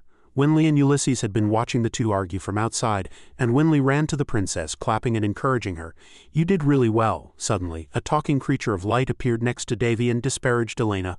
"What a weak master." It looked at Elena's back and said with determination, "I will not lose no matter what." Davy put his hands on his hips, sighed, and said as if his heart ached, but it wasn't a good experiment. He looked at the golem, which was covered in scratches and crackling with electricity. He thanked the creature beside him and said, "Thanks to you I got some good data, but it looks like it'll need a lot of repairs." The arena where Elena and the golem had just fought, "This place is my personal workshop." Davy smiled with satisfaction and looked around. "This is a new underground territory. It's very bright. It's still under construction beneath the Lord's castle. The outside of the mansion is old with peeling paint, cracked walls, and tangled vines, attesting to the passage of time until now. The mansion I lived in was where my mother and the Alicia baronial family had lived for generations. When I came here I decided it had been neglected for too long, making it difficult to repair or extend, so I decided to build a new one. A short time later, the old shabby mansion was completely transformed into something taller, more beautiful, more magnificent, and more splendid. It will now be my new home." Back inside the underground arena, Elena was exhausted, her face ashen as she gasped for breath. Davy watched her from behind, lost in deep thought. Meanwhile, the precious princess of the Palin kingdom was fighting the golem I designed. Suddenly, Elena collapsed and cried out, "Ah, I feel sick." Ulysses and Winley rushed to her side, patting her back as they asked, "Princess, are you all right?" Elena replied in a weary voice, "I think I'm going to throw up." Seeing the scene before him, Davy shook off all his thoughts and ran to Elena. He shouted as he ran, "No, hold it in," but it seemed he was too late. Elena ended up throwing up. He sighed, thinking, "It all started the day she came here. Let's go back to the night Elena broke into the mansion to meet Davy. A few days ago, in the quiet of the night, Elena's voice could be heard questioning Davy. "I really didn't know you were such a busy person." The two sat facing each other, steam rising from their teacups. Through the faint steam, Elena stared at Davy with her arms crossed, her expression displeased. She questioned him. "My reputation may not be the best, but even kings aren't this hard to meet." Davy scratched his nose, lifted his teacup to wet his lips, then sighed and spoke to Elena in a seemingly regretful voice. "I'll hear your complaints at least." The princess lifted her teacup and took a sip. She reproached him in a sulky voice. "Are you aware that rumors about you and me are spreading in your fiefdom?" Davy laughed and replied, "Haha, that's exactly what I was aiming for." Hearing his laughter, Elena lowered the teacup she was bringing to her lips. Suppressing her boiling anger, she shot him a glare as sharp as a blade. She looked at him and said, You're trying to raise the value of your fiefdom. Davy snapped his fingers and confirmed with a wide grin, that's right. He praised the girl before him inwardly. She's pretty smart. Elena looked at him with a helpless expression. She praised him sarcastically. You're very brave. Davy recognized the sarcastic intent but still shamelessly accepted her compliment. He laughed haha, his expression looking truly annoying. I'm quite bold, aren't I? Elena's face hardened and she glared at him, grinding her teeth. Her gaze could kill. Seeing her expression, Davy flinched inwardly, a cold sweat breaking out. Tisk. Perce watched Elena from the side and remarked with admiration, she has quite the fiery temper sometimes. Perce flew over and sat on Davy's shoulder, saying casually, don't be so surprised, Davy. She's actually a very good kid. Hearing that, he looked at the princess fuming before him and fell into deep thought. Really? Davy looked at the two women and thought, Princess Elena didn't know of Perce's existence and she was someone who had never left Candace's side. Seeing Davy distracted and not focusing on her words, the princess cleared her throat once. Elena said to Davy, embarrassed, first, I want to thank you. I owe you my life because of what happened before. I feel I need to be clear about that incident. She said this very seriously. Davy was a little surprised that she brought up the old story, but he quickly regained his composure. He straightened his back and said, there's no need for that. He thought to himself, I only saved her by chance while rescuing Winley. But since saving Elena had been an accident, he decided not to tell her. If she found out, she would surely burn him with her rage. She raised a hand to touch the blue insignia on her collar and said, stammering shyly, thanks to you, I was able to awaken Candace. The insignia, with the symbol of an eagle's wings, flashed and emitted a blue light. Suddenly a shining greatsword appeared from somewhere. Davy looked at the greatsword before him with surprised eyes. He looked at the greatsword, then at her, and fell into deep thought. Come to think of it, although Elena was the contractor, she was merely Candace's master. She shouldn't have been able to awaken it in its sword form. The more brightly the sword shone, the more surprised he became. Because he never thought she could summon that greatsword, he muttered to himself. There must be a few reasons for this sudden awakening. He continued to wonder as he looked at the beautiful Elena before him. For example, she became much stronger after that incident. Suddenly the image of a girl appeared in Davy's thoughts. That girl was Enid Candace. He wondered if Enid Candace had something to do with awakening Princess Elena's greatsword. Suddenly, Enid Candace appeared from somewhere, grabbed his collar and shouted in a resentful voice, Davy, you jerk, the girl cried as she continued to berate Davy. Do you know how much I suffered because of you, because of you? This small, lovely girl was Enid Candace. Davy was at a loss. He smiled and placated the angry little girl. All right, did you sleep well? Davy looked at the girl and thought it was easier to awaken Candace because she was temporarily weakened. Get ready. A piercing voice echoed throughout the mansion, startling even the crows perched on the trees outside. Candace gripped Davy's collar tightly. The girl jumped up and down in anger and said, you should have at least said something before using it. Davy ignored Candace tugging on his collar and turned his head elsewhere. He replied with an expression of complete disinterest in her words. People were dying every minute, every hour. Where was the time for that? Candace suddenly seemed to remember something and asked with teary eyes, where is Perce? Davy looked at the beautiful Perce beside him and wondered, can't she see Perce? When Davy said nothing, Candace shouted, don't tell me you don't know. Perce watched the scene before her, not knowing what to say, and simply stood with her arms crossed, sighing helplessly. Davy placated the stubborn little Candace. Don't worry, she's fine. Davy hesitated for a moment before continuing. A saint appeared and came to my side. Hearing Davy's words, Candace flew into a rage once more. She cursed at Davy. You bastard! Candace looked around and called out to Perce in a trembling voice into the empty air. Perce, that guy didn't do anything to you, did he? Candace glared at Davy with resentful eyes. She continued, you're okay, right? The stubborn Candace continued to shout and call for Perce. Please answer me. Seeing Candace wailing in front of him, he grew increasingly annoyed as it sounded like the kid was framing him as a shameless bastard. He frowned, looked at Candace, and said in a growling voice, hey, I'm not that kind of person. But Candace paid no attention to his words. She knew Perce was nearby, so she continued to shout and call for Perce. Perce, who had been silent on the side, seemed to be thinking about something. Davy looked at her as if asking if she had a solution. After a moment of thought, she snapped her fingers and asked Davy, Davy, can I borrow some of your power? He smiled and told her comfortably, as much as you want. Perce flew up and stood on Davy's forehead. She gently placed her hands on his brow. The moment Perce's hands touched Davy's forehead, a faint light emanated. Davy looked at the girl before him with a profound gaze. Perce also opened her eyes and looked at Davy. The two seemed to be thinking the same thing. In the distance, Candace saw a familiar figure slowly appear next to Davy. As the figure became clearer, her eyes widened, she looked dazed, and tears began to well up in her eyes. The girl sobbed, her lovely face shimmering with tears. It truly pained one's heart. As the figure appeared clearly before Candace, the girl called out to Perce in a trembling voice. Perce. Perce looked affectionately at the teary-eyed girl. She said lovingly, it's been a long time, Candace. Candace suddenly stretched out her small hands. She ran forward, hugged Perce, and cried sorrowfully as if pouring out all the pent-up frustration and sadness she had been feeling. Purse was also surprised, not expecting the little one to run and hug her. Kandara's cried ceaselessly in Purse's arms. Seeing the kid whining in her arms, she stroked her head to soothe her, comforting this little child gently and affectionately. Elena, seeing Kandara's acting strangely in the air, asked with a puzzled look, "Kandara's, what are you doing in midair by yourself?" Davy looked at Elena, then at Kandara's. He smiled without a word and savored the teacup in his hand. Seeing Elena's continued curiosity, Davy kindly explained Kandara's strange behavior.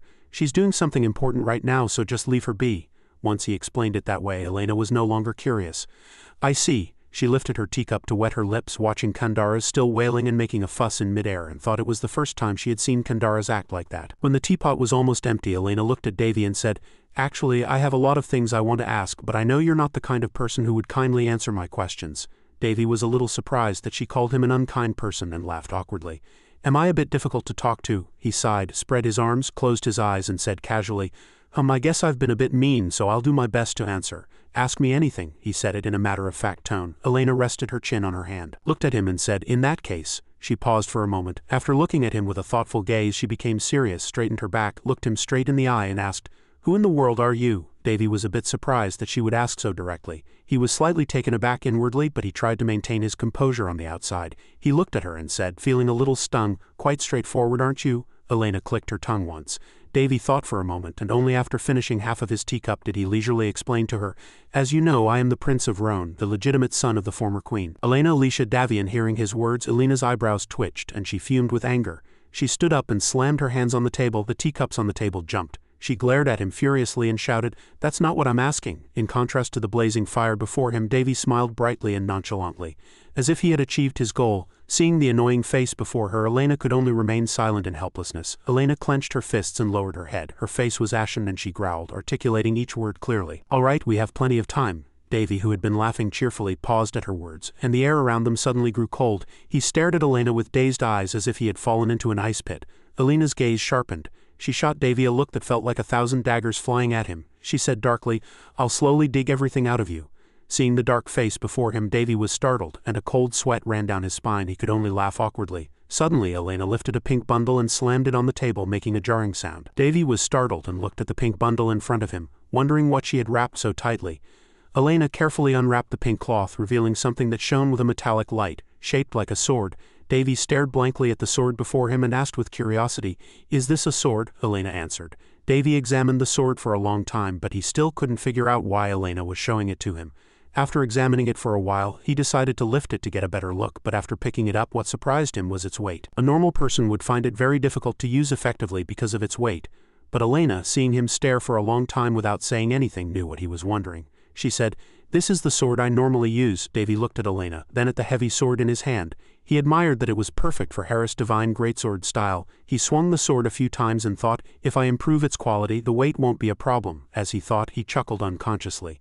Elena saw him just playing with the sword and not answering. She slammed her hand on the table to get his attention.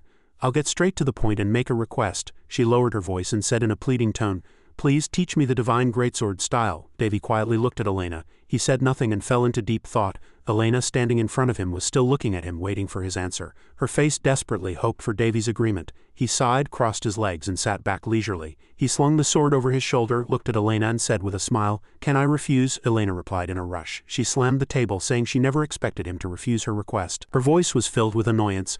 "I'll ask you one more time." Davy looked at the disgruntled Elena and smiled annoyingly. He teased her, saying, "What will you do if I refuse again?" Elena's gaze sharpened. She looked at Davy with a dark face and said firmly, "I have a way to make sure you can't run away." Suddenly, she took out a piece of paper from her pocket, and upon its appearance, Davy had a bad feeling. He looked at her with a puzzled and curious expression. What on earth could be written on that paper to make him agree to teach her swordsmanship? Elena held up the paper in front of his eyes. She held up a paper stamped with the crest of the Palan Empire and said in a slightly embarrassed voice, "This is an engagement certificate." She continued, "It might not matter to you, but it's a different story for the royal family." Davy stared blankly as he read the engagement certificate. He began to question his life. He hadn't expected her to go this far just to learn swordsmanship from him. "Really?" Seeing his expression, Elena said in a slightly disappointed voice, "I cast aside all my pride to come here. What do you think?" Hearing her explanation, Davy felt both awkward and embarrassed. It was as if a wife had fallen from the sky. What could be better? Seeing his embarrassed expression, Elena leisurely crossed her legs and sat down. She said in a confident voice, I'm prepared to be as childish as it takes." Then she suddenly smiled lovingly, as if 1,000 stars were twinkling around her. She asked Davy, "What do you think of me?" Seeing her smile, Davy felt his heart pound. He felt as if her smile made the surrounding air several times warmer. Person Kandara's who were beside him saw Davy's flushed face, grinned and teased him in a playful voice. "Looks like you're swayed, huh?" Davy immediately denied it. He stammered, "It's a misunderstanding." Purse raised an eyebrow. She saw through everything but didn't want to expose Davy. She thought to herself, if I hit the nail on the head now I might get kicked out onto the street by him in a fit of rage. She said to Davy in a meaningful voice, "Don't try to fool me." While he was lost in thought, Elena snatched the engagement certificate back. She said in a threatening tone, "If you continue to ignore me, I will officially send this document to the Roan Kingdom." Elena crossed her arms and continued, calmly looking at the dazed Davy before her. "My father will let me marry anyone I want, even if that person is a slave, so you don't need to worry. Not to mention the rising lord of the Ha fiefdom on the eastern continent." Helpless against Elena's threat, Davy said in a tired voice, "What if my uncle's side really accepts you? Don't you have any intention of cherishing yourself a bit more?" "Oh my," Elena exclaimed in admiration. She cupped her cheeks with both hands, her eyes sparkling like stars in the night sky. She said, half joking, half serious, "It wouldn't be bad to be with someone as capable as you." "Ha!" Davy looked at the pretentious yet lovely face before him and shuddered inwardly, thinking, "She's terrifyingly bold." After speaking, Davy got up, approached Elena, pulled her to her feet and pushed her toward the large window in front of them. He said as he walked, "I understand. Stop with such impulsive words and go back now," he thought. "She can go back the way she came, right?" He pushed her toward the window. She was flustered, not expecting him to kick her out. She cried out in surprise. "Hey," he smiled brightly, patted her head, then lifted her up to the window and said, "Let's have a more productive conversation next time." Elena shouted in anger. She struggled to jump down. "No, I won't give up." She struggled in Davy's hands but couldn't get free. She shouted angrily, "I'm very hot-tempered and stubborn. I don't hide behind others and cater to their moods." Davy didn't care. He was happy at the thought of being able to get rid of her soon. He answered perfunctorily, "Yes, I get it." Elena suddenly grabbed his collar. She pulled him close and shouted, "Just you watch. Let's see who's more stubborn here." At night, by the window, a girl held a young man's collar. Their faces were very close and the moonlight filtering through the leaves created a dreamy and romantic scene. Davy replied softly, "All right, I'll look forward to it, though the night is late." The sky was clear without a single star, and the sound of crickets echoed sweetly. But the light in the room on the second floor of the mansion was still on. The sound of a brush combing through hair echoed regularly. But the person holding the brush kept brushing the same spot. It seemed she was so lost in deep thought that she couldn't concentrate on what she was doing at all. Elena sighed. She sat in front of the mirror looking at her lovely face, and confessed her thoughts to Kandara's in a tired voice. "I don't think he's going to return the engagement certificate." Kandara's looked at her with tired eyes and said worriedly, "What are you going to do? What about your current fiancé?" She looked at her reflection in the mirror. When the image of her fiancé appeared in her mind, she sighed and said, "He'll be fine, we're just childhood friends." She put down the brush and said to Kandara's in a worried voice, "The problem is him." Kandara's looked at her with puzzled eyes and asked, "Is there still no news from your partner?" Elena looked at the small child before her, sadness filling her eyes. She nodded and answered, "No." She looked out the window. The lonely moonlight shining through the leaves seemed just like her current self. She sighed and said, "Now that things have come to this, I have to persuade him somehow." She looked at Kandara's, then up at the pitch-black sky. Then, as if to comfort and encourage herself, she smiled and said in a vibrant voice, "I will definitely succeed." A green fountain pen moved elegantly across the white paper. Under the control of a skilled hand, it looked like a sketch. On a desk piled with thick stacks of documents, the sight of a small-statured woman working seriously stood out. Princess Elena, holding a quill pen, exuded the elegance of a leader. She focused intently on her work, trying to handle the day's documents. But this was clearly Davy's office. He looked at this scene with a displeased expression. Her aura was intimidating, so Davy Roan casually spoke up, trying to reclaim his room. "Are you busy?" To Davy's question, Elena answered him while engrossed in her work. "I'm busy, that's why I'm here." This young princess lifted her pretty face with an expectant expression. She said confidently, "It was because only when two people were really close would their hearts grow closer." Davy was already used to this sight. He thought helplessly. So stubborn and reckless, there are many other words to describe her, but none of them can express how strong-willed Princess Elena is. This young princess, who had been cheerful just moments ago, entered a new state in a matter of seconds. She focused on her work and said to Davy, "I have a meeting, so save your nagging for later." Looking at the person before him, Davy Roan was at a loss for words. Recalling the series of events, he suddenly realized. After she declared war that night, she came here every day and even brought her own work here to do it. As the atmosphere grew quieter, a loud bang on the desk suddenly made the teacups and teapot jump. Elena, who was working, also paused at the sound. The person who made the dissatisfied sound shouted, "Really, I can't take it anymore." The one who vented her dissatisfaction was none other than Winley, the younger sister in the room. She was extremely annoyed. "Do you think this makes sense? What kind of person in the world brings their work to another man's office to do it?" Even so, this princess didn't understand and instead smiled brightly, trying to turn the situation around and defend her actions. "Oh my, Princess Winley, he's not a strange man. I heard that close friends often do this sort of thing." they were completely unrelated matters. But Elena spoke as if her actions were perfectly right, just like how the Prime Minister of the Oba Duchy often visits his friend, Count Perdam. To this ridiculous reason, Winley didn't even pretend to listen and showed her attitude. HMPH, since when did you become such close friends with my brother? She seems to think she's something special, Elena smiled leisurely. Haha, is that so? Then I'll stop all this. Does this woman have delusions of grandeur? Winley got angry when she made that expression. I'd rather talk to my niece than talk to you. Burke, who was watching the two women fight, assessed that Elena was treating her like a toy. Davy Roan also laughed awkwardly, haha. And looking at the current situation, it seemed Winley was the one being manipulated. After dealing with the fly that was disturbing this quiet space, Princess Elena lifted her teacup, took a sip, and prepared for the next person. Her sly eyes glanced toward the tea table, and she opened her mouth. More importantly, her gaze was directed to where Ulysses was enjoying his tea. Elena said mischievously, I wonder why Ulysses is here. Knowing he would be the next target, Ulysses slowly put down his teacup and prepared to counterattack. He was a man of few words, but once he opened his mouth, every word was biting. Ulysses threw her method right back at her. I am Lord Davy's close friend, so there's no problem with me being here. How shameless. Elena shouted angrily. Since when? Ulysses was still composed. He narrowed his eyes and asked Davy jokingly. Since when was it again? Davy was about to be dragged into this argument. He knew nothing about this matter, so he pretended to be a fool. Why are you asking me? At this moment, Elena made a displeased face. She got up and questioned him as if they were lovers. So you don't like being close to me, but it's fine for that person to be here. She approached Davy, put her hands on her hips, and continued to ask. Why did I do something wrong? He wanted to avoid her direct gaze, but he looked elsewhere and stated his point of view. I feel like if I get close to you, I might become the enemy of a few people. Hearing that answer, she grumbled as if she couldn't be helped and ordered, I don't care, let's be friends. Let's talk like we usually do. Seeing this princess act so unseemly, Davy could only laugh awkwardly in helplessness. Ha ha ha ha. Everything had gone far beyond what he had expected. Oh man, this is a complete mess now. Returning to the matter at hand, the two in his office seemed to know each other. So Davy Roan opened his mouth and asked, Come to think of it, you and Ulysses seem quite close. Do you know each other? Winley, who was beside him, was a little surprised that her brother didn't know anything and quickly chimed in. Brother, you don't know, our relationship is quite famous. They always seemed jealous of each other, but according to Winley, there were actually many talks of a marriage alliance between the two families. Even though I may not look it, I've attended a few formal social gatherings, so I know this much. Princess Elena asserted with an annoyed face. We are just friends. Ulysses also agreed with this opinion. That's probably it. Then Elena started to nitpick at trivial things to criticize him. For an elder of the mages to be lazing around like this, I'm really worried about the fate of the Red Tower. Ulysses didn't mind her harsh words.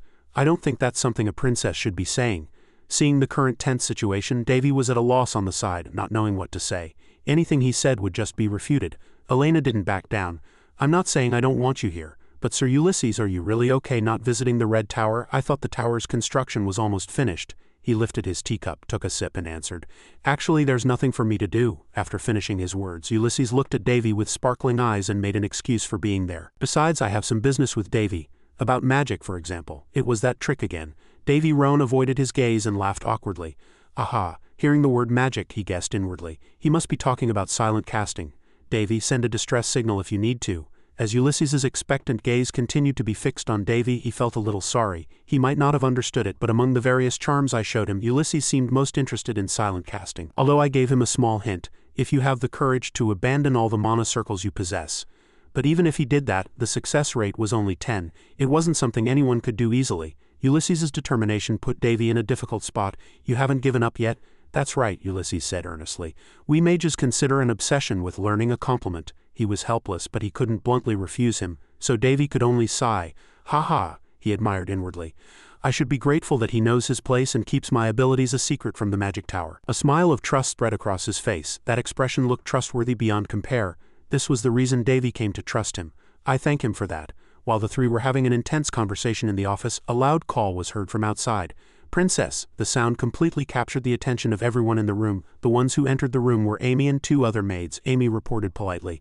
The items you requested earlier have arrived and have been stored in the underground warehouse. Davy Roan received the report. Oh, they've finally arrived. At this sight, Elena, who was standing beside him, was completely shocked. She stammered, A maid? Or Winley looked pleased. She teased Elena. Hey, Amy is my brother's closest handmaiden. At least in our fiefdom you can't judge her by her appearance. The more she spoke, the more excited she became. Winley praised Amy to the skies.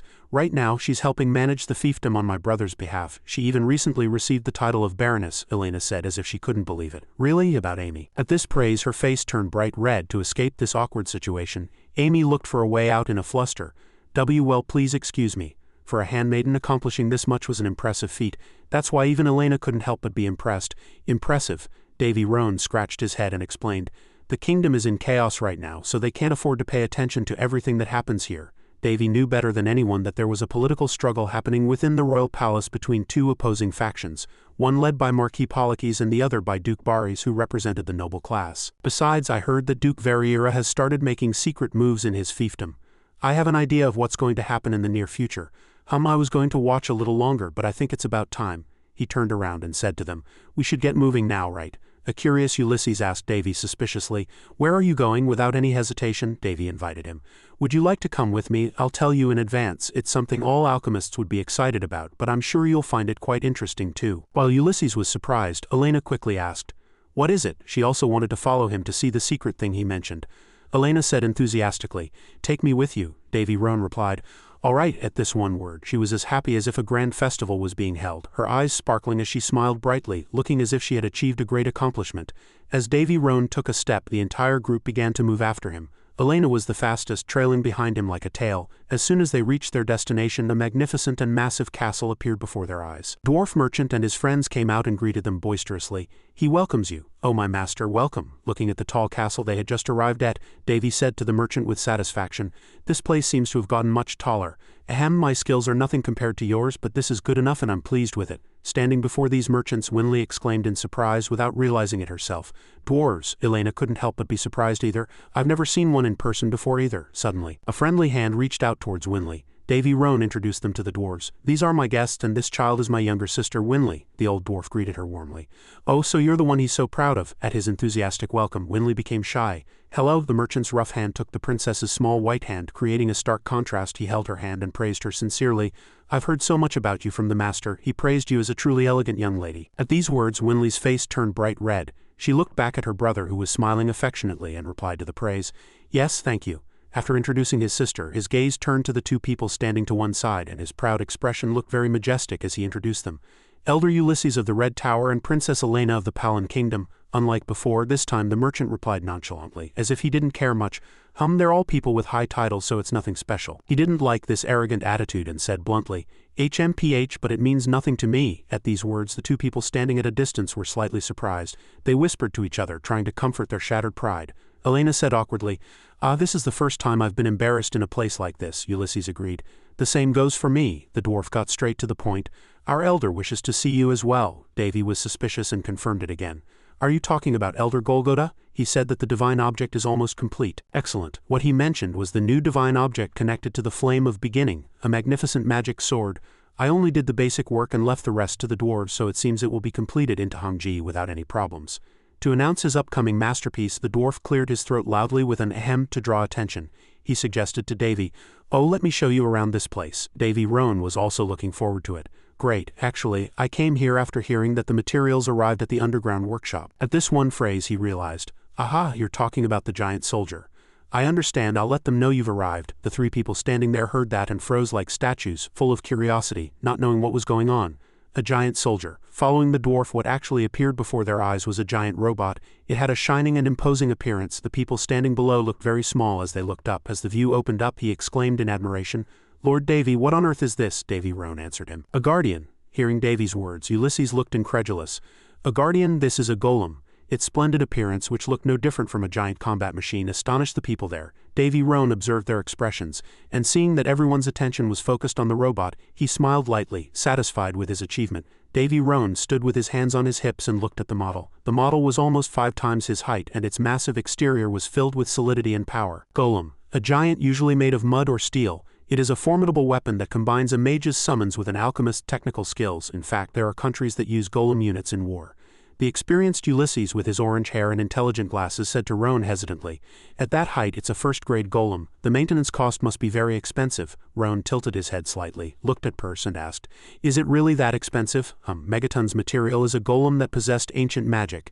It was the guardian of the curse-bearers who caused the drought in the Ha region. This golem was recycled and reused, so it didn't cost much. At first it just looked like a giant rock. Besides, I set up a workshop to build this, so it doesn't matter how much it costs. Roan proudly lifted his head and smiled. The demon Lord Purse, who was flying beside him, smiled wryly and said helplessly, To put it simply, you're just showing off your money." At these words, Roan was at a loss for words. Struck speechless, he looked at Perse with an expression. "Where did you learn to say that?" Then he defended himself.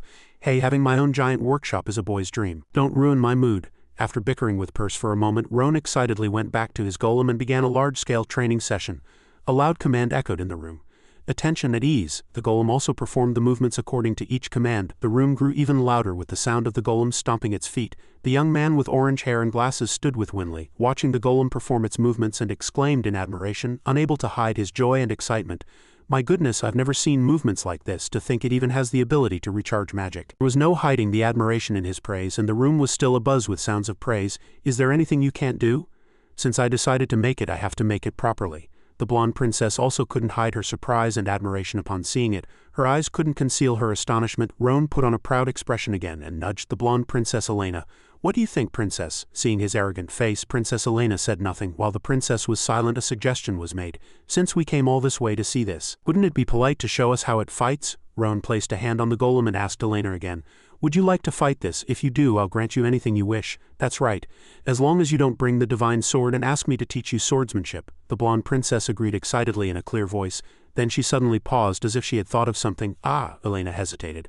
"But it might be destroyed," Roan replied gently. "If that happens, it just means that was the extent of its ability. It's all right, feel free to do as you wish." She gradually approached the golem and tapped it with her hand, making a thumping sound. It looks expensive." Roan's voice once again asserted that it wouldn't be that easy. Princess Elena still carefully examined the golem's details. Roan stood confidently to the side, sure of the durability and strength of his creation. Elena looked at him suspiciously, then tied her hair up high in preparation for battle. "All right." After changing out of her voluminous princess dress, the blonde princess wore a form-fitting and captivating combat suit. It was completely different from her gentle appearance just moments before. Now she looked strong and imposing, full of confidence as she held a greatsword in her hand. The golem also began to move to fight. Its heavy footsteps kicked up a thick cloud of dust. Elena gripped her greatsword and said spiritedly, "Don't regret this later." A moment later, Princess Elena's sword was stuck straight into the ground. When the sword got stuck, the battle was over. She collapsed onto the ground, propping herself up with her hands behind her and panting, her entire body dirty with sweat and dust. She lamented in exhaustion. To be defeated by a pile of scrap metal. Roan approached Elena and held out his hand. "Take my hand," he confessed. "Thanks to you, I've obtained a lot of good data. There's a limit to what I can do alone." Princess Elena looked displeased and was about to curse. "Damn, I feel like something is wrong." Then the two shook hands. "As promised, you'll grant me one wish, right?" Roan also answered without hesitation. "Yes, of course." After helping Elena up, he continued. "Anything except teaching you swordsmanship." Elena was also very polite. Then I'll think about it." The young man with red hair and glasses also tried to take this opportunity to make a request. Lord Davy." But Davy Roan knew him too well and immediately cut him off. "No," at the heartless reply, the red-haired bespectacled man went to Winley with a dejected look. "How did he know what I was going to ask?" Winley just patted his head comfortingly. And Roan said right away, "How dare you covet the golem?" Elena looked at the golem and asked, "Are you going to make more of these later?" "Yes, but this is just the first model," Roan answered frankly, looking at his golem. His eyes were filled with pride as he looked at his achievement. "After completing the first model, I plan to make 5 more." Elena also widened her eyes and looked at the golem. I think you could do it. You'll give me one then, right?" Davy Roan just smiled when he heard that. Davy said slyly, "Do you know how expensive this is? Didn't you just see Lord Ulysses get rejected?" Elena crossed her arms and pouted. "I saw how stingy. I never said I wanted it for free." Hearing that, Davy's voice became much more excited. "Hey, in that case, are you saying you'll buy it?" Princess Elena answered nonchalantly. "I have a lot of money." It was a truly aristocratic way of thinking that one could have anything with money. Hearing her nonchalant attitude, Davy grumbled inwardly, displeased by this fact. The 2 little demon lords beside him just burst out laughing, and he said again in a sly voice, "Princess, it will be difficult right now. Besides," he hesitated. "This is not for sale," as Davy Roan shouted loudly. Princess Elena was also surprised and covered her ears. She shouted in anger, "There's no need to shout, you miser." Davy also ended the conversation by shooing his guests away. All right, esteemed guests. The shop is closed now. Please come again later. There are only greedy people here." Night fell, and everything became quiet. Only the sound of crickets could be heard from the bushes outside the huge palace. On the desk there was still an unfinished blueprint of the golem. The golem guardian for this region is a success. Davy Roan was still diligently drawing the blueprint inside his laboratory, Megaton First Model. This is the result of this region's development, one step at a time. Although I've become a prime example of endless greed, the day to complete this deception is not far off. Davy smiled triumphantly as he looked at the perfect blueprint. He put down his pen to study the golem's problems. "Now where's the problem? The combat data?" Davy checked carefully and mused. It was quite lucky that it was strong enough to fight Princess Elena, but I can't release it into the world unfinished like this. He tapped the pen against his nose and thought deeply about his creation. Suddenly Princess Elena's voice was heard along with her beautiful flower-like face. So you were here. Princess Elena moved her face very close to Davy's, creating a slightly awkward atmosphere. Seeing the arrogant girl who had just turned away in front of him, Davy was surprised. Why is she acting overly familiar again? Princess Elena sat down naturally on the living room chair. We decided to be friends, didn't we? The butler said you would be here, so I came. Davy avoided her gaze, turned his head and said hesitantly about the friend proposal, this may sound a bit rude but, do I have to accept? She sat in her chair, swinging her small feet and said in a sweet voice, is there any reason to refuse? At her nonchalance, he was a little flustered and unconsciously scratched his head. Not really. No, I've come to understand her personality better recently. Princess Elena's approach is quite reckless, but I appreciate her true purpose. Elena added persuasively, well, Kandaras would want to be friends with you too. Davy, showing that he was a serious young man with no interest in women, asked bluntly, but why did you come all the way here? At the very direct question, Elena also hesitated and answered, I just came to talk. The demon Lord Purse suddenly appeared beside him and whispered in Davy's ear, she's lying. She can't hide her anxiety. Davy was taken aback by those words. Really? He saw that the girl in front of him looked very calm and couldn't help but wonder why the complete information displayed on the system was like that. Name, Elena Denpalen, age 17, title, Master of the Divine Sword. One of the 5 most beautiful women, unique features. The precious daughter of the Palan dynasty and the one who is contracted with the Divine Sword.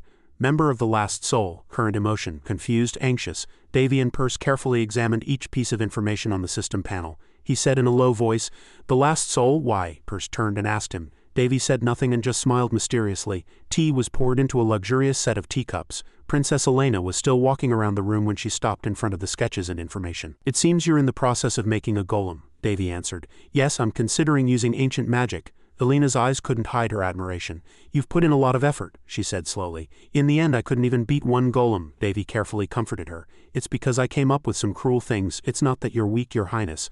I'm just stating the facts. If all the magic golems were gathered in one place, they would be stronger than a master-level swordsman and even more, although Megaton fits that description. It wasn't a bad match to beat Elena, who was not only a master but also a swordsman. Davy savored his tea and turned his eyes toward her. It didn't seem to be what was bothering Princess Elena, but it wasn't just Megatron. He put down his teacup and opened his mouth. The important thing is experience. Now is not the time for this. Let's go. At those words from Davy, Elena didn't understand and turned her head to ask, what? Davy was already holding his jacket. Then he said to Elena, it's very nice weather for a night walk. Elena was dazed. He turned toward the door, then turned back and beckoned for Elena to come with him. Let's go. Outside it was a night with a bright moon and a cool breeze, the moonlight illuminating the forest and leaves scattering romantically. Chapter 80, Roan took Elena to an open space outside the mansion. He took out a wooden sword, slung it over his shoulder and stood facing Elena. Elena saw it, frowned in confusion and said, didn't you say you wouldn't teach me swordsmanship? Roan heard that and said with a smile, I just wanted to see for myself, think of it as a change of pace. You don't want to. Hearing that, Elena immediately shook her head and said, of course not.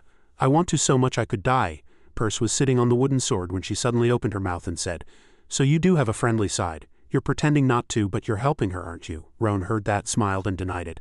I'm just drawing a line before it gets more annoying. After speaking, Roan thought to himself, I owe her a little after all. On the opposite side, Elena had already drawn her sword. She gripped the sword tightly in her hand and stared intently at Roan. She thought, a wooden sword versus a divine sword. In theory it's an unfair fight, but in reality it's the difference in skill between him and me.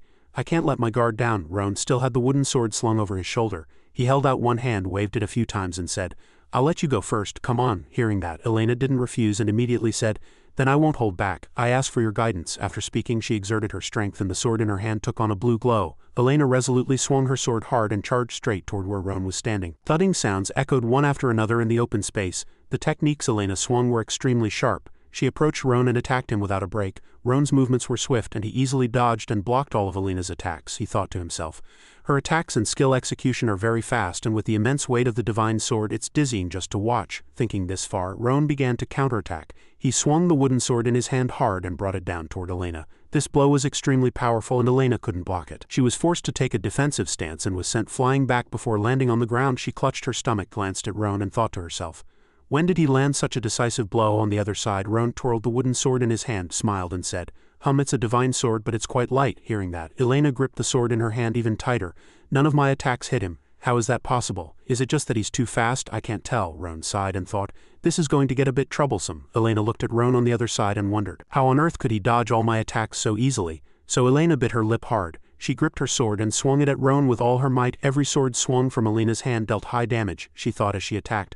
I won't give him a chance to dodge. This attack from Elena was quite powerful, so Roan had to use some effort to dodge it, he thought. She's attacking like a storm, even Megaton wouldn't be able to block this level of attack. I'm certain Elena became several times stronger when she used the divine sword. Megaton only won because she was using an ordinary sword. If it had been the other way around, Megaton would have been torn to shreds. Thinking this far, Roan immediately used the first greatsword style Extreme Stone Crush to counter Elena's attack. As soon as this technique was cast, Elena's attack was nullified. Roan lifted the corners of his mouth and said, "Are you going to surrender now? I don't think you can win." Hearing that, Elena got angry and shouted, "If I was going to surrender like this, I wouldn't have kept trying to find you." After speaking, she charged straight at Roan and attacked. Elena thought as she cast her technique. It's all useless though, Roan thought as he counterattacked. Oops, the anxiety on her face has become quite apparent in that case. Thinking this far, Roan decided to land another decisive blow and was about to use the first greatsword style, but before he could even cast the technique, Elena suddenly rushed in. At this moment, a beam of light shot out from her entire body. This surprised Roan greatly, causing him to exclaim, "This is..." As soon as he finished speaking, Elena's sword came crashing down, exploding the ground and creating a large crater. Roan reacted quickly and moved far back to dodge this technique. Purse saw this scene and opened her mouth. It's the same technique she used when fighting the vampire Sari. Roan was extremely intrigued at this moment. He smiled and said, "Amazing. Is she even human? It took me 10 years to learn that." After speaking, Roan turned towards Elena. He raised his hand to signal a stop and said, "All right, let's stop here." Then he approached Elena and continued, "This has been enough of a commotion." Elena heard Roan's words, got angry and shouted loudly, "What do you mean? I'm not even done talking yet." Roan cut her off and said, "What do you mean, not yet?" Hearing that, Elena was a little angry. She sat down on the ground and said, "No, I worked really hard to get this chance. I don't want to end it without being able to do anything." After saying this, Elena suddenly started to cry. Roan shouted worriedly, Hey, why are you suddenly like this?" Roan said, not knowing what to do. "Hey, what's there to cry about? Stop crying." Purse stood on Roan's shoulder, crossed her arms and said nonchalantly, "Oh my, you made her cry." Roan glanced over, then smiled bitterly and replied, "Why are you looking at me like that? Are you saying it's my fault?" Purse leaned her head on his shoulder, propped her chin on her hand, closed her eyes and said, "I don't know." "Why didn't you speak to her a bit more kindly?" Then she added one last sentence that made him sigh helplessly. "That's just what I thought." He bent down towards Elena, who was sitting on the ground sobbing, and said, "All right." Then a light burst forth. A wooden sword appeared before the teary-eyed girl, making her stare blankly. Roan opened his mouth and said, "Concentrate and watch carefully." Elena asked blankly, "What?" Roan placed one hand on his lower back and lifted the sword with the other. Then suddenly a powerful aura erupted from the sword. He swung the sword and a single streak of the greatsword's power was released, shattering a nearby rock into pieces. The ground where the power streak hit was upheaved and the surroundings were also blown away accordingly. Elena inadvertently opened her mouth. "This is..." He didn't answer, but instead asked back in a cold, stern voice, "Now what did you learn from that?" Elena was surprised by his question. He lifted his sword and began to explain. "Swordsmanship is like flowing water. You can't just keep resisting in one place." Elena heard that and asked back in a slightly reproachful tone, "What you're saying is, aren't you avoiding the fact that the greatsword has numerous flaws in its swordsmanship?" She lowered her face and continued in a slightly dissatisfied voice, "Does that mean the greatsword is now an outdated swordsmanship?" Then she closed her eyes, and tears welled up at the corners. He raised his hand and flicked her forehead hard, making her cry out. Ouch! She rubbed her reddened forehead with both hands. Roan slung his sword over his shoulder and reprimanded her. "I told you to watch carefully, didn't I? What did you see to come to that conclusion? There is no swordsmanship without an opening when attacking an enemy." Elena clutched her aching forehead and exclaimed in astonishment, "What?" Roan held out his sword and continued. "The divine sword's swordsmanship is the same. I'll slowly show you the things you missed." He swung his sword, laughed lightly and commanded, "Focus." Elena stared blankly, then inadvertently blushed. Roan swung his sword and a power streak shot out. The force caused another explosion, splitting the ground. Elena had one eye closed from the impact of the previous force when Roan lifted his sword again and said coldly, "Next." He lowered the sword to his side and turned it lightly. Elena observed the action and thought to herself, "It's slow." Roan slowly lowered his sword until the tip pointed to the ground. Then he lifted the sword and swung it once, and the ground was affected by the force, sending dirt and rocks flying everywhere and raising a thick cloud of dust. Elena sat behind Roan, her eyes wide with surprise. Witnessing the blow from just now, she was so shocked that she cried out. "What?" Roan calmly asked. "Do you see the difference between the two blows now?" The ground was shattered into pieces by the blow from just now. Elena quietly reflected on the difference. Elena stood there, still in shock from the blow Roan had delivered.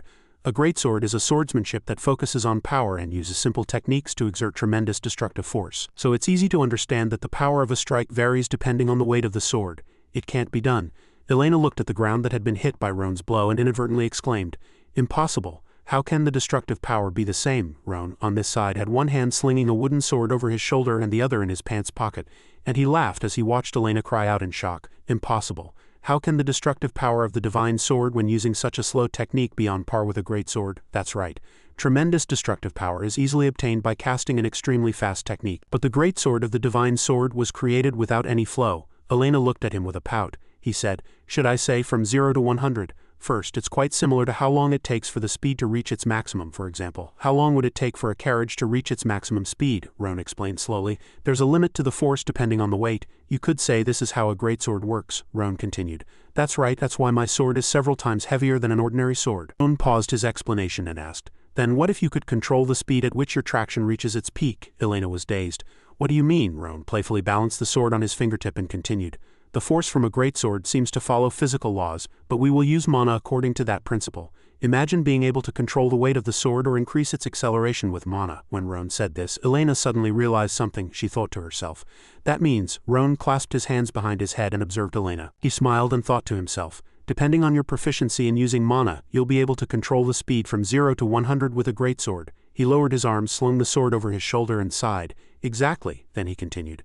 The advantages of a greatsword are its destructive power and simplicity, but it also has a very clear disadvantage. It can become an extremely unstable sword that focuses only on destructive power. Then he stopped completely and asked again. Now a question, Roan continued.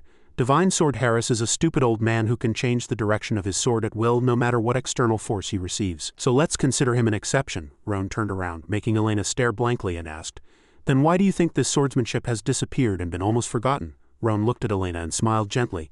Elena stammered in reply, that's a natural result. They were only keen on practicing the swordsmanship of the divine sword and seeing its power. They passed it down through generations without knowing the principle of that swordsmanship. Besides, it's the swordsmanship with the most powerful destructive force. Though it's forgotten now, it's still called the best swordsmanship. It would be very difficult for Elena to fully understand everything at once, but if she could realize at least one or two things, she would overcome her obstacles and become a master. After being silent for a long time, Elena suddenly opened her mouth. The principles you mentioned. Okay, I think I've got a feel for something. Roan was pleased to hear that and replied. Then I'm glad, Elena replied. Thank you very much. Roan shrugged and said, what do you mean I didn't do anything? Per sat on his shoulder, giggled and glanced at Roan and continued speaking, surprising Elena. In any case, whenever I see you, you look like you're being chased by something or afraid of being killed. Elena, flustered, scratched her head and stammered. You're mistaken. Roan heard that and replied. You've come all this way, there's no need to hide it. It won't do you any good not to tell me. It would be a wise choice to confess when you have the chance. Elena covered her face with her hands and scratched her head in embarrassment. How embarrassing. She averted her gaze, not daring to look him straight in the face, and said shyly. You're a really kind person. Roan crossed his arms and replied with a smile. Don't get your hopes up just because I said that. Let's just hear it. Elena continued softly. Then will you be my partner? After Elena's proposal, the two just stood there, looking at each other. Suddenly, Roan's sword fell to the ground and he stammered, What did you say? Elena leaned forward with an excited face and said, I need your strength. Roan waved his hands and refused. How could someone from a powerful country like you lack strength? Don't you have numerous sword masters as your subordinates? Elena clenched her fists and said with a lump in her throat, I can't borrow their power. Only those under 20 can meet the requirements, so they're against the rules. Roan heard that, stood there blankly and stammered, repeating her words. What? Requirements? Rules? Chapter 82. A flustered voice echoed in the magnificent and splendid palace. What? It's a thing of the past? The archer Apollo heard that, crossed his arms and said in a serious voice, All right, it's okay to do this sometimes. He pointed a finger upwards and said, Think again, who do you think is protecting the common people? Davy heard the question and answered. The Civil Defense Force or the Royal Knight Order, either way, smart people gather on their own. And that's how a country is born. It's the same for any race, whether it's elves or dwarves. He heard Davy's words and asked, Then who do you think is protecting this continent from potential threats? He looked blank when he heard the other ask that. If this is a disaster or a threat, its mere appearance could cause chaos in this world. The archer Apollo heard his answer and smiled slyly. He raised a finger and said to Davy, Wouldn't it be best to eliminate it as secretly as possible? That was the basis of the image of a chain wrapped around a pillar looked very fantastical, as if it held some secret. There was a knight order called the Last Piece. He suddenly became joyful, put one hand behind his back and raised the other. He asked Davy confidently in an excited voice, So how do you feel after learning about the other side of the world? Cool, isn't it? Unlike the archer Apollo's excitement, Davy sat still without saying a word. It was a very comical sight, he thought to himself. Normally I would have ignored the archer Apollo's words, but the story he told this time was surprisingly realistic and quite interesting. The Last Piece, called by many names, is a secret society of knights to secretly eliminate threats to the continent. After the sword Saint Harris killed the demon lord, peace came. Suddenly Perse's image appeared. She was lying down, hugging a mysterious blue orb. This might be the secret role the knights played. Besides, one of their responsibilities is, when he said this far, the image of 3 people standing majestically appeared. To recruit potential heroes and nurture these budding heroes. How interesting, he asked with a calm face. So what do you mean? Davy stood up straight with his arms crossed, looked at Princess Elena and asked again. Are you saying you need my help because you're short on companions for the test? Princess Elena was embarrassed that he had hit the nail on the head, lowered her head and answered. That's right, I've been looking but there was no one. So if I can't become strong, I need a strong person to help me. Davy felt that something was strange when he heard her words. He said, I feel like there's a catch. Princess Elena was very surprised that he was suspicious of her and said in a worried voice, afraid he would misunderstand, I had no choice. The only option left was to find a new companion. She looked very sincere. David and Perse heard her words and laughed. Perse looked at him, smiled and said, It seems the whole story is about to be revealed. He also smiled slyly and said, Indeed, he thought deeply. This is no coincidence. It's not just about randomly picking strong people but a secret system to select young people as successors who can shoulder future missions. As a member of the Knight Order, I know that Elena is always striving to become stronger. She was very embarrassed and seemed to desperately want him to agree to her request. Davy thought hard and wondered about one thing. I don't know why she's putting herself in such a dangerous and disadvantageous position, but it's really hard to understand. Seeing him still in thought and suspicious, she quickly said, You must be very confused. If you want, forget about this. She was a person who really knew how to get into other people's psychology. Princess Elena turned away with a slightly sad face and said to him, I've learned something quite important today. Thank you, that's enough. It seemed she was very sad that she couldn't recruit him. She turned around and said, I won't forget this favor. Then I'll be going now. Davy just watched her walk away. Perse saw Elena like that, sighed and said to him, A Knight Order that fights the hidden threats of the world, it's definitely much more dangerous than the current situation. Perse looked very worried. Perse continued to tell Davy, You might feel sorry for Elena, but it was the right choice to refuse. She advised him not to jump into this matter because it was very dangerous. He hesitated after hearing her words. It seemed he couldn't stop thinking about the matter in his head.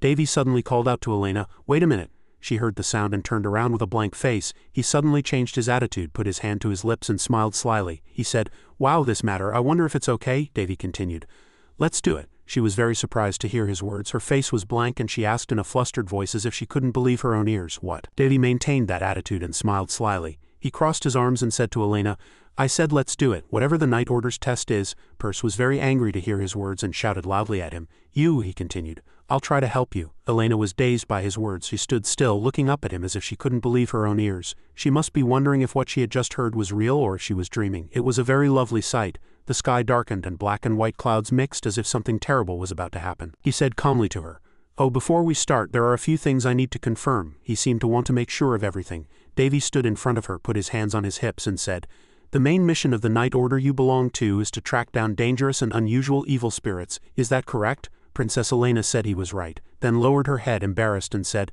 How did you know? And it's also related to the demon territory that can't be entered, she said in a solemn voice. Davy continued, There must be all sorts of people in that Knight Order, right? When he asked that, Princess Elena also answered firmly without hiding anything. Yes, he was very excited to hear her words. Good, I couldn't tell why he had that attitude or what was on his mind right now. The scene changed to night and he returned home. He lay on his beloved bed and shouted with joy. Davy lay on his bed, raised his hands and feet and said, Awesome, he looked really lovely. Perse flew over when she saw him happy and asked, David, are you sure about this? She seemed very worried about him. Unlike her concern, he looked very happy. They say villains live a good life, and that's exactly the case. Seeing Davy like that, she got angry, put her hands on her hips and said, If you get involved with those guys, it'll definitely be, he interrupted before she could finish. That's why it's good, he said with a triumphant face. Unfortunately, that guy can't appear in this world yet. She heard his words and said, Right, Megaton isn't like a fantasy or magic. If it's completed, it'll be a weapon of war close to the master level. With something like that, big and small problems will constantly appear all over this continent. After all, it wasn't for nothing that there was a fuss over nuclear weapons on Earth. As he spoke, an image of a robot appeared. Davy said to her in a cheerful voice, he seemed to have everything in his hands already. There's a limit to the combat data Megaton can collect, so I'll use those guys this time. His face suddenly changed. He looked very excited, his eyes shining and his mouth wide open in a smile. He said to Perse, It's a great opportunity to collect all sorts of data. If the golem gets stronger, the defense system of this fiefdom will also get stronger. There will definitely be more outstanding ones. There will surely be guys who are better than those in the swordsmanship competition. Not only that, but I can also approach evil spirits. She heard his words and said helplessly, All you can think about is how to develop the fiefdom. She put her hand on her forehead with a helpless face and said, "Ah, I get it, but you're not thinking about your own safety at all," he said in a confident voice. "What could happen to me?" he said with a calm face. "For example, danger from some kind of threat." Namgi suddenly appeared and called him, "Daddy," he said in a confident voice. "I have the strongest daughters, so nothing will happen." As he spoke, he poked the child's cheek with his hand, making her blush. This child was really lovely. He patted Namgi's head with a smiling face and said confidently, "I've already overcome all sorts of threats. I don't know what I'll face in advance, but there will be no problem. I probably won't be arrogant." Namgi propped her chin on her hands and listened intently to him speak. "What a lovely child," he said with a happy face. "Well, as long as it's not a mythical monster or a demon. Those things can't exist. As long as it's not those things, I'm not afraid of anything." He was a really brave person. The sky grew bright. The sunlight shone on the green leaves, making it look dreamy. The house from this angle looked like a castle. It was ancient yet dreamy. His voice was heard. "I may have been flustered because I accepted too quickly, or maybe I was just tired. But after promising to meet in 2 weeks, Elena left tired and didn't stop by anymore. She must have been busy with a mountain of work." Elena was seen searching for some documents in the flames. He looked out the window and saw pigeons flying. He said, 2 weeks, a short yet long time." As he was watching the scenery outside, someone suddenly came and said, "My lord, shall we start the meeting?" He thought deeply. "But there's no time to be idle." He entered the office, sat at his desk, crossed his arms and listened to Amy's report.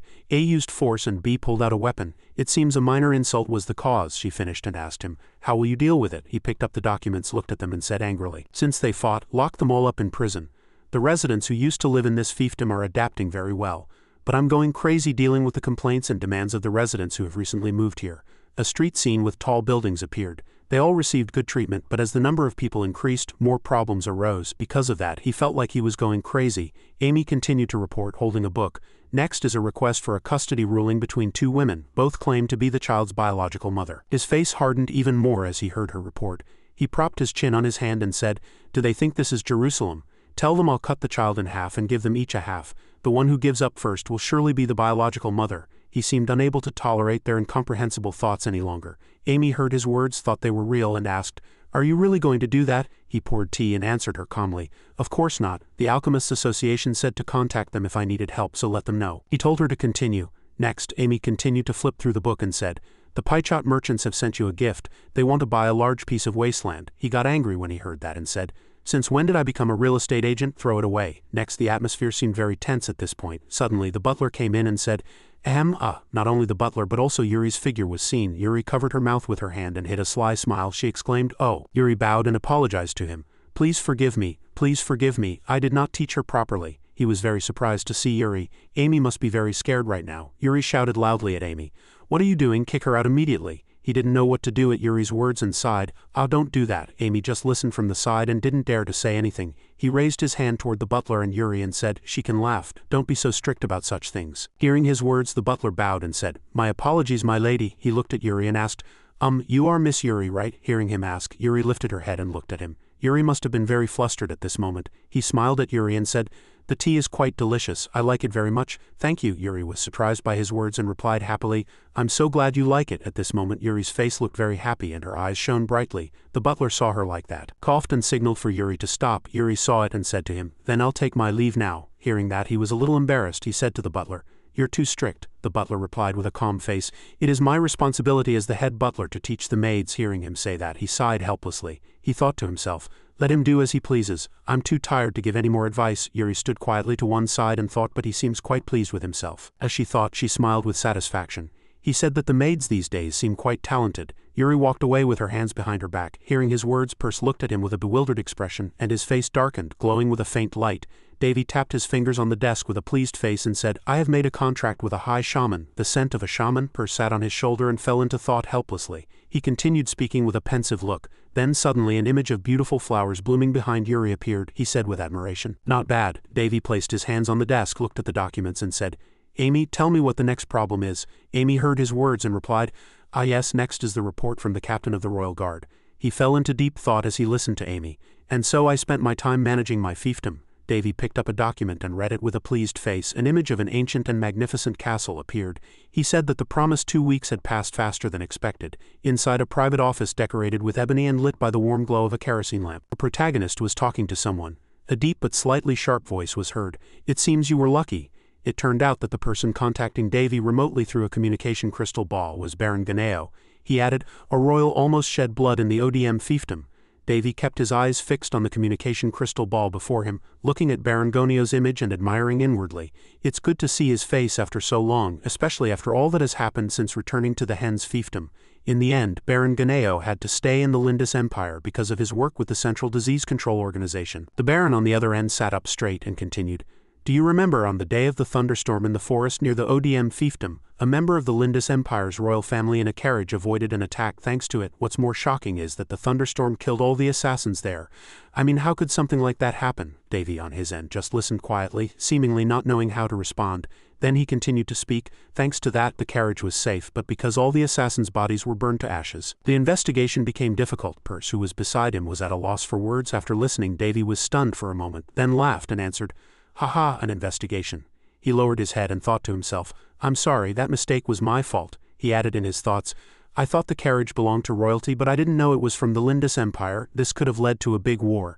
I guess this incident could be called a stroke of blind luck." Meanwhile, beside him, Perce listened to Baron Gonio's words with a smug curiosity. Oh, Baron Ganeo on the other end broke the silence with a light smile. "Actually, I came to the Lindis Empire to please the youngest princess, and when my work is done I plan to tell everyone about your achievements." Davy was surprised and flustered to hear Baron Gonio's words, but he soon put on an awkward smile and said in a slightly embarrassed tone, You don't have to worry about that." But the Baron said firmly, "No," then, with a dissatisfied expression as if fire was in his eyes, he continued, "His Majesty has no idea how great your achievements are and you deserve to be recognized for them." Seeing the situation getting tense, Davy quickly waved his hands to reassure him. "Please calm down." But he couldn't help but lament inwardly, "I mean, I don't like to make a big deal out of things. I don't need that. It will only make people more wary of me. For my future it's better to live quietly." But Baron Ganeo, who is so serious about his studies, probably won't understand. The Baron finally regained his composure, and his gaze softened a little. He still said in a firm voice, "Well then, I'll look forward to seeing you again." After the conversation ended, the Baron's image slowly blurred in the crystal ball. Our Davy leaned back in his chair, let out a tired sigh, and said, "It seems it's going to be noisy for a while." Suddenly, a small sound came from the window. Davy looked up and saw the window wide open from the outside. Before he could react, a figure lightly climbed over the windowsill. It was Princess Elena. She sat casually on the sill and said quickly, "Davy, I'm here." Davy just looked at her and remained silent. His face was filled with helplessness. Meanwhile, Elena didn't wait for his answer and continued to ask in a curious voice, "By the way, I heard you were talking to someone." "Who was it?" Not wanting to answer, Davy shouted loudly to scare her. "The palace protesters." Wouldn't Elena be surprised by that? She quickly ran over and covered Davy's mouth. Elena glared at him, then asked with curious eyes, "Who are you trying to stop from getting married? What if rumors spread?" Davy looked at her expression and just smiled wryly, "Haha," and then thought to himself without answering, "It's been 2 weeks since I said I would help her." Elena then said in a slightly embarrassed and flustered voice, "I swear," Davy cut her off immediately before she could finish, "and you didn't even reply to my letter." He looked at Elena, his eyes tired, yet he inwardly assessed her and asked himself, "I don't know if it's because Elena thinks she owes me, but she keeps asking if I need anything. From my perspective, I agreed to help her not for her sake but because the matter itself is of no great importance to me." Elena's face then hardened and her voice became more resolute.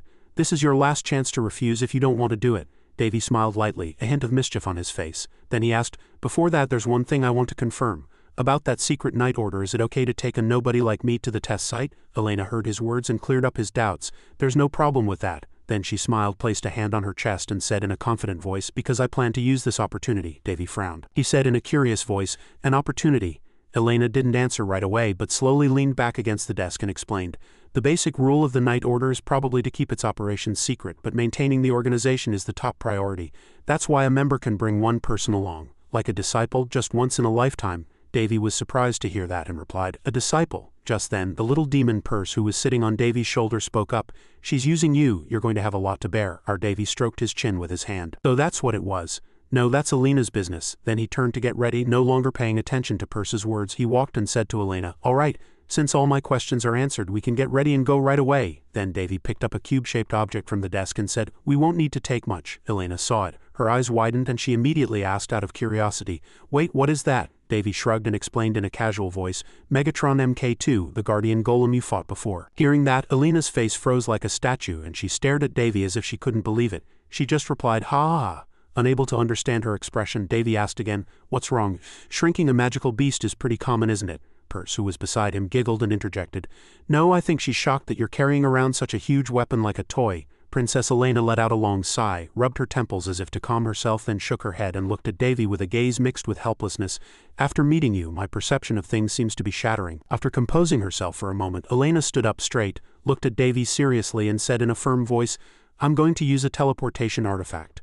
Hold on tight if you don't want to be teleported to a strange place. Then she shyly held out her hand. Davy looked at Elena and smiled as if he had won a small victory. Davy said playfully, how should I repay this kindness? Princess Elena was a little angry to hear that, her face flushing with embarrassment, and she replied immediately, stop teasing, and just like that the atmosphere changed quickly. A wave of magic transported the two of them. Scene change. Immediately after, they appeared in a forest. The teleportation magic did its job and they appeared in a completely new place.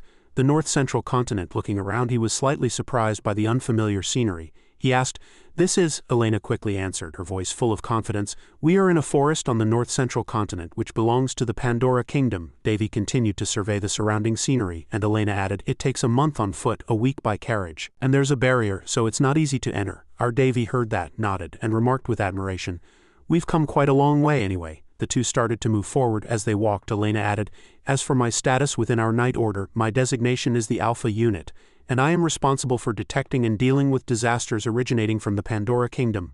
Davy heard that and asked back, is that why you want to be in the Pandora Kingdom? Elena turned to look at him and answered with resolute eyes, no, once I become a full member I can go to other regions. She started walking again and added, I just need that authority, even though I'm royalty, there are places I can't go. Davy heard that and thought to himself, is power and the ability to freely enter secret areas what Elena wants? In the meantime, the little demon Lord Purse, who was sitting on Davy's shoulder, interjected, that child lost her mother because of a vampire. She definitely wants to find traces of that demon. Davy heard that and immediately understood the problem. So that's why she loses her reason every time she sees a trace of them. Elena, walking ahead, had a voice filled with determination at this moment. She said with a strong demeanor, I have to pass this test, I absolutely must. Davy looked at her, deeply understood her determination, and replied, yes, but before that, suddenly the sound of a monster's footsteps was heard from a distance. Hearing the sound, Elena's expression immediately changed, and fear was clearly visible, and our protagonist, without a hint of worry, remained calm and said gently, it seems we'll have to deal with these first. As the two looked ahead, wolves began to approach. They slowly surrounded the two, their eyes ferocious, and their fur stood on end like hard cotton balls. They seemed to have no fear at all, even when facing their prey. Seeing the four-eyed mutant wolves with sharp teeth, Elena couldn't help but be surprised. It's a pack of mutant wolves, she quickly warned Davy. Be careful. They look small, but their claws and teeth have deadly poison. And they are very fast. Elena stepped forward and said loudly, I'll handle it. But our Davy immediately raised his hand to stop her. No, then he stood in front of Elena, blocking her. He said in a calm but meaningful voice, wait. Elena stared blankly and said, Davy. She didn't understand why he was stopping her. Meanwhile, he smiled a calculating smile like someone with a plan. In fact, he was a little annoyed and grumbled inwardly, how dare she try to steal my experience points? Then Davy gripped the cube in his hand, his eyes filled with determination and a hint of anger. He threw the cube hard into the middle of the wolf pack and said to himself, why do you think I came all this way? The cube immediately shone brightly and slowly grew larger. The pieces moved automatically. The wolf pack, seeing the dazzling light, stopped immediately and stared blankly at the transforming cube. Our Davy was shouting inwardly at this moment, it's for this very moment to collect combat data. Davy smiled slyly like a villain in a novel. Then he commanded, your opponent is that thing, Megatron MK2, this is your first battle. Kill them all. Just a few seconds later, a giant robot appeared before them. It had an imposing body, crimson eyes, and was equipped with weapons. The wolves at the robot's feet began to growl. Then they charged all at once. It was no different from a swarm of ants trying to take down an elephant. Princess Elena covered her ears, broke out in a cold sweat, and exclaimed, oh my god. A terrible sight that made her face darken unfolded before her eyes. What am I looking at right now? It's a machine that looks like a chainsaw, Davy said with interest. The weapon upgrade is complete. Seeing the magical beast before him being fiercely attacked by the robot. Of course, they were no match for Megatron MK2, Davy commanded triumphantly.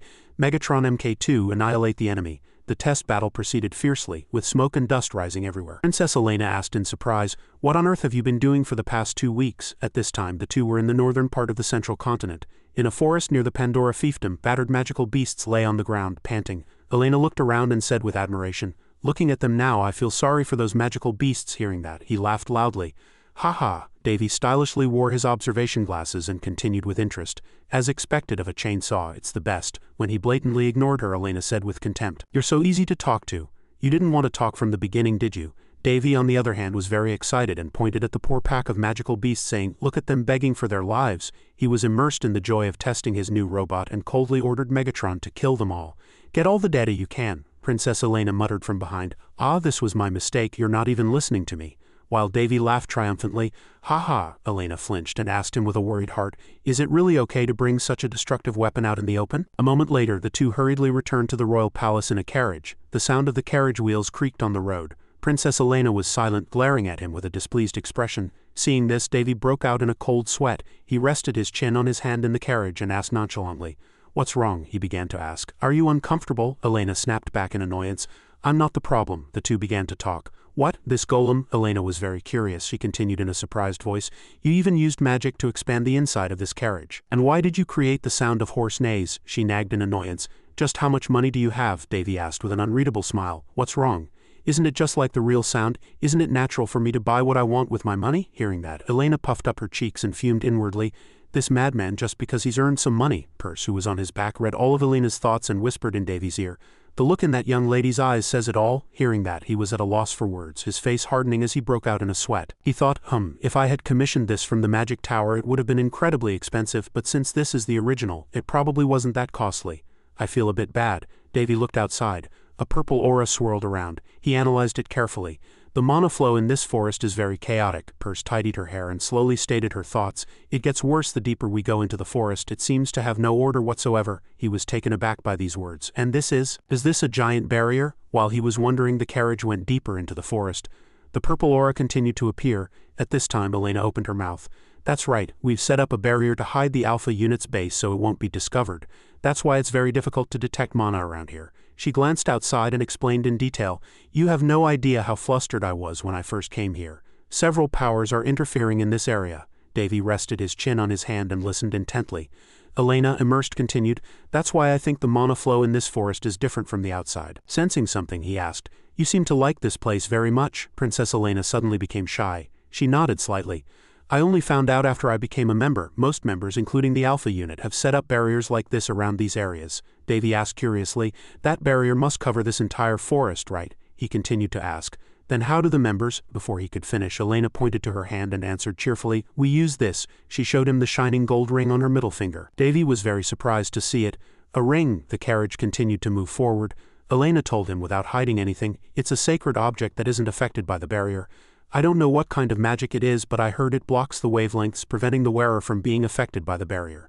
Davy took Elena's hand. His face was grim, but he soon exclaimed with interest, "Oh, that's quite interesting." She told him an important fact. "The masters will give you one when you become a member?" he asked curiously. "Masters?" Elena nodded. "Yes, they are my superiors. The Night Order uses a rather unique method to maintain its organization." In the air outside their carriage, a pair of legs floated. Secretly observing Davy's party's movements, she fiddled with the ring on her hand and said, "They select talented children at a young age, sponsor them and adopt them. I was chosen quite late though." Before she could finish her words, the carriage suddenly shook violently as if it had hit something. The carriage rolled straight into a pit and two people stood above looking down. They observed coolly. It was unclear if they were friends or foes of the protagonist. A lock of Princess Elena's blonde hair stuck out. She half closed her eyes and asked what happened. At this time she was lying on top of Davy's body. The person above spoke and commanded her, "Come out." The other person was also very surprised and called her name. "Elena," she also exclaimed in surprise. "CO," Elena shouted angrily. "What are you doing?" That guy answered firmly. "I'm in the process of eliminating an intruder." CO crossed his arms coldly and said, "Elena, bringing an outsider here. What are you doing?" She was very angry and rebuked him. "I brought him here. Even if I did, I don't think you have the right to do this. Do you?" Davy finally opened his mouth. He seemed very embarrassed to be pinned under her and said, "Excuse me, princess, could you please get off me?" CO replied arrogantly, "Unfortunately, you don't have the right to ask me such a question, Elena. You have clearly broken the rules, so you are just receiving a fitting punishment." Hearing that, Elena gritted her teeth in anger. Ignoring getting off Davy, he was helplessly flattened underneath. Another person approached and reported to him, "CO, there are no other people in this area." That guy frowned and said in an annoyed voice, "Good thing you're not stupid." CO looked down at Elena below and continued, "If you had brought anyone else, I would have executed them, regardless of their status or rank." Elena replied in a rage, "Don't be ridiculous." She brandished her weapon, lost her temper, and shouted in the other's face, "Who are you to punish a high-ranking member?" CO didn't back down and drew his sword, answering solemnly, "Everything is for the sake of the organization." Elena was truly angry. She also began to unleash her power, ready to fly over and give the opponent a piece of her mind if she had a reason. She threatened, "You're overstepping your authority. If you don't back down now, I'll make you pay the price." Two hostile gazes stared at each other, sparks flying, neither side backing down. As the atmosphere grew tense, a bird appeared above CO's head. He looked up. "CO, new orders." That person read the notice. "You are to bring Elena and the civilian." Seo was very angry at these words. He gritted his teeth, turned to leave, and said defiantly to Elena, "Consider yourself lucky today." The princess said eagerly in a sad voice, "I'm sorry, Davy. I didn't know things would turn out like this." He gently stroked her head and comforted her. "It's all right." Davy quickly jumped up and landed stylishly. Seo heard the sound and turned to look at Davy. He lifted the corners of his mouth and said to his opponent, "An interesting way to start things off." When he contemptuously called him a murderer, the guy was surprised with a blank face. "What?" Davy walked past Seo, patted his shoulder and explained with a smile, "It's a warning. There won't be a next time." It sounded like a normal sentence, but it was actually a threat from Davy. Seo gritted his teeth in anger and glared at him. Furious, he was about to rush forward. "You!" Suddenly, a hand grabbed him. "Stop it, Seo." A man with blue hair and blue eyes stepped forward with a tense expression and stopped Seo. "You shouldn't forget that there are principles for everything. You don't always have to use your sword." After speaking, the two quietly watched Davy leave. At this time, he grinned triumphantly. These guys wouldn't dare do anything to him. In the dense forest, someone's angry voice suddenly burst out, "But why does it have to get twisted? Everything still flowed according to the law and could not be changed." The birds in the sky also flew freely. After that, a few people from the fiefdom brought Davy and Elena to their castle. Standing in front of the ancient, magnificent and splendid castle, Davy couldn't hide his admiration and interest. "Wow, this is amazing. This is what I wanted. It looks like an old building, but it's been very well maintained." Purse von Palin was also very excited. "Of course, this is a Western-style building that's been here since Benel was alive." When they reached the gate, Elena blocked Davy's path. "I'll take Davy to the dormitory. I'll report later." Naturally, Seo disagreed. "No, Elena, you're coming with us." Seo, harboring even greater animosity toward Davy, ordered Chef to take this outsider to the guest quarters and watch him until a verdict was reached. "Sway." Chef held out his hand. "Outsider, hold out your hands." When Davy held out his hands, Chef put something on both of them. "Is this black magic?" Invisible ropes were binding his hands. Elena was worried. "Davy, don't worry, I'm fine." Davy smiled to reassure Elena and went to the dormitory with Chef. It was a very clean and comfortable room. "Go inside." Davy obediently went inside and sat on the bed. Then he hummed and sang a song. Chef instructed him, "It will be to your benefit if you stay here quietly. I don't like using force. I'm not threatening you. I can kill you with words alone, but don't worry, I don't use it carelessly on humans." Davy lay down nonchalantly, seeming not to care much.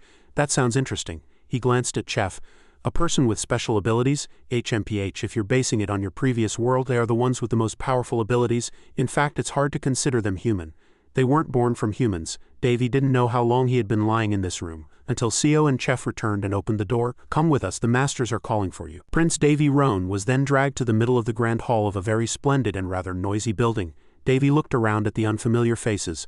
One mage and two swordsmen. They seemed to be the masters. Like Davy, Elena was also brought before everyone to be questioned. At this time, the red-haired master above asked her, "Then let's confirm this again, apprentice Elena Zeppelin. You broke your promise and brought an outsider here. Do you admit this fact?" Elena, excited, leaned forward to explain but was told to only answer the question. Elena gritted her teeth and could only answer yes, helplessly and reluctantly. Another master also asked her, "You ignored the authority of a fellow knight and refused his command. Do you admit this fact?" Elena could only say yes bitterly. Another master with his arms crossed said, "Then there's nothing more to see. Apprentice Elena will be disciplined, and we will erase that outsider's memory. If he resists, he will be executed." Elena could finally speak. "Before that, I would like to say a few words. According to the Night Order's regulations, outsiders cannot enter this place." "That is correct, but what if he's not an outsider?" "What do you mean?" "He will join the Night Order." "This means I will use my authority." That master reminded Elena. "That is an opportunity you can only use once." "Are you saying you'll use that precious opportunity for this person?" Elena asserted. "That is precisely why I brought Davy here. You all intended to nullify my test results, but I have thought of a way." Another person warned Elena again. "Your companion's identity is not yet certain.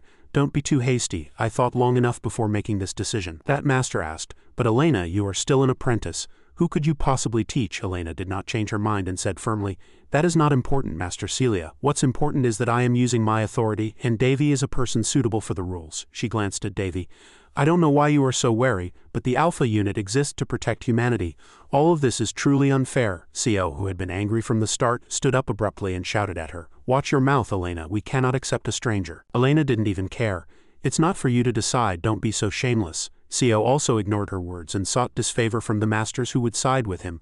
"Honorable masters, everything she is saying is nonsense. Elena sounds like she's telling the truth, but she is only trying to cover up her two mistakes." A master reprimanded him for continuing to be noisy. "Seo, we did not grant you permission to speak." Seo didn't listen and said something even worse. "We don't even know if that guy is a responsible person or if he has any special talents or abilities." "Seo, I warned you. I cannot feel a single speck of mana from that guy. according to the regulations. Only those with abilities observed and confirmed by at least 2 masters can join the Night Order, but no matter how I look at him, this guy is nothing more than a commoner. Davy just stood and watched them bicker like fools. Seo continued to pour out his suspicions. In fact, that guy could be a spy sent to steal information from the Alpha unit. Bang, someone attacked Seo's position directly, causing an explosion. Elena scoffed at him. Don't run your mouth just because you can talk. Seo, you're a truly insufferable bastard, but I don't want to kill you, so shut up. Seo sneered arrogantly. Ha, you dare ignore me? Elena didn't think this brat was even worth her time. Stop playing around. Do you think you're something special just because you were blessed with mana? If so, you're gravely mistaken. I never said I was ignoring you. As Seo fought with Elena, he grew even more furious seeing Prince Davy smiling at them from behind her. What's that bastard grinning at? The masters, thinking this commotion was disrupting order, stepped in and shouted at the two. Silence, we are currently in the middle of interrogating apprentices Elena and Seo. If you cause another disturbance you will both be removed. Elena clicked her tongue in annoyance and turned her head away. Bake burst out laughing as he watched Davy stand by without trying to stop them. He's more patient than I thought. Davy was just waiting for his stage to be set so he could make his entrance. Knights Celia and Fredos of the Alpha unit sat together. He stroked his chin. But Seo is right. We know nothing about this boy's abilities. His mana is at an ordinary level. Hearing this, Davy looked away and laughed to himself. The masters asked Elena Zeppelin. What are your thoughts on this? I will vouch for him. Is your judgment that poor? Master, unfortunately, as Seo said, we do not know what abilities this child possesses. Moreover, he does not seem like a responsible person. For these 2 reasons, Apprentice Elena, we will deny your proposal. Elena clenched her fists in helplessness. It was when the masters were about to deliver their verdict on this interrogation. Before they could finish, Davy raised his hand. Wait, let's go over a few basic things first. Everyone there listened to Davy's words. First, I don't know what's going on here, so naturally I don't know what your mission is either. Seo couldn't hold his tongue and stood up shouting at him. Outsider, watch your mouth. Master Celia reprimanded him. Enough. Davy closed his eyes, shrugged his shoulders and took it very calmly. Yes, an outsider. I'll accept that. It's only natural. How could someone who has never been to this secret base know what you do here? Are you perhaps hoping to quietly let the whole world know of your sacrifices? Seo flew into a rage again. How dare this bastard insult the Night Order? Seo, watch your mouth. Elena clutched her head in helplessness. That person is making the situation worse. Davy crossed his arms and asked them, You usually accept children whose abilities are not yet complete, correct? Knight Celia said, which means you all have more than enough qualifications, right? But how do you know if they are responsible people? Davy replied nonchalantly. Because by becoming a member of the Noble Alpha unit, they gradually learn. At this moment, Knight Boris Tellman slapped his knee with delight. Ha ha ha, Lord Boris, why are you so excited? Right, so right, I like it. What's your name? It's Davy. Davy Endron, Boris Tellman said. Good. Davy Endron, are you confident you have the talent to join the Alpha unit? Davy replied. What use would there be in answering that question 100 times? However, I hope the Alpha unit is not so short-sighted as to judge a person's potential solely on the amount of their mana. I say this with the belief that you are not, and I would be very sad if that were the case. Deep in Davy's heart, I'm being sincere right now. I was deeply impressed by the story of the Night Order I heard from Apollo the Archer. To be honest, I quite like the Night Order, Boris Tellman sighed.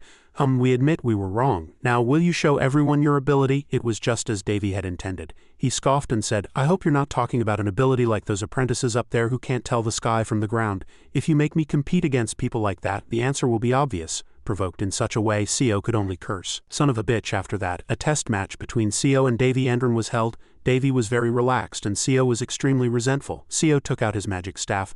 The masters told me not to overdo it, but they didn't say I had to go easy on you. Davy feigned surprise.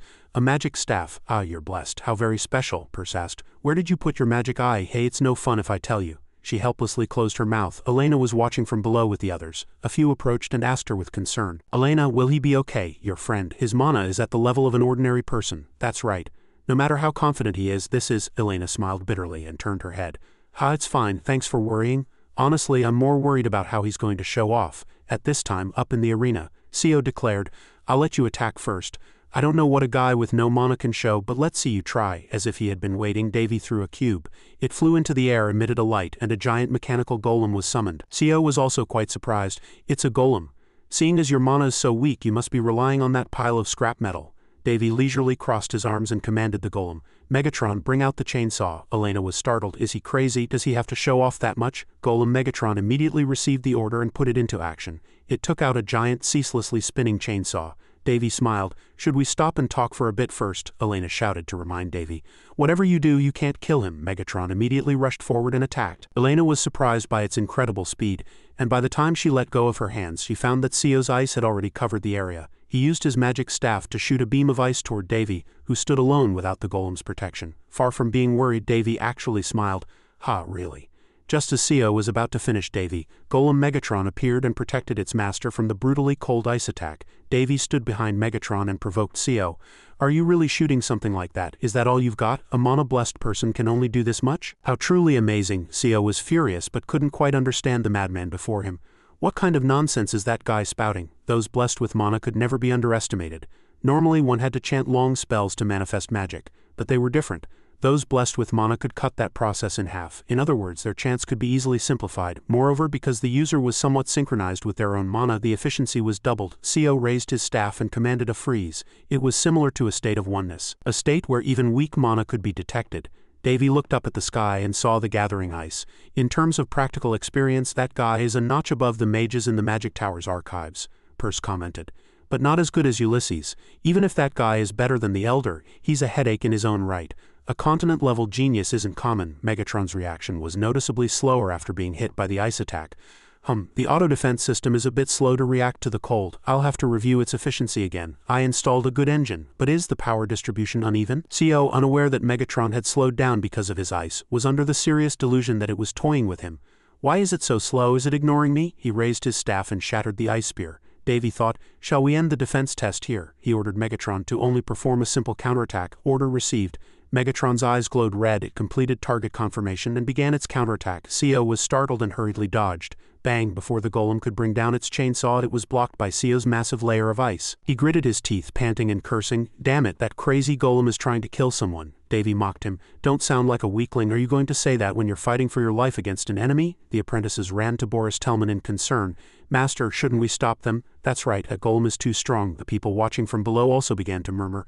I'm not sure if that guy got hit by the golem. Besides, what is that strange weapon? Calm down. Heg stood next to Elena looking very excited. He's really strong. Elena, that person who's your friend, is he a famous golemancer? Elena sighed and smiled without any soul. A golemancer? That person is a monster. If he put his mind to it, he could destroy this place instead of playing with a doll like that. Although that doll is already a nuisance far beyond normal. She sighed again. Heg doesn't understand anything. Fredos and Knight Celia nodded as they watched the match. At any rate, that golem is quite excellent. Its movements are distinctly different from ordinary golems. I agree, its internal mana is unexpectedly low. A golemancer could operate it with weak mana, but that guy seems to rely too much on the golem without many defensive measures of his own. He seems to lack experience. There aren't many opportunities to gain experience in this era. Celia asked Boris Tellman, what do you think? It seems we can solve that problem if we teach him. Boris Tellman was quite satisfied. His golem-making talent is a definite pass. If he makes a few more of those good ones, they could be of great help in reconnaissance and supply. Elena was at a loss for words after hearing the master's assessment. How can they be so mistaken? At this time, Megatron's legs were gradually affected by the ice, making it difficult to move. Celia said, it seems we should announce this decision quickly. Yes, unfortunately. That golemancer didn't notice the condition of his golem, which is like his own limbs. Despite it being an excellent golem, Seo had already come up with a counter-strategy. Naturally, the golem's joints were frozen, no matter how flexible that golem was. It couldn't move when frozen from the inside like this. This was the key area to protect when fighting a cryomancer. Moreover, Seo had used a clever spell to hide his intentions. His response was truly praiseworthy. Seo looked at the frozen golem and sneered. Finally quiet. Your annoying golem can't move anymore. Seo created an ice sword. Listen well and remember, this is the difference between me and someone like you who relies on a golem. Seeing that, Davy unceremoniously broke a nearby wooden fence and got a wooden stick to fight with. That's not certain yet. He even struck a cool pose. Seo couldn't hide his confidence in victory. Arrogant to the very end. Fine, victory will be sweeter when I completely break you. After speaking, Seo charged straight toward Davy. Davy also ran toward him with a wooden stick. The sword and stick clashed. Naturally, the sword cut through the stick in one go, and half of the stick in Davy's hand was neatly sliced off and sent flying. Davy quietly looked at the wooden stick, and Seo had already flown behind him, preparing a finishing blow. The people below were on the edge of their seats. Hey Elena, shouldn't we stop them? Elena just asked nonchalantly. Who? What do you mean who? On the stage, at the moment it seemed he could beat Davy in style. Davy suddenly dodged to the side, causing Seo's attack to miss. Seo said blankly. Ha, Davy said with a triumphant smile. Come here. Davy took the remaining piece of wood in his hand and spun around in an instant. Seo felt something brush past his head. At that moment he only vaguely saw Davy sitting in front of him. What was that? And then Davy's piece of wood flew from somewhere and hit Seo squarely on the head, and he fell backward and collapsed. The conference hall became strangely quiet. Davy scratched his head and feigned ignorance. Oh, did I win? The people below roared with cheers. My god, that was the best. This is truly a miracle. Only Elena stood there with narrowed eyes trying to remember something. Is this deja vu? What did he just say? I've seen this scene before. Davy Endron slowly stood up. People were still cheering for him. So cool, the three masters were watching the match from a high place. Kratos also nodded. A coincidence? If so, it's brilliant. Boris Tellman laughed loudly. Ha ha ha, luck is also a skill. Boris Tellman said to Davy. Good, a promise is a promise. I acknowledge your skills. It seems Seo has been slacking on his training again. Let today be a lesson for him to train harder. Seo sat on the spot grinding his teeth. This is ridiculous. He pointed his finger at Davy and shouted loudly. Didn't you all see his swordsmanship? You can't call it a victory when he relied solely on the golem's power. Elena couldn't stand this obnoxious guy any longer. Stop it, Seo. Have you forgotten who made that golem? And golemancers are usually placed on the rear defense line. Don't you think it's unfair that a golemancer has to stand in the middle of an arena and fight directly? Normally your opponent should only be the golem. How do you explain attacking Davy? Seo was refuted and froze at a loss for words. Knight Fredos clapped his hands to silence everyone. That's enough. Apprentice Elena is right, Seo. What is the 8th rule of the Alpha Lion Corps? Seo hesitated and replied. A knight always does their best and learns from both victory and defeat. That is the content of the rule. If you understand, then stop here. Elena ran over to congratulate Davy. You did well, Davy. As Seo was helped down from the stage by others, he still tried to throw a few more words at Davy. Consider yourself lucky. If it weren't for that ridiculous coincidence, you'd be dead by now. Elena felt helpless, with no energy left to be angry. How can he be so stubborn? That guy really goes all the way, doesn't he? Elena clutched her head. Seriously, that guy's a real bastard, but you can act nonchalant, can't you? You know you have a terrible personality too, don't you? Davy, with a perfectly calm and incredibly disingenuous face, asked her what was wrong. Wow, he's so brazen, still pretending he doesn't know, Elena thought to herself. Actually, if I didn't know his true nature, I would have just thought it was a coincidence, but at that very moment I saw it. The strange smile that flashed across Davy's face as he moved behind Seo. Now everything is crystal clear. Elena watched the excited Davy from behind. What's going to happen with the meeting about my position? Will it be okay? In the end, Elena sighed and concluded. Davy, that guy is a villain who hides his strength to take down his opponent. He's not a bad person, but what he does is no different from a demon. They say he doesn't know swordsmanship, but that swordplay just now was truly bizarre. What did you say just now? After the practice match with Prince Davy, she went to see Knight Boris Tellman. I also agree with the 7-to-3 ratio. As a result of the meeting, we have decided to accept you into our team. It's quite unreasonable to ask a golem summoner about their mono or skills. You fought very well nonetheless. He pushed a strange cup toward Davy and said, Welcome. As soon as Davy saw the cup, he said, This doesn't seem like ordinary alcohol, he thought to himself. This transparent liquid must be a forbidden wine. Boris laughed heartily.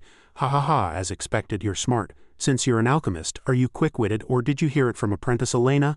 Davy put on a disingenuous smile. I just had a feeling, he already knew. Sensing the very faint mana remaining in the cup, Boris Tellman was pleased. I see. Apprentice Elena has introduced a good talent. It's not bad to accept a disciple of your level or higher, but the important thing is, before he could finish his words, Davy lifted the cup and drained it in one gulp. After finishing it, he even gave a critique. It tastes more ordinary than I thought. Boris's face stiffened. Hey you, did you just drink it without even asking what it was? Davy lowered his head and wiped his mouth. I'm pretty good at analyzing situations. Boris smirked at him. You talk a good game. A single cup of forbidden wine won't affect a mage who has reached the state of oneness. I'm sorry, but it's no problem for me to drink it. Boris Tellman confirmed once again. Then let me confirm. Do you swear to protect the secrets of the Alpha Lion Corps and the last piece? Isn't that why I drank this? That's right, Davy readily accepted. Then it's fine. I came here to help a friend, but I'm also interested in the last piece. Especially the evil spirits and monsters within it, Boris nodded. I felt from the beginning that you seemed to know a lot about the Alpha Lion Corps. It probably wasn't just a feeling. He took out a shining blue stone and placed it on the table. Good, you didn't lie. Davy picked it up.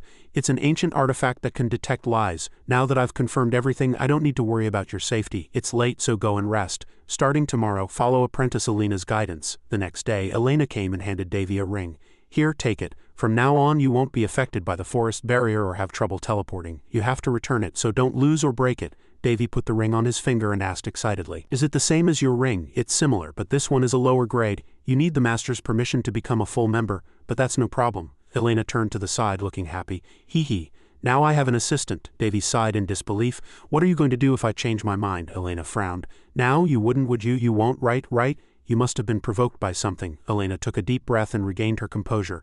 Let's go. We have a lot of supplementary lessons to do, but the teacher said to train as soon as possible. Davy was curious. What kind of training? Apprentices usually receive supplementary training. In fact, this is one of the reasons I came back. Davy looked at her and admired her inwardly. She's training here while still handling her outside affairs. What a diligent princess. Elena said in a very excited voice. General abilities are taught by each respective teacher, but the supplementary training is practical training to develop teamwork and recovery skills. Davy nodded. Sounds fun. There are really no downsides to becoming a member, and it's a necessary process to achieve our goals. And everyone is nice. Here I can set aside my royal status and be comfortable. I see. Just then, Davy noticed 3 rather familiar shadows standing nearby. It seemed to be Boris, Telman, Fredos, and Knight Celia. Elena, while walking, felt something was strange and turned around. Davy was standing still in the same spot. Davy, what are you doing? Why aren't you following? Davy smiled. You go first. What do you mean? I'll follow later, so go on ahead. Elena couldn't figure out what this young master was up to, but she soon decided not to care. Do as you please. Well, if you say so, don't be late. All right. Davy stood there, smiling and waving at her. As soon as Elena left, he teleported near the wall where the 3 knights were talking.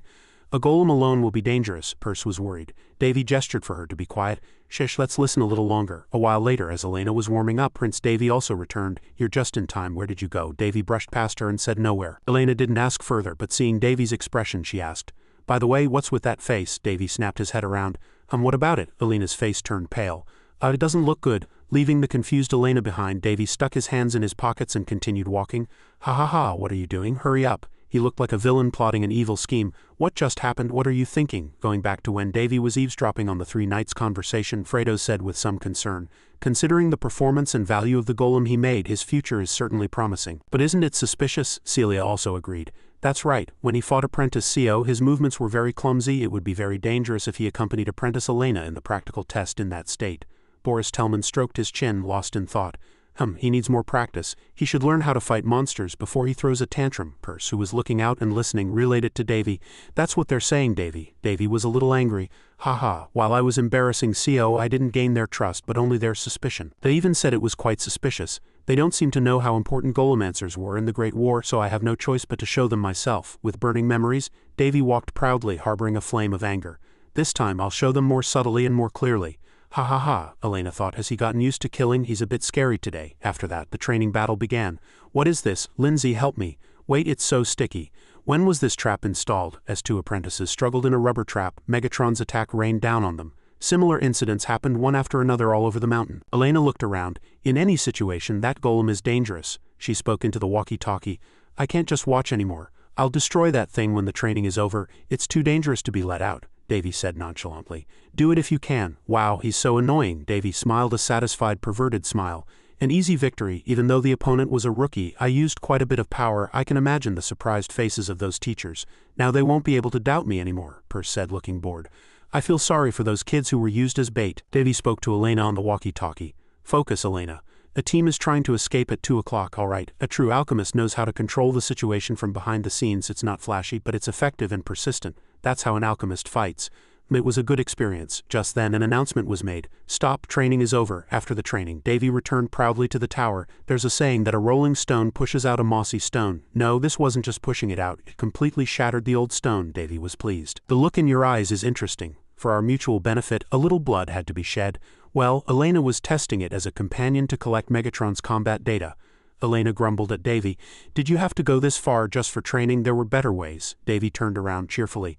I achieved my goal. What? So the other apprentices became jealous. I don't really care about anything other than my promise with Elena. But even if I think that, not everyone does. In the distance an arm shot up. That apprentice excitedly called Elena's name loudly. Elena, over here. Here, Lindsay. This girl's name was Lindsay Pay, also an apprentice. She greeted them cheerfully. It's been a long time. It's been a few months, right? How was it? Is the outside world fun? You brought a good companion. Elena. His name is Davy, he answered politely. I'm Davy Endron. Nice to meet you, Davy. Lindsay introduced everyone to Davy. I'm Lindsay Pay. Hello, and these are my twin sisters, Serenda and Pendarina. That idiot is Heg. We're the same age, so can we speak comfortably? He answered comfortably. Do as you please. All right, Davy. Davy, sit here too. Come here. Davy felt that her friendliness was too extroverted and hesitated slightly. She's quite sociable. I know, right? She doesn't seem very interested in training. Lindsay talked excitedly with Elena. Anyway, you came just in time. There's a lot to do outside, especially in the Hafiefdom. Elena is a free knight. Then is Davy a free knight too? Davy tilted his head with a question mark. A free knight, Heg chimed in to explain. It refers to an external knight who has connections with the outside of the continent. The free knights are knights who are tasked with traveling the continent to gather information and bring supplies. On the other hand, the knights who cut ties with the outside world and protect and maintain this place are called fixed knights. I just wanted to explain. Hearing that, Davy thought, there's definitely a problem with this system. Perce thought differently. I think that system is quite good, Surrenda asked Davy. What did you do in the outside world, Davy? Are you a noble or royalty? Elena sarcastically teased Davy. He may not look like it, but he's a prince. And a lord. What do you mean he may not look like it? Surrenda's eyes sparkled with respect. Wow, I can't believe I'm actually seeing a real prince.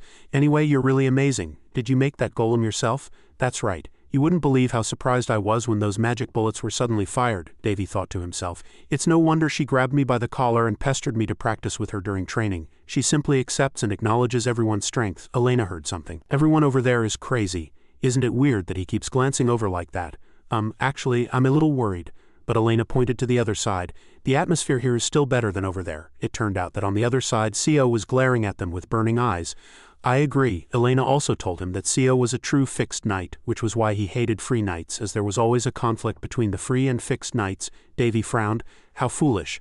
I don't know if they understand the important fact about the division between the free knight order and the fixed knight order, of why the Alpha Lion Corps can continue to be one of the important vanguards. Davy's sensitivity like this is really something else. Shouldn't there be some logic to dividing into factions? You're right. Surrenda glanced at Elena.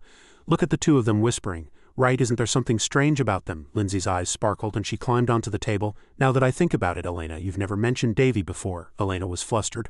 Then Lindsay asked her, what's your relationship? Elena blushed and glanced at Davy. Davy wondered why she was looking at him. Then she asked, what is your relationship? David Andron thought for a moment and said, what should I say? Our relationship can be said to be the first one where I ran away after beating Elena. After that, she was so angry that she punished me and followed me all the way to the fiefdom. That's pretty cool, Pers von Palin said angrily. What do you mean? Princess Elena said in embarrassment. He's a friend who knows my secret. Then she sat there blushing in embarrassment. Suddenly a voice was heard. Oh my, Miss Elena. Friendship doesn't exist between a man and a woman. It was Lucia Selman. She greeted everyone cheerfully. It's been a long time. All of this is thanks to the grace of the first Saint Daphne Nim. Princess Elena Zeppelin didn't understand what she was saying. David Andron said in a flustered voice, you mean Saint Daphne, not Freya? Lindsay Pay Ankoken whispered quietly in his ear. She's a huge fan of the saint. She memorizes all of the saint's achievements and preaches about them everywhere. It's too much. David Andron was helpless. Is it because I'm not crazy about her? Lucia soon came over, pushed Lindsay Pay aside and said, it's a pleasure to meet you. You are David Nim, right? Then she introduced Paladin Fielder to everyone. This is my partner. After that, she excitedly came over, took David Andron's hand and said, welcome. David Nim, please listen to the still unknown achievements of the first saint. He could only smile wryly in helplessness, he thought to himself. It's just like when Elena was crazily searching for traces of the divine sword, Palin said in displeasure. This isn't crazy. She's the original die-hard fan. Lucia approached Davy Roan and took his hand. With sparkling eyes, she said, she is Saint Daphne, the first saint mentioned in the Holy Scriptures. She was outstanding from a young age. Davy Roan thought helplessly, I heard that men and women of her age would naturally follow her if they fell for her. Pers von Palin, who was beside him, said, I wonder if she knows that the Daphne she respects so much was actually the boss of the neighborhood kids. I heard she beat everyone up with her bare hands, and her personality all the criminals who messed with her regretted it immensely. If you pieces of trash was her gentle way of speaking, then it's not wrong. I have to hold it in. Pers von Palin stood up and said to Davy Roan, I really want to say something too. Lucia, still excited, tried to continue her story. That's not all. Suddenly a hand grabbed her head and said, I'm sorry. Paladin Fielder, holding her, said embarrassedly, once she opens her mouth I can't stop her. Let's go somewhere else. I'm sorry. Lucia struggled, not accepting it. What are you doing? Let me down right now. Paladin Fielder helplessly shouted at her, stop it. Then he left carrying her, and she cursed as she went. You call yourself a servant of the first saint, so act with some respect. Paladin Fielder just explained to her gently. The one I admire is not Saint Daphne but Saint PR. Lindsay Pay and Davy Roan watched the scene and found it hard to understand. He's having a tough time. Indeed, Pers von Palin said. Men and women can't be friends. Look at yourself in the grand hall of the Roan Royal Palace. To be honest, there's something I've wanted to ask you for a while. Princess Elena Zeppelin asked curiously. What is it? The Night Order seems crazy. Lindsay Pay listened to them talk and just sat there saying, yes, it's rare for the masters to step up and handle everything themselves when an outsider comes. That guy is an exception since he likes to meddle. Davy Roan pointed to himself and thought, the outsider is me. At that moment, someone suddenly approached and said, how should I explain this? It seems someone has messed with the transcendent Sandra. Just then, someone appeared and everyone wondered who she was. Alicia Patrick, a noble from the Palin Kingdom, greeted everyone politely.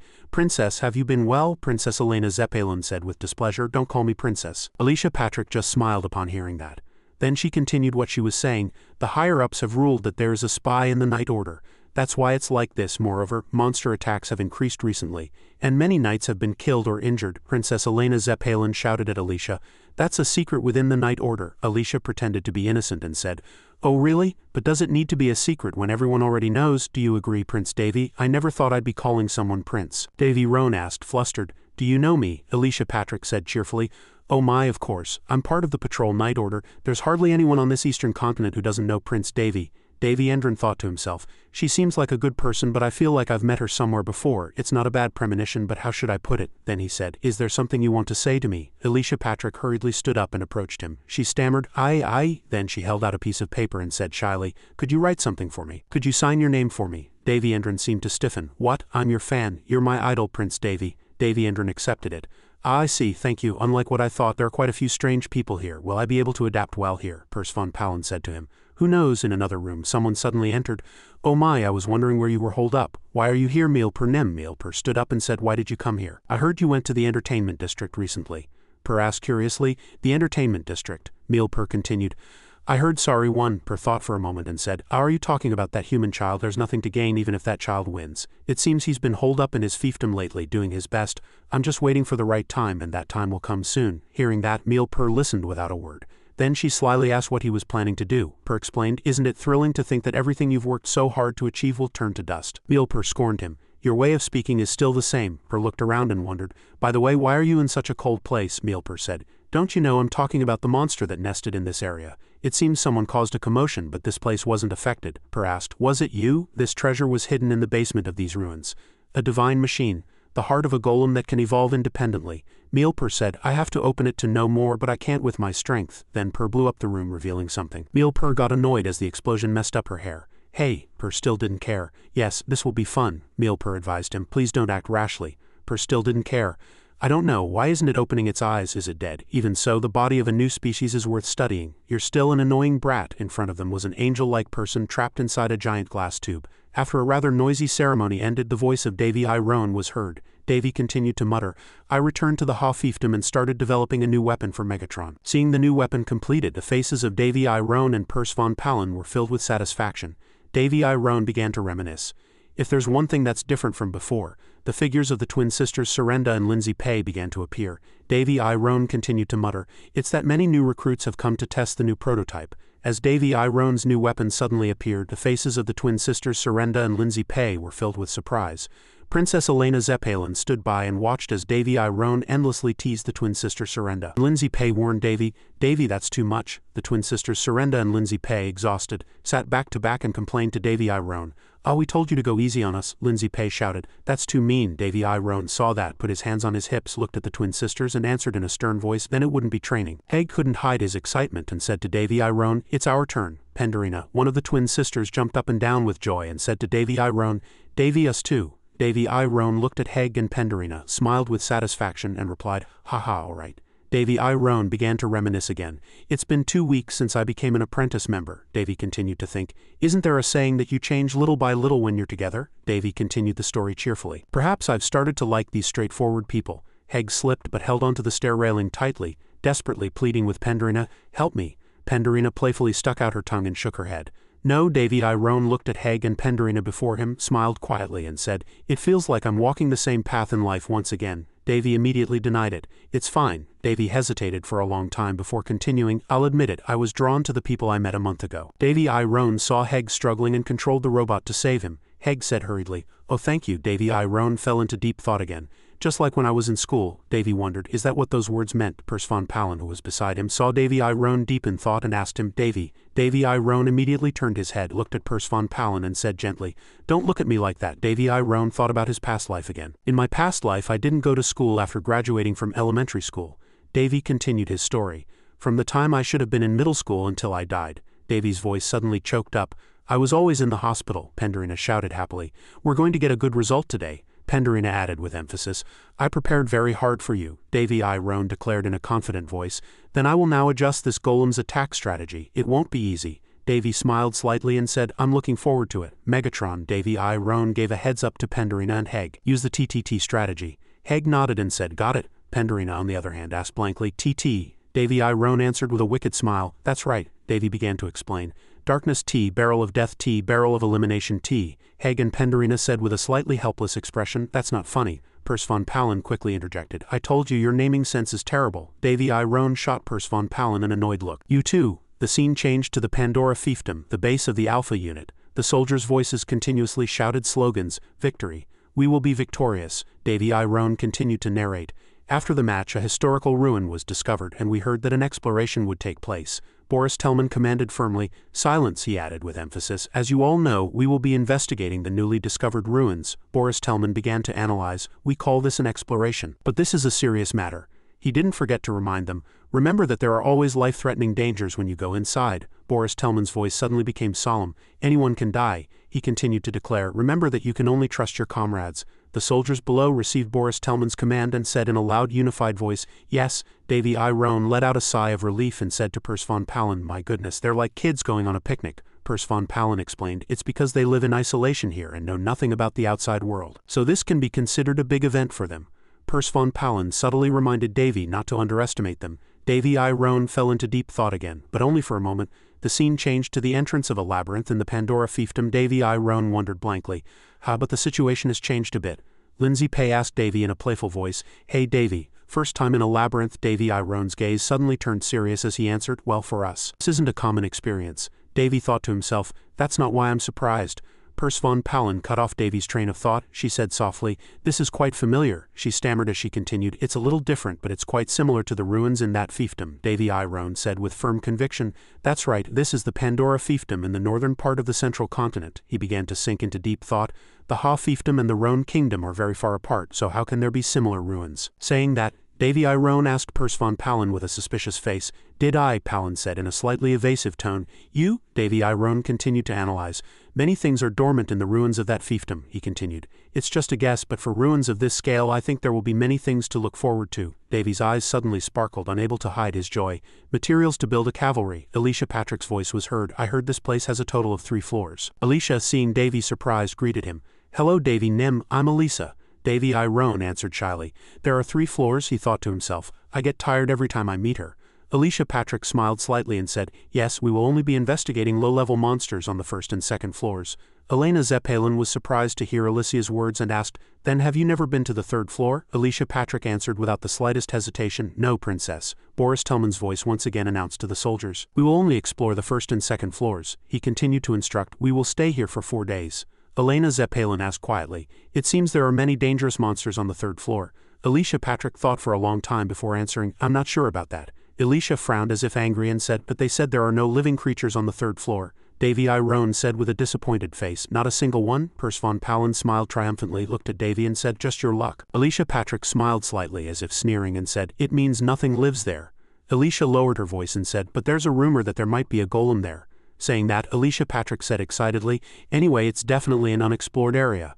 Elena Zeppelin, unable to shake her suspicion, questioned Alicia, how did you get this information? Alicia immediately boasted, I'm good at eavesdropping. Alicia Patrick looked at Davy Roan, laughed loudly and asked, what do you think, Davy Nim, is it useful? Without giving Davy a chance to reply, Alicia quickly continued, I think he'll be interested in this kind of news. Davy nodded. Maybe so, Alicia Patrick exclaimed happily. Thank you, I did it. Davy I. Roan smiled slightly. Good grief, Alicia turned to Princess Elena Zeppelin and boasted, he said I was useful. Davy looked at Alicia and thought helplessly to himself, she's so naive it's starting to make me feel sorry for her. Davy wondered, looking at Elena. Why is she staring at me like that? He continued to mutter. The 3rd floor, a mysterious labyrinth, a soldier's voice echoed. Hey you there, don't break formation. Yes, Davy I. Roan walked on thinking, but the exploration has only just begun, he recalled again. I didn't know then. From a distance a girl's faint voice desperately called Davy's name asking for help. Davy I. Roan's thoughts continued. What kind of situation will my arrogance lead to? And the scene changed to the lowest floor of the ruins, the 1st floor. Davy I. Roan's thoughts began to surface again. Just as Alicia had said, there was nothing on the 1st floor except for a few ordinary gnomes. He continued to analyze inwardly. But even with gnomes, if we pair up and face them seriously, there should be nothing to worry about. Davy continued to think. If everything goes as expected, the 2nd floor will be no different, and on the 3rd floor there will be a magic golem. A sudden loud noise interrupted Davy's train of thought, but he continued to think. There will also be places our team can't attack. Davy I. Roan analyzed inwardly. Moreover, there might be ancient characters that control the weather, just like in the Ha fiefdom ruins. In that case, a voice was continuously calling Davy's name loudly. But Davy I. Roan still seemed lost in thought. The Pandora ruins would be like the glacial regions of Earth which cannot be formed naturally. Over on the other side, Lindsay Pei, seeing Davy not reacting at all, got angry and shouted loudly, Davy, Davy. Iron was startled, surprised. He asked Lindsay, "Huh?" Lindsay Pei hesitated and replied, "My golem, is it okay to leave it like that?" Davy Iron unconsciously turned around and saw Lindsay's golem waiting to explode. Davy said hurriedly, "All right," he immediately commanded. "Megatron, stop." Lindsay Pei said with a slightly helpless expression, "I can't tell who the monster is." Boris Tellman approached Davy's group. He spoke in a voice of praise. "Ahem, rookie Davy, it's good to see you so passionate." Boris Tellman subtly reminded Davy Iron, "But don't you think you should cooperate with your comrades?" Hit where it hurt, Davy turned to Princess Elena Zeppelin. There was a hint of regret in his voice. "Haha, I'm sorry, I was just thinking about something else for a moment," he thought to himself. "I thought I was being quite restrained." Boris Tellman continued, speaking to Davy, "As I said, your golem has become stronger and more mobile than when I first saw it fighting the rookie CO." Hearing Boris Tellman's words, Davy quickly asserted, "A researcher must fight with their head, not their body." Boris Tellman laughed heartily with satisfaction. "Haha, of course, the most important thing is to find a path that suits you and train constantly," he also emphasized. "But you shouldn't neglect physical training." Boris Tellman continued to explain to Davy, "If you find yourself in a situation where you can't use your golem and are stuck in an unsolvable situation, what will you do?" he continued to advise Davy. "In the end, you'll have no choice but to step up and fight yourself." Davy Iron answered very confidently without the slightest hesitation, "Then I just have to make sure that never happens." Seeing Davy's firmness, Boris Tellman couldn't stop laughing and said, "Ho ho, honestly, you are very reliable." He smiled with satisfaction and said, "Of course you have talent, so there's no need to worry." Boris Tellman laughed loudly. "Haha, it's a blessing that you've joined our corps." Davy Iron looked at Boris Tellman before him and smiled slightly. "Not just anyone can become a master even if they are a full member," Davy reassured himself. "Broadly speaking, maybe about 1 in 10. Davy continued to remind himself, "Even so, I will still become one of erections." Seeing Davy lost in thought, Pers von Palin whispered in Davy Iron's ear, "But you're not seriously thinking about it, are you?" Davy shook his head slightly. "Well, no," he sank back into his thoughts. "I just want to enjoy my time as an apprentice." Over here, Boris Tellman was focused on reminding the soldiers, "Hey, you're standing too close to the edge, it's dangerous. Find a safe place to fight." Davy sank back into his thoughts. "After that, I'll become a free knight. A wandering knight." Pers von Palin called out to Davy Roan, breaking his train of thought. "To be honest, isn't it good to be a member of this team?" Palin continued to analyze. "It's not really school life, but experiencing something similar is a completely new feeling." Pers von Palin's voice suddenly lowered. "So you're deliberately lowering your abilities to help them, aren't you?" Davy Iron did not deny it. "She's right." Then Davy looked toward his friends. He continued to think, "It might be a life where I don't know when I'll be in danger." Davy felt a little lighter. "But this small piece is the only thing closest to a normal life I have. It's something I've never experienced before." Davy Iron continued to think calmly. "To be honest, I want to enjoy it a little more." Seeing Davy's resolve, Pers von Palin reminded him, "But don't forget, Davy." Her tone became slightly serious as she said, "With great power comes great responsibility," Pers von Palin said with emphasis. "Don't do anything you'll regret, not even the smallest thing," she continued to explain. "But as you said, it's foolish to show off your talent unnecessarily," Pers von Palin firmly advised Davy.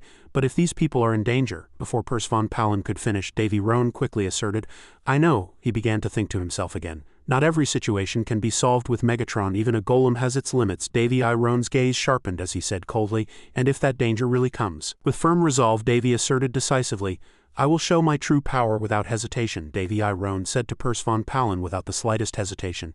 "Even if that makes them see me in a different light." With a look of firm resolve, Davy continued to assert, "I have no intention of leaving them until then." Pers von Palin smiled with satisfaction. "All right, if you say so, then it's decided." Davy Iron and Pers von Palin looked at each other with satisfaction. "To be honest, it's a little scary how well you know me." Davy Iron's train of thought began to surface again. "After the first floor, we easily passed through the second floor. After that, dangerous beings on the third floor appeared, but the advance party entered and defeated them. So the result was certain." Davy Iron looked at Elena Zeppelin and thought to himself, this time Elena took on the role of long range and support. Then Davy handed Elena a water bottle with one hand. Davy smiled slightly. "Good job." Elena frowned and questioned Davy. "You seem to be enjoying yourself?" Davy Iron found a seat with Elena Zeppelin. Elena took a sip of water and said, "You seem to be enjoying life in the Corps quite a bit." There was a slight reproach in her tone. "At first I thought you were acting to help me, but now you seem to be letting your guard down more and more." Then Elena Zeppelin glanced at Davy Iron and said sulkily, "Well, I'm not complaining either." Davy was just silent, not knowing how to answer. Elena Zeppelin continued without hesitation, "Hey, you know what? Sometimes you look like an old man who has lived for hundreds of years." Seeing Davy flinch, Elena questioned him. "Why the guilty look? I meant it in a positive way." Elena Zeppelin still calmly continued to speak to Davy Iron. "I know there's a part of me that forced you, but she firmly asserted, "Bringing you here was a wise decision." Suddenly, a soldier's voice rang out, "Don't mess around." The soldier, with a flustered expression, continued to shout at Boris Tellman. "Professor, look over there," the soldier hurriedly reminded him. "Doesn't it seem like something has changed?" Boris Tellman also nodded in agreement. "Now that you mention it, something is indeed strange." Suddenly, an unexpected earthquake struck, flustering everyone. Boris Tellman said in a wary voice, "Everyone gather here." He hurriedly gathered the people. Boris Tellman didn't forget to remind them, "Don't scatter and stay alert." Pers von Palin worriedly asked Davy, "Davy, this is..." Davy I. Roan analyzed inwardly. "It's the same method as the one in the Hoffiefdom ruins." Davy continued to observe. "Inside a structure like these ruins, if someone accidentally touches the wrong spot..." The desperate screams of the surrounding crowd echoed continuously. "Ah, the walls!" Celia, flustered, called out to Boris Tellman. "Professor Boris, this is..." He immediately reassured her. "Calm down, Professor Celia." Davy I. Roan analyzed. "Then this will happen." The ground began to crack and split into two, and the surrounding crowd, flustered and with no time to react, fell freely. Seeing the situation turn dire, Davy I. Roan ran as fast as lightning to save people. He ordered Megatron to reset its output and protect everyone. Princess Elena Zeppelin, still not understanding what was happening, asked herself blankly, "What on earth is happening?" "Stop, Davy." Davy I. Roan's figure appeared. He noticed the situation had turned dire and ran as fast as lightning to save his friends. 7th grade gravity magic. Gravity, one of the most powerful spells. After struggling for a moment, Davy I. Roan saved his friends. Pers von Palin was watching everything from the side, and seeing Davy bleeding, her eyes filled with worry, and she hurriedly asked him, "Davy..." There was a slight reproach in Pers von Palin's tone. "My goodness, what on earth did you do?" He added, "You're only a 5th grade mage." Davy I. Roan looked at the worried Pers von Palin and just smiled wryly and replied, "Haha, did I overdo it a bit?" Pers von Palin shouted. "You idiot." Her voice trembled slightly. "This is not the time for that." Davy I. Roan hurriedly stopped Pers von Palin. "Don't make a fuss, Pers." Pers von Palin's eyes filled with surprise as she asked, "What, since when?" Davy I. Roan answered calmly, "This is just temporary." Davy let out a sigh of relief. "Mana can be a difficult thing to grasp," he analyzed, "but it's quite helpful when you're in danger." Davy Roan explained to Pers von Palin, "It will disappear soon, so I won't die right now." His tone was slightly helpless as he thought to himself, "Though there will be some side effects later." Then Davy I. Roan turned to his injured friends and said gently, "Still, I should treat these kids first." Davy I. Roan immediately began to treat his friends. Davy grumbled at Pers von Palin. "Stop making a fuss," Davy I. Roan said kindly. "I've given first aid for now," he added gently. "So you should be able to stand up and walk." Davy I. Roan turned his eyes to survey the surroundings. He announced in a low voice, "It seems we fell about 100 meters. Davy I. Roan continued to reassure his friends, "If I had been a little later, we would have been a pool of blood." Priestess Lucia Selman hurriedly asked Davy I. Roan, "Davy Nim, did you save us?" Davy I. Roan immediately turned around and answered Lucia, "Well, for now," he continued to tell Lucia, "I just used anti-gravity magic. You can call it anti-gravity." The injured Seo thought to himself, "Magic? How?" Davy I. Roan hurriedly suggested to the people around him, "This is not the time for this. We have to get out of here." Before Davy could finish, Seo interrupted and shouted, "You, why?" Seo shouted loudly in anger, "Why did you save me?" Davy I. Roan and Priestess Lucia Selman couldn't hide their surprise and stared at Seo. Seo angrily repeated himself, "I asked why you saved me." Davy I. Roan denied it.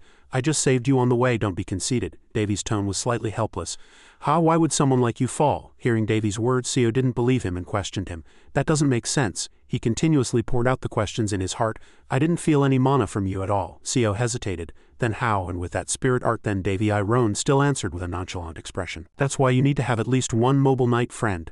Davy's tone was slightly sarcastic. "In fact, you already have someone like that."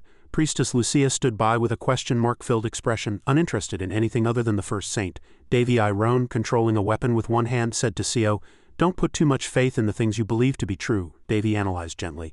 "You learn new things by seeing them with your own eyes." Davy I. Roan, with a single sword strike, cut the rock in front of him into several pieces. Seo couldn't help but be surprised. An aura blade. Seo couldn't believe what was happening before his eyes. Impossible. Davy Roan turned around, looked at Seo, and asked in a triumphant voice, "Does my mana seem weak?" To the dazed Seo, Davy added, "If it's truly weak, then that's all you can see." Then Davy Roan grew wary and announced to everyone, "We don't have time for this. The ruins are changing again." Davy didn't forget to remind Seo, "If you stay there, you'll end up a squashed rat in the wall." For saying that, Davy Roan, Priestess Lucia, and Seo hurriedly left the ruins. The scene changed to the third basement floor of the ruins. Davy Roan felt a bit nervous seeing that there were only guards around. He wondered why there were so many guards. Seeing Davy's delight, Palin asked probingly, "You seem excited though." Davy Roan answered in embarrassment, Was I caught? Unable to hide his excitement, Davy Roan said loudly, I can't just pass by such a feast laid out before my eyes. Purse von Palin gently reminded Davy, don't overdo it. Without the slightest hesitation, Davy Roan charged forward and used his twin sword style. Then Davy threw his twin daggers and fiercely attacked the guards. Davy Roan relentlessly attacked the guards using blood magic and a greatsword in succession. Finally, with just a two-handed attack and black and white twin lights, Davy shattered the stone guard to pieces.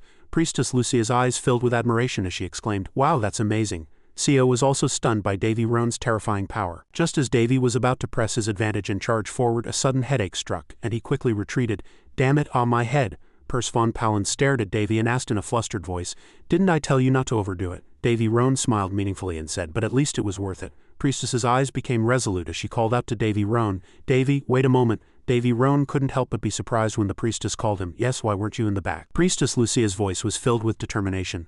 I am still a cleric. The priestess asked Davy Roan for permission.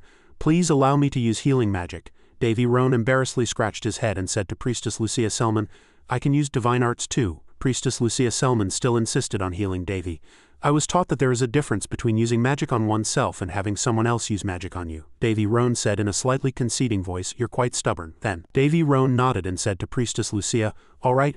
Priestess Lucia Selman couldn't hide her excitement and exclaimed, leave it to me. Co interrupted the conversation between Davy Roan and Priestess Lucia. Co stammered as he asked Davy, can I ask you something? Davy Roan did not refuse Co's question. Go ahead. Co hesitated for a long time, then suddenly shouted at Davy, demanding, you're strong enough to use an aura blade. So why did you do that at first? Davy Roan feigned surprise. At first, Co continued to ramble on. I'm talking about those clumsy movements. Davy Roan realized what Co was talking about and asked, are you talking about my drunken sword style? Co frowned in confusion and asked, drunken sword style? Without keeping Co waiting, Davy Roan introduced his drunken sword style. It's a swordsmanship that moves like a drunk person. Then, without the slightest hesitation, Davy described his drunken sword style to Co. Doesn't it look like it? Davy continued to explain. It's orthodox swordsmanship, but it looks clumsy to outsiders. Davy Roan turned around, stared at Co and asked, do you know why? Davy's face became slightly devious. I used it to take you down quickly. Priestess Lucia was just as surprised to hear the term drunken sword style, and she nodded and said, so there's such a swordsmanship. Davy Roan quickly introduced it. I created part of that swordsmanship myself. Priestess Lucia, with a face full of interest, continued to ask, quote, it looks quite easy. Davy Roan answered Priestess Lucia provocatively. Ha, you think a swordsmanship that deceives others is easy? Hearing Davy's ridicule, Co's face darkened and he shouted in anger, you bastard. Davy Roan was still triumphant. Do you think you're qualified to judge me? Co still had a question and asked Davy, then why don't you use magic during normal training? Davy Roan sneered slightly and said, is there something wrong with wanting to fit in with people? Davy firmly asserted, if someone tries to destroy my golem, I might show them my true power. Hearing Davy Roan's words, Co's face turned pale with fear as he asked Davy, are you even human? Then, as if he suddenly remembered something, Davy Roan said to Priestess Lucia with bright eyes, oh right, Lucia. Priestess Lucia Selman nodded slightly. Yes, Davy Roan continued, I wanted to tell you this earlier. Davy earnestly reminded Priestess Lucia. Even if everyone looks perfect on the outside, Davy emphasized, you can't know what's inside. Davy Roan's voice suddenly became serious. If you remember this, I'm sure it will be of great help later. Priestess Lucia Selman, still dazed, answered randomly, yes. Davy Roan realized that the priestess still hadn't understood his intention and thought helplessly to himself, it's pointless to say it. Davy Roan lamented, is this what it feels like for a servant to serve a deaf emperor? The scene changed to an unfamiliar room. Davy Roan, Priestess Lucia Selman and Co looked around cautiously. Davy informed the priestess and Co, this seems to be the last room. All. Davy Roan couldn't help but be surprised to see a girl trapped in a glass tube before him. Paladin Fielder's voice continued to echo, we can't just stand by like this. Paladin Fielder continued to plead with his master Boris Tellman, please let us go find them too, master. Without a moment's hesitation, Boris Tellman stopped Paladin Fielder. Stop talking nonsense. Boris Tellman continued to explain to Paladin Fielder, I understand your concern for your classmates, but only official knights can go down there. Boris Tellman continued to emphasize, not only that, but the structure of these ruins has also changed, he warned loudly. So it has become much more dangerous. Paladin Fielder still didn't give up and said hesitantly. But in a corner, Princess Elena Zeppelin had a worried face. Perhaps she was worried about her friends Davy Roan and Priestess Lucia Selman. Suddenly, the voices of the twin sisters Surrenda and Pendarina were heard. Excuse us, Elena. Surrenda quietly asked Princess Elena Zeppelin. Are you okay? Elena Zeppelin couldn't hide her surprise and looked at the twin sisters Surrenda and Pendarina. You guys, Surrenda hurriedly reassured Elena Zeppelin. We were a little surprised at first too. Surrenda continued to calm Elena Zeppelin's heart. But thinking about it now, nothing will happen. The twin sisters Surrenda and Pendarina answered at the same time. That's right, so don't worry too much. Surrender added with a joyful face. The master has gone down, Surrender asserted firmly. He will surely find them soon, Pendarina quickly agreed, saying, and among those who fell is Davy. Then Pendarina said in a slightly playful voice, that guy has a rotten personality but his abilities are flawless. Over here, Heg was endlessly boasting about Davy Roan. When it comes to skills you can't leave out Davy. Heg continued to ramble on excitedly. Davy is definitely one of the strongest among the apprentices here. Heg angrily scolded Lindsay Pay, calling her this stupid idiot. The problem is the golems here, Heg continued in anger. Have you forgotten that I'm a golem expert? As the sound of Davy Roan's golem machine engine continued to echo, Heg and Lindsay Pay also asked themselves a bit helplessly. Seriously though, isn't that golem the strongest one here? Princess Elena Zeppelin watched from behind, slightly worried about Davy Roan. If they find out that the person pretending to be a golem expert is actually a master of swordsmanship, Elena Zeppelin asked herself anxiously. What kind of reaction will they have? Princess Elena Zeppelin's gaze suddenly became tense. Elena sank into deep thought again and analyzed. That's why that guy has to come back quickly, Davy. The scene changed to where Davy's group was. Priestess Lucia and Sio. Davy Roan was surprised to see the homunculus before him. This is, seeing Davy's surprise, Priestess Lucia explained, is this the first time you've met someone like this? Lucia continued to explain, haven't you heard of homunculi? Davy Roan was deep in thought. Among the two most outstanding golem races there was another race that transcended the laws. It was the homunculus. Davy was still lost in thought. They are the final goal of those who try to create the Philosopher's Stone. And without the slightest hesitation, Davy Roan turned towards the machine god, and right next to it, Davy Roan couldn't hide his excitement and shouted, oh my god! Startling Priestess Lucia and Sio. What happened? Lucia and Sio simultaneously turned their heads to look at Davy Roan. They asked themselves with curious expressions and saw Davy Roan approach the machine god closely and shout with joy, this is truly amazing, Davy rejoiced inwardly. This is a deus ex machina. Davy Roan joyfully introduced again. The pinnacle of the golem race, the core of a perfect golem, an artificial heart, Davy whispered excitedly. This is what my master Eva always wanted to create, Davy Roan exclaimed with joy. And to think I would stumble upon it. Then he looked around and wondered to himself, where on earth is this place? Davy Roan sank into thought again. There are so many things in the world that are hard to understand. Davy analyzed deeply. Concepts or alchemy. Davy Roan continued to analyze in his head. Divine power is called divine authority, and then it becomes divine power. Then Davy looked at Purs von Palin. The corresponding thing is the demon lord Purse's abyss. Davy Roan, unable to hide his curiosity, looked at the machine god before him. And among all these things this can be called infinite power, a perfect yet imperfect power. Davy asked himself with endless curiosity, didn't those who research and develop golems in research facilities always aim to create a living heart? Davy Roan hesitated for a long time.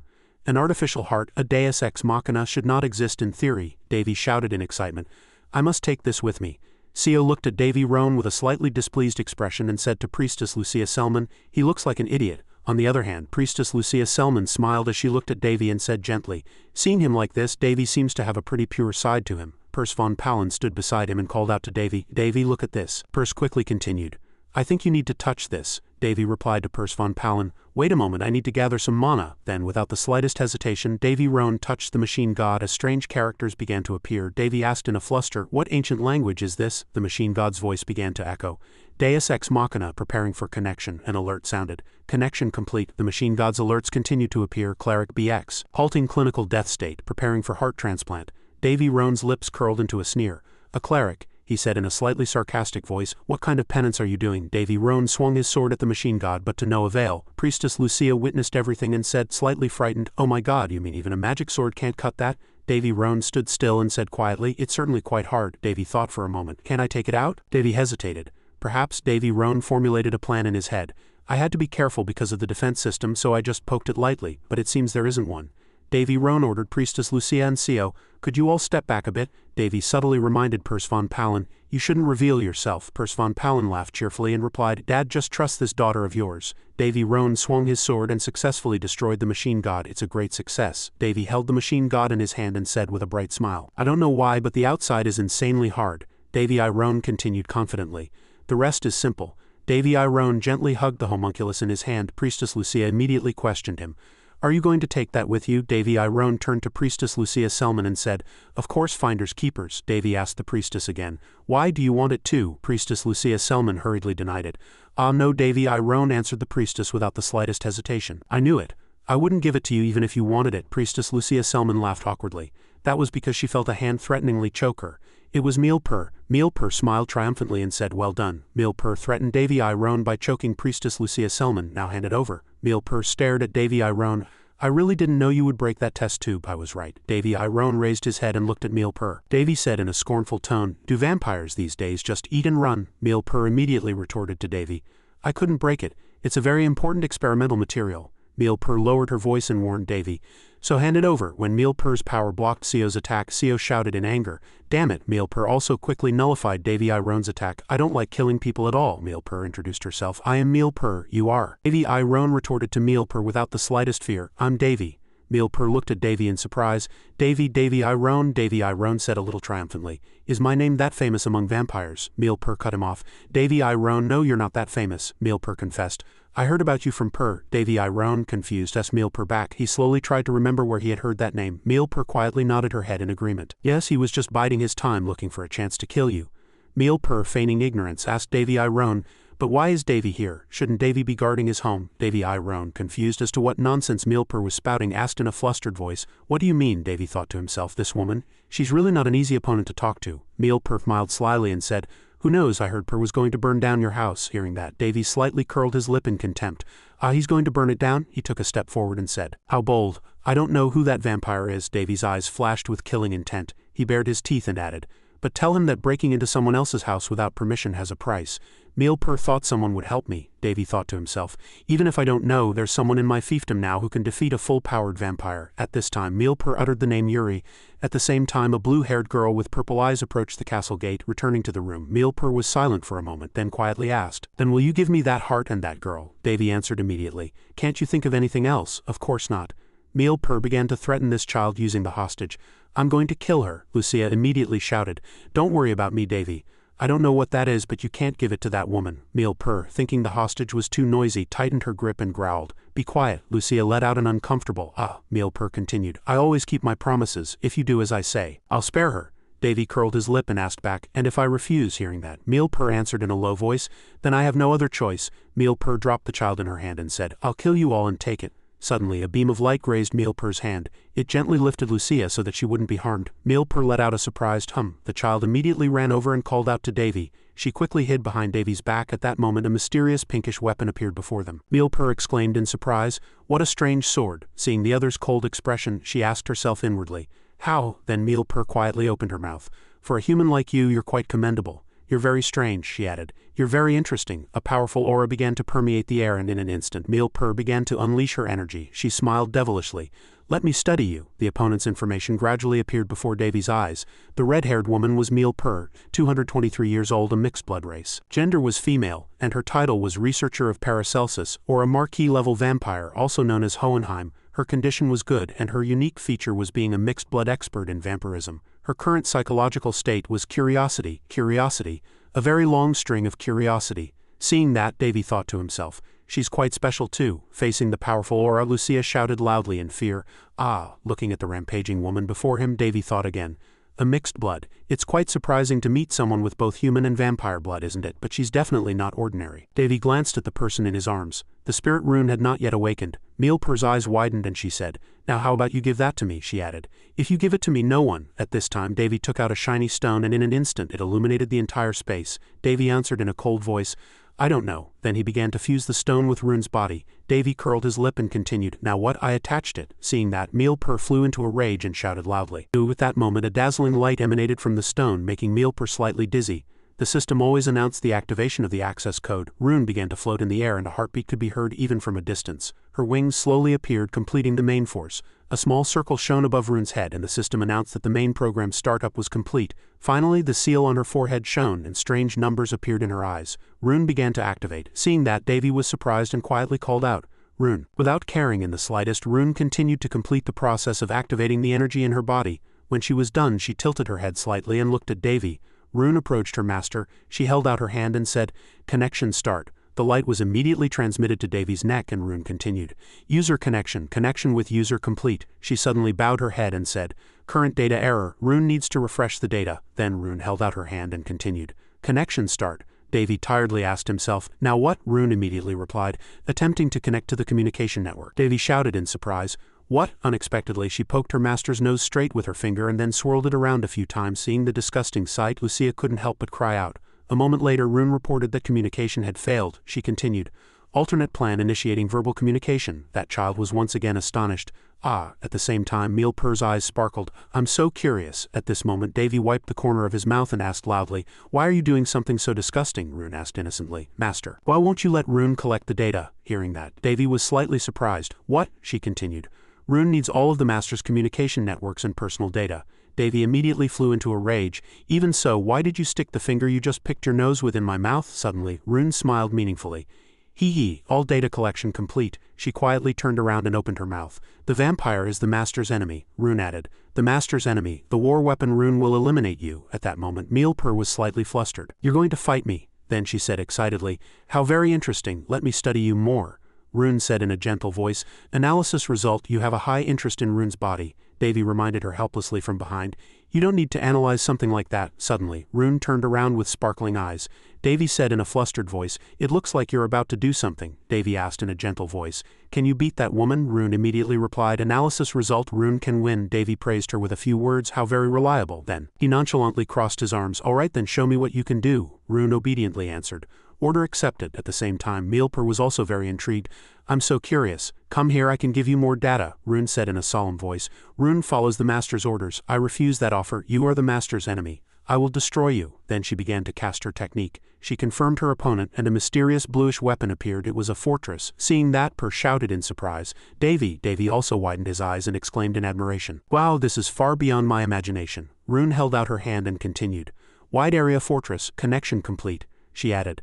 Confirm target's precise elimination possibility 21, continuous fire capability on target, victory expected. Hearing that, Milper began to get a little nervous. Without a word, Rune's eyes burned with fighting spirit, and she gave the signal to fire. A powerful attack flew straight towards Milper. Suddenly, the space became instantly quiet. Co, who had his eyes closed, was startled by someone calling his name. Co. Seeing that, Lucia shouted with joy. Ah, thank God. Co, confused, called Lucia's name. The child gently helped him up and asked with concern, Can you move? Now is not the time for this. The girl urged him, saying, We have to go. Co went confused and dazed. At this moment, the fortress shone in an instant, and its aura filled the entire space. The ground was shattered by the fortress's attack. Lucia shouted loudly in fear. Ah. The girl closed her eyes, crouched down, and fled. Co exclaimed in astonishment. What on earth is happening? Suddenly, he became extremely tense. A beam of light shone directly on the two, and Co couldn't see anything. The tip of Davy's sword glowed with a red aura. He powerfully blocked the attack. The attack missed, causing a powerful explosion. Davy asked in a gentle voice, Are you okay? At this moment, Lucia lay on the ground in fear, letting out an, Co asked in a flustered voice. What on earth just happened? He exclaimed in surprise. And that homunculus, Davy said in a gentle voice. Calm down, that child is on our side. Hearing that, Co was even more astonished. How? Davy helplessly gripped his sword and sighed. He said quietly, It works better than I thought. Davy inwardly assessed that over 90 of it was Megatron, but that number was still nothing compared to her speed of action. He opened his mouth in admiration.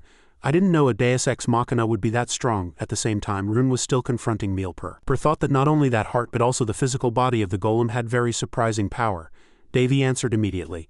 Yes, they don't call it a machine heart for nothing. Seeing the large cracks starting to appear on the ground, Davy felt that she had reached at least a 4th grade, even a 5th grade mage level. With that kind of power, she could completely crush anyone who hadn't reached the highest grade. At this time, Milper lightly jumped into the air. Davy knew very well, but of course her opponent was not weak either. Rune slightly raised her head and looked at Milper. Davy thought to himself, I wonder if that beam of light has any special properties, he thought. But even so, Milper is half vampire anyway, so she won't be easily defeated. At this time, Milper smiled meaningfully. Davy asked himself, is this due to lack of experience? He muttered to himself. Well, there's no law saying you can't interfere in the middle of a one-on-one duel. At that time, Milper nimbly dodged here and there, flying around, and then another powerful explosion occurred. Milper sneered with interest. Hee, what amazing firepower, she said with great excitement. It makes me want you even more. Davy opened his mouth.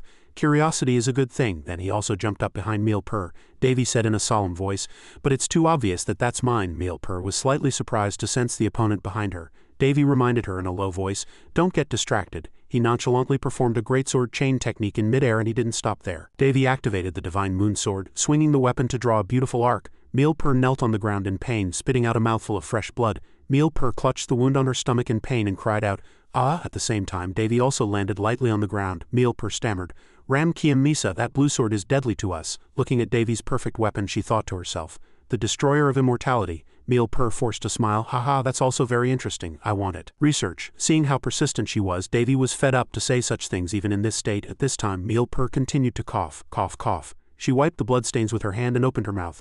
Ha, Deus Ex Machina. Meal muttered as if in her own world, a sword that destroys immortality and this strange human. Seeing that, Davy looked at her with contempt. At the same time, Rune also landed on the ground. Meal continued to spout nonsense. I can't give up, she suddenly sighed and said. But I don't want to die. With those words, Meal slowly disappeared. Good. Davy realized that she had chosen her life over her goal. Perse, who was behind him, said quietly. A wise decision. Just then, Seo approached and asked gently, Is it all over now? Davy answered immediately. For now. Seo couldn't believe that the woman had really run away, Davy asserted. It seems so. He looked around and said, I think we should run away now too. Suddenly, Rune gripped Davy's clothes tightly. He was surprised and asked Rune. Seeing that pouty face, Davy wondered, is she sulking? Just then, Rune opened her mouth. Master, do we really have to go? Davy answered immediately. Yes, Perse, who was beside him, quietly guessed. Maybe it's because you defeated the enemy instead of her. Davy wondered if that was it. Rune lifted her head and opened her mouth. The ceiling, may I destroy it? Hearing that, Davy was a little surprised. You can do it if you destroy it directly. It might all collapse, so you have to make just an exit. Hearing that, the system began to announce that it was analyzing. A moment later, Rune opened her mouth. Data error, structure analysis failed, reanalyzing, measuring thickness, measurement failed. Seeing that, Seo and Lucia Selman were bewildered and not understanding what was happening at all, and Rune continued to reach out her hand and sense. Connecting. Connection finally complete. A greenish weapon appeared before them, and Rune announced that she had selected a heat ray. She instructed in a stern voice. Master, be careful. Please stand behind Rune. Davy was a little skeptical. Can you get through that? Of course, he could cut it with his sword aura, but digging an exit, Rune immediately interjected. I will not fail twice. Heat ray emission. Rune's operating output is currently at 50. After this is done, a significant portion of my system program will be down. She turned around and asserted firmly. Master, Rune can recover, Davy answered nonchalantly.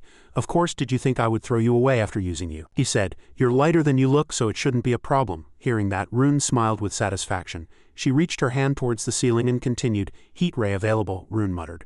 After this is done, Rune will receive a high evaluation. After speaking, she unleashed a powerful attack with her weapon, and a sound that shook the heavens and the earth echoed along with it. Seeing the result Rune left behind, Davy said quietly with admiration, That's a really big hole, and there's a strong electric current flashing around it. Davy thought to himself. She must have done this out of stubbornness. He scratched his head and guessed. I must have misunderstood something by defeating her opponent. She went ahead and blew such a huge hole in the ceiling. At this moment, seeing Rune's expression as if she deserved to be praised, Davy quietly opened his mouth.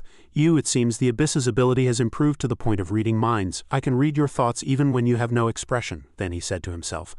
It must be just a feeling. At that time, the ceiling had already been pierced with a huge hole. Davy asked with concern, Is everyone okay? Seo and Lucia Selman nodded and answered, Yes. Davy thought that he would need flight magic or something similar to get up there. He thought to himself, If I were alone, I wouldn't have to worry.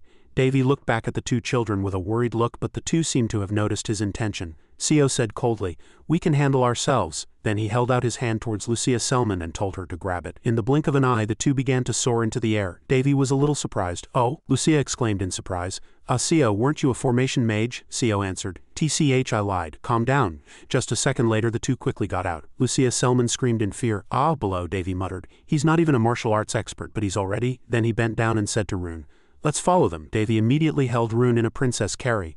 But no matter how hard he tried, Davy couldn't stand up. He was flustered and wondered. Rune also exclaimed, not understanding. Davy broke out in a cold sweat. What's going on? I was able to hold you when I took you out of the test tube. Seeing that, Rune said quietly, Master, Rune seems to be too heavy for a human. Davy immediately caught on. Right, you're quite heavy too. Hearing that, Rune had nothing more to say. Suddenly, Rune opened her mouth. Master, Rune has detected traces of psychological damage. Emotion circuit overheating detected. This is identified as anger. Davy raised the corner of his mouth and replied, An angry golem? What exactly are you? Davy continued.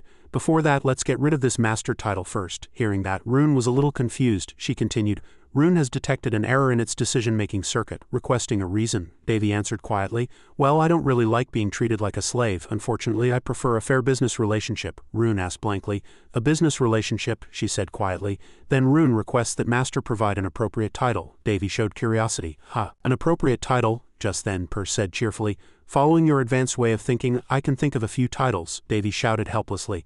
What are you thinking? He said firmly. Forget it. Just call me Davy Nim from now on. Rune heard that and answered immediately. Temporary title memorization complete. The three quickly left that place. At that time, the students were losing patience and began to murmur, I can't wait any longer. They clearly thought something must have happened below. Night, Celia said coldly. Stop. Haven't we already talked about this topic? She pushed aside the murmuring crowd. Everyone away from that hole, Celia said coldly. Hurry. Suddenly, a crack appeared under their feet. Everyone shouted in concern. Teacher, the hole is getting wider. After a moment's hesitation, Celia still firmly reassured everyone. "Don't worry, I will protect you." Seeing the red aura slowly surrounding them, the students murmured and talked. After a while, crack widened and became a hole below. Rune opened her mouth, analyzing data, calculating that Devi Nim can climb faster than this, identifying this as child exploitation. Rune judges that the possibility is very low, Devi said helplessly. "Honestly, I'm at a loss for words," he said teasingly. "You were made a very long time ago, so I think you're older than me." Hearing that, Rune shouted with a pout. "HMPH," he continued. "Rune's emotion circuit is clearly overheating. This is identified as being furiously angry." The students couldn't help but be surprised to hear a familiar voice. Hey, wait a minute, Miss Rune." Suddenly, a powerful explosion occurred right in front of Celia. At the same time, Devi and Rune flew up in a very strange posture. Devi shouted loudly in annoyance. "You brat!" Nevertheless, Rune didn't care in the slightest. Devi exclaimed loudly. "Calm down." Seeing this scene, the students were simply at a loss for words. Elena had a very helpless expression. What did he get into this time? And so, Devi and Rune seemed oblivious to the world. They were just busy arguing in mid-air. Elena couldn't hold back and let out a light yet sarcastic curse. "Idiots!" Everything gradually calmed down. Birds and beasts flew freely in the sky. The castle stood quietly, caressed by a gentle breeze. Finally, the investigation of the ruins ended quickly without any casualties. Technically speaking, a few members who were investigating the third floor of the ruins were sacrificed, but they seemed relieved that the apprentices were unharmed. The reason was that they were the future knights, and no matter what happened, there had to be an analysis after such an incident. Davy thought to himself, "It's probably because we were involved in this incident. Lucia Selman, CEO, and I were summoned by the higher-ups of the Night Order. In any case, it had to be that way." He continued his complex thoughts. "But I just gave them a simple answer and headed straight for my fiefdom." Davy thought that since there seemed to be a rat in his fiefdom, he would deal with it and come back. Thinking this far, he laughed to himself like he was in his own world. Haha, unless they've lost their minds. I knew beforehand. Davy felt that whether he was lucky or unlucky, everything went smoothly in the end because he was a wandering knight apprentice. Just then, a voice suddenly echoed in the meeting room of the great knights leading the Alpha N unit. "Haha, what a truly unfortunate event," Boris Tellman said quietly. "He seems to be a very talented and smart apprentice, but he has the status of a lord." Hearing that, everyone fell silent. Ahem, Boris Tellman continued. "Elena will provide a detailed report, so how should we treat him?" A thoughtful sound continued to echo. Ahem, the leader of the Alpha 3 unit opened his mouth tiredly. "Stop. That guy named Davy is definitely a promising wandering knight apprentice. We don't want to be so rigid about the affairs of wandering knights, and it's not like that fiefdom only has a few residents. It's a matter of thousands of lives." Another person nodded in agreement. "We can understand that much." They decided to end the story here. Hearing that, Boris Tellman let out a sigh of relief. The leader of the Alpha N unit quietly opened his mouth. "That person named Davy is certainly one of the most promising apprentices." He showed curiosity. "What is he really like?" Boris Tellman answered immediately. "That's right, it's only been a month since he joined us, but it seems he has entered the elite group that other apprentices couldn't." And so Boris Tellman asserted, "I can guarantee that he won't fall behind even when compared to the full members." The leader of the Alpha N unit showed interest. "Is that so?" He stroked his chin with satisfaction. "Unfortunately, I'd like to meet him once." Boris Tellman opened his mouth wide and laughed. "Haha, when he returns, I will definitely introduce you." Knight Gorga, the leader of the Alpha unit, nodded with satisfaction. "Good, I'll look forward to it." Over here, Davy felt a little itchy. He wondered if someone was talking about him. Perse, who was beside him, said sarcastically, "You caused such a terrible mess, how could they not be talking about you?" Davy sighed and said with a pout, "Well, I got permission." He sat on a hill feeling the cool breeze and thought to himself. A week had passed since I returned to the fiefdom. Originally, I was supposed to return after Alina's test, but we couldn't ignore what the vampire Perse said in the underground ruins. Because the vampire attack by the Yellowstone tribe actually happened, the information about them was too faint. I wanted to eliminate those bastards ever since I was in the Pelist Kingdom. The man in black had said there was no excuse, Davy recalled, and I also received a report that a serious incident had occurred in the royal family, and I. Thinking this far, he suddenly fell into deeper thought. Davy closed his eyes, felt the cool breeze, and continued his complex thoughts. He couldn't suppress the feeling that he was suppressing his emotions and heading toward the end of the duty of filial piety called being a son. Seeing that, Perse was a little worried. Davy uttered a single word that seemed to contain all his emotions. "Bati." Someone's footsteps were approaching from behind. She walked over and said, "You took longer than I thought." David Andron looked back blankly and asked, "Huh?" Then he lowered his voice and said, "I should have flown in on a fly swatter and killed all those mosquitoes." Princess Elena Zeppelin was bewildered, not knowing what he was talking about. She asked back, "Flew in on a fly swatter?" After speaking, the two silently looked at the scenery before them and fell into thought. Am I being paranoid, or am I really being targeted by the enemy? There haven't been any vampire attacks yet, but I can't let my guard down. To be honest, after knowing that vampires were involved in this, Elena came with me regardless of her status. Right at this moment, her inner self was quietly reminding her to act with more dignity. Princess, David Andron's face darkened as he looked to the side and was about to say something. Ah! Before he could finish his words, Princess Elena Zeppelin cut him off. She looked intently at the huge object behind him and asked, "Ah, by the way, what are you making?" David Andron made an "aw" sound and answered, "While researching Megatron, I'm also making this on the side. With manpower and materials, a lot of interesting things come out." Princess Elena Zeppelin pouted and said, "You always make strange things, and now you're even making them fly?" David Andron explained awkwardly. "But I made it that way on purpose," Princess Elena Zeppelin exclaimed in surprise. "What? She never thought Davy Roan would be so reckless." He looked at Elena Zeppelin with puppy dog eyes and thought, "Does the princess think I can't do it?" Elena Zeppelin was helpless, not knowing what to say to him. At this moment an angel's wings appeared in the distance, and Elena Zeppelin's voice echoed again. "Someone with a strong will to succeed is highly rated by Rune." As soon as the words were spoken, Rune appeared. Princess Elena Zeppelin raised her voice and said, "Oh right, there's something even cooler." She sighed and thought, "Elena's skills are by no means weak. She's the master of a holy sword, so a Kandara's swordsman or even a few golems are no match for her. But Rune is the most powerful golem that has been researched so far." As Elena Zeppelin stared at her, Rune tilted her head, not understanding.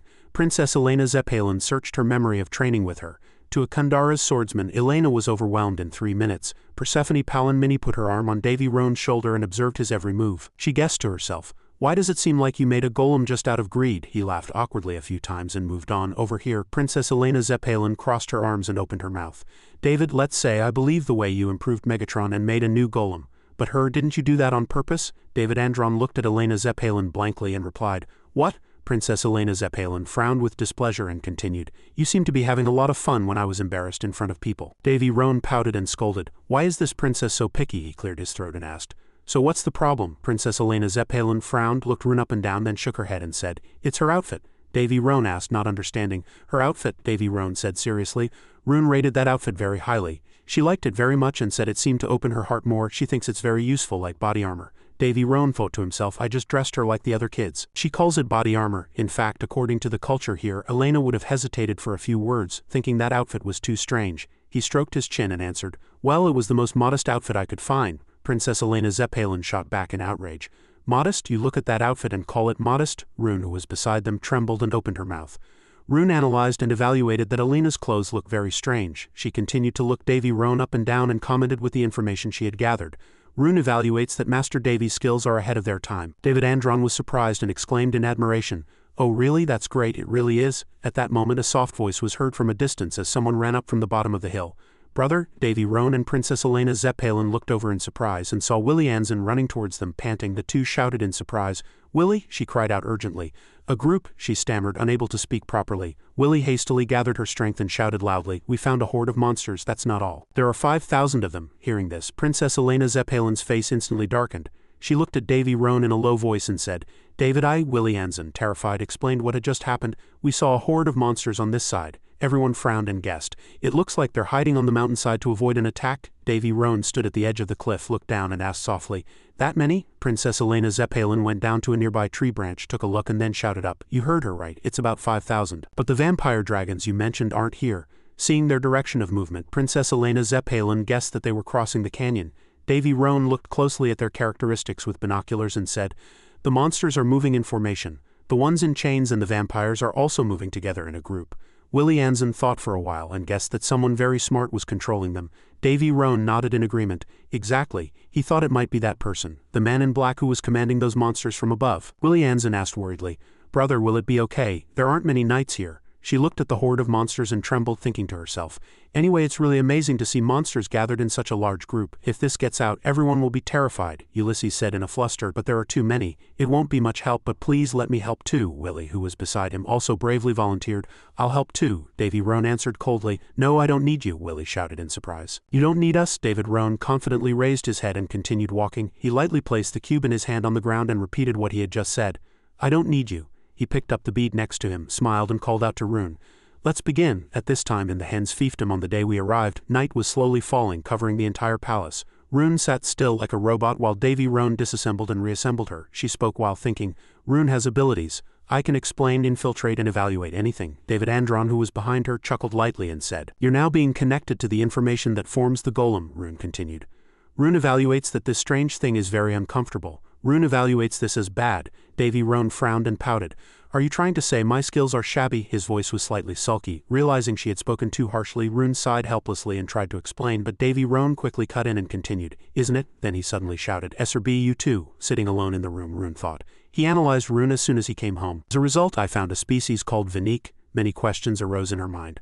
I don't know why the ancient people made Rune, a Vanique, into a golem, but this species had a very special ability to escape the control of others. Moreover, they were granted a connected mental network by God. Rune had a very small remnant of this innate ability, but it was too weak to use. But she might be able to regain that ability. At this time, a system window appeared. Name, Rune. Age, unknown. Gender, female. Species, golem. Vanica, innate ability. Interpretation, receive information through contact with an object. Infiltration, received information can be analyzed and reread later. Rune promised herself, and I tried to use that network in a different way. Rune will follow orders. Standing in the middle of a cliff, Rune frowned and shouted loudly. Evolution, activation, deception. The items Davy Roan had made were also summoned at the same time. A giant robot, 5 or 6 times larger than a person, appeared in the air. William opened his mouth wide and exclaimed in surprise, This is Megatron. Ulysses shook his head and retorted, No, this is a little different. Davian smiled with satisfaction. As expected, snipers really like to hide. Rune immediately reached out her hand and summoned a magic circle in the air. She shouted in unison with Davy Roan's items. Code 002, sniper mode activated. Rune concentrated seriously and opened her mouth.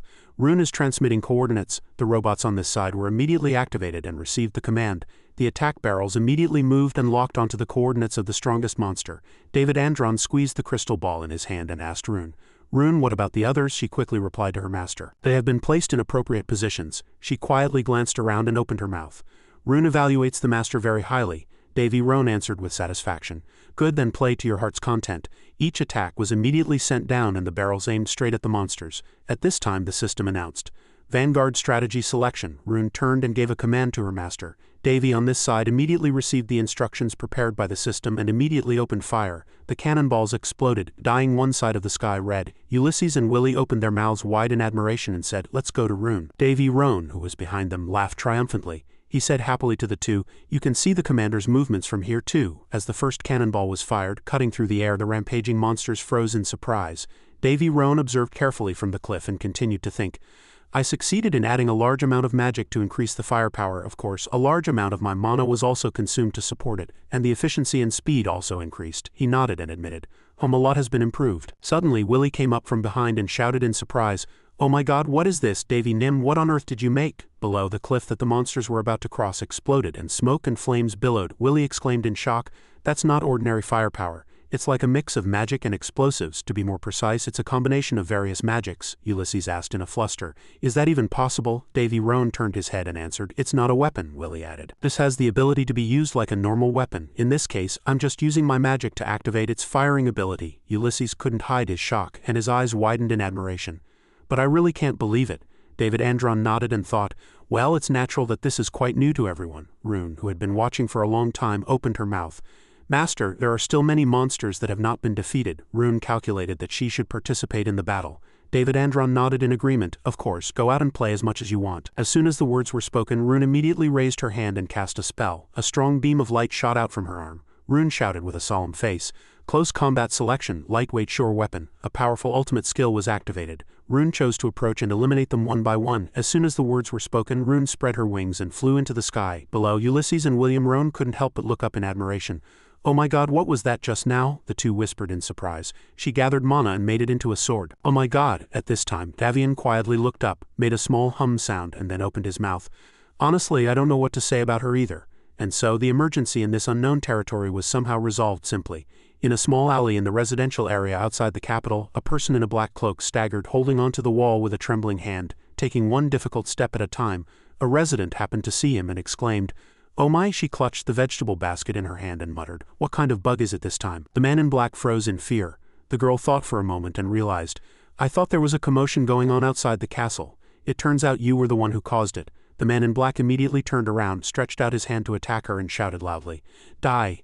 A red dark aura emanated from him and approached to envelop her entire body. At that moment, a wave of water suddenly appeared and crashed down on the person in the black cloak, slamming him hard to the ground. The girl, who had been standing still just a moment ago, stared at the man in black without blinking, and the wave seemed to have a consciousness of its own. It opened its mouth. Water prison. After coming into contact with the wave, the man in black's entire body immediately shriveled up and turned into a pile of dry husks. Yuri sighed. HMPH, another vampire, she pouted and thought. It seems the master has started a war with a very troublesome enemy. Meanwhile, inside the tree-shaded palace a lamenting voice echoed. I really need a red magic stone. On a beautiful afternoon after the fight with the monsters ended, Davy Roan returned, lost in deep thought, and sat in a corner. He crossed his arms, thought about something, and then sighed. A week had passed peacefully since the attack by the vampires and the monster horde without any conflicts. He thought deeply about the recent battle. From a defensive standpoint, I really wish they would leave some clues, but those damn vampires are quite hard to catch, so we could only wait. A girl's clear voice rang out. You mentioned a red magic stone. Are you by any chance referring to the blood moon? It turned out that Willie Roan and Ulysses were discussing the recent chaos with David Andron. She asked if it was the jewel blood moon that nobles often wore as accessories. Davy Roan nodded and answered, That's the one. I want to have one, but it doesn't seem very likely. The red magic stone, also known as the blood moon, is a special jewel with a brilliant red light, even more radiant than a ruby. All my recent interests have revolved around this thing. At this time, Princess Elena Zeppelin opened her mouth. Why did you find someone to give jewelry to? Willie was surprised, turned around and scolded Davy Roan. Is that the reason, brother? You can't. Davy Roan frowned, pouted, and explained. Why should I give such a precious thing to someone else? David Andron smiled, rested his chin on his hand and thought, I want to use it to create an upgraded mana stone. Willie, who was beside him, shouted in surprise. A mana stone? He nodded and confirmed. That's right. Since I've optimized all my research items, I'm trying to develop something that can be mass-produced. I don't have the ability to create an item that can rapidly accelerate the golem production process. I have my pride as a craftsman too, and I don't want to make golems with just ordinary mana stones. So I concluded that I need the Blood Moon Stone to upgrade the golem. The problem is, I've already used up all the mana stones I have. David Andron sat blankly, looking exhausted, and lamented. If only I had enough materials, the production process would just be a matter of time. At this moment Ulysses spoke up. He exclaimed excitedly, Then please show me the process, my lord. Davy and Roan helplessly gave in and agreed. All right, Ulysses worriedly asked Princess Elena Zeppelin. But the problem is, we don't have the Blood Moon Stone, which is the most crucial part. The supply is scarce. Princess Elena also answered helplessly. Blood Moon Stones are coveted by most noble families, so the demand is surprisingly high. Ulysses grew curious and asked Elena Zeppelin. Isn't there a way to get one? Elena Zeppelin rested her chin on her hand helplessly and thought, if it were a sword it would be easy, but a jewel, this seems a bit difficult. Hearing this, David Roan pouted, turned his chair and teased her. Yeah, so useless. A princess who can't even get one of those. Elena Zeppelin, enraged, shouted. What did you say? Boiling with anger, Princess Elena Zeppelin let it all out. Hey, don't you know it's different from other mana stones? The Blood Moon Stone is only formed in special and rare environments. It's not something you can get just because you have a lot of money. Do you know how much influential noble families want to get their hands on a blood moon? They're all in the upper class. Seeing this, Ulysses blocked Willie with his arm. He kept warning with his mouth that it was dangerous. Willie watched them bicker helplessly. Princess Elena Zeppelin continued to raise her voice and criticize him. Oh, how arrogant. Do you think you can have anything just because you have a lot of money, you pragmatist? Feeling the situation was not good, Ulysses stepped in to mediate. I'm sorry, but please don't fight like that. You can just go to the ball and find one yourself, he said gently. I just remembered there's a ball being held at the Lindis Palace soon. Did you receive an invitation? Davy Roan was surprised, turned his head and muttered to himself. An invitation? At that moment, Willie suddenly remembered. She exclaimed, Are you talking about that ball? David Roan, surprised, looked at Willie and asked, Willie, you know about this too? She thought for a long time before speaking. Most of the Empire's balls are attended by at least one or two royal families, she continued.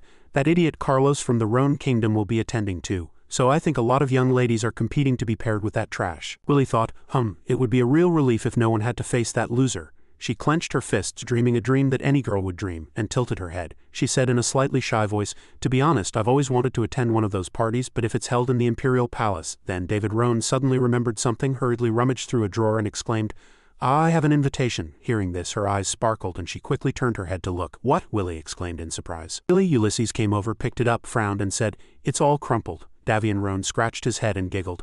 That's not a problem. It's an invitation anyway. Princess Elena Zeppelin came over, looked at it and said, The letter says only Davy was invited. Ulysses nodded and added, Besides his fame within the Empire, Lord Davy is also quite famous on the Western continent. David Roan crossed his arms and thought, They must have sent it to see if I'd really go. Willie quickly ran up to Davian and exclaimed, Brother. He was surprised and stepped back, letting out a small awe. His little sister really did a lot of unpredictable things. At this moment from a distance, Princess Elena Zeppelin also spoke up. You probably don't know, I heard they're holding a rare jewel auction for the guests at the Lindis Ball. Of course they'll be very, very rare jewels. Hearing this, Davian was immediately interested and he quickly stood up, grabbed Willie's arm and said, It seems I really have to attend. Willie, you said you wanted to go to the palace, right? Willie happily nodded and replied, Yes. The two held hands and got ready. David Roan exclaimed, All right, let's go shopping now. She also reacted enthusiastically, excited. Yes, Princess Elena Zeppelin watched the two from behind and sneered. To think there are still people like that in the world, just looking at them is annoying. Ulysses watched Elena Zeppelin from behind and laughed softly. Meanwhile, in the magnificent palace, a servant brought out a bowl of delicious soup. The person sitting alone at the table was the youngest princess of the Lindis kingdom. Eria Lindis, she was the only one of mixed blood among the royal family. For the past 3 years she was not allowed to dine with anyone. It was a measure in case they became her prey. In fact, except for a few maids, no one had ever seen her face. It was truly shocking that a member of the royal family could be treated this way. But for the princess it was something she had long grown accustomed to. Her entire body was covered in protective gear. This was because other people thought the princess had a terrible and scary disease, so she had to do so to avoid people's gazes. When the princess turned 13, the disease was called blood demon, or by another name, the deceleration virus. Although many people in the world did not know about it, this terrible disease had no cure. The princess could not make any sudden movements and suffered from a disease that could take her life at any moment. But the princess's symptoms were different from other patients, because as long as she prevented freckles from appearing on her face, she could live a normal life like other people. But the biggest problem was that her status as a mixed-blood princess within the royal family drew considerable contempt from others. So the princess always wore a mask and gloves. She never took off the dress that covered her body and spent 2 years at a church to receive treatment for her illness. As usual, Princess Lindis's physician came to see her. She gathered her courage and asked him, do you really think I can be cured?" The old man chuckled and replied, "Of course. Thousands of people in the Odim fiefdom have been saved thanks to this treatment. The majority of them were successfully treated, and they all made a full recovery." How happy the princess must have been when she heard this. Eria was a princess with a very simple dream. Since childhood, all she had longed for was to meet someone who would love her and see her beauty. But fate played a trick on her, giving her such a terrible disease. In short, the princess was looking for a black magician she had encountered in the forest on her way back from the church. Of course, it was impossible to find a person with just that much information. An inconvenient truth, but no matter how hard the princess tried to find him, she couldn't. It was because of her hideous body, which made people frown in disgust. Nevertheless, the princess wanted to know who he was. The old doctor approached, lightly placed his hand on hers and tried to comfort her. "You will surely get better," he smiled gently and said, "and soon you will become an adult. When that time comes, a grand ball will be held in your honor." He firmly promised Eria and Lindis, "Please leave it to me. I will ensure that you can attend the ball without that mask." Eria and Lindis gave a slight trusting nod and silently prayed that the old doctor's words would come true. She softly called his name. "Baron Ganeo." She lowered her voice, bowed her head, and expressed her sincerity. "Thank you so much." Her voice trembled slightly. But despite Goneo's assurance, Eria could not escape the hell that was suffocating her. It was the terrible disease she suffered from. It had followed her from childhood until now. It was still not cured, and the contempt of her relatives remained the same. Ivy stamped the letter. He held the letter high and exclaimed, "All right, it's done. It's a little late, but I've accepted the Empire's invitation. The person going with me will of course be my sister Willie. It's common for siblings to go to a banquet together." Davy handed the letter to a servant. Beside him was Rune. "Send this letter to the Lindis Imperial Palace," Davy said. The servant replied politely, "Yes, my lord." After the maid left, Davy looked around the room, and the sound of flapping wings was heard. Perse flew over and sat on Davy's shoulder. She said lazily, It's so boring today." Davy felt the opposite. "Isn't it quiet and comfortable? But I'm a little worried too. The day I decided to attend the Lindis Empire banquet, if Elena had known, she would have taken Willie to the Palin Empire. Do you know how much a lady has to prepare before a big party?" That's what she said. "So I entrusted the banquet preparations to Elena and Ulysses and decided to meet them in the capital." Davy, lost in thought, picked up a pen and worked. As he was engrossed in a pile of documents, Rune spoke. "Lord Davy, Rune has a question." "What is it?" Davy stopped his pen and looked at Rune. Rune reported seriously, "We have not yet found the enemy commander. Rune has concluded that we must discuss countermeasures." Davy replied calmly. "About that it's fine." Davy triumphantly crossed his arms and smiled. "I have a plan." Hearing that, Rune was bewildered. She raised her hand and said, "Rune does not yet understand," requesting a detailed explanation. A knock was heard and Davy looked at the door and said, "Just in time," he exclaimed loudly. "Come in." A blue-haired maid entered, her appearance very neat. She greeted him. "Your Highness, I've come to serve tea." Davy replied happily, "Yes, thank you for doing this every time." Davy spoke to the maid. "Your name is Yuri, right? I'm not sure. Thank you for your hard work last time. I'll leave this fiefdom in your care while I'm away." Hearing that, Yuri was startled. She asked back, What are you saying to a common maid like me?" In contrast to Yuri's fluster, Davy calmly picked up his teacup and said, "Just do what you can. I thought you were staying here because you needed something." Hearing that, Yuri showed a sign of anxiety. She quietly swallowed her saliva. Davy looked at the maid Yuri and smiled meaningfully.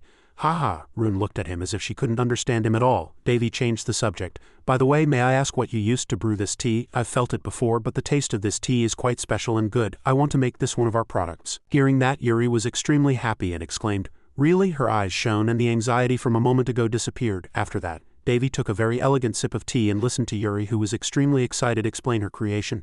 To be honest, that's actually my creation. I brewed it with the shells of cricket wings. Hearing that, Davy coughed violently. Peeved cough cough. He shot up and slammed his hand on the desk. What? Yuri was startled and her whole body soon froze like a stone in fear. In fact, Yuri was the high spirit Urina. Davy knew this fact and that she was the one who defeated the vampire after the attack. But he couldn't help but be momentarily shocked by her very creative way of brewing tea. Davy tried to stick his finger down his throat to vomit out all the tea he had drunk. Yuri still looked at her master with very pure and expectant eyes. At the Mana Gate in the capital of the Lindis Empire, unlike the Rhone Kingdom, a small country on the eastern continent, the Third Empire actively used Mana Gates for teleportation. Large Mana Gates were installed in most fiefdoms. Skilled mages professionally maintained them. Thanks to this, it didn't take long to travel from the fiefdom to the capital of the Lindis Empire. "Oh," Davy exclaimed as he looked at the capital, "this city is really beautiful." He looked around in admiration. Beside him were Purse and Rune. Purse couldn't help but be surprised too. She jumped off Davy's shoulder and exclaimed in admiration, "No way, have the northern countries of the eastern continent developed this much?" Davy, seeing her overreact, asked, "Is this your first time in the Lindis Empire?" Purse recalled her master, smiled and answered, "That's because the mistress of the Holy Sword never left the Palin Empire." Davy was extremely shocked. "Really?" Davy looked into the air and asked, "What about you, Rune? Do you remember anything?" Rune was currently in a state where her bow and arrow halo and wings were not visible. She was looking around, filled with surprise and fascination. She answered, "Rune has concluded that everything is new. Based on that conclusion, Rune requests an explanation for this new information." She pointed to one side and said in a scientist-like tone, "According to the current analysis, there is a strange scent that stimulates the sense of smell and quickly affects the emotional circuits." Davy saw a very delicious-looking meat skewer slathered in sauce, and Rune continued to chatter. "This will lead to a fatal error in the next battle." Davy handed her a meat skewer and chuckled. "If you want to eat it, just say so, ha ha ha." The shop owner, seeing Rune chewing while still staring intently at the meat skewer with sparkling eyes, smiled with satisfaction. He praised, "Your sister's reaction is really cute. Are you siblings out for fun?" Rune slurped and brought it to her mouth. While nibbling on the skewer, she pointed it at the shop owner and said, "I propose amending this with Davy's assets." Hearing that, the owner was shocked. "What assets?" He looked at Davy with unfriendly eyes. "Tisk, so that child is your slave." "Pal, it's a bit strange for me to say this, but in this country you'd better not openly say that child is a slave." Davy was surprised for a moment. He quickly clarified, "She's my little sister. Please don't misunderstand, she has a rather strange personality." He pushed Rune's head down and apologized to the owner. The owner's eyebrows relaxed and he awkwardly scratched his head. "Oh, I see, my apologies." He said that living in the Empire, he had come to dislike many things about slave owners. "You heard me right. Don't say anything that could be misunderstood," Rune asked, very curious. "Rune does not understand. You have power and—" Before she could finish, Davy covered the child's mouth to prevent her from speaking recklessly. The shop owner laughed and said, "Ha, your sister is quite amusing." Davy reprimanded her. "I told you not to say things like that." After that, David and Rune hurriedly left. He was very interested in the owner's reaction. They showed disgust towards beastmen yet despised the slave system. What a strange place. Rune was still very angry because Davy had covered her mouth too forcefully. After that, I explained what was right and wrong, and the four of us looked around the Lindis capital. She was a bit of a nuisance, being curious about everything, but it had been a long time since I'd spent time with family. While Davy was walking with the four ladies, a boy ran up and bumped into them. Davy looked at him indifferently. Seeing Davy's scary expression, the boy pulled down his hat and stammered, "I'm sorry." Then he ran away in a hurry. In fact, anyone would find a guy walking around with three younger sisters strange and avoid him. Rune asked, "I don't understand why you didn't catch him right away. The analysis shows he stole something from you, Lord Davy." "A scan of the shape and size concludes it was your money pouch," Davy replied indifferently. "Let him be." Rune found it very hard to understand. "I have concluded that you are not a philanthropist, Lord David." David put his two younger sisters down and said, "That's why I said to let him be." He smiled coldly. "Those without morals, whether adults or children, must take responsibility for their actions." An explosion sounded and wood chips flew in all directions as a young man was sent flying. Davy landed next to the boy from earlier. He was now in a state of extreme panic, staring ahead. Davy stopped her in a gentle voice. "Rune, don't kill him. If you kill him, those guys will rush at us without fear." Rune, holding a thug by the neck with one hand, nodded expressionlessly. Rune quickly agreed. The blonde boy, scared, asked Davy, Why didn't you catch me right away when you're so strong?" Davy looked at the big guys, smiled lightly and answered, "There are always guys who control pickpockets from behind. It's better to solve it all at once than to find them one by one." In front of his eyes was Rune, standing among the fallen thugs. One guy groaned in pain. "Ah." Davy looked at the kid and sneered inwardly, "If you thought I was a rich young master who doesn't know the world, you were greatly mistaken." A middle-aged man trembled as he saw everyone else had lost consciousness. He knelt and begged, "Please, please spare me." Davy said to him with contempt, "Before you act, you should have judged who the correct target was." Davy smiled and spoke to him, but his eyes were very numb. "I've only broken a few of your bones now, but if I catch you doing this again, I won't forgive you." "Ah," the man cried out in pain. Rune dragged a large sack over and said, "Lord Davy, these are the things those guys stole." Davy was quite surprised too. You've gathered them quite neatly. When Davy opened the sack it was filled with gold and jewels. He thought, should I hand this over to the guards? A square object fell out which was a smartphone. Anyone would know what it was. Davy saw it and shouted, "Ha!" After that, David and his group returned to the castle in a carriage. Willie was coming down the stairs and ran into David. She exclaimed in surprise, "Brother, why are you here?" Davy asked the butler. "Where's my room?" The butler replied politely. "This way, Lord Davy." Elena was very surprised and called his name. Beside her was Ulysses. David held up the phone in front of the two and asked, "Have you two seen this before?" The two both asked back blankly, "What is this? I've never seen this before." "Me neither." Davy was very disappointed to hear that. He sighed. "As I thought." Davy put the phone in his pocket and said goodbye. "All right, I'm a little tired, so I'll go in first." Elena asked, very curious. "What is that?" she called impatiently. "Explain it properly." Davy answered vaguely, "Sorry, I'll tell you later." I was quite surprised too. After that, David closed his room door with a heavy heart. Perce flew over and asked David, "Is that something from your past life?" Davy nodded gloomily. "Yes." Right now, Davy's mind was complicated because of the phone. "I don't know why a pickpocket here had it, but that wasn't the problem. It was an object that didn't belong to this world." Davy kept pressing the power button, but it wouldn't turn on. He was dejected looking at the phone that wouldn't turn on. "I could make a charger with the parts one have now, but it won't be easy to open it either." Perce looked at Davy and asked, "Are you going to try to turn it on?" Davy replied, "I have to at least try," he promised himself inwardly. "Anyway, I have to check a few things. Some memories of my past life are quite faint, but I still remember a few things clearly, and this phone isn't unfamiliar to me. It's just a gut feeling, but isn't this a hint for me?" Davy recalled the image of a patient with a bandaged head. He was holding an IV bag suspiciously. The next morning he was sitting in a chair extremely tired. "I didn't get a wink of sleep last night handing over the blueprints to the craftsman of the hen's fiefdom." Davy rested his chin on his hand and thought, "If things go well, I'll be able to complete everything with the materials I've gathered so far. All I can do now is enjoy the party and wait." A moment later, Willie entered wearing a gorgeous dress, and all of Davy's fatigue disappeared. She asked Davy excitedly, "Brother, how do I look?" Davy the Siscon circled around Willie and praised her profusely. "My lovely sister is the best." Ulysses, who was beside him, also joined in the praise, clapping like a seal. "You look amazing." Elena sighed in exasperation as she watched Davy circle around his sister. What am I going to do with these pathetic Siscons?" I thought Miss Elena would be looking on with contempt from the side, but she wasn't. She also joined the group praising Willie. "Wow, so this is the skill of the royal handmaidens." Davy heard that and gave a thumbs up in admiration. "Amazing, next time I'll have to ask them to pay more attention to me." Elena immediately dropped her smile and stared at Davy. Davy froze and stammered. "Why, what's wrong?" Elena raised her voice and said sarcastically, "You look needlessly simple. That really works for you." Davy asked in annoyance, "Are you saying I'm ugly?" The sound of doll shoes echoed chaotically in the room. Letty and Ramke ran up to Willie. Big sister Willie was overjoyed. "Honky Ramke," she asked the children affectionately. "When did you get here? Did you miss me?" The two children didn't answer. Ramke still looked at her with adoring eyes while Letty squealed with joy. Elena looked at the two children and wondered.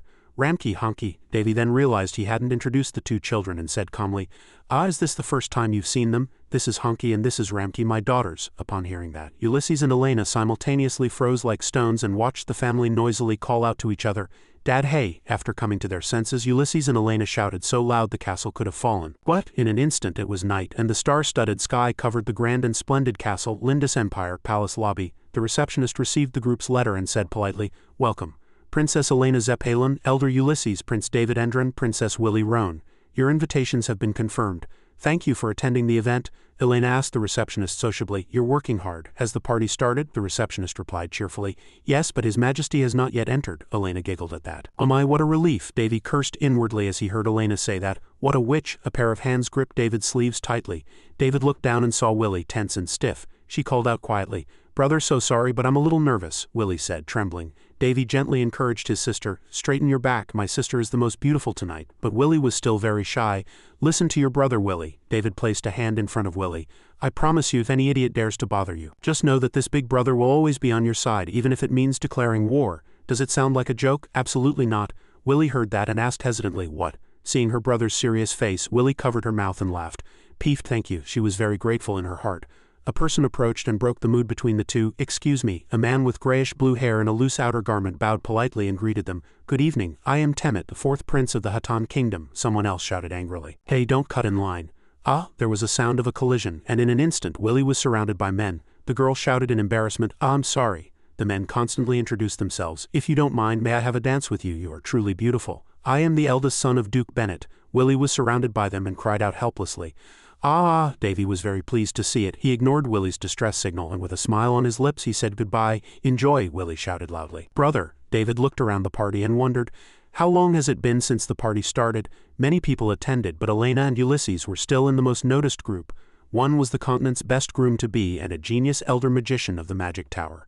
And the other was the treasure of the Palan Empire, one of the 5 great beauties of the continent and the master of the holy sword. It wasn't strange that they received so much attention. Of course many people couldn't take their eyes off them for even a moment, Davy thought as he looked at Elena and Ulysses upstairs. Compared to them, thanks to this unknown face, I can hide in a quiet place, so I shouted with joy that it was really nice to be alone, while Perse enjoyed a glass of wine in her hand. Davy admired.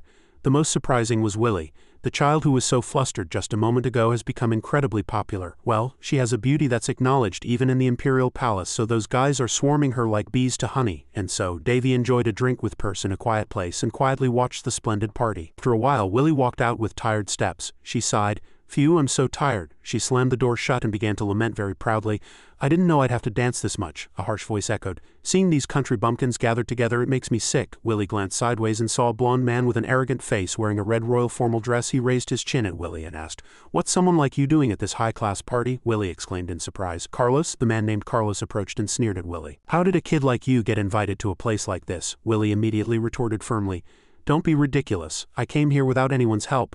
Do you really think you're the same as us? Let go of me."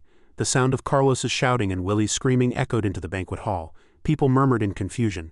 Davy also came downstairs looking for his sister and scanned the surroundings. Outside the door, Carlos roughly grabbed Willy's hand and shouted in her face, "Go back to the kingdom right now before something terrible happens to you." Willy shouted unpleasantly. Thump! Carlos was sent flying far away and the childish brat cried out in pain. Davy approached Carlos and said gently, "It's best to talk with your fists with trash like them." The people around shouted in shock. "Your Highness Prince Carlos." Davy smiled quietly amid the hundreds of bullet-like gazes directed at him.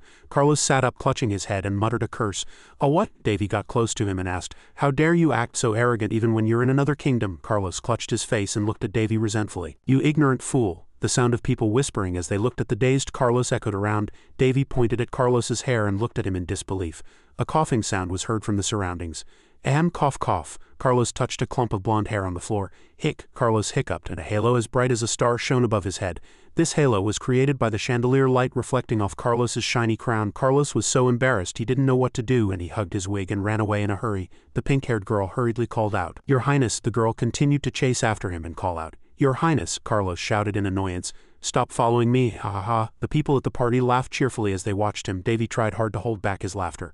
"The sun is shining around that guy's hat. Ah ha ha ha." Perse burst out laughing. "Your curse is still tormenting him." After that, everything returned to normal. The party continued more joyfully thanks to that idiot. Willy and Ulysses danced together in the middle of the palace hall. Davy watched his sister from upstairs with his chin in his hand and a smile on his face. Elena came over with 2 glasses of wine and spoke to him. "You look bored." Prince Davy replied right away. "Oh, you can stop acting now." Princess Elena clicked her tongue in annoyance and threw off the social, extroverted mask she had been wearing until now. After that, the two drank wine together and talked. Elena asked carefully, "You held it in pretty well until the situation was considered. What about Prince Carlos? Did you really just let him go like that?" Davy replied, "Of course not." He smiled wickedly and said, "I'm going to corner him and make him destroy himself." Elena looked at Davy warily. "What? Why are you trying to face a personality disorder like him? I suddenly feel sorry for him." Elena asked about Rune. "What about that silver-haired golem child?" Davy replied. "Rune wanted to look around, so I let her go." Elena was surprised and asked back, "You let her go alone?" Davy said nonchalantly. "That child has the ability to hide her body. She'll be fine, probably." Elena was at a loss for words after hearing that. She glared at Davy with angry, warning eyes and he froze in fear. Davy hurriedly changed the subject. "By the way, the star of today's party hasn't arrived yet," Elena replied with a still stern expression. "Her name is Princess Eria Unlindis. I distinctly remember her name being written on the invitation." After that, the two went down to the hall together. Elena explained as she walked, "The youngest princess of the Lindis Empire is coming of age this year." Davy asked nonchalantly, "Have you met her?" Elena thought for a moment and replied, "I think I met her when she was a child, but it seems she's been at the Holy Land for the past few years. It's rare for the Holy Land to host a party like this. This party is probably..." As Davy listened to Elena, his attention was drawn to the sound of a door opening.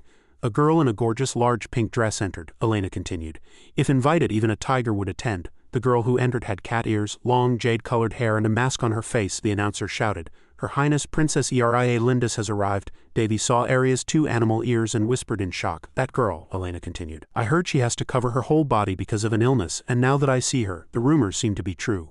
Perse flew over and said to Davy, "It's that disease." Davy said quietly, "Yes, she must be the person Baron Ganeo mentioned, but why hasn't she been cured yet?" Purse looked at Princess Eria, who was surrounded by people with great suspicion. Elena also couldn't hide her curiosity. She whispered in Davy's ear and asked, "Hey Davy, didn't you cure this disease in the Odin fiefdom? Can't you cure her too?" Davy replied calmly. "It's not that I can't then," as Elena stammered. Davy cut in sarcastically before she could finish. "Why, do you think I can just go up to people and say, 'I can cure you, princesses'?" Elena's eyes widened in understanding. "Ah," Davy said. "She'll brush off her dress, stand up and walk away," dismissing it as nonsense. Elena was still displeased. "Still," Davy bowed his head and explained, "I can cure her, but then it will look like pity. But on the other hand, I can't let this disease exist in the world." Davy could see the disease virus following the princess step by step. As Eria was looking around greeting people and admiring the palace, a man in the crowd quietly swallowed his saliva. He rushed forward like a robot and bumped into Davy. While Davy didn't understand why he was in such a hurry, he suddenly rushed towards Princess Eria. He gathered his courage and shouted, "Ah!" Princess Eria had no time to react as he rushed at her. The princess's mask was taken off. The banquet hall was immediately plunged into pitch-black darkness. People shouted in panic. "Why did it suddenly get so dark? Princess, are you all right?" The two maids fumbled in the dark and called out to Eria, but Eria had fallen to the floor and was too shocked to even scream. Davy cast light magic. Tower of Light of Magical Concentration, Second Orbit, Light Maintenance Auxiliary Magic, Accumulated Light Source Release. As Davy wrapped his arm around Elena's waist, she shouted in embarrassment, "Wait, Davy, this is—" Elena was even more flustered to see Davy put his hand in front of her. Davy said, "Sorry Elena, I'll have to ask you to clean up the scene again." Elena shouted in confusion, "What?" As the dazzling wide area flash magic was cast, the room lit up brightly. The guests at the party shouted in a daze, "Ah, my eyes!" Ulysses stood inside a special protective shield and asked in confusion, "Why is everyone reacting like this?" Willie, who was with him, shrugged her shoulders. "I don't know." Behind them, Eria was hastily gathering her dress and running away. The sound of something breaking and heavy breathing echoed in the long corridor. It was Princess Eria running away in a panic. In the empty corridor, the sound of constant footsteps and sobbing echoed. Suddenly, the princess tripped on her dress and fell to the floor. The exhausted princess sat on the floor and sobbed in despair. "It's over. I didn't want anyone to see my face." The heartbroken princess covered her face and cried constantly. Eria had never even taken off her mask in front of the emperor. The only person who had seen her bare face was Baron Ganeo, her doctor and attendant in charge of treating her illness. Her only wish was to meet the person who had saved her again and thank them if she recovered. Although a bit strange, she wanted to date and marry the man she fell in love with at first sight. Her father reacted very coldly at first, but eventually gave his consent and blessed the two. Even a doctor appeared, declaring that he would cure her. Everything seemed to be going very smoothly. But at her coming-of-age ceremony, someone took off her mask and her face was revealed in front of many people. Eria clutched the hem of her dress. Tears fell and soaked one spot. She looked sadly into the air and sobbed. "It's all over now. Everything. This disease can't be cured as she had hoped." It was because of her father's advice that the princess's status would be announced as soon as she entered the banquet, and the princess, who had only been hiding in the palace like a ghost, could do nothing. Eria slammed her fist on the floor and shouted, "But what's the use of all that now? With this face, this body, I'd rather die." A voice asked Eria, "Are you trying to commit suicide?" Eria looked back slightly with her face covered and recognized a familiar feeling. "This scent, is something wrong?" the man asked softly and kindly. It was Davy, very different from his usual indifference. Now he approached like a prince on a white horse and held out his hand to Eria. The princess was dumbfounded at the young man before her, red eyes. It was the person from that day. The trauma suffered by a victim whose appearance was deformed by a virus was more terrible than imagined. How would it feel to receive so much attention? Davy asked himself. In fact, the princess's face was much more severely deformed than the average virus victim. Whoever took off her mask must have been targeting this weakness. It was because the girl was of mixed blood. Davy handed her the mask and asked with concern, "Are you hurt?" Eria struggled to get up, quickly snatched the mask and put it on her face. As she tried to run away in a hurry, Davy grabbed her hand. Eria pleaded in a small voice, "Please let me go." Davy asked, "Why are you running away?" Eria hesitated. Davy pressed the princess. "Are you going to keep avoiding me like this?" Eria clenched her hands and said, "I've finally met you." Davy was dazed for a few seconds. "I've been looking for you all this time, but how?" she continued. The princess turned around, struggled and shouted, "No, I don't want to appear before you like this." Even if Eria stopped shouting when she looked up and quietly stared at Davy's face for a few seconds. Her mind was in extreme shock right now. The people who had seen her face so far had always pitied her or looked away. "But why can you still look at me normally?" Davy was very happy to hear that the princess had been looking for him for a long time. He immediately suggested, "I can help you cure that terrible disease. If you haven't tried it yet, won't you give it a try?" the princess exclaimed in surprise. Under the bright moonlight, the surroundings were the fragrant royal garden. Davy asked Eria gently, "Will you trust me this time?" Eria placed her hand on Davy's and answered, "I'm sorry for showing you such an ugly side of myself." Davy reassured her, "Princess, I have seen many patients with more hideous appearances than you. So I was not shocked by this at all, Davy smiled and said to Eria. In fact, you are much luckier than most of them. Princess, most people would have already lost their lives by the time the virus has progressed this far. That's right, you endured the disease thanks to your spiritual aura and mixed blood constitution. But because you have suffered from the disease for too long, drug treatment will no longer be effective. This is why your doctor Baron Ganeo must have had a hard time, Davy began to explain to the princess. I know it will be hard to believe this after your previous failed treatment, but please listen. This treatment was created by my medical skills master for those who she thought could not be saved. No one is perfect. The same goes for that woman who is hailed as a god, of course thanks to the perfect treatment she created. This is also not a meaningless failure, Davy informed Eria. It will take about 4 days for the treatment to take effect. During that time you must not lose faith that you can recover. Princess, if you can keep that faith you will surely be able to recover. The princess sobbed for a long time, then placed her hand on Davy's and answered, I will trust you. Eria looked at him with eyes full of reverence and said again, I trust you. Davy felt an atmosphere like a spring breeze carrying love. He knew that the princess's heart had calmed down and was feeling better. Davy smiled. Good. He held Eria and soothed her, saying, Then please sleep well, princess. As Davy held the princess in his arms, an attendant's voice echoed, Your Highness. A group of soldiers surrounded Davy. He glanced around once and sighed, What great timing. Before he could think of how to explain, an explosion that shook the heavens occurred in front of his eyes. Rune landed on the ground like a warrior ready to fight. Rune still shouted in a robotic voice, Rune, warning, no further approach. 2 streams of power shot out from her 2 hands and people fell wherever they touched. Davy shouted, Rune, don't make the situation worse. Stand down, the soldiers shouted. You bastard, do you know who you're holding? Let her go immediately. Davy looked around worriedly. This is the Empire. More than half of these guys are masters of swordsmanship. The best among them are. As he thought of them, a majestic voice was heard. What is going on here? Davy saw the old man in golden clothes in front of him. His face was stern and his eyes were deep and unreadable. Davy realized that he was the Lindis Emperor. Dearacen Lindis. The Emperor asked Davy, Who are you? He immediately introduced himself politely. With the utmost respect I greet the 2-headed dragon of the Empire. I am sorry to have to see your majesty in this way. First, would you please withdraw all the soldiers?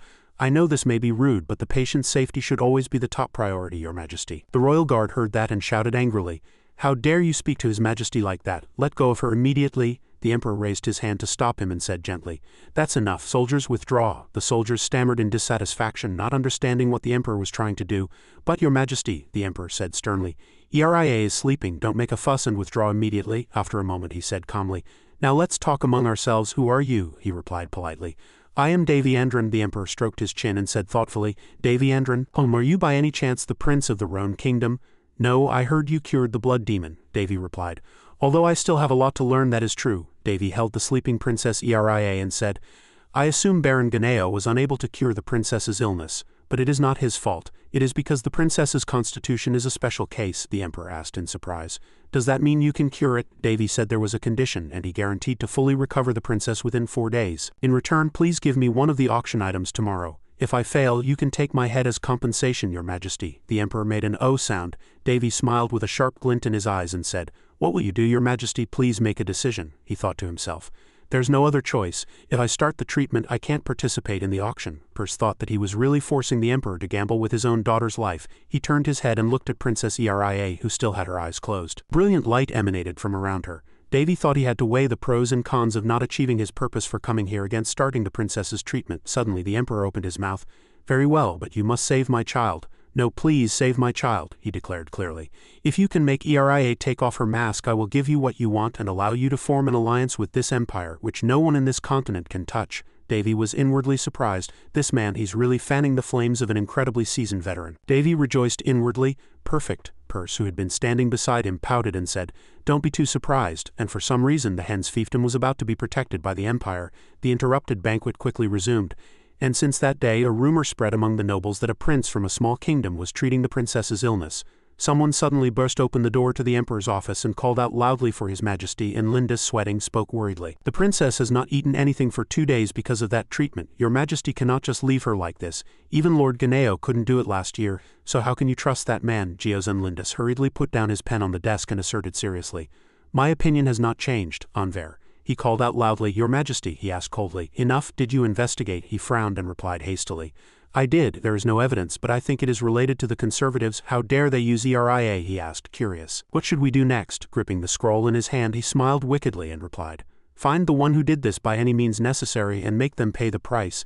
The crime of falsely accusing a member of the Lindis royal family is not enough, even if we destroy his 3 generations. Hearing that, he immediately asserted, I will handle it with extreme care, and we have announced that the accident at the banquet was due to a malfunctioning artifact. In case it is related to a terrorist attack, he suddenly interjected. Not good.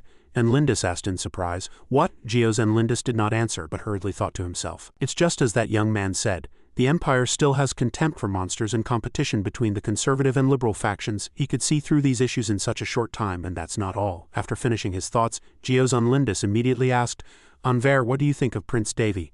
Anver and Lindis asked back, puzzled. What do you mean? He asked nonchalantly again. Didn't you feel anything? He immediately replied. Please forgive me. Hearing that, he made a hum sound and thought to himself, that young man is like a deep swamp without an end, making it impossible for people to escape. I've only felt this feeling once before. It was when I was looking at my master, the strongest swordsman in the Empire at the time. At that time I could feel his depth. A very long time has passed, so I probably wouldn't feel that way even if I met him again. But to feel that from a young man in his 20s, it must be so. After finishing his thoughts, Geos Lindis immediately opened his mouth. The light at the banquet last night was mostly caused by him, and the reason was to avoid trouble. I'm starting to like him. I should probably keep an eye on him. He might be able to come up with a cure too. Someone suddenly fell into deep thought. I saw his arm approaching and was afraid he would touch my face. How much time has passed since then? I was asleep, but I could hear his voice.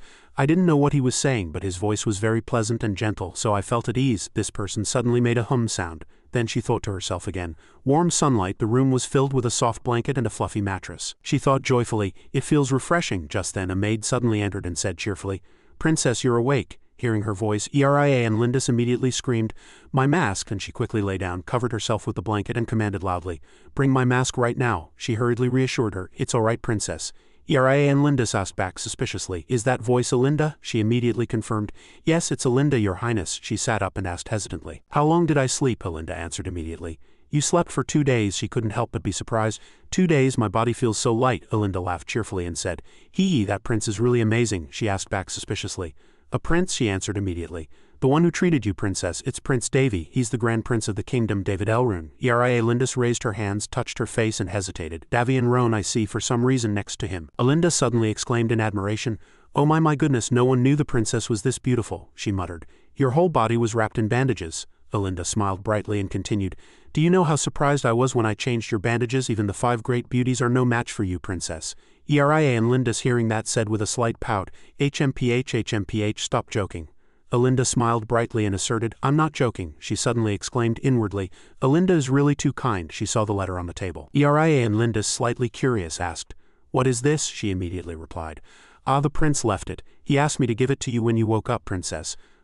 Reading the letter, she fell into deep thought. That man with red eyes prevented me from becoming pessimistic. The contents of the letter in her hand were roughly as follows. I have prepared a gift for you, Princess. I hope you will attend the banquet tonight. Thinking of Davy and Roan, she continued to think to herself. That person with the scent of dogwood saw me clearly and encouraged me. You kept talking to me. It was like you were sitting next to me, reading a fairy tale book. Can I look forward to it a little? After finishing her thoughts, she called Alina.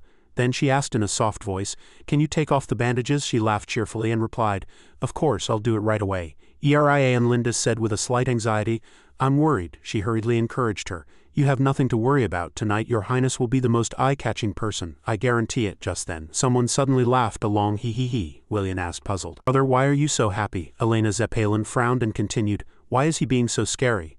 That's right, why are you laughing like that? And where did you go? You didn't even attend the auction yesterday. The blood moon didn't even come out. Davy and Roan smiled brightly and replied, It's not important anymore. Elena Zeppelin asked in surprise, What? Running away in a hurry, he waved his hand and said, It's time.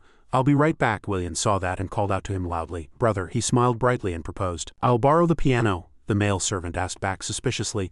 What? Persephone Palin suddenly appeared and asked suspiciously. You can play the piano too. You're good at everything except singing. You're really bad at singing. Davy and Roan sat on the chair and was about to play the piano when someone suddenly announced loudly, Princess Unlinda's has arrived. Casting magic on the keys, he smiled brightly and said, Now shall I show her the gift? It will be a mysterious magical melody that does not exist in this world. This song is the canon variations. The melody will be a little fast. It's time to wake up from the nightmare, Princess. As soon as they saw her, the banquet hall was immediately filled with a long oh of admiration. As soon as Davy and Roan played the piece, the crowd immediately let out an wow of surprise. William John was greatly surprised and exclaimed in admiration, What a wonderful melody. Ulysses smiled brightly and continued, It's like the mana is reacting to the music. Elena Zeppelin muttered with a slight jealousy, He has too much talent for no reason. Just then someone suddenly approached Eria and Lindis and praised her with admiration. You are lovely. "Oh," she called out joyfully. "Father." On the fourth day after Davy's guarantee, he suddenly opened his arms, hugged her, and whispered, "You've worked hard for a long time." After a long 3 years of tedious waiting, Diores and Lindis could finally see his youngest daughter's face. A while later, in the Emperor's office, Gios and Lindis opened his mouth seriously. "I couldn't have asked for a better result. I trusted you. And you kept your promise to me," the person sitting opposite him continued. "The princess's illness has been completely cured, but it is also very important to prevent it from recurring." Handing the person a pouch of medicine, he continued, "I have prepared a prescription. Please have the princess take it once a week for at least a month," he continued coldly. "Thank you. I will inform the royal physician." Davy and Roan suddenly fell into silent thought for a moment, then asked in a dark voice, "Forgive me, your majesty, is he really someone you can trust?" Gios and Lindis asked back in surprise. "What do you mean?" He calmly stated his thoughts. "From what I've observed, the members of the conservative faction seem to believe that the princess is a threat to this country." Hearing that, he asked suspiciously, "Does that mean they are targeting her, even though I am still in good health?" He answered calmly, "Didn't they already try once? Besides, your majesty does not seem to have collected all the information on the members of the conservative faction. The best way to assassinate a member of the royal family is to use poison. Now is the best opportunity for them to get rid of the princess, as her position is not yet fully stable. In fact, this will be their only chance. If I were them, I would have already started to carry out this plan." Hearing what he had just said, his face suddenly turned dark. He suddenly sneered, and immediately smiled brightly and said, "Ha ha ha, for a young man who has only lived in this world for 20 years, you are very bold.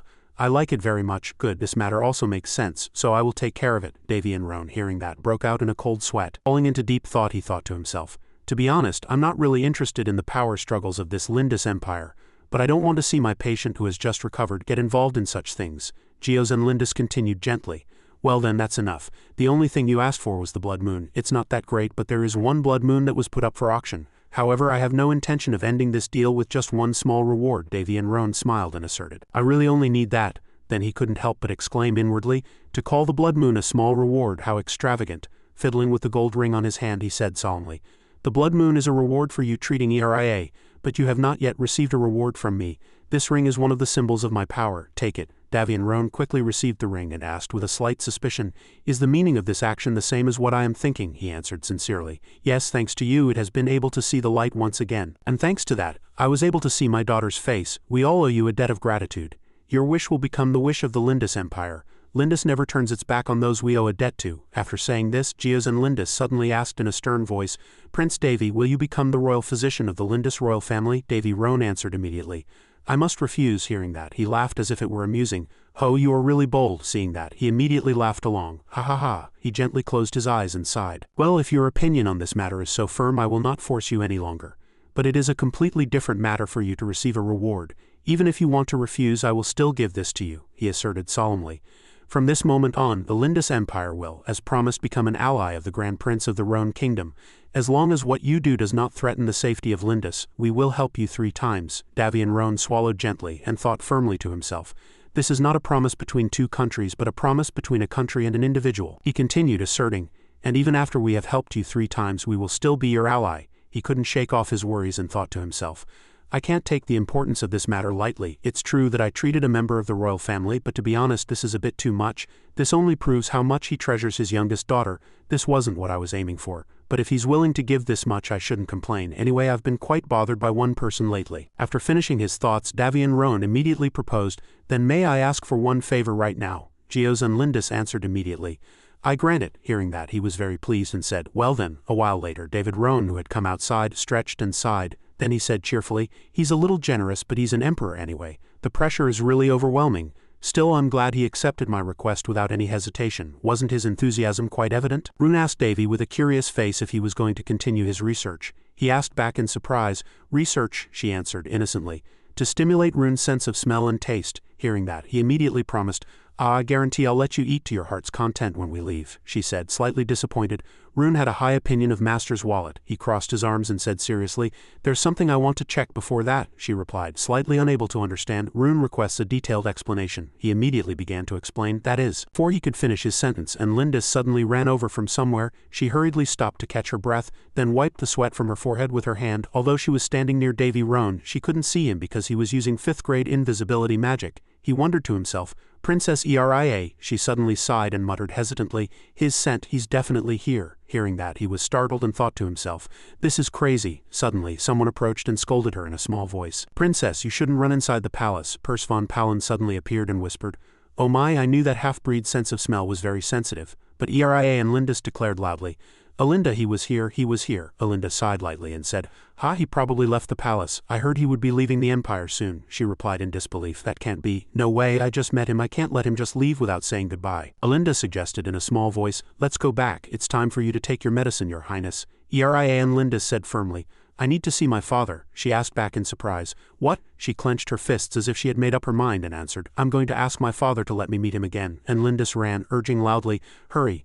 Alinda chased after her, calling out loudly, Your Highness, Your Highness. Davy Roan broke out in a cold sweat and admired, She really is the Emperor's daughter. Rune suddenly asked curiously, Rune has a question. Why won't you meet her? He smiled and replied, It's just a feeling. Sometimes the bell of intuition rings in my head. I've done one or two creepy things to her, so meeting again is a bit. Hearing that, Rune said nonchalantly, Lord Davy has been evaluated as having a very bad personality. He called out loudly, slightly sulky, Hey, then he opened the door and said cheerfully, Anyway, our business here is done, it's over.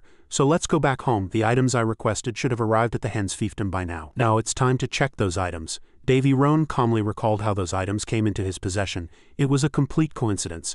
Someone pickpocketed us and we took revenge on the organization associated with that pickpocket. Then a smartphone suddenly appeared before my eyes. It would be a lie to say I wasn't surprised, he thought to himself in disbelief. To think I would encounter an item related to my world. Davy Endron thought of his home, Earth. An item from another world, from the world I lived in. Davy Roan suddenly recalled Daphne's inscrutable smile. He admired that while Daphne didn't believe in God, she certainly had convictions. Seeing a familiar object appear here, Davy Roan remembered what Daphne often said. There's no smoke without fire, nothing happens on its own. That was her belief. He stared at the smartphone being charged by a power bank, tore at his hair and lamented inwardly, displeased.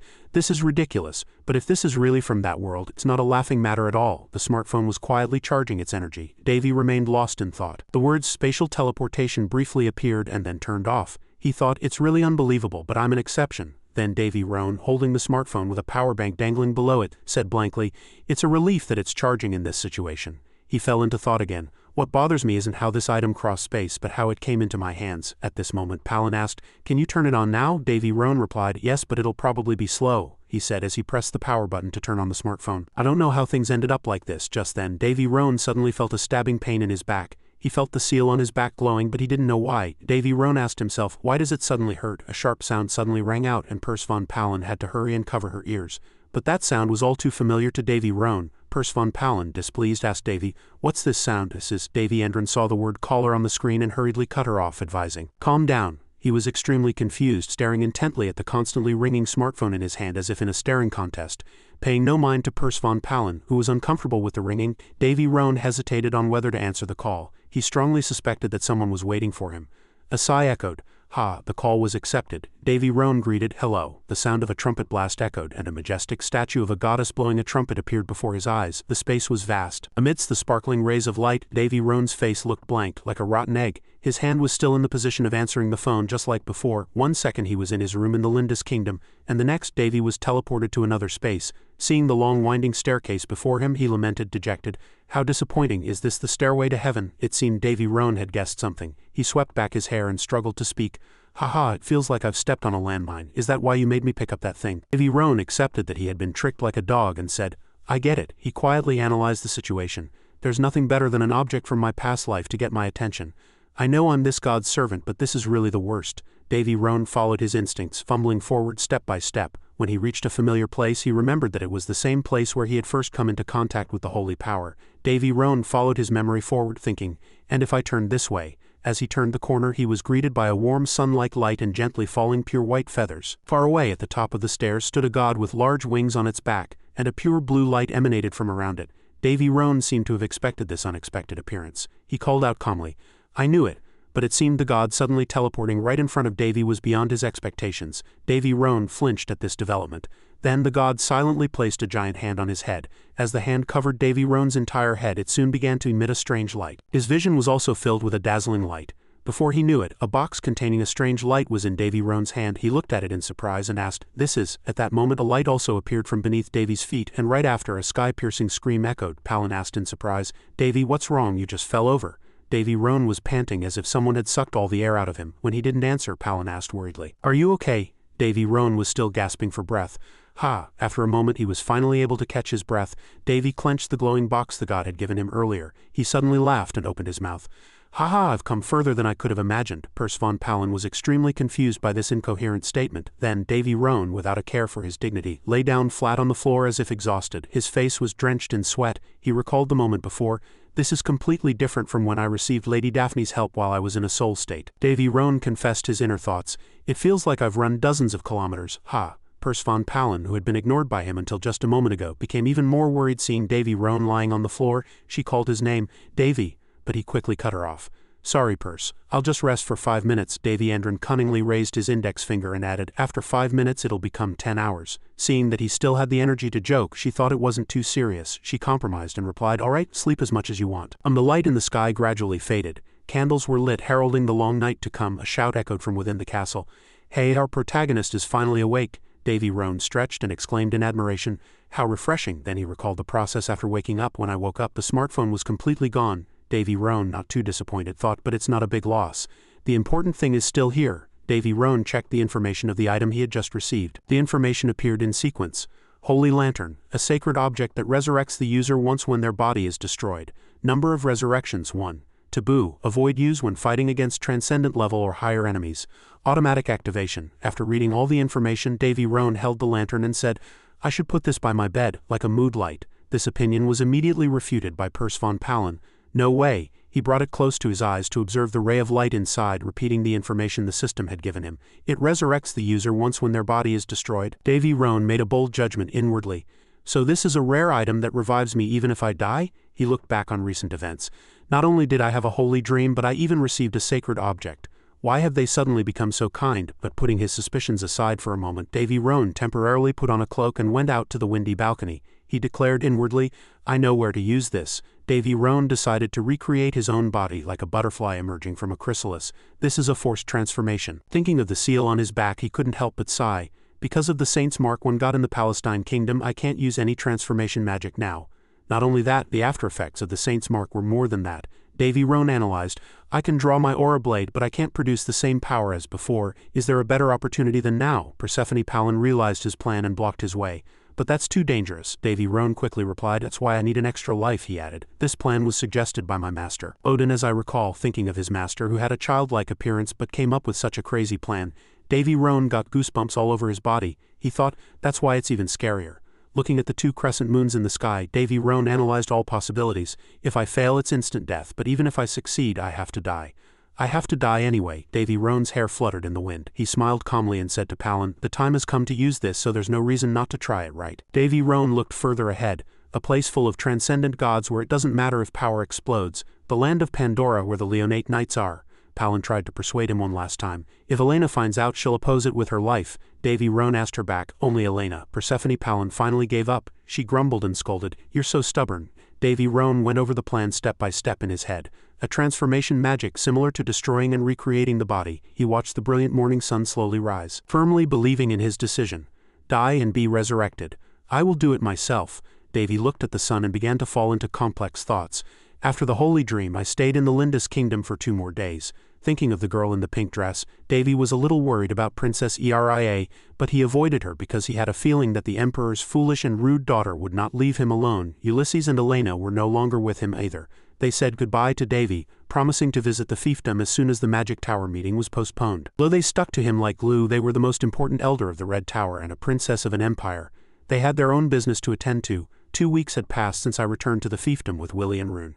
And during this period I didn't just sit still. Looking at the mountain of items, Davy shouted with joy, "The items we've been waiting for have finally arrived." He opened his eyes wide in surprise. "There are more than I thought. How did you move all this?" Hearing that, Go proudly flexed his biceps. "If we dwarves aren't strong, we can't do anything." Go cleverly added, "Of course not many people pay a handsome price." Not caring at all, Davy picked up one of the items and asked, "Is this a namesake?" Go answered, bewildered, "I saw something like it in a pile of black stones. They said if you get that gem and put it in a sword, you can maximize the sword's power." The weapon in Davy's hand shimmered with a blue aura. He exclaimed lightly in admiration, "Tisk, what a precious material. I never thought I'd get this." Davy slung the sword over his shoulder and struck a cool pose. The second order of business was the armory made by the dwarves. He thought the wooden boxes here were all failures, but still considered them valuable. because anything made by dwarves was still highly valuable.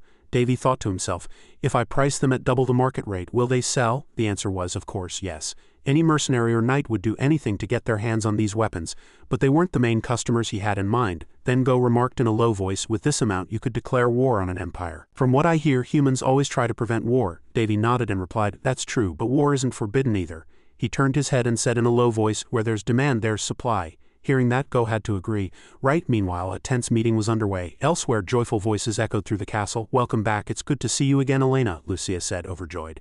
You're finally back. Elena, on the other hand, was sprawled across her desk groaning. I'm completely drained. Seeing this, Alicia asked with concern, Oh, my princess, did something happen in the Empire? Elena replied wearily. An engagement was arranged for me. I could only return after dealing with it. Hearing this, Alicia remarked matter-of-factly, Nobles and royalty can't choose their marriage freely, I see. Suddenly, Lucia Selman asked again in an excited voice, But didn't Prince Davy go with you, princess? Alicia chimed in, also curious. That's right, where is he? Seeing their sparkling eyes, Elena asked with a pout, Are you all more worried about Davy than your own dear princess? Alicia replied confidently, Oh, is it wrong to worry about someone you respect? Lucia Selman chimed in from the side. That's right, we haven't even repaid his kindness yet, and Saintess Daphne wouldn't want us to be ungrateful. At their words, Elena could only let out a long, helpless sigh. Ah. Then Elena asked quietly, Come to think of it, I don't see Theo. Alicia immediately replied, Theo is handling some personal business with Chavo. Elena grew curious. I heard it's a special mission related to transcendence, right? Pendurina said quietly. Tisk, it's probably because of Chavo's ability. Another member admitted. Honestly, I'm a bit jealous. If Chavo just passes the next test, he'll become a full member, right? Per said wearily. If I fail this time too, it'll be my second time. Ha. Lucia Selman encouraged her optimistically. Don't worry, Per. In the name of Saintess Daphne, I promise you'll pass this time. That only put more pressure on Per. That's why I'm even more worried. As Per pinched her cheek, Lucia Selman cried out, Ow, ow, ow, that hurts. Seeing that, Per burst out laughing. Elena could only offer a helpless smile. Just then, Lindsay asked quietly, Elena, aren't you worried, princess? Elena was taken aback. Ha, Lindsay continued, about Davy. Elena immediately raised her voice and replied, Right, I'm not worried at all. Hearing that, everyone started to whisper. Elena is really something else, another member nodded. But I still can't believe it, Elena thought wearily to herself. They probably all know about Davy's terrifying abilities. He possesses holy and multi-attribute magic, and his swordsmanship is comparable to a master's. Most importantly, Davy is an alchemist of a level that not even legendary knights or paladins have reached. It's truly absurd. Suddenly, they asked Elena loudly, Since you two are friends, you must know something, right? Lucia also said with interest, That's right. Everyone stared intently at Elena, waiting for her to reveal some amazing fact. Elena was extremely flustered. Do I look like I know something? They immediately shouted, Of course you do. Hearing that, Elena sighed helplessly. Ah, she muttered to herself. This is so exhausting. Meanwhile, in a quiet castle under a blue sky, Davy suddenly turned around. This was the highest floor of the building. Perse asked with concern, Hey master, what's wrong? Davy replied immediately. It's nothing, my ear was just a little itchy. Rune said quietly. Lord Davy, you appear to require more vitality. Davy was slightly incredulous. Ha, he thought to himself, this golem is hungry again. Davy said gently, I'll hunt a wild animal for you when we go outside, just wait a little longer. Rune said coldly. Rune has evaluated that Lord Davy's cooking skills are terrible. Hearing that, he threatened in a low voice, Do you want to starve to death? Suddenly a cough echoed. Ahem, Boris Tellman said sternly. We are about to meet the top knights. Be quiet, apprentice Davy, he gently reassured him.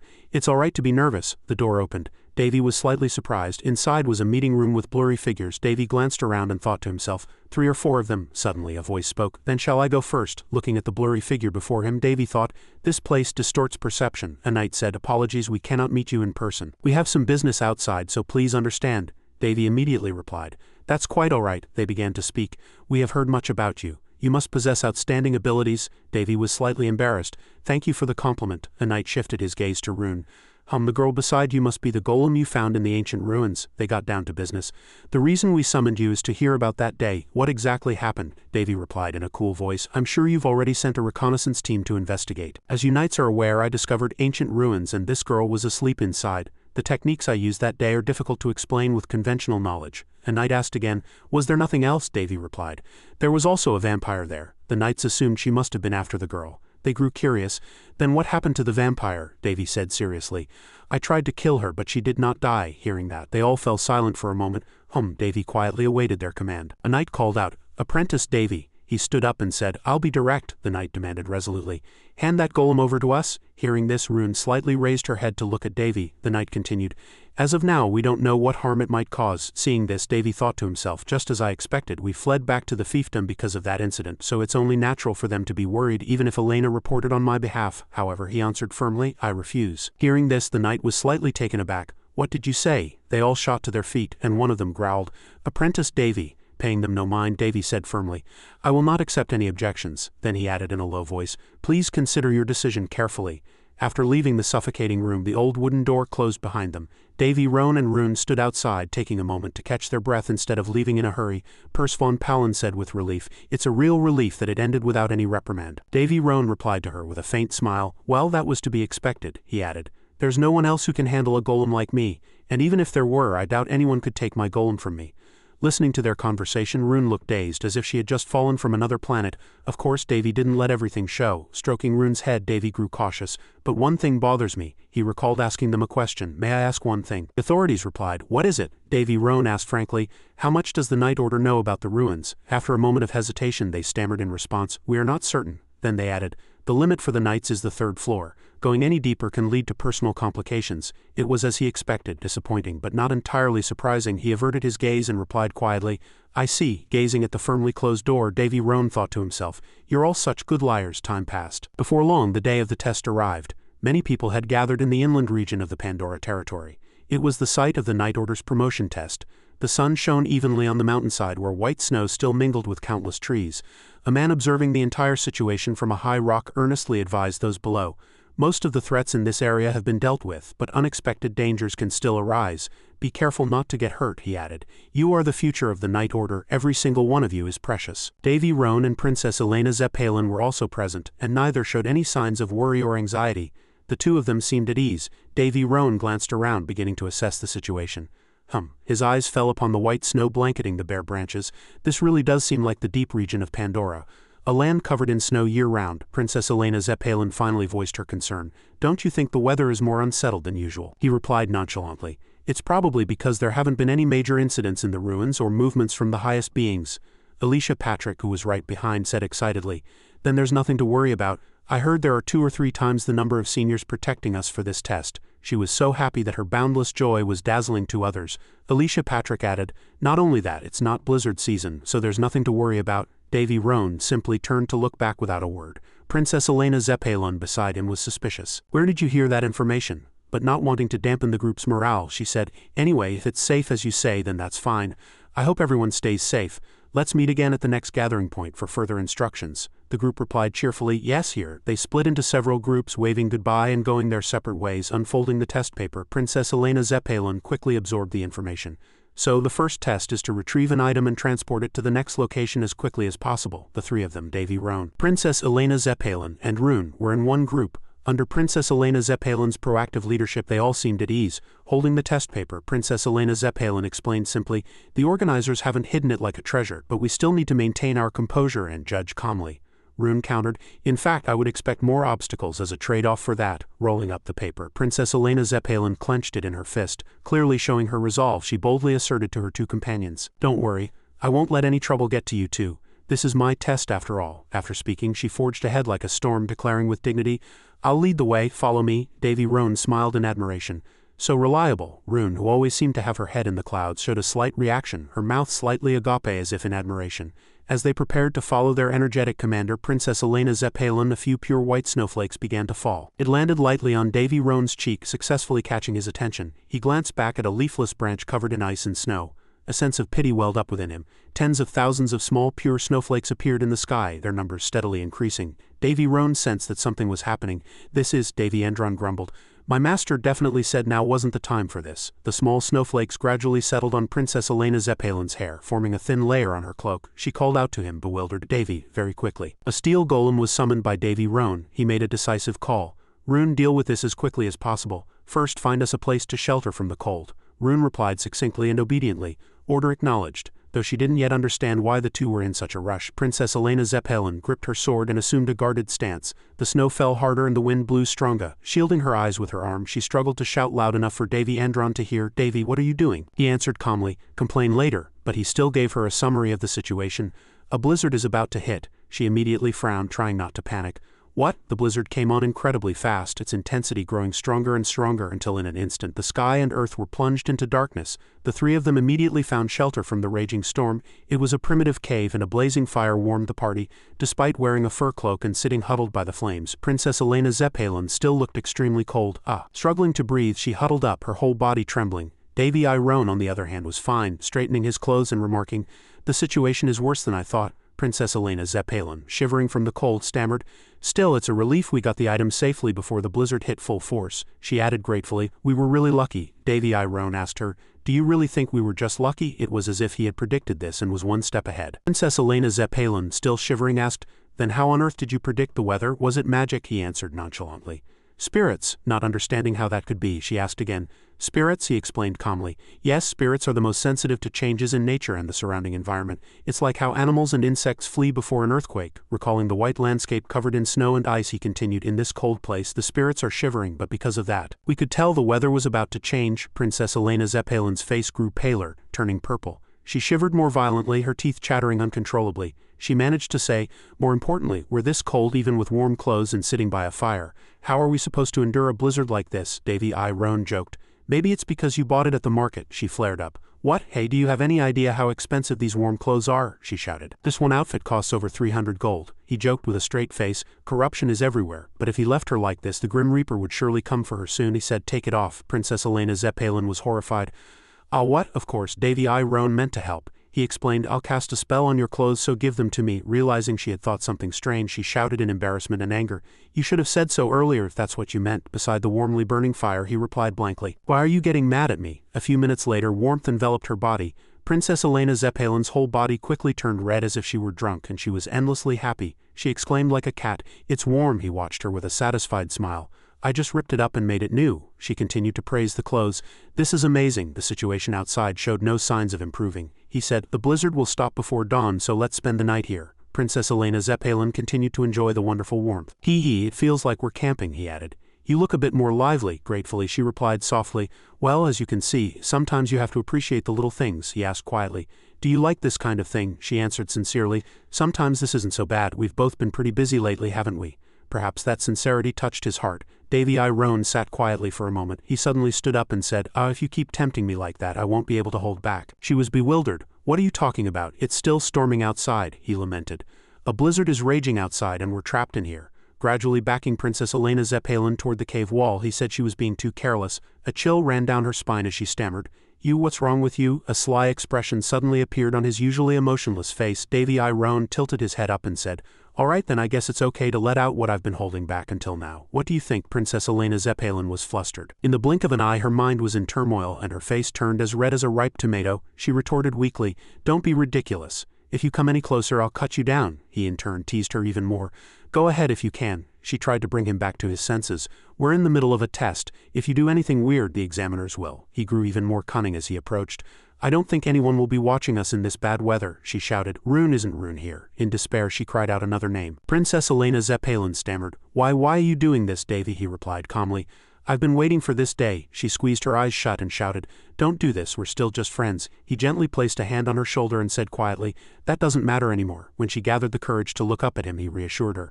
"Don't worry, the pain is only for a moment, it'll feel good soon. Just show me your back," she asked in surprise. "My back." Inside the cave, only screams could be heard along with the sound of the blizzard outside. A moment later, Princess Elena Zeppelin's cat-like voice was heard.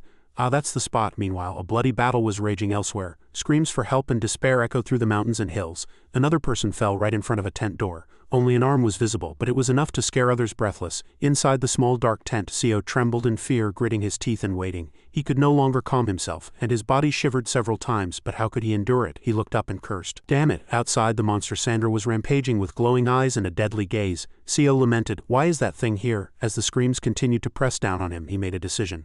"At this rate, we'll all die. Let's split up." Chavo quietly received the order, his face just as worried as Seo's. He said, "You take this path to the commander and I'll go to Teacher Morris." Looking outside, countless people had lost their lives. Seo said, "We need to report this situation immediately." Lastly, he handed Chavo something, not forgetting to urge him to survive. Upon receiving the order, especially when he held the object, Chavo's face turned even grayer. It was a crimson liquid. Seo added, "Be careful." Those green eyes grew even more somber. Seo steeled his resolve and said bravely as he went outside, Let's go. The blizzard seemed to be getting stronger and there wasn't a spot in the entire area not submerged in the pure white of ice and snow. Elsewhere, a large group of people had gathered unfazed by the cold.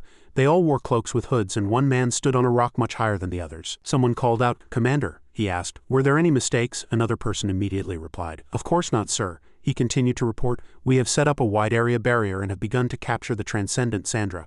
To succeed before even dominating its mind." He smiled with satisfaction. "Well done." The subordinate, still bowing his head, voiced his thoughts. "But Commander, is this really okay?" he replied. "Using the apprentices as sacrifices is a bit much, but it's a necessary evil," he continued. "We can control the transcendent with their blood, and that will help us get closer to Pandora." He ordered his subordinate, "Do not fail." This command was like a clap of thunder, and the subordinate, fearing the pressure to succeed, swallowed nervously. He was Garan, the commander of the 5th Night Order. With a gentle face, gray hair and a long scar across the bridge of his nose, he explained, "Because I have bet all of our futures on this." The subordinate replied forcefully, "Understood." Another figure appeared from behind, a very strange and mysterious person. He asked the commander, "Aren't there a few talented kids among them? They won't become a variable, will they?" Garan scoffed, "They're just naive kids, they can't ruin our plans. But a man as experienced as him would never allow such a basic mistake." He immediately said, "But if that happens, I will handle it myself." In the dense blizzard, Garan, still refreshed, watched to see how long they could withstand the transcendent. Inside the cave shelter, Davy Iron was massaging Princess Elena Zeppelin's back. She shouted, "Hey, wait a minute." He was very focused. With a smirk, he said, "Shesh, just endure it for a little while." Davy Iron thought to himself, "She's really different from Maris. A woman is so much softer. It hurts, but it's a pleasant feeling." Princess Elena Zeppelin continued to let out small moans. Hearing her moans, Davy Iron focused even more. He was enjoying this very much. Rune, with wide eyes, watched the scene before her and said, "This scene is highly inappropriate." Princess Elena Zeppelin was horrified. "What?" Rune said firmly. "Lord Davy, please stop playing around now," he whispered. "But I can't stand it. My hands keep going to that joint." Princess Elena Zeppelin cried out weakly. "Ah, save me." A little while later, Princess Elena Zeppelin was fast asleep by the warm fire. Having finished his work, Davy Iron leaned against the cave wall and let out a sigh of relief. Pers von Palin quickly asked, "Are you worried?" He smiled and replied, "We have to face the transcendent anyway, don't we?" Looking at the sleeping girl, he thought to himself, "It might be a bit of a headache for Elena, but the test will anger the transcendent once it reaches a certain difficulty." By the campfire, the ones who were awake talked together. He spoke up. "That name is very familiar," Palin asked. "Why?" He tended to the fire and answered, "In the celestial realm there were those with special abilities, and among them was an old man named Script who came from another world." He described the old man. He was born an ordinary person, but he had the ability to summon evolving monsters. He recalled a brave and cruel monster, continuing, "One of the monsters he contracted with was the Earth Overlord, Sandra Main." Pers von Palin stroked her chin and thought, "The Earth Overlord, that's quite a name." He added nonchalantly, "There were 2 more.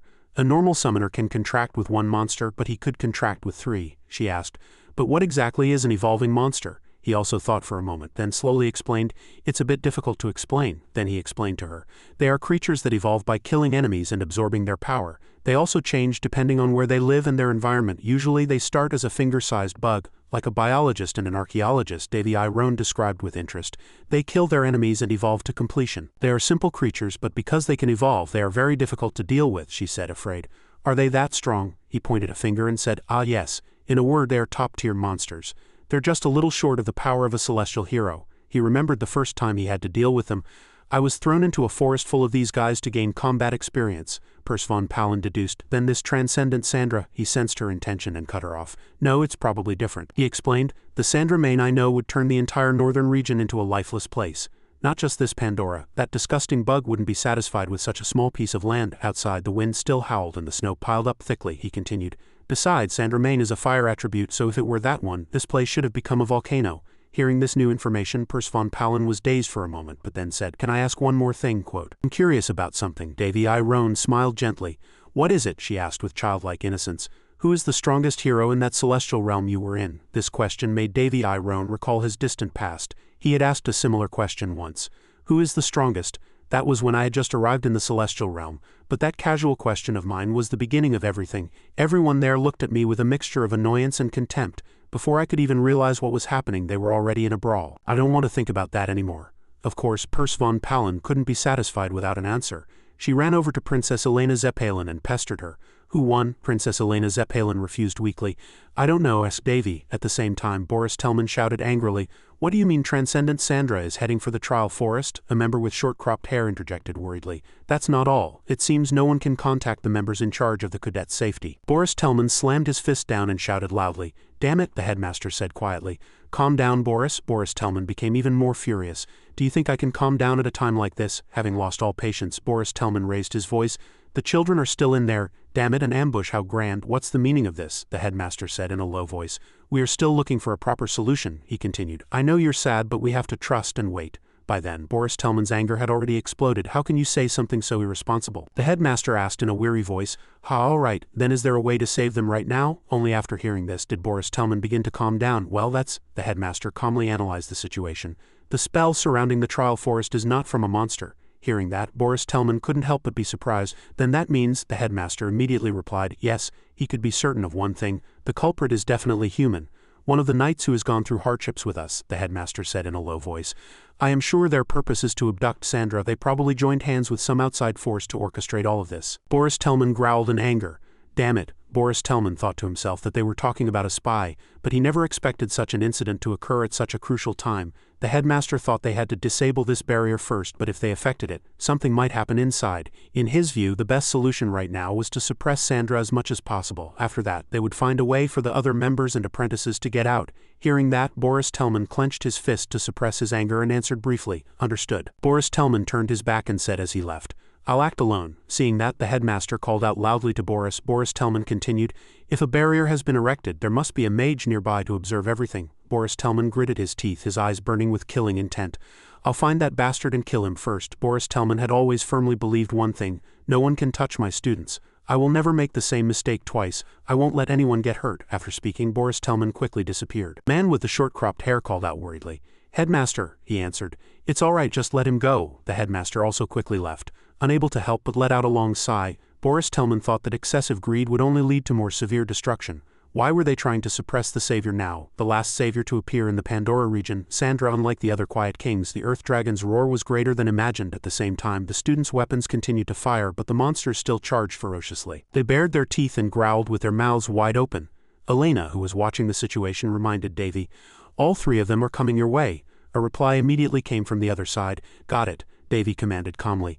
Do Jacknot proceed in an encirclement formation. Do Jacknot immediately followed the order. The second test was to catch as many Ramcho as possible. It was a mid-level monster that lived at the entrance of the trial forest. It was weaker than other Chos but had better regeneration abilities. Knights often used it to make recovery potions. They all opened their mouths and roared in unison. After successfully obtaining a bottle of solution after the battle with the monster, Davy opened his mouth. All right, let's stop here. Elena asked quietly.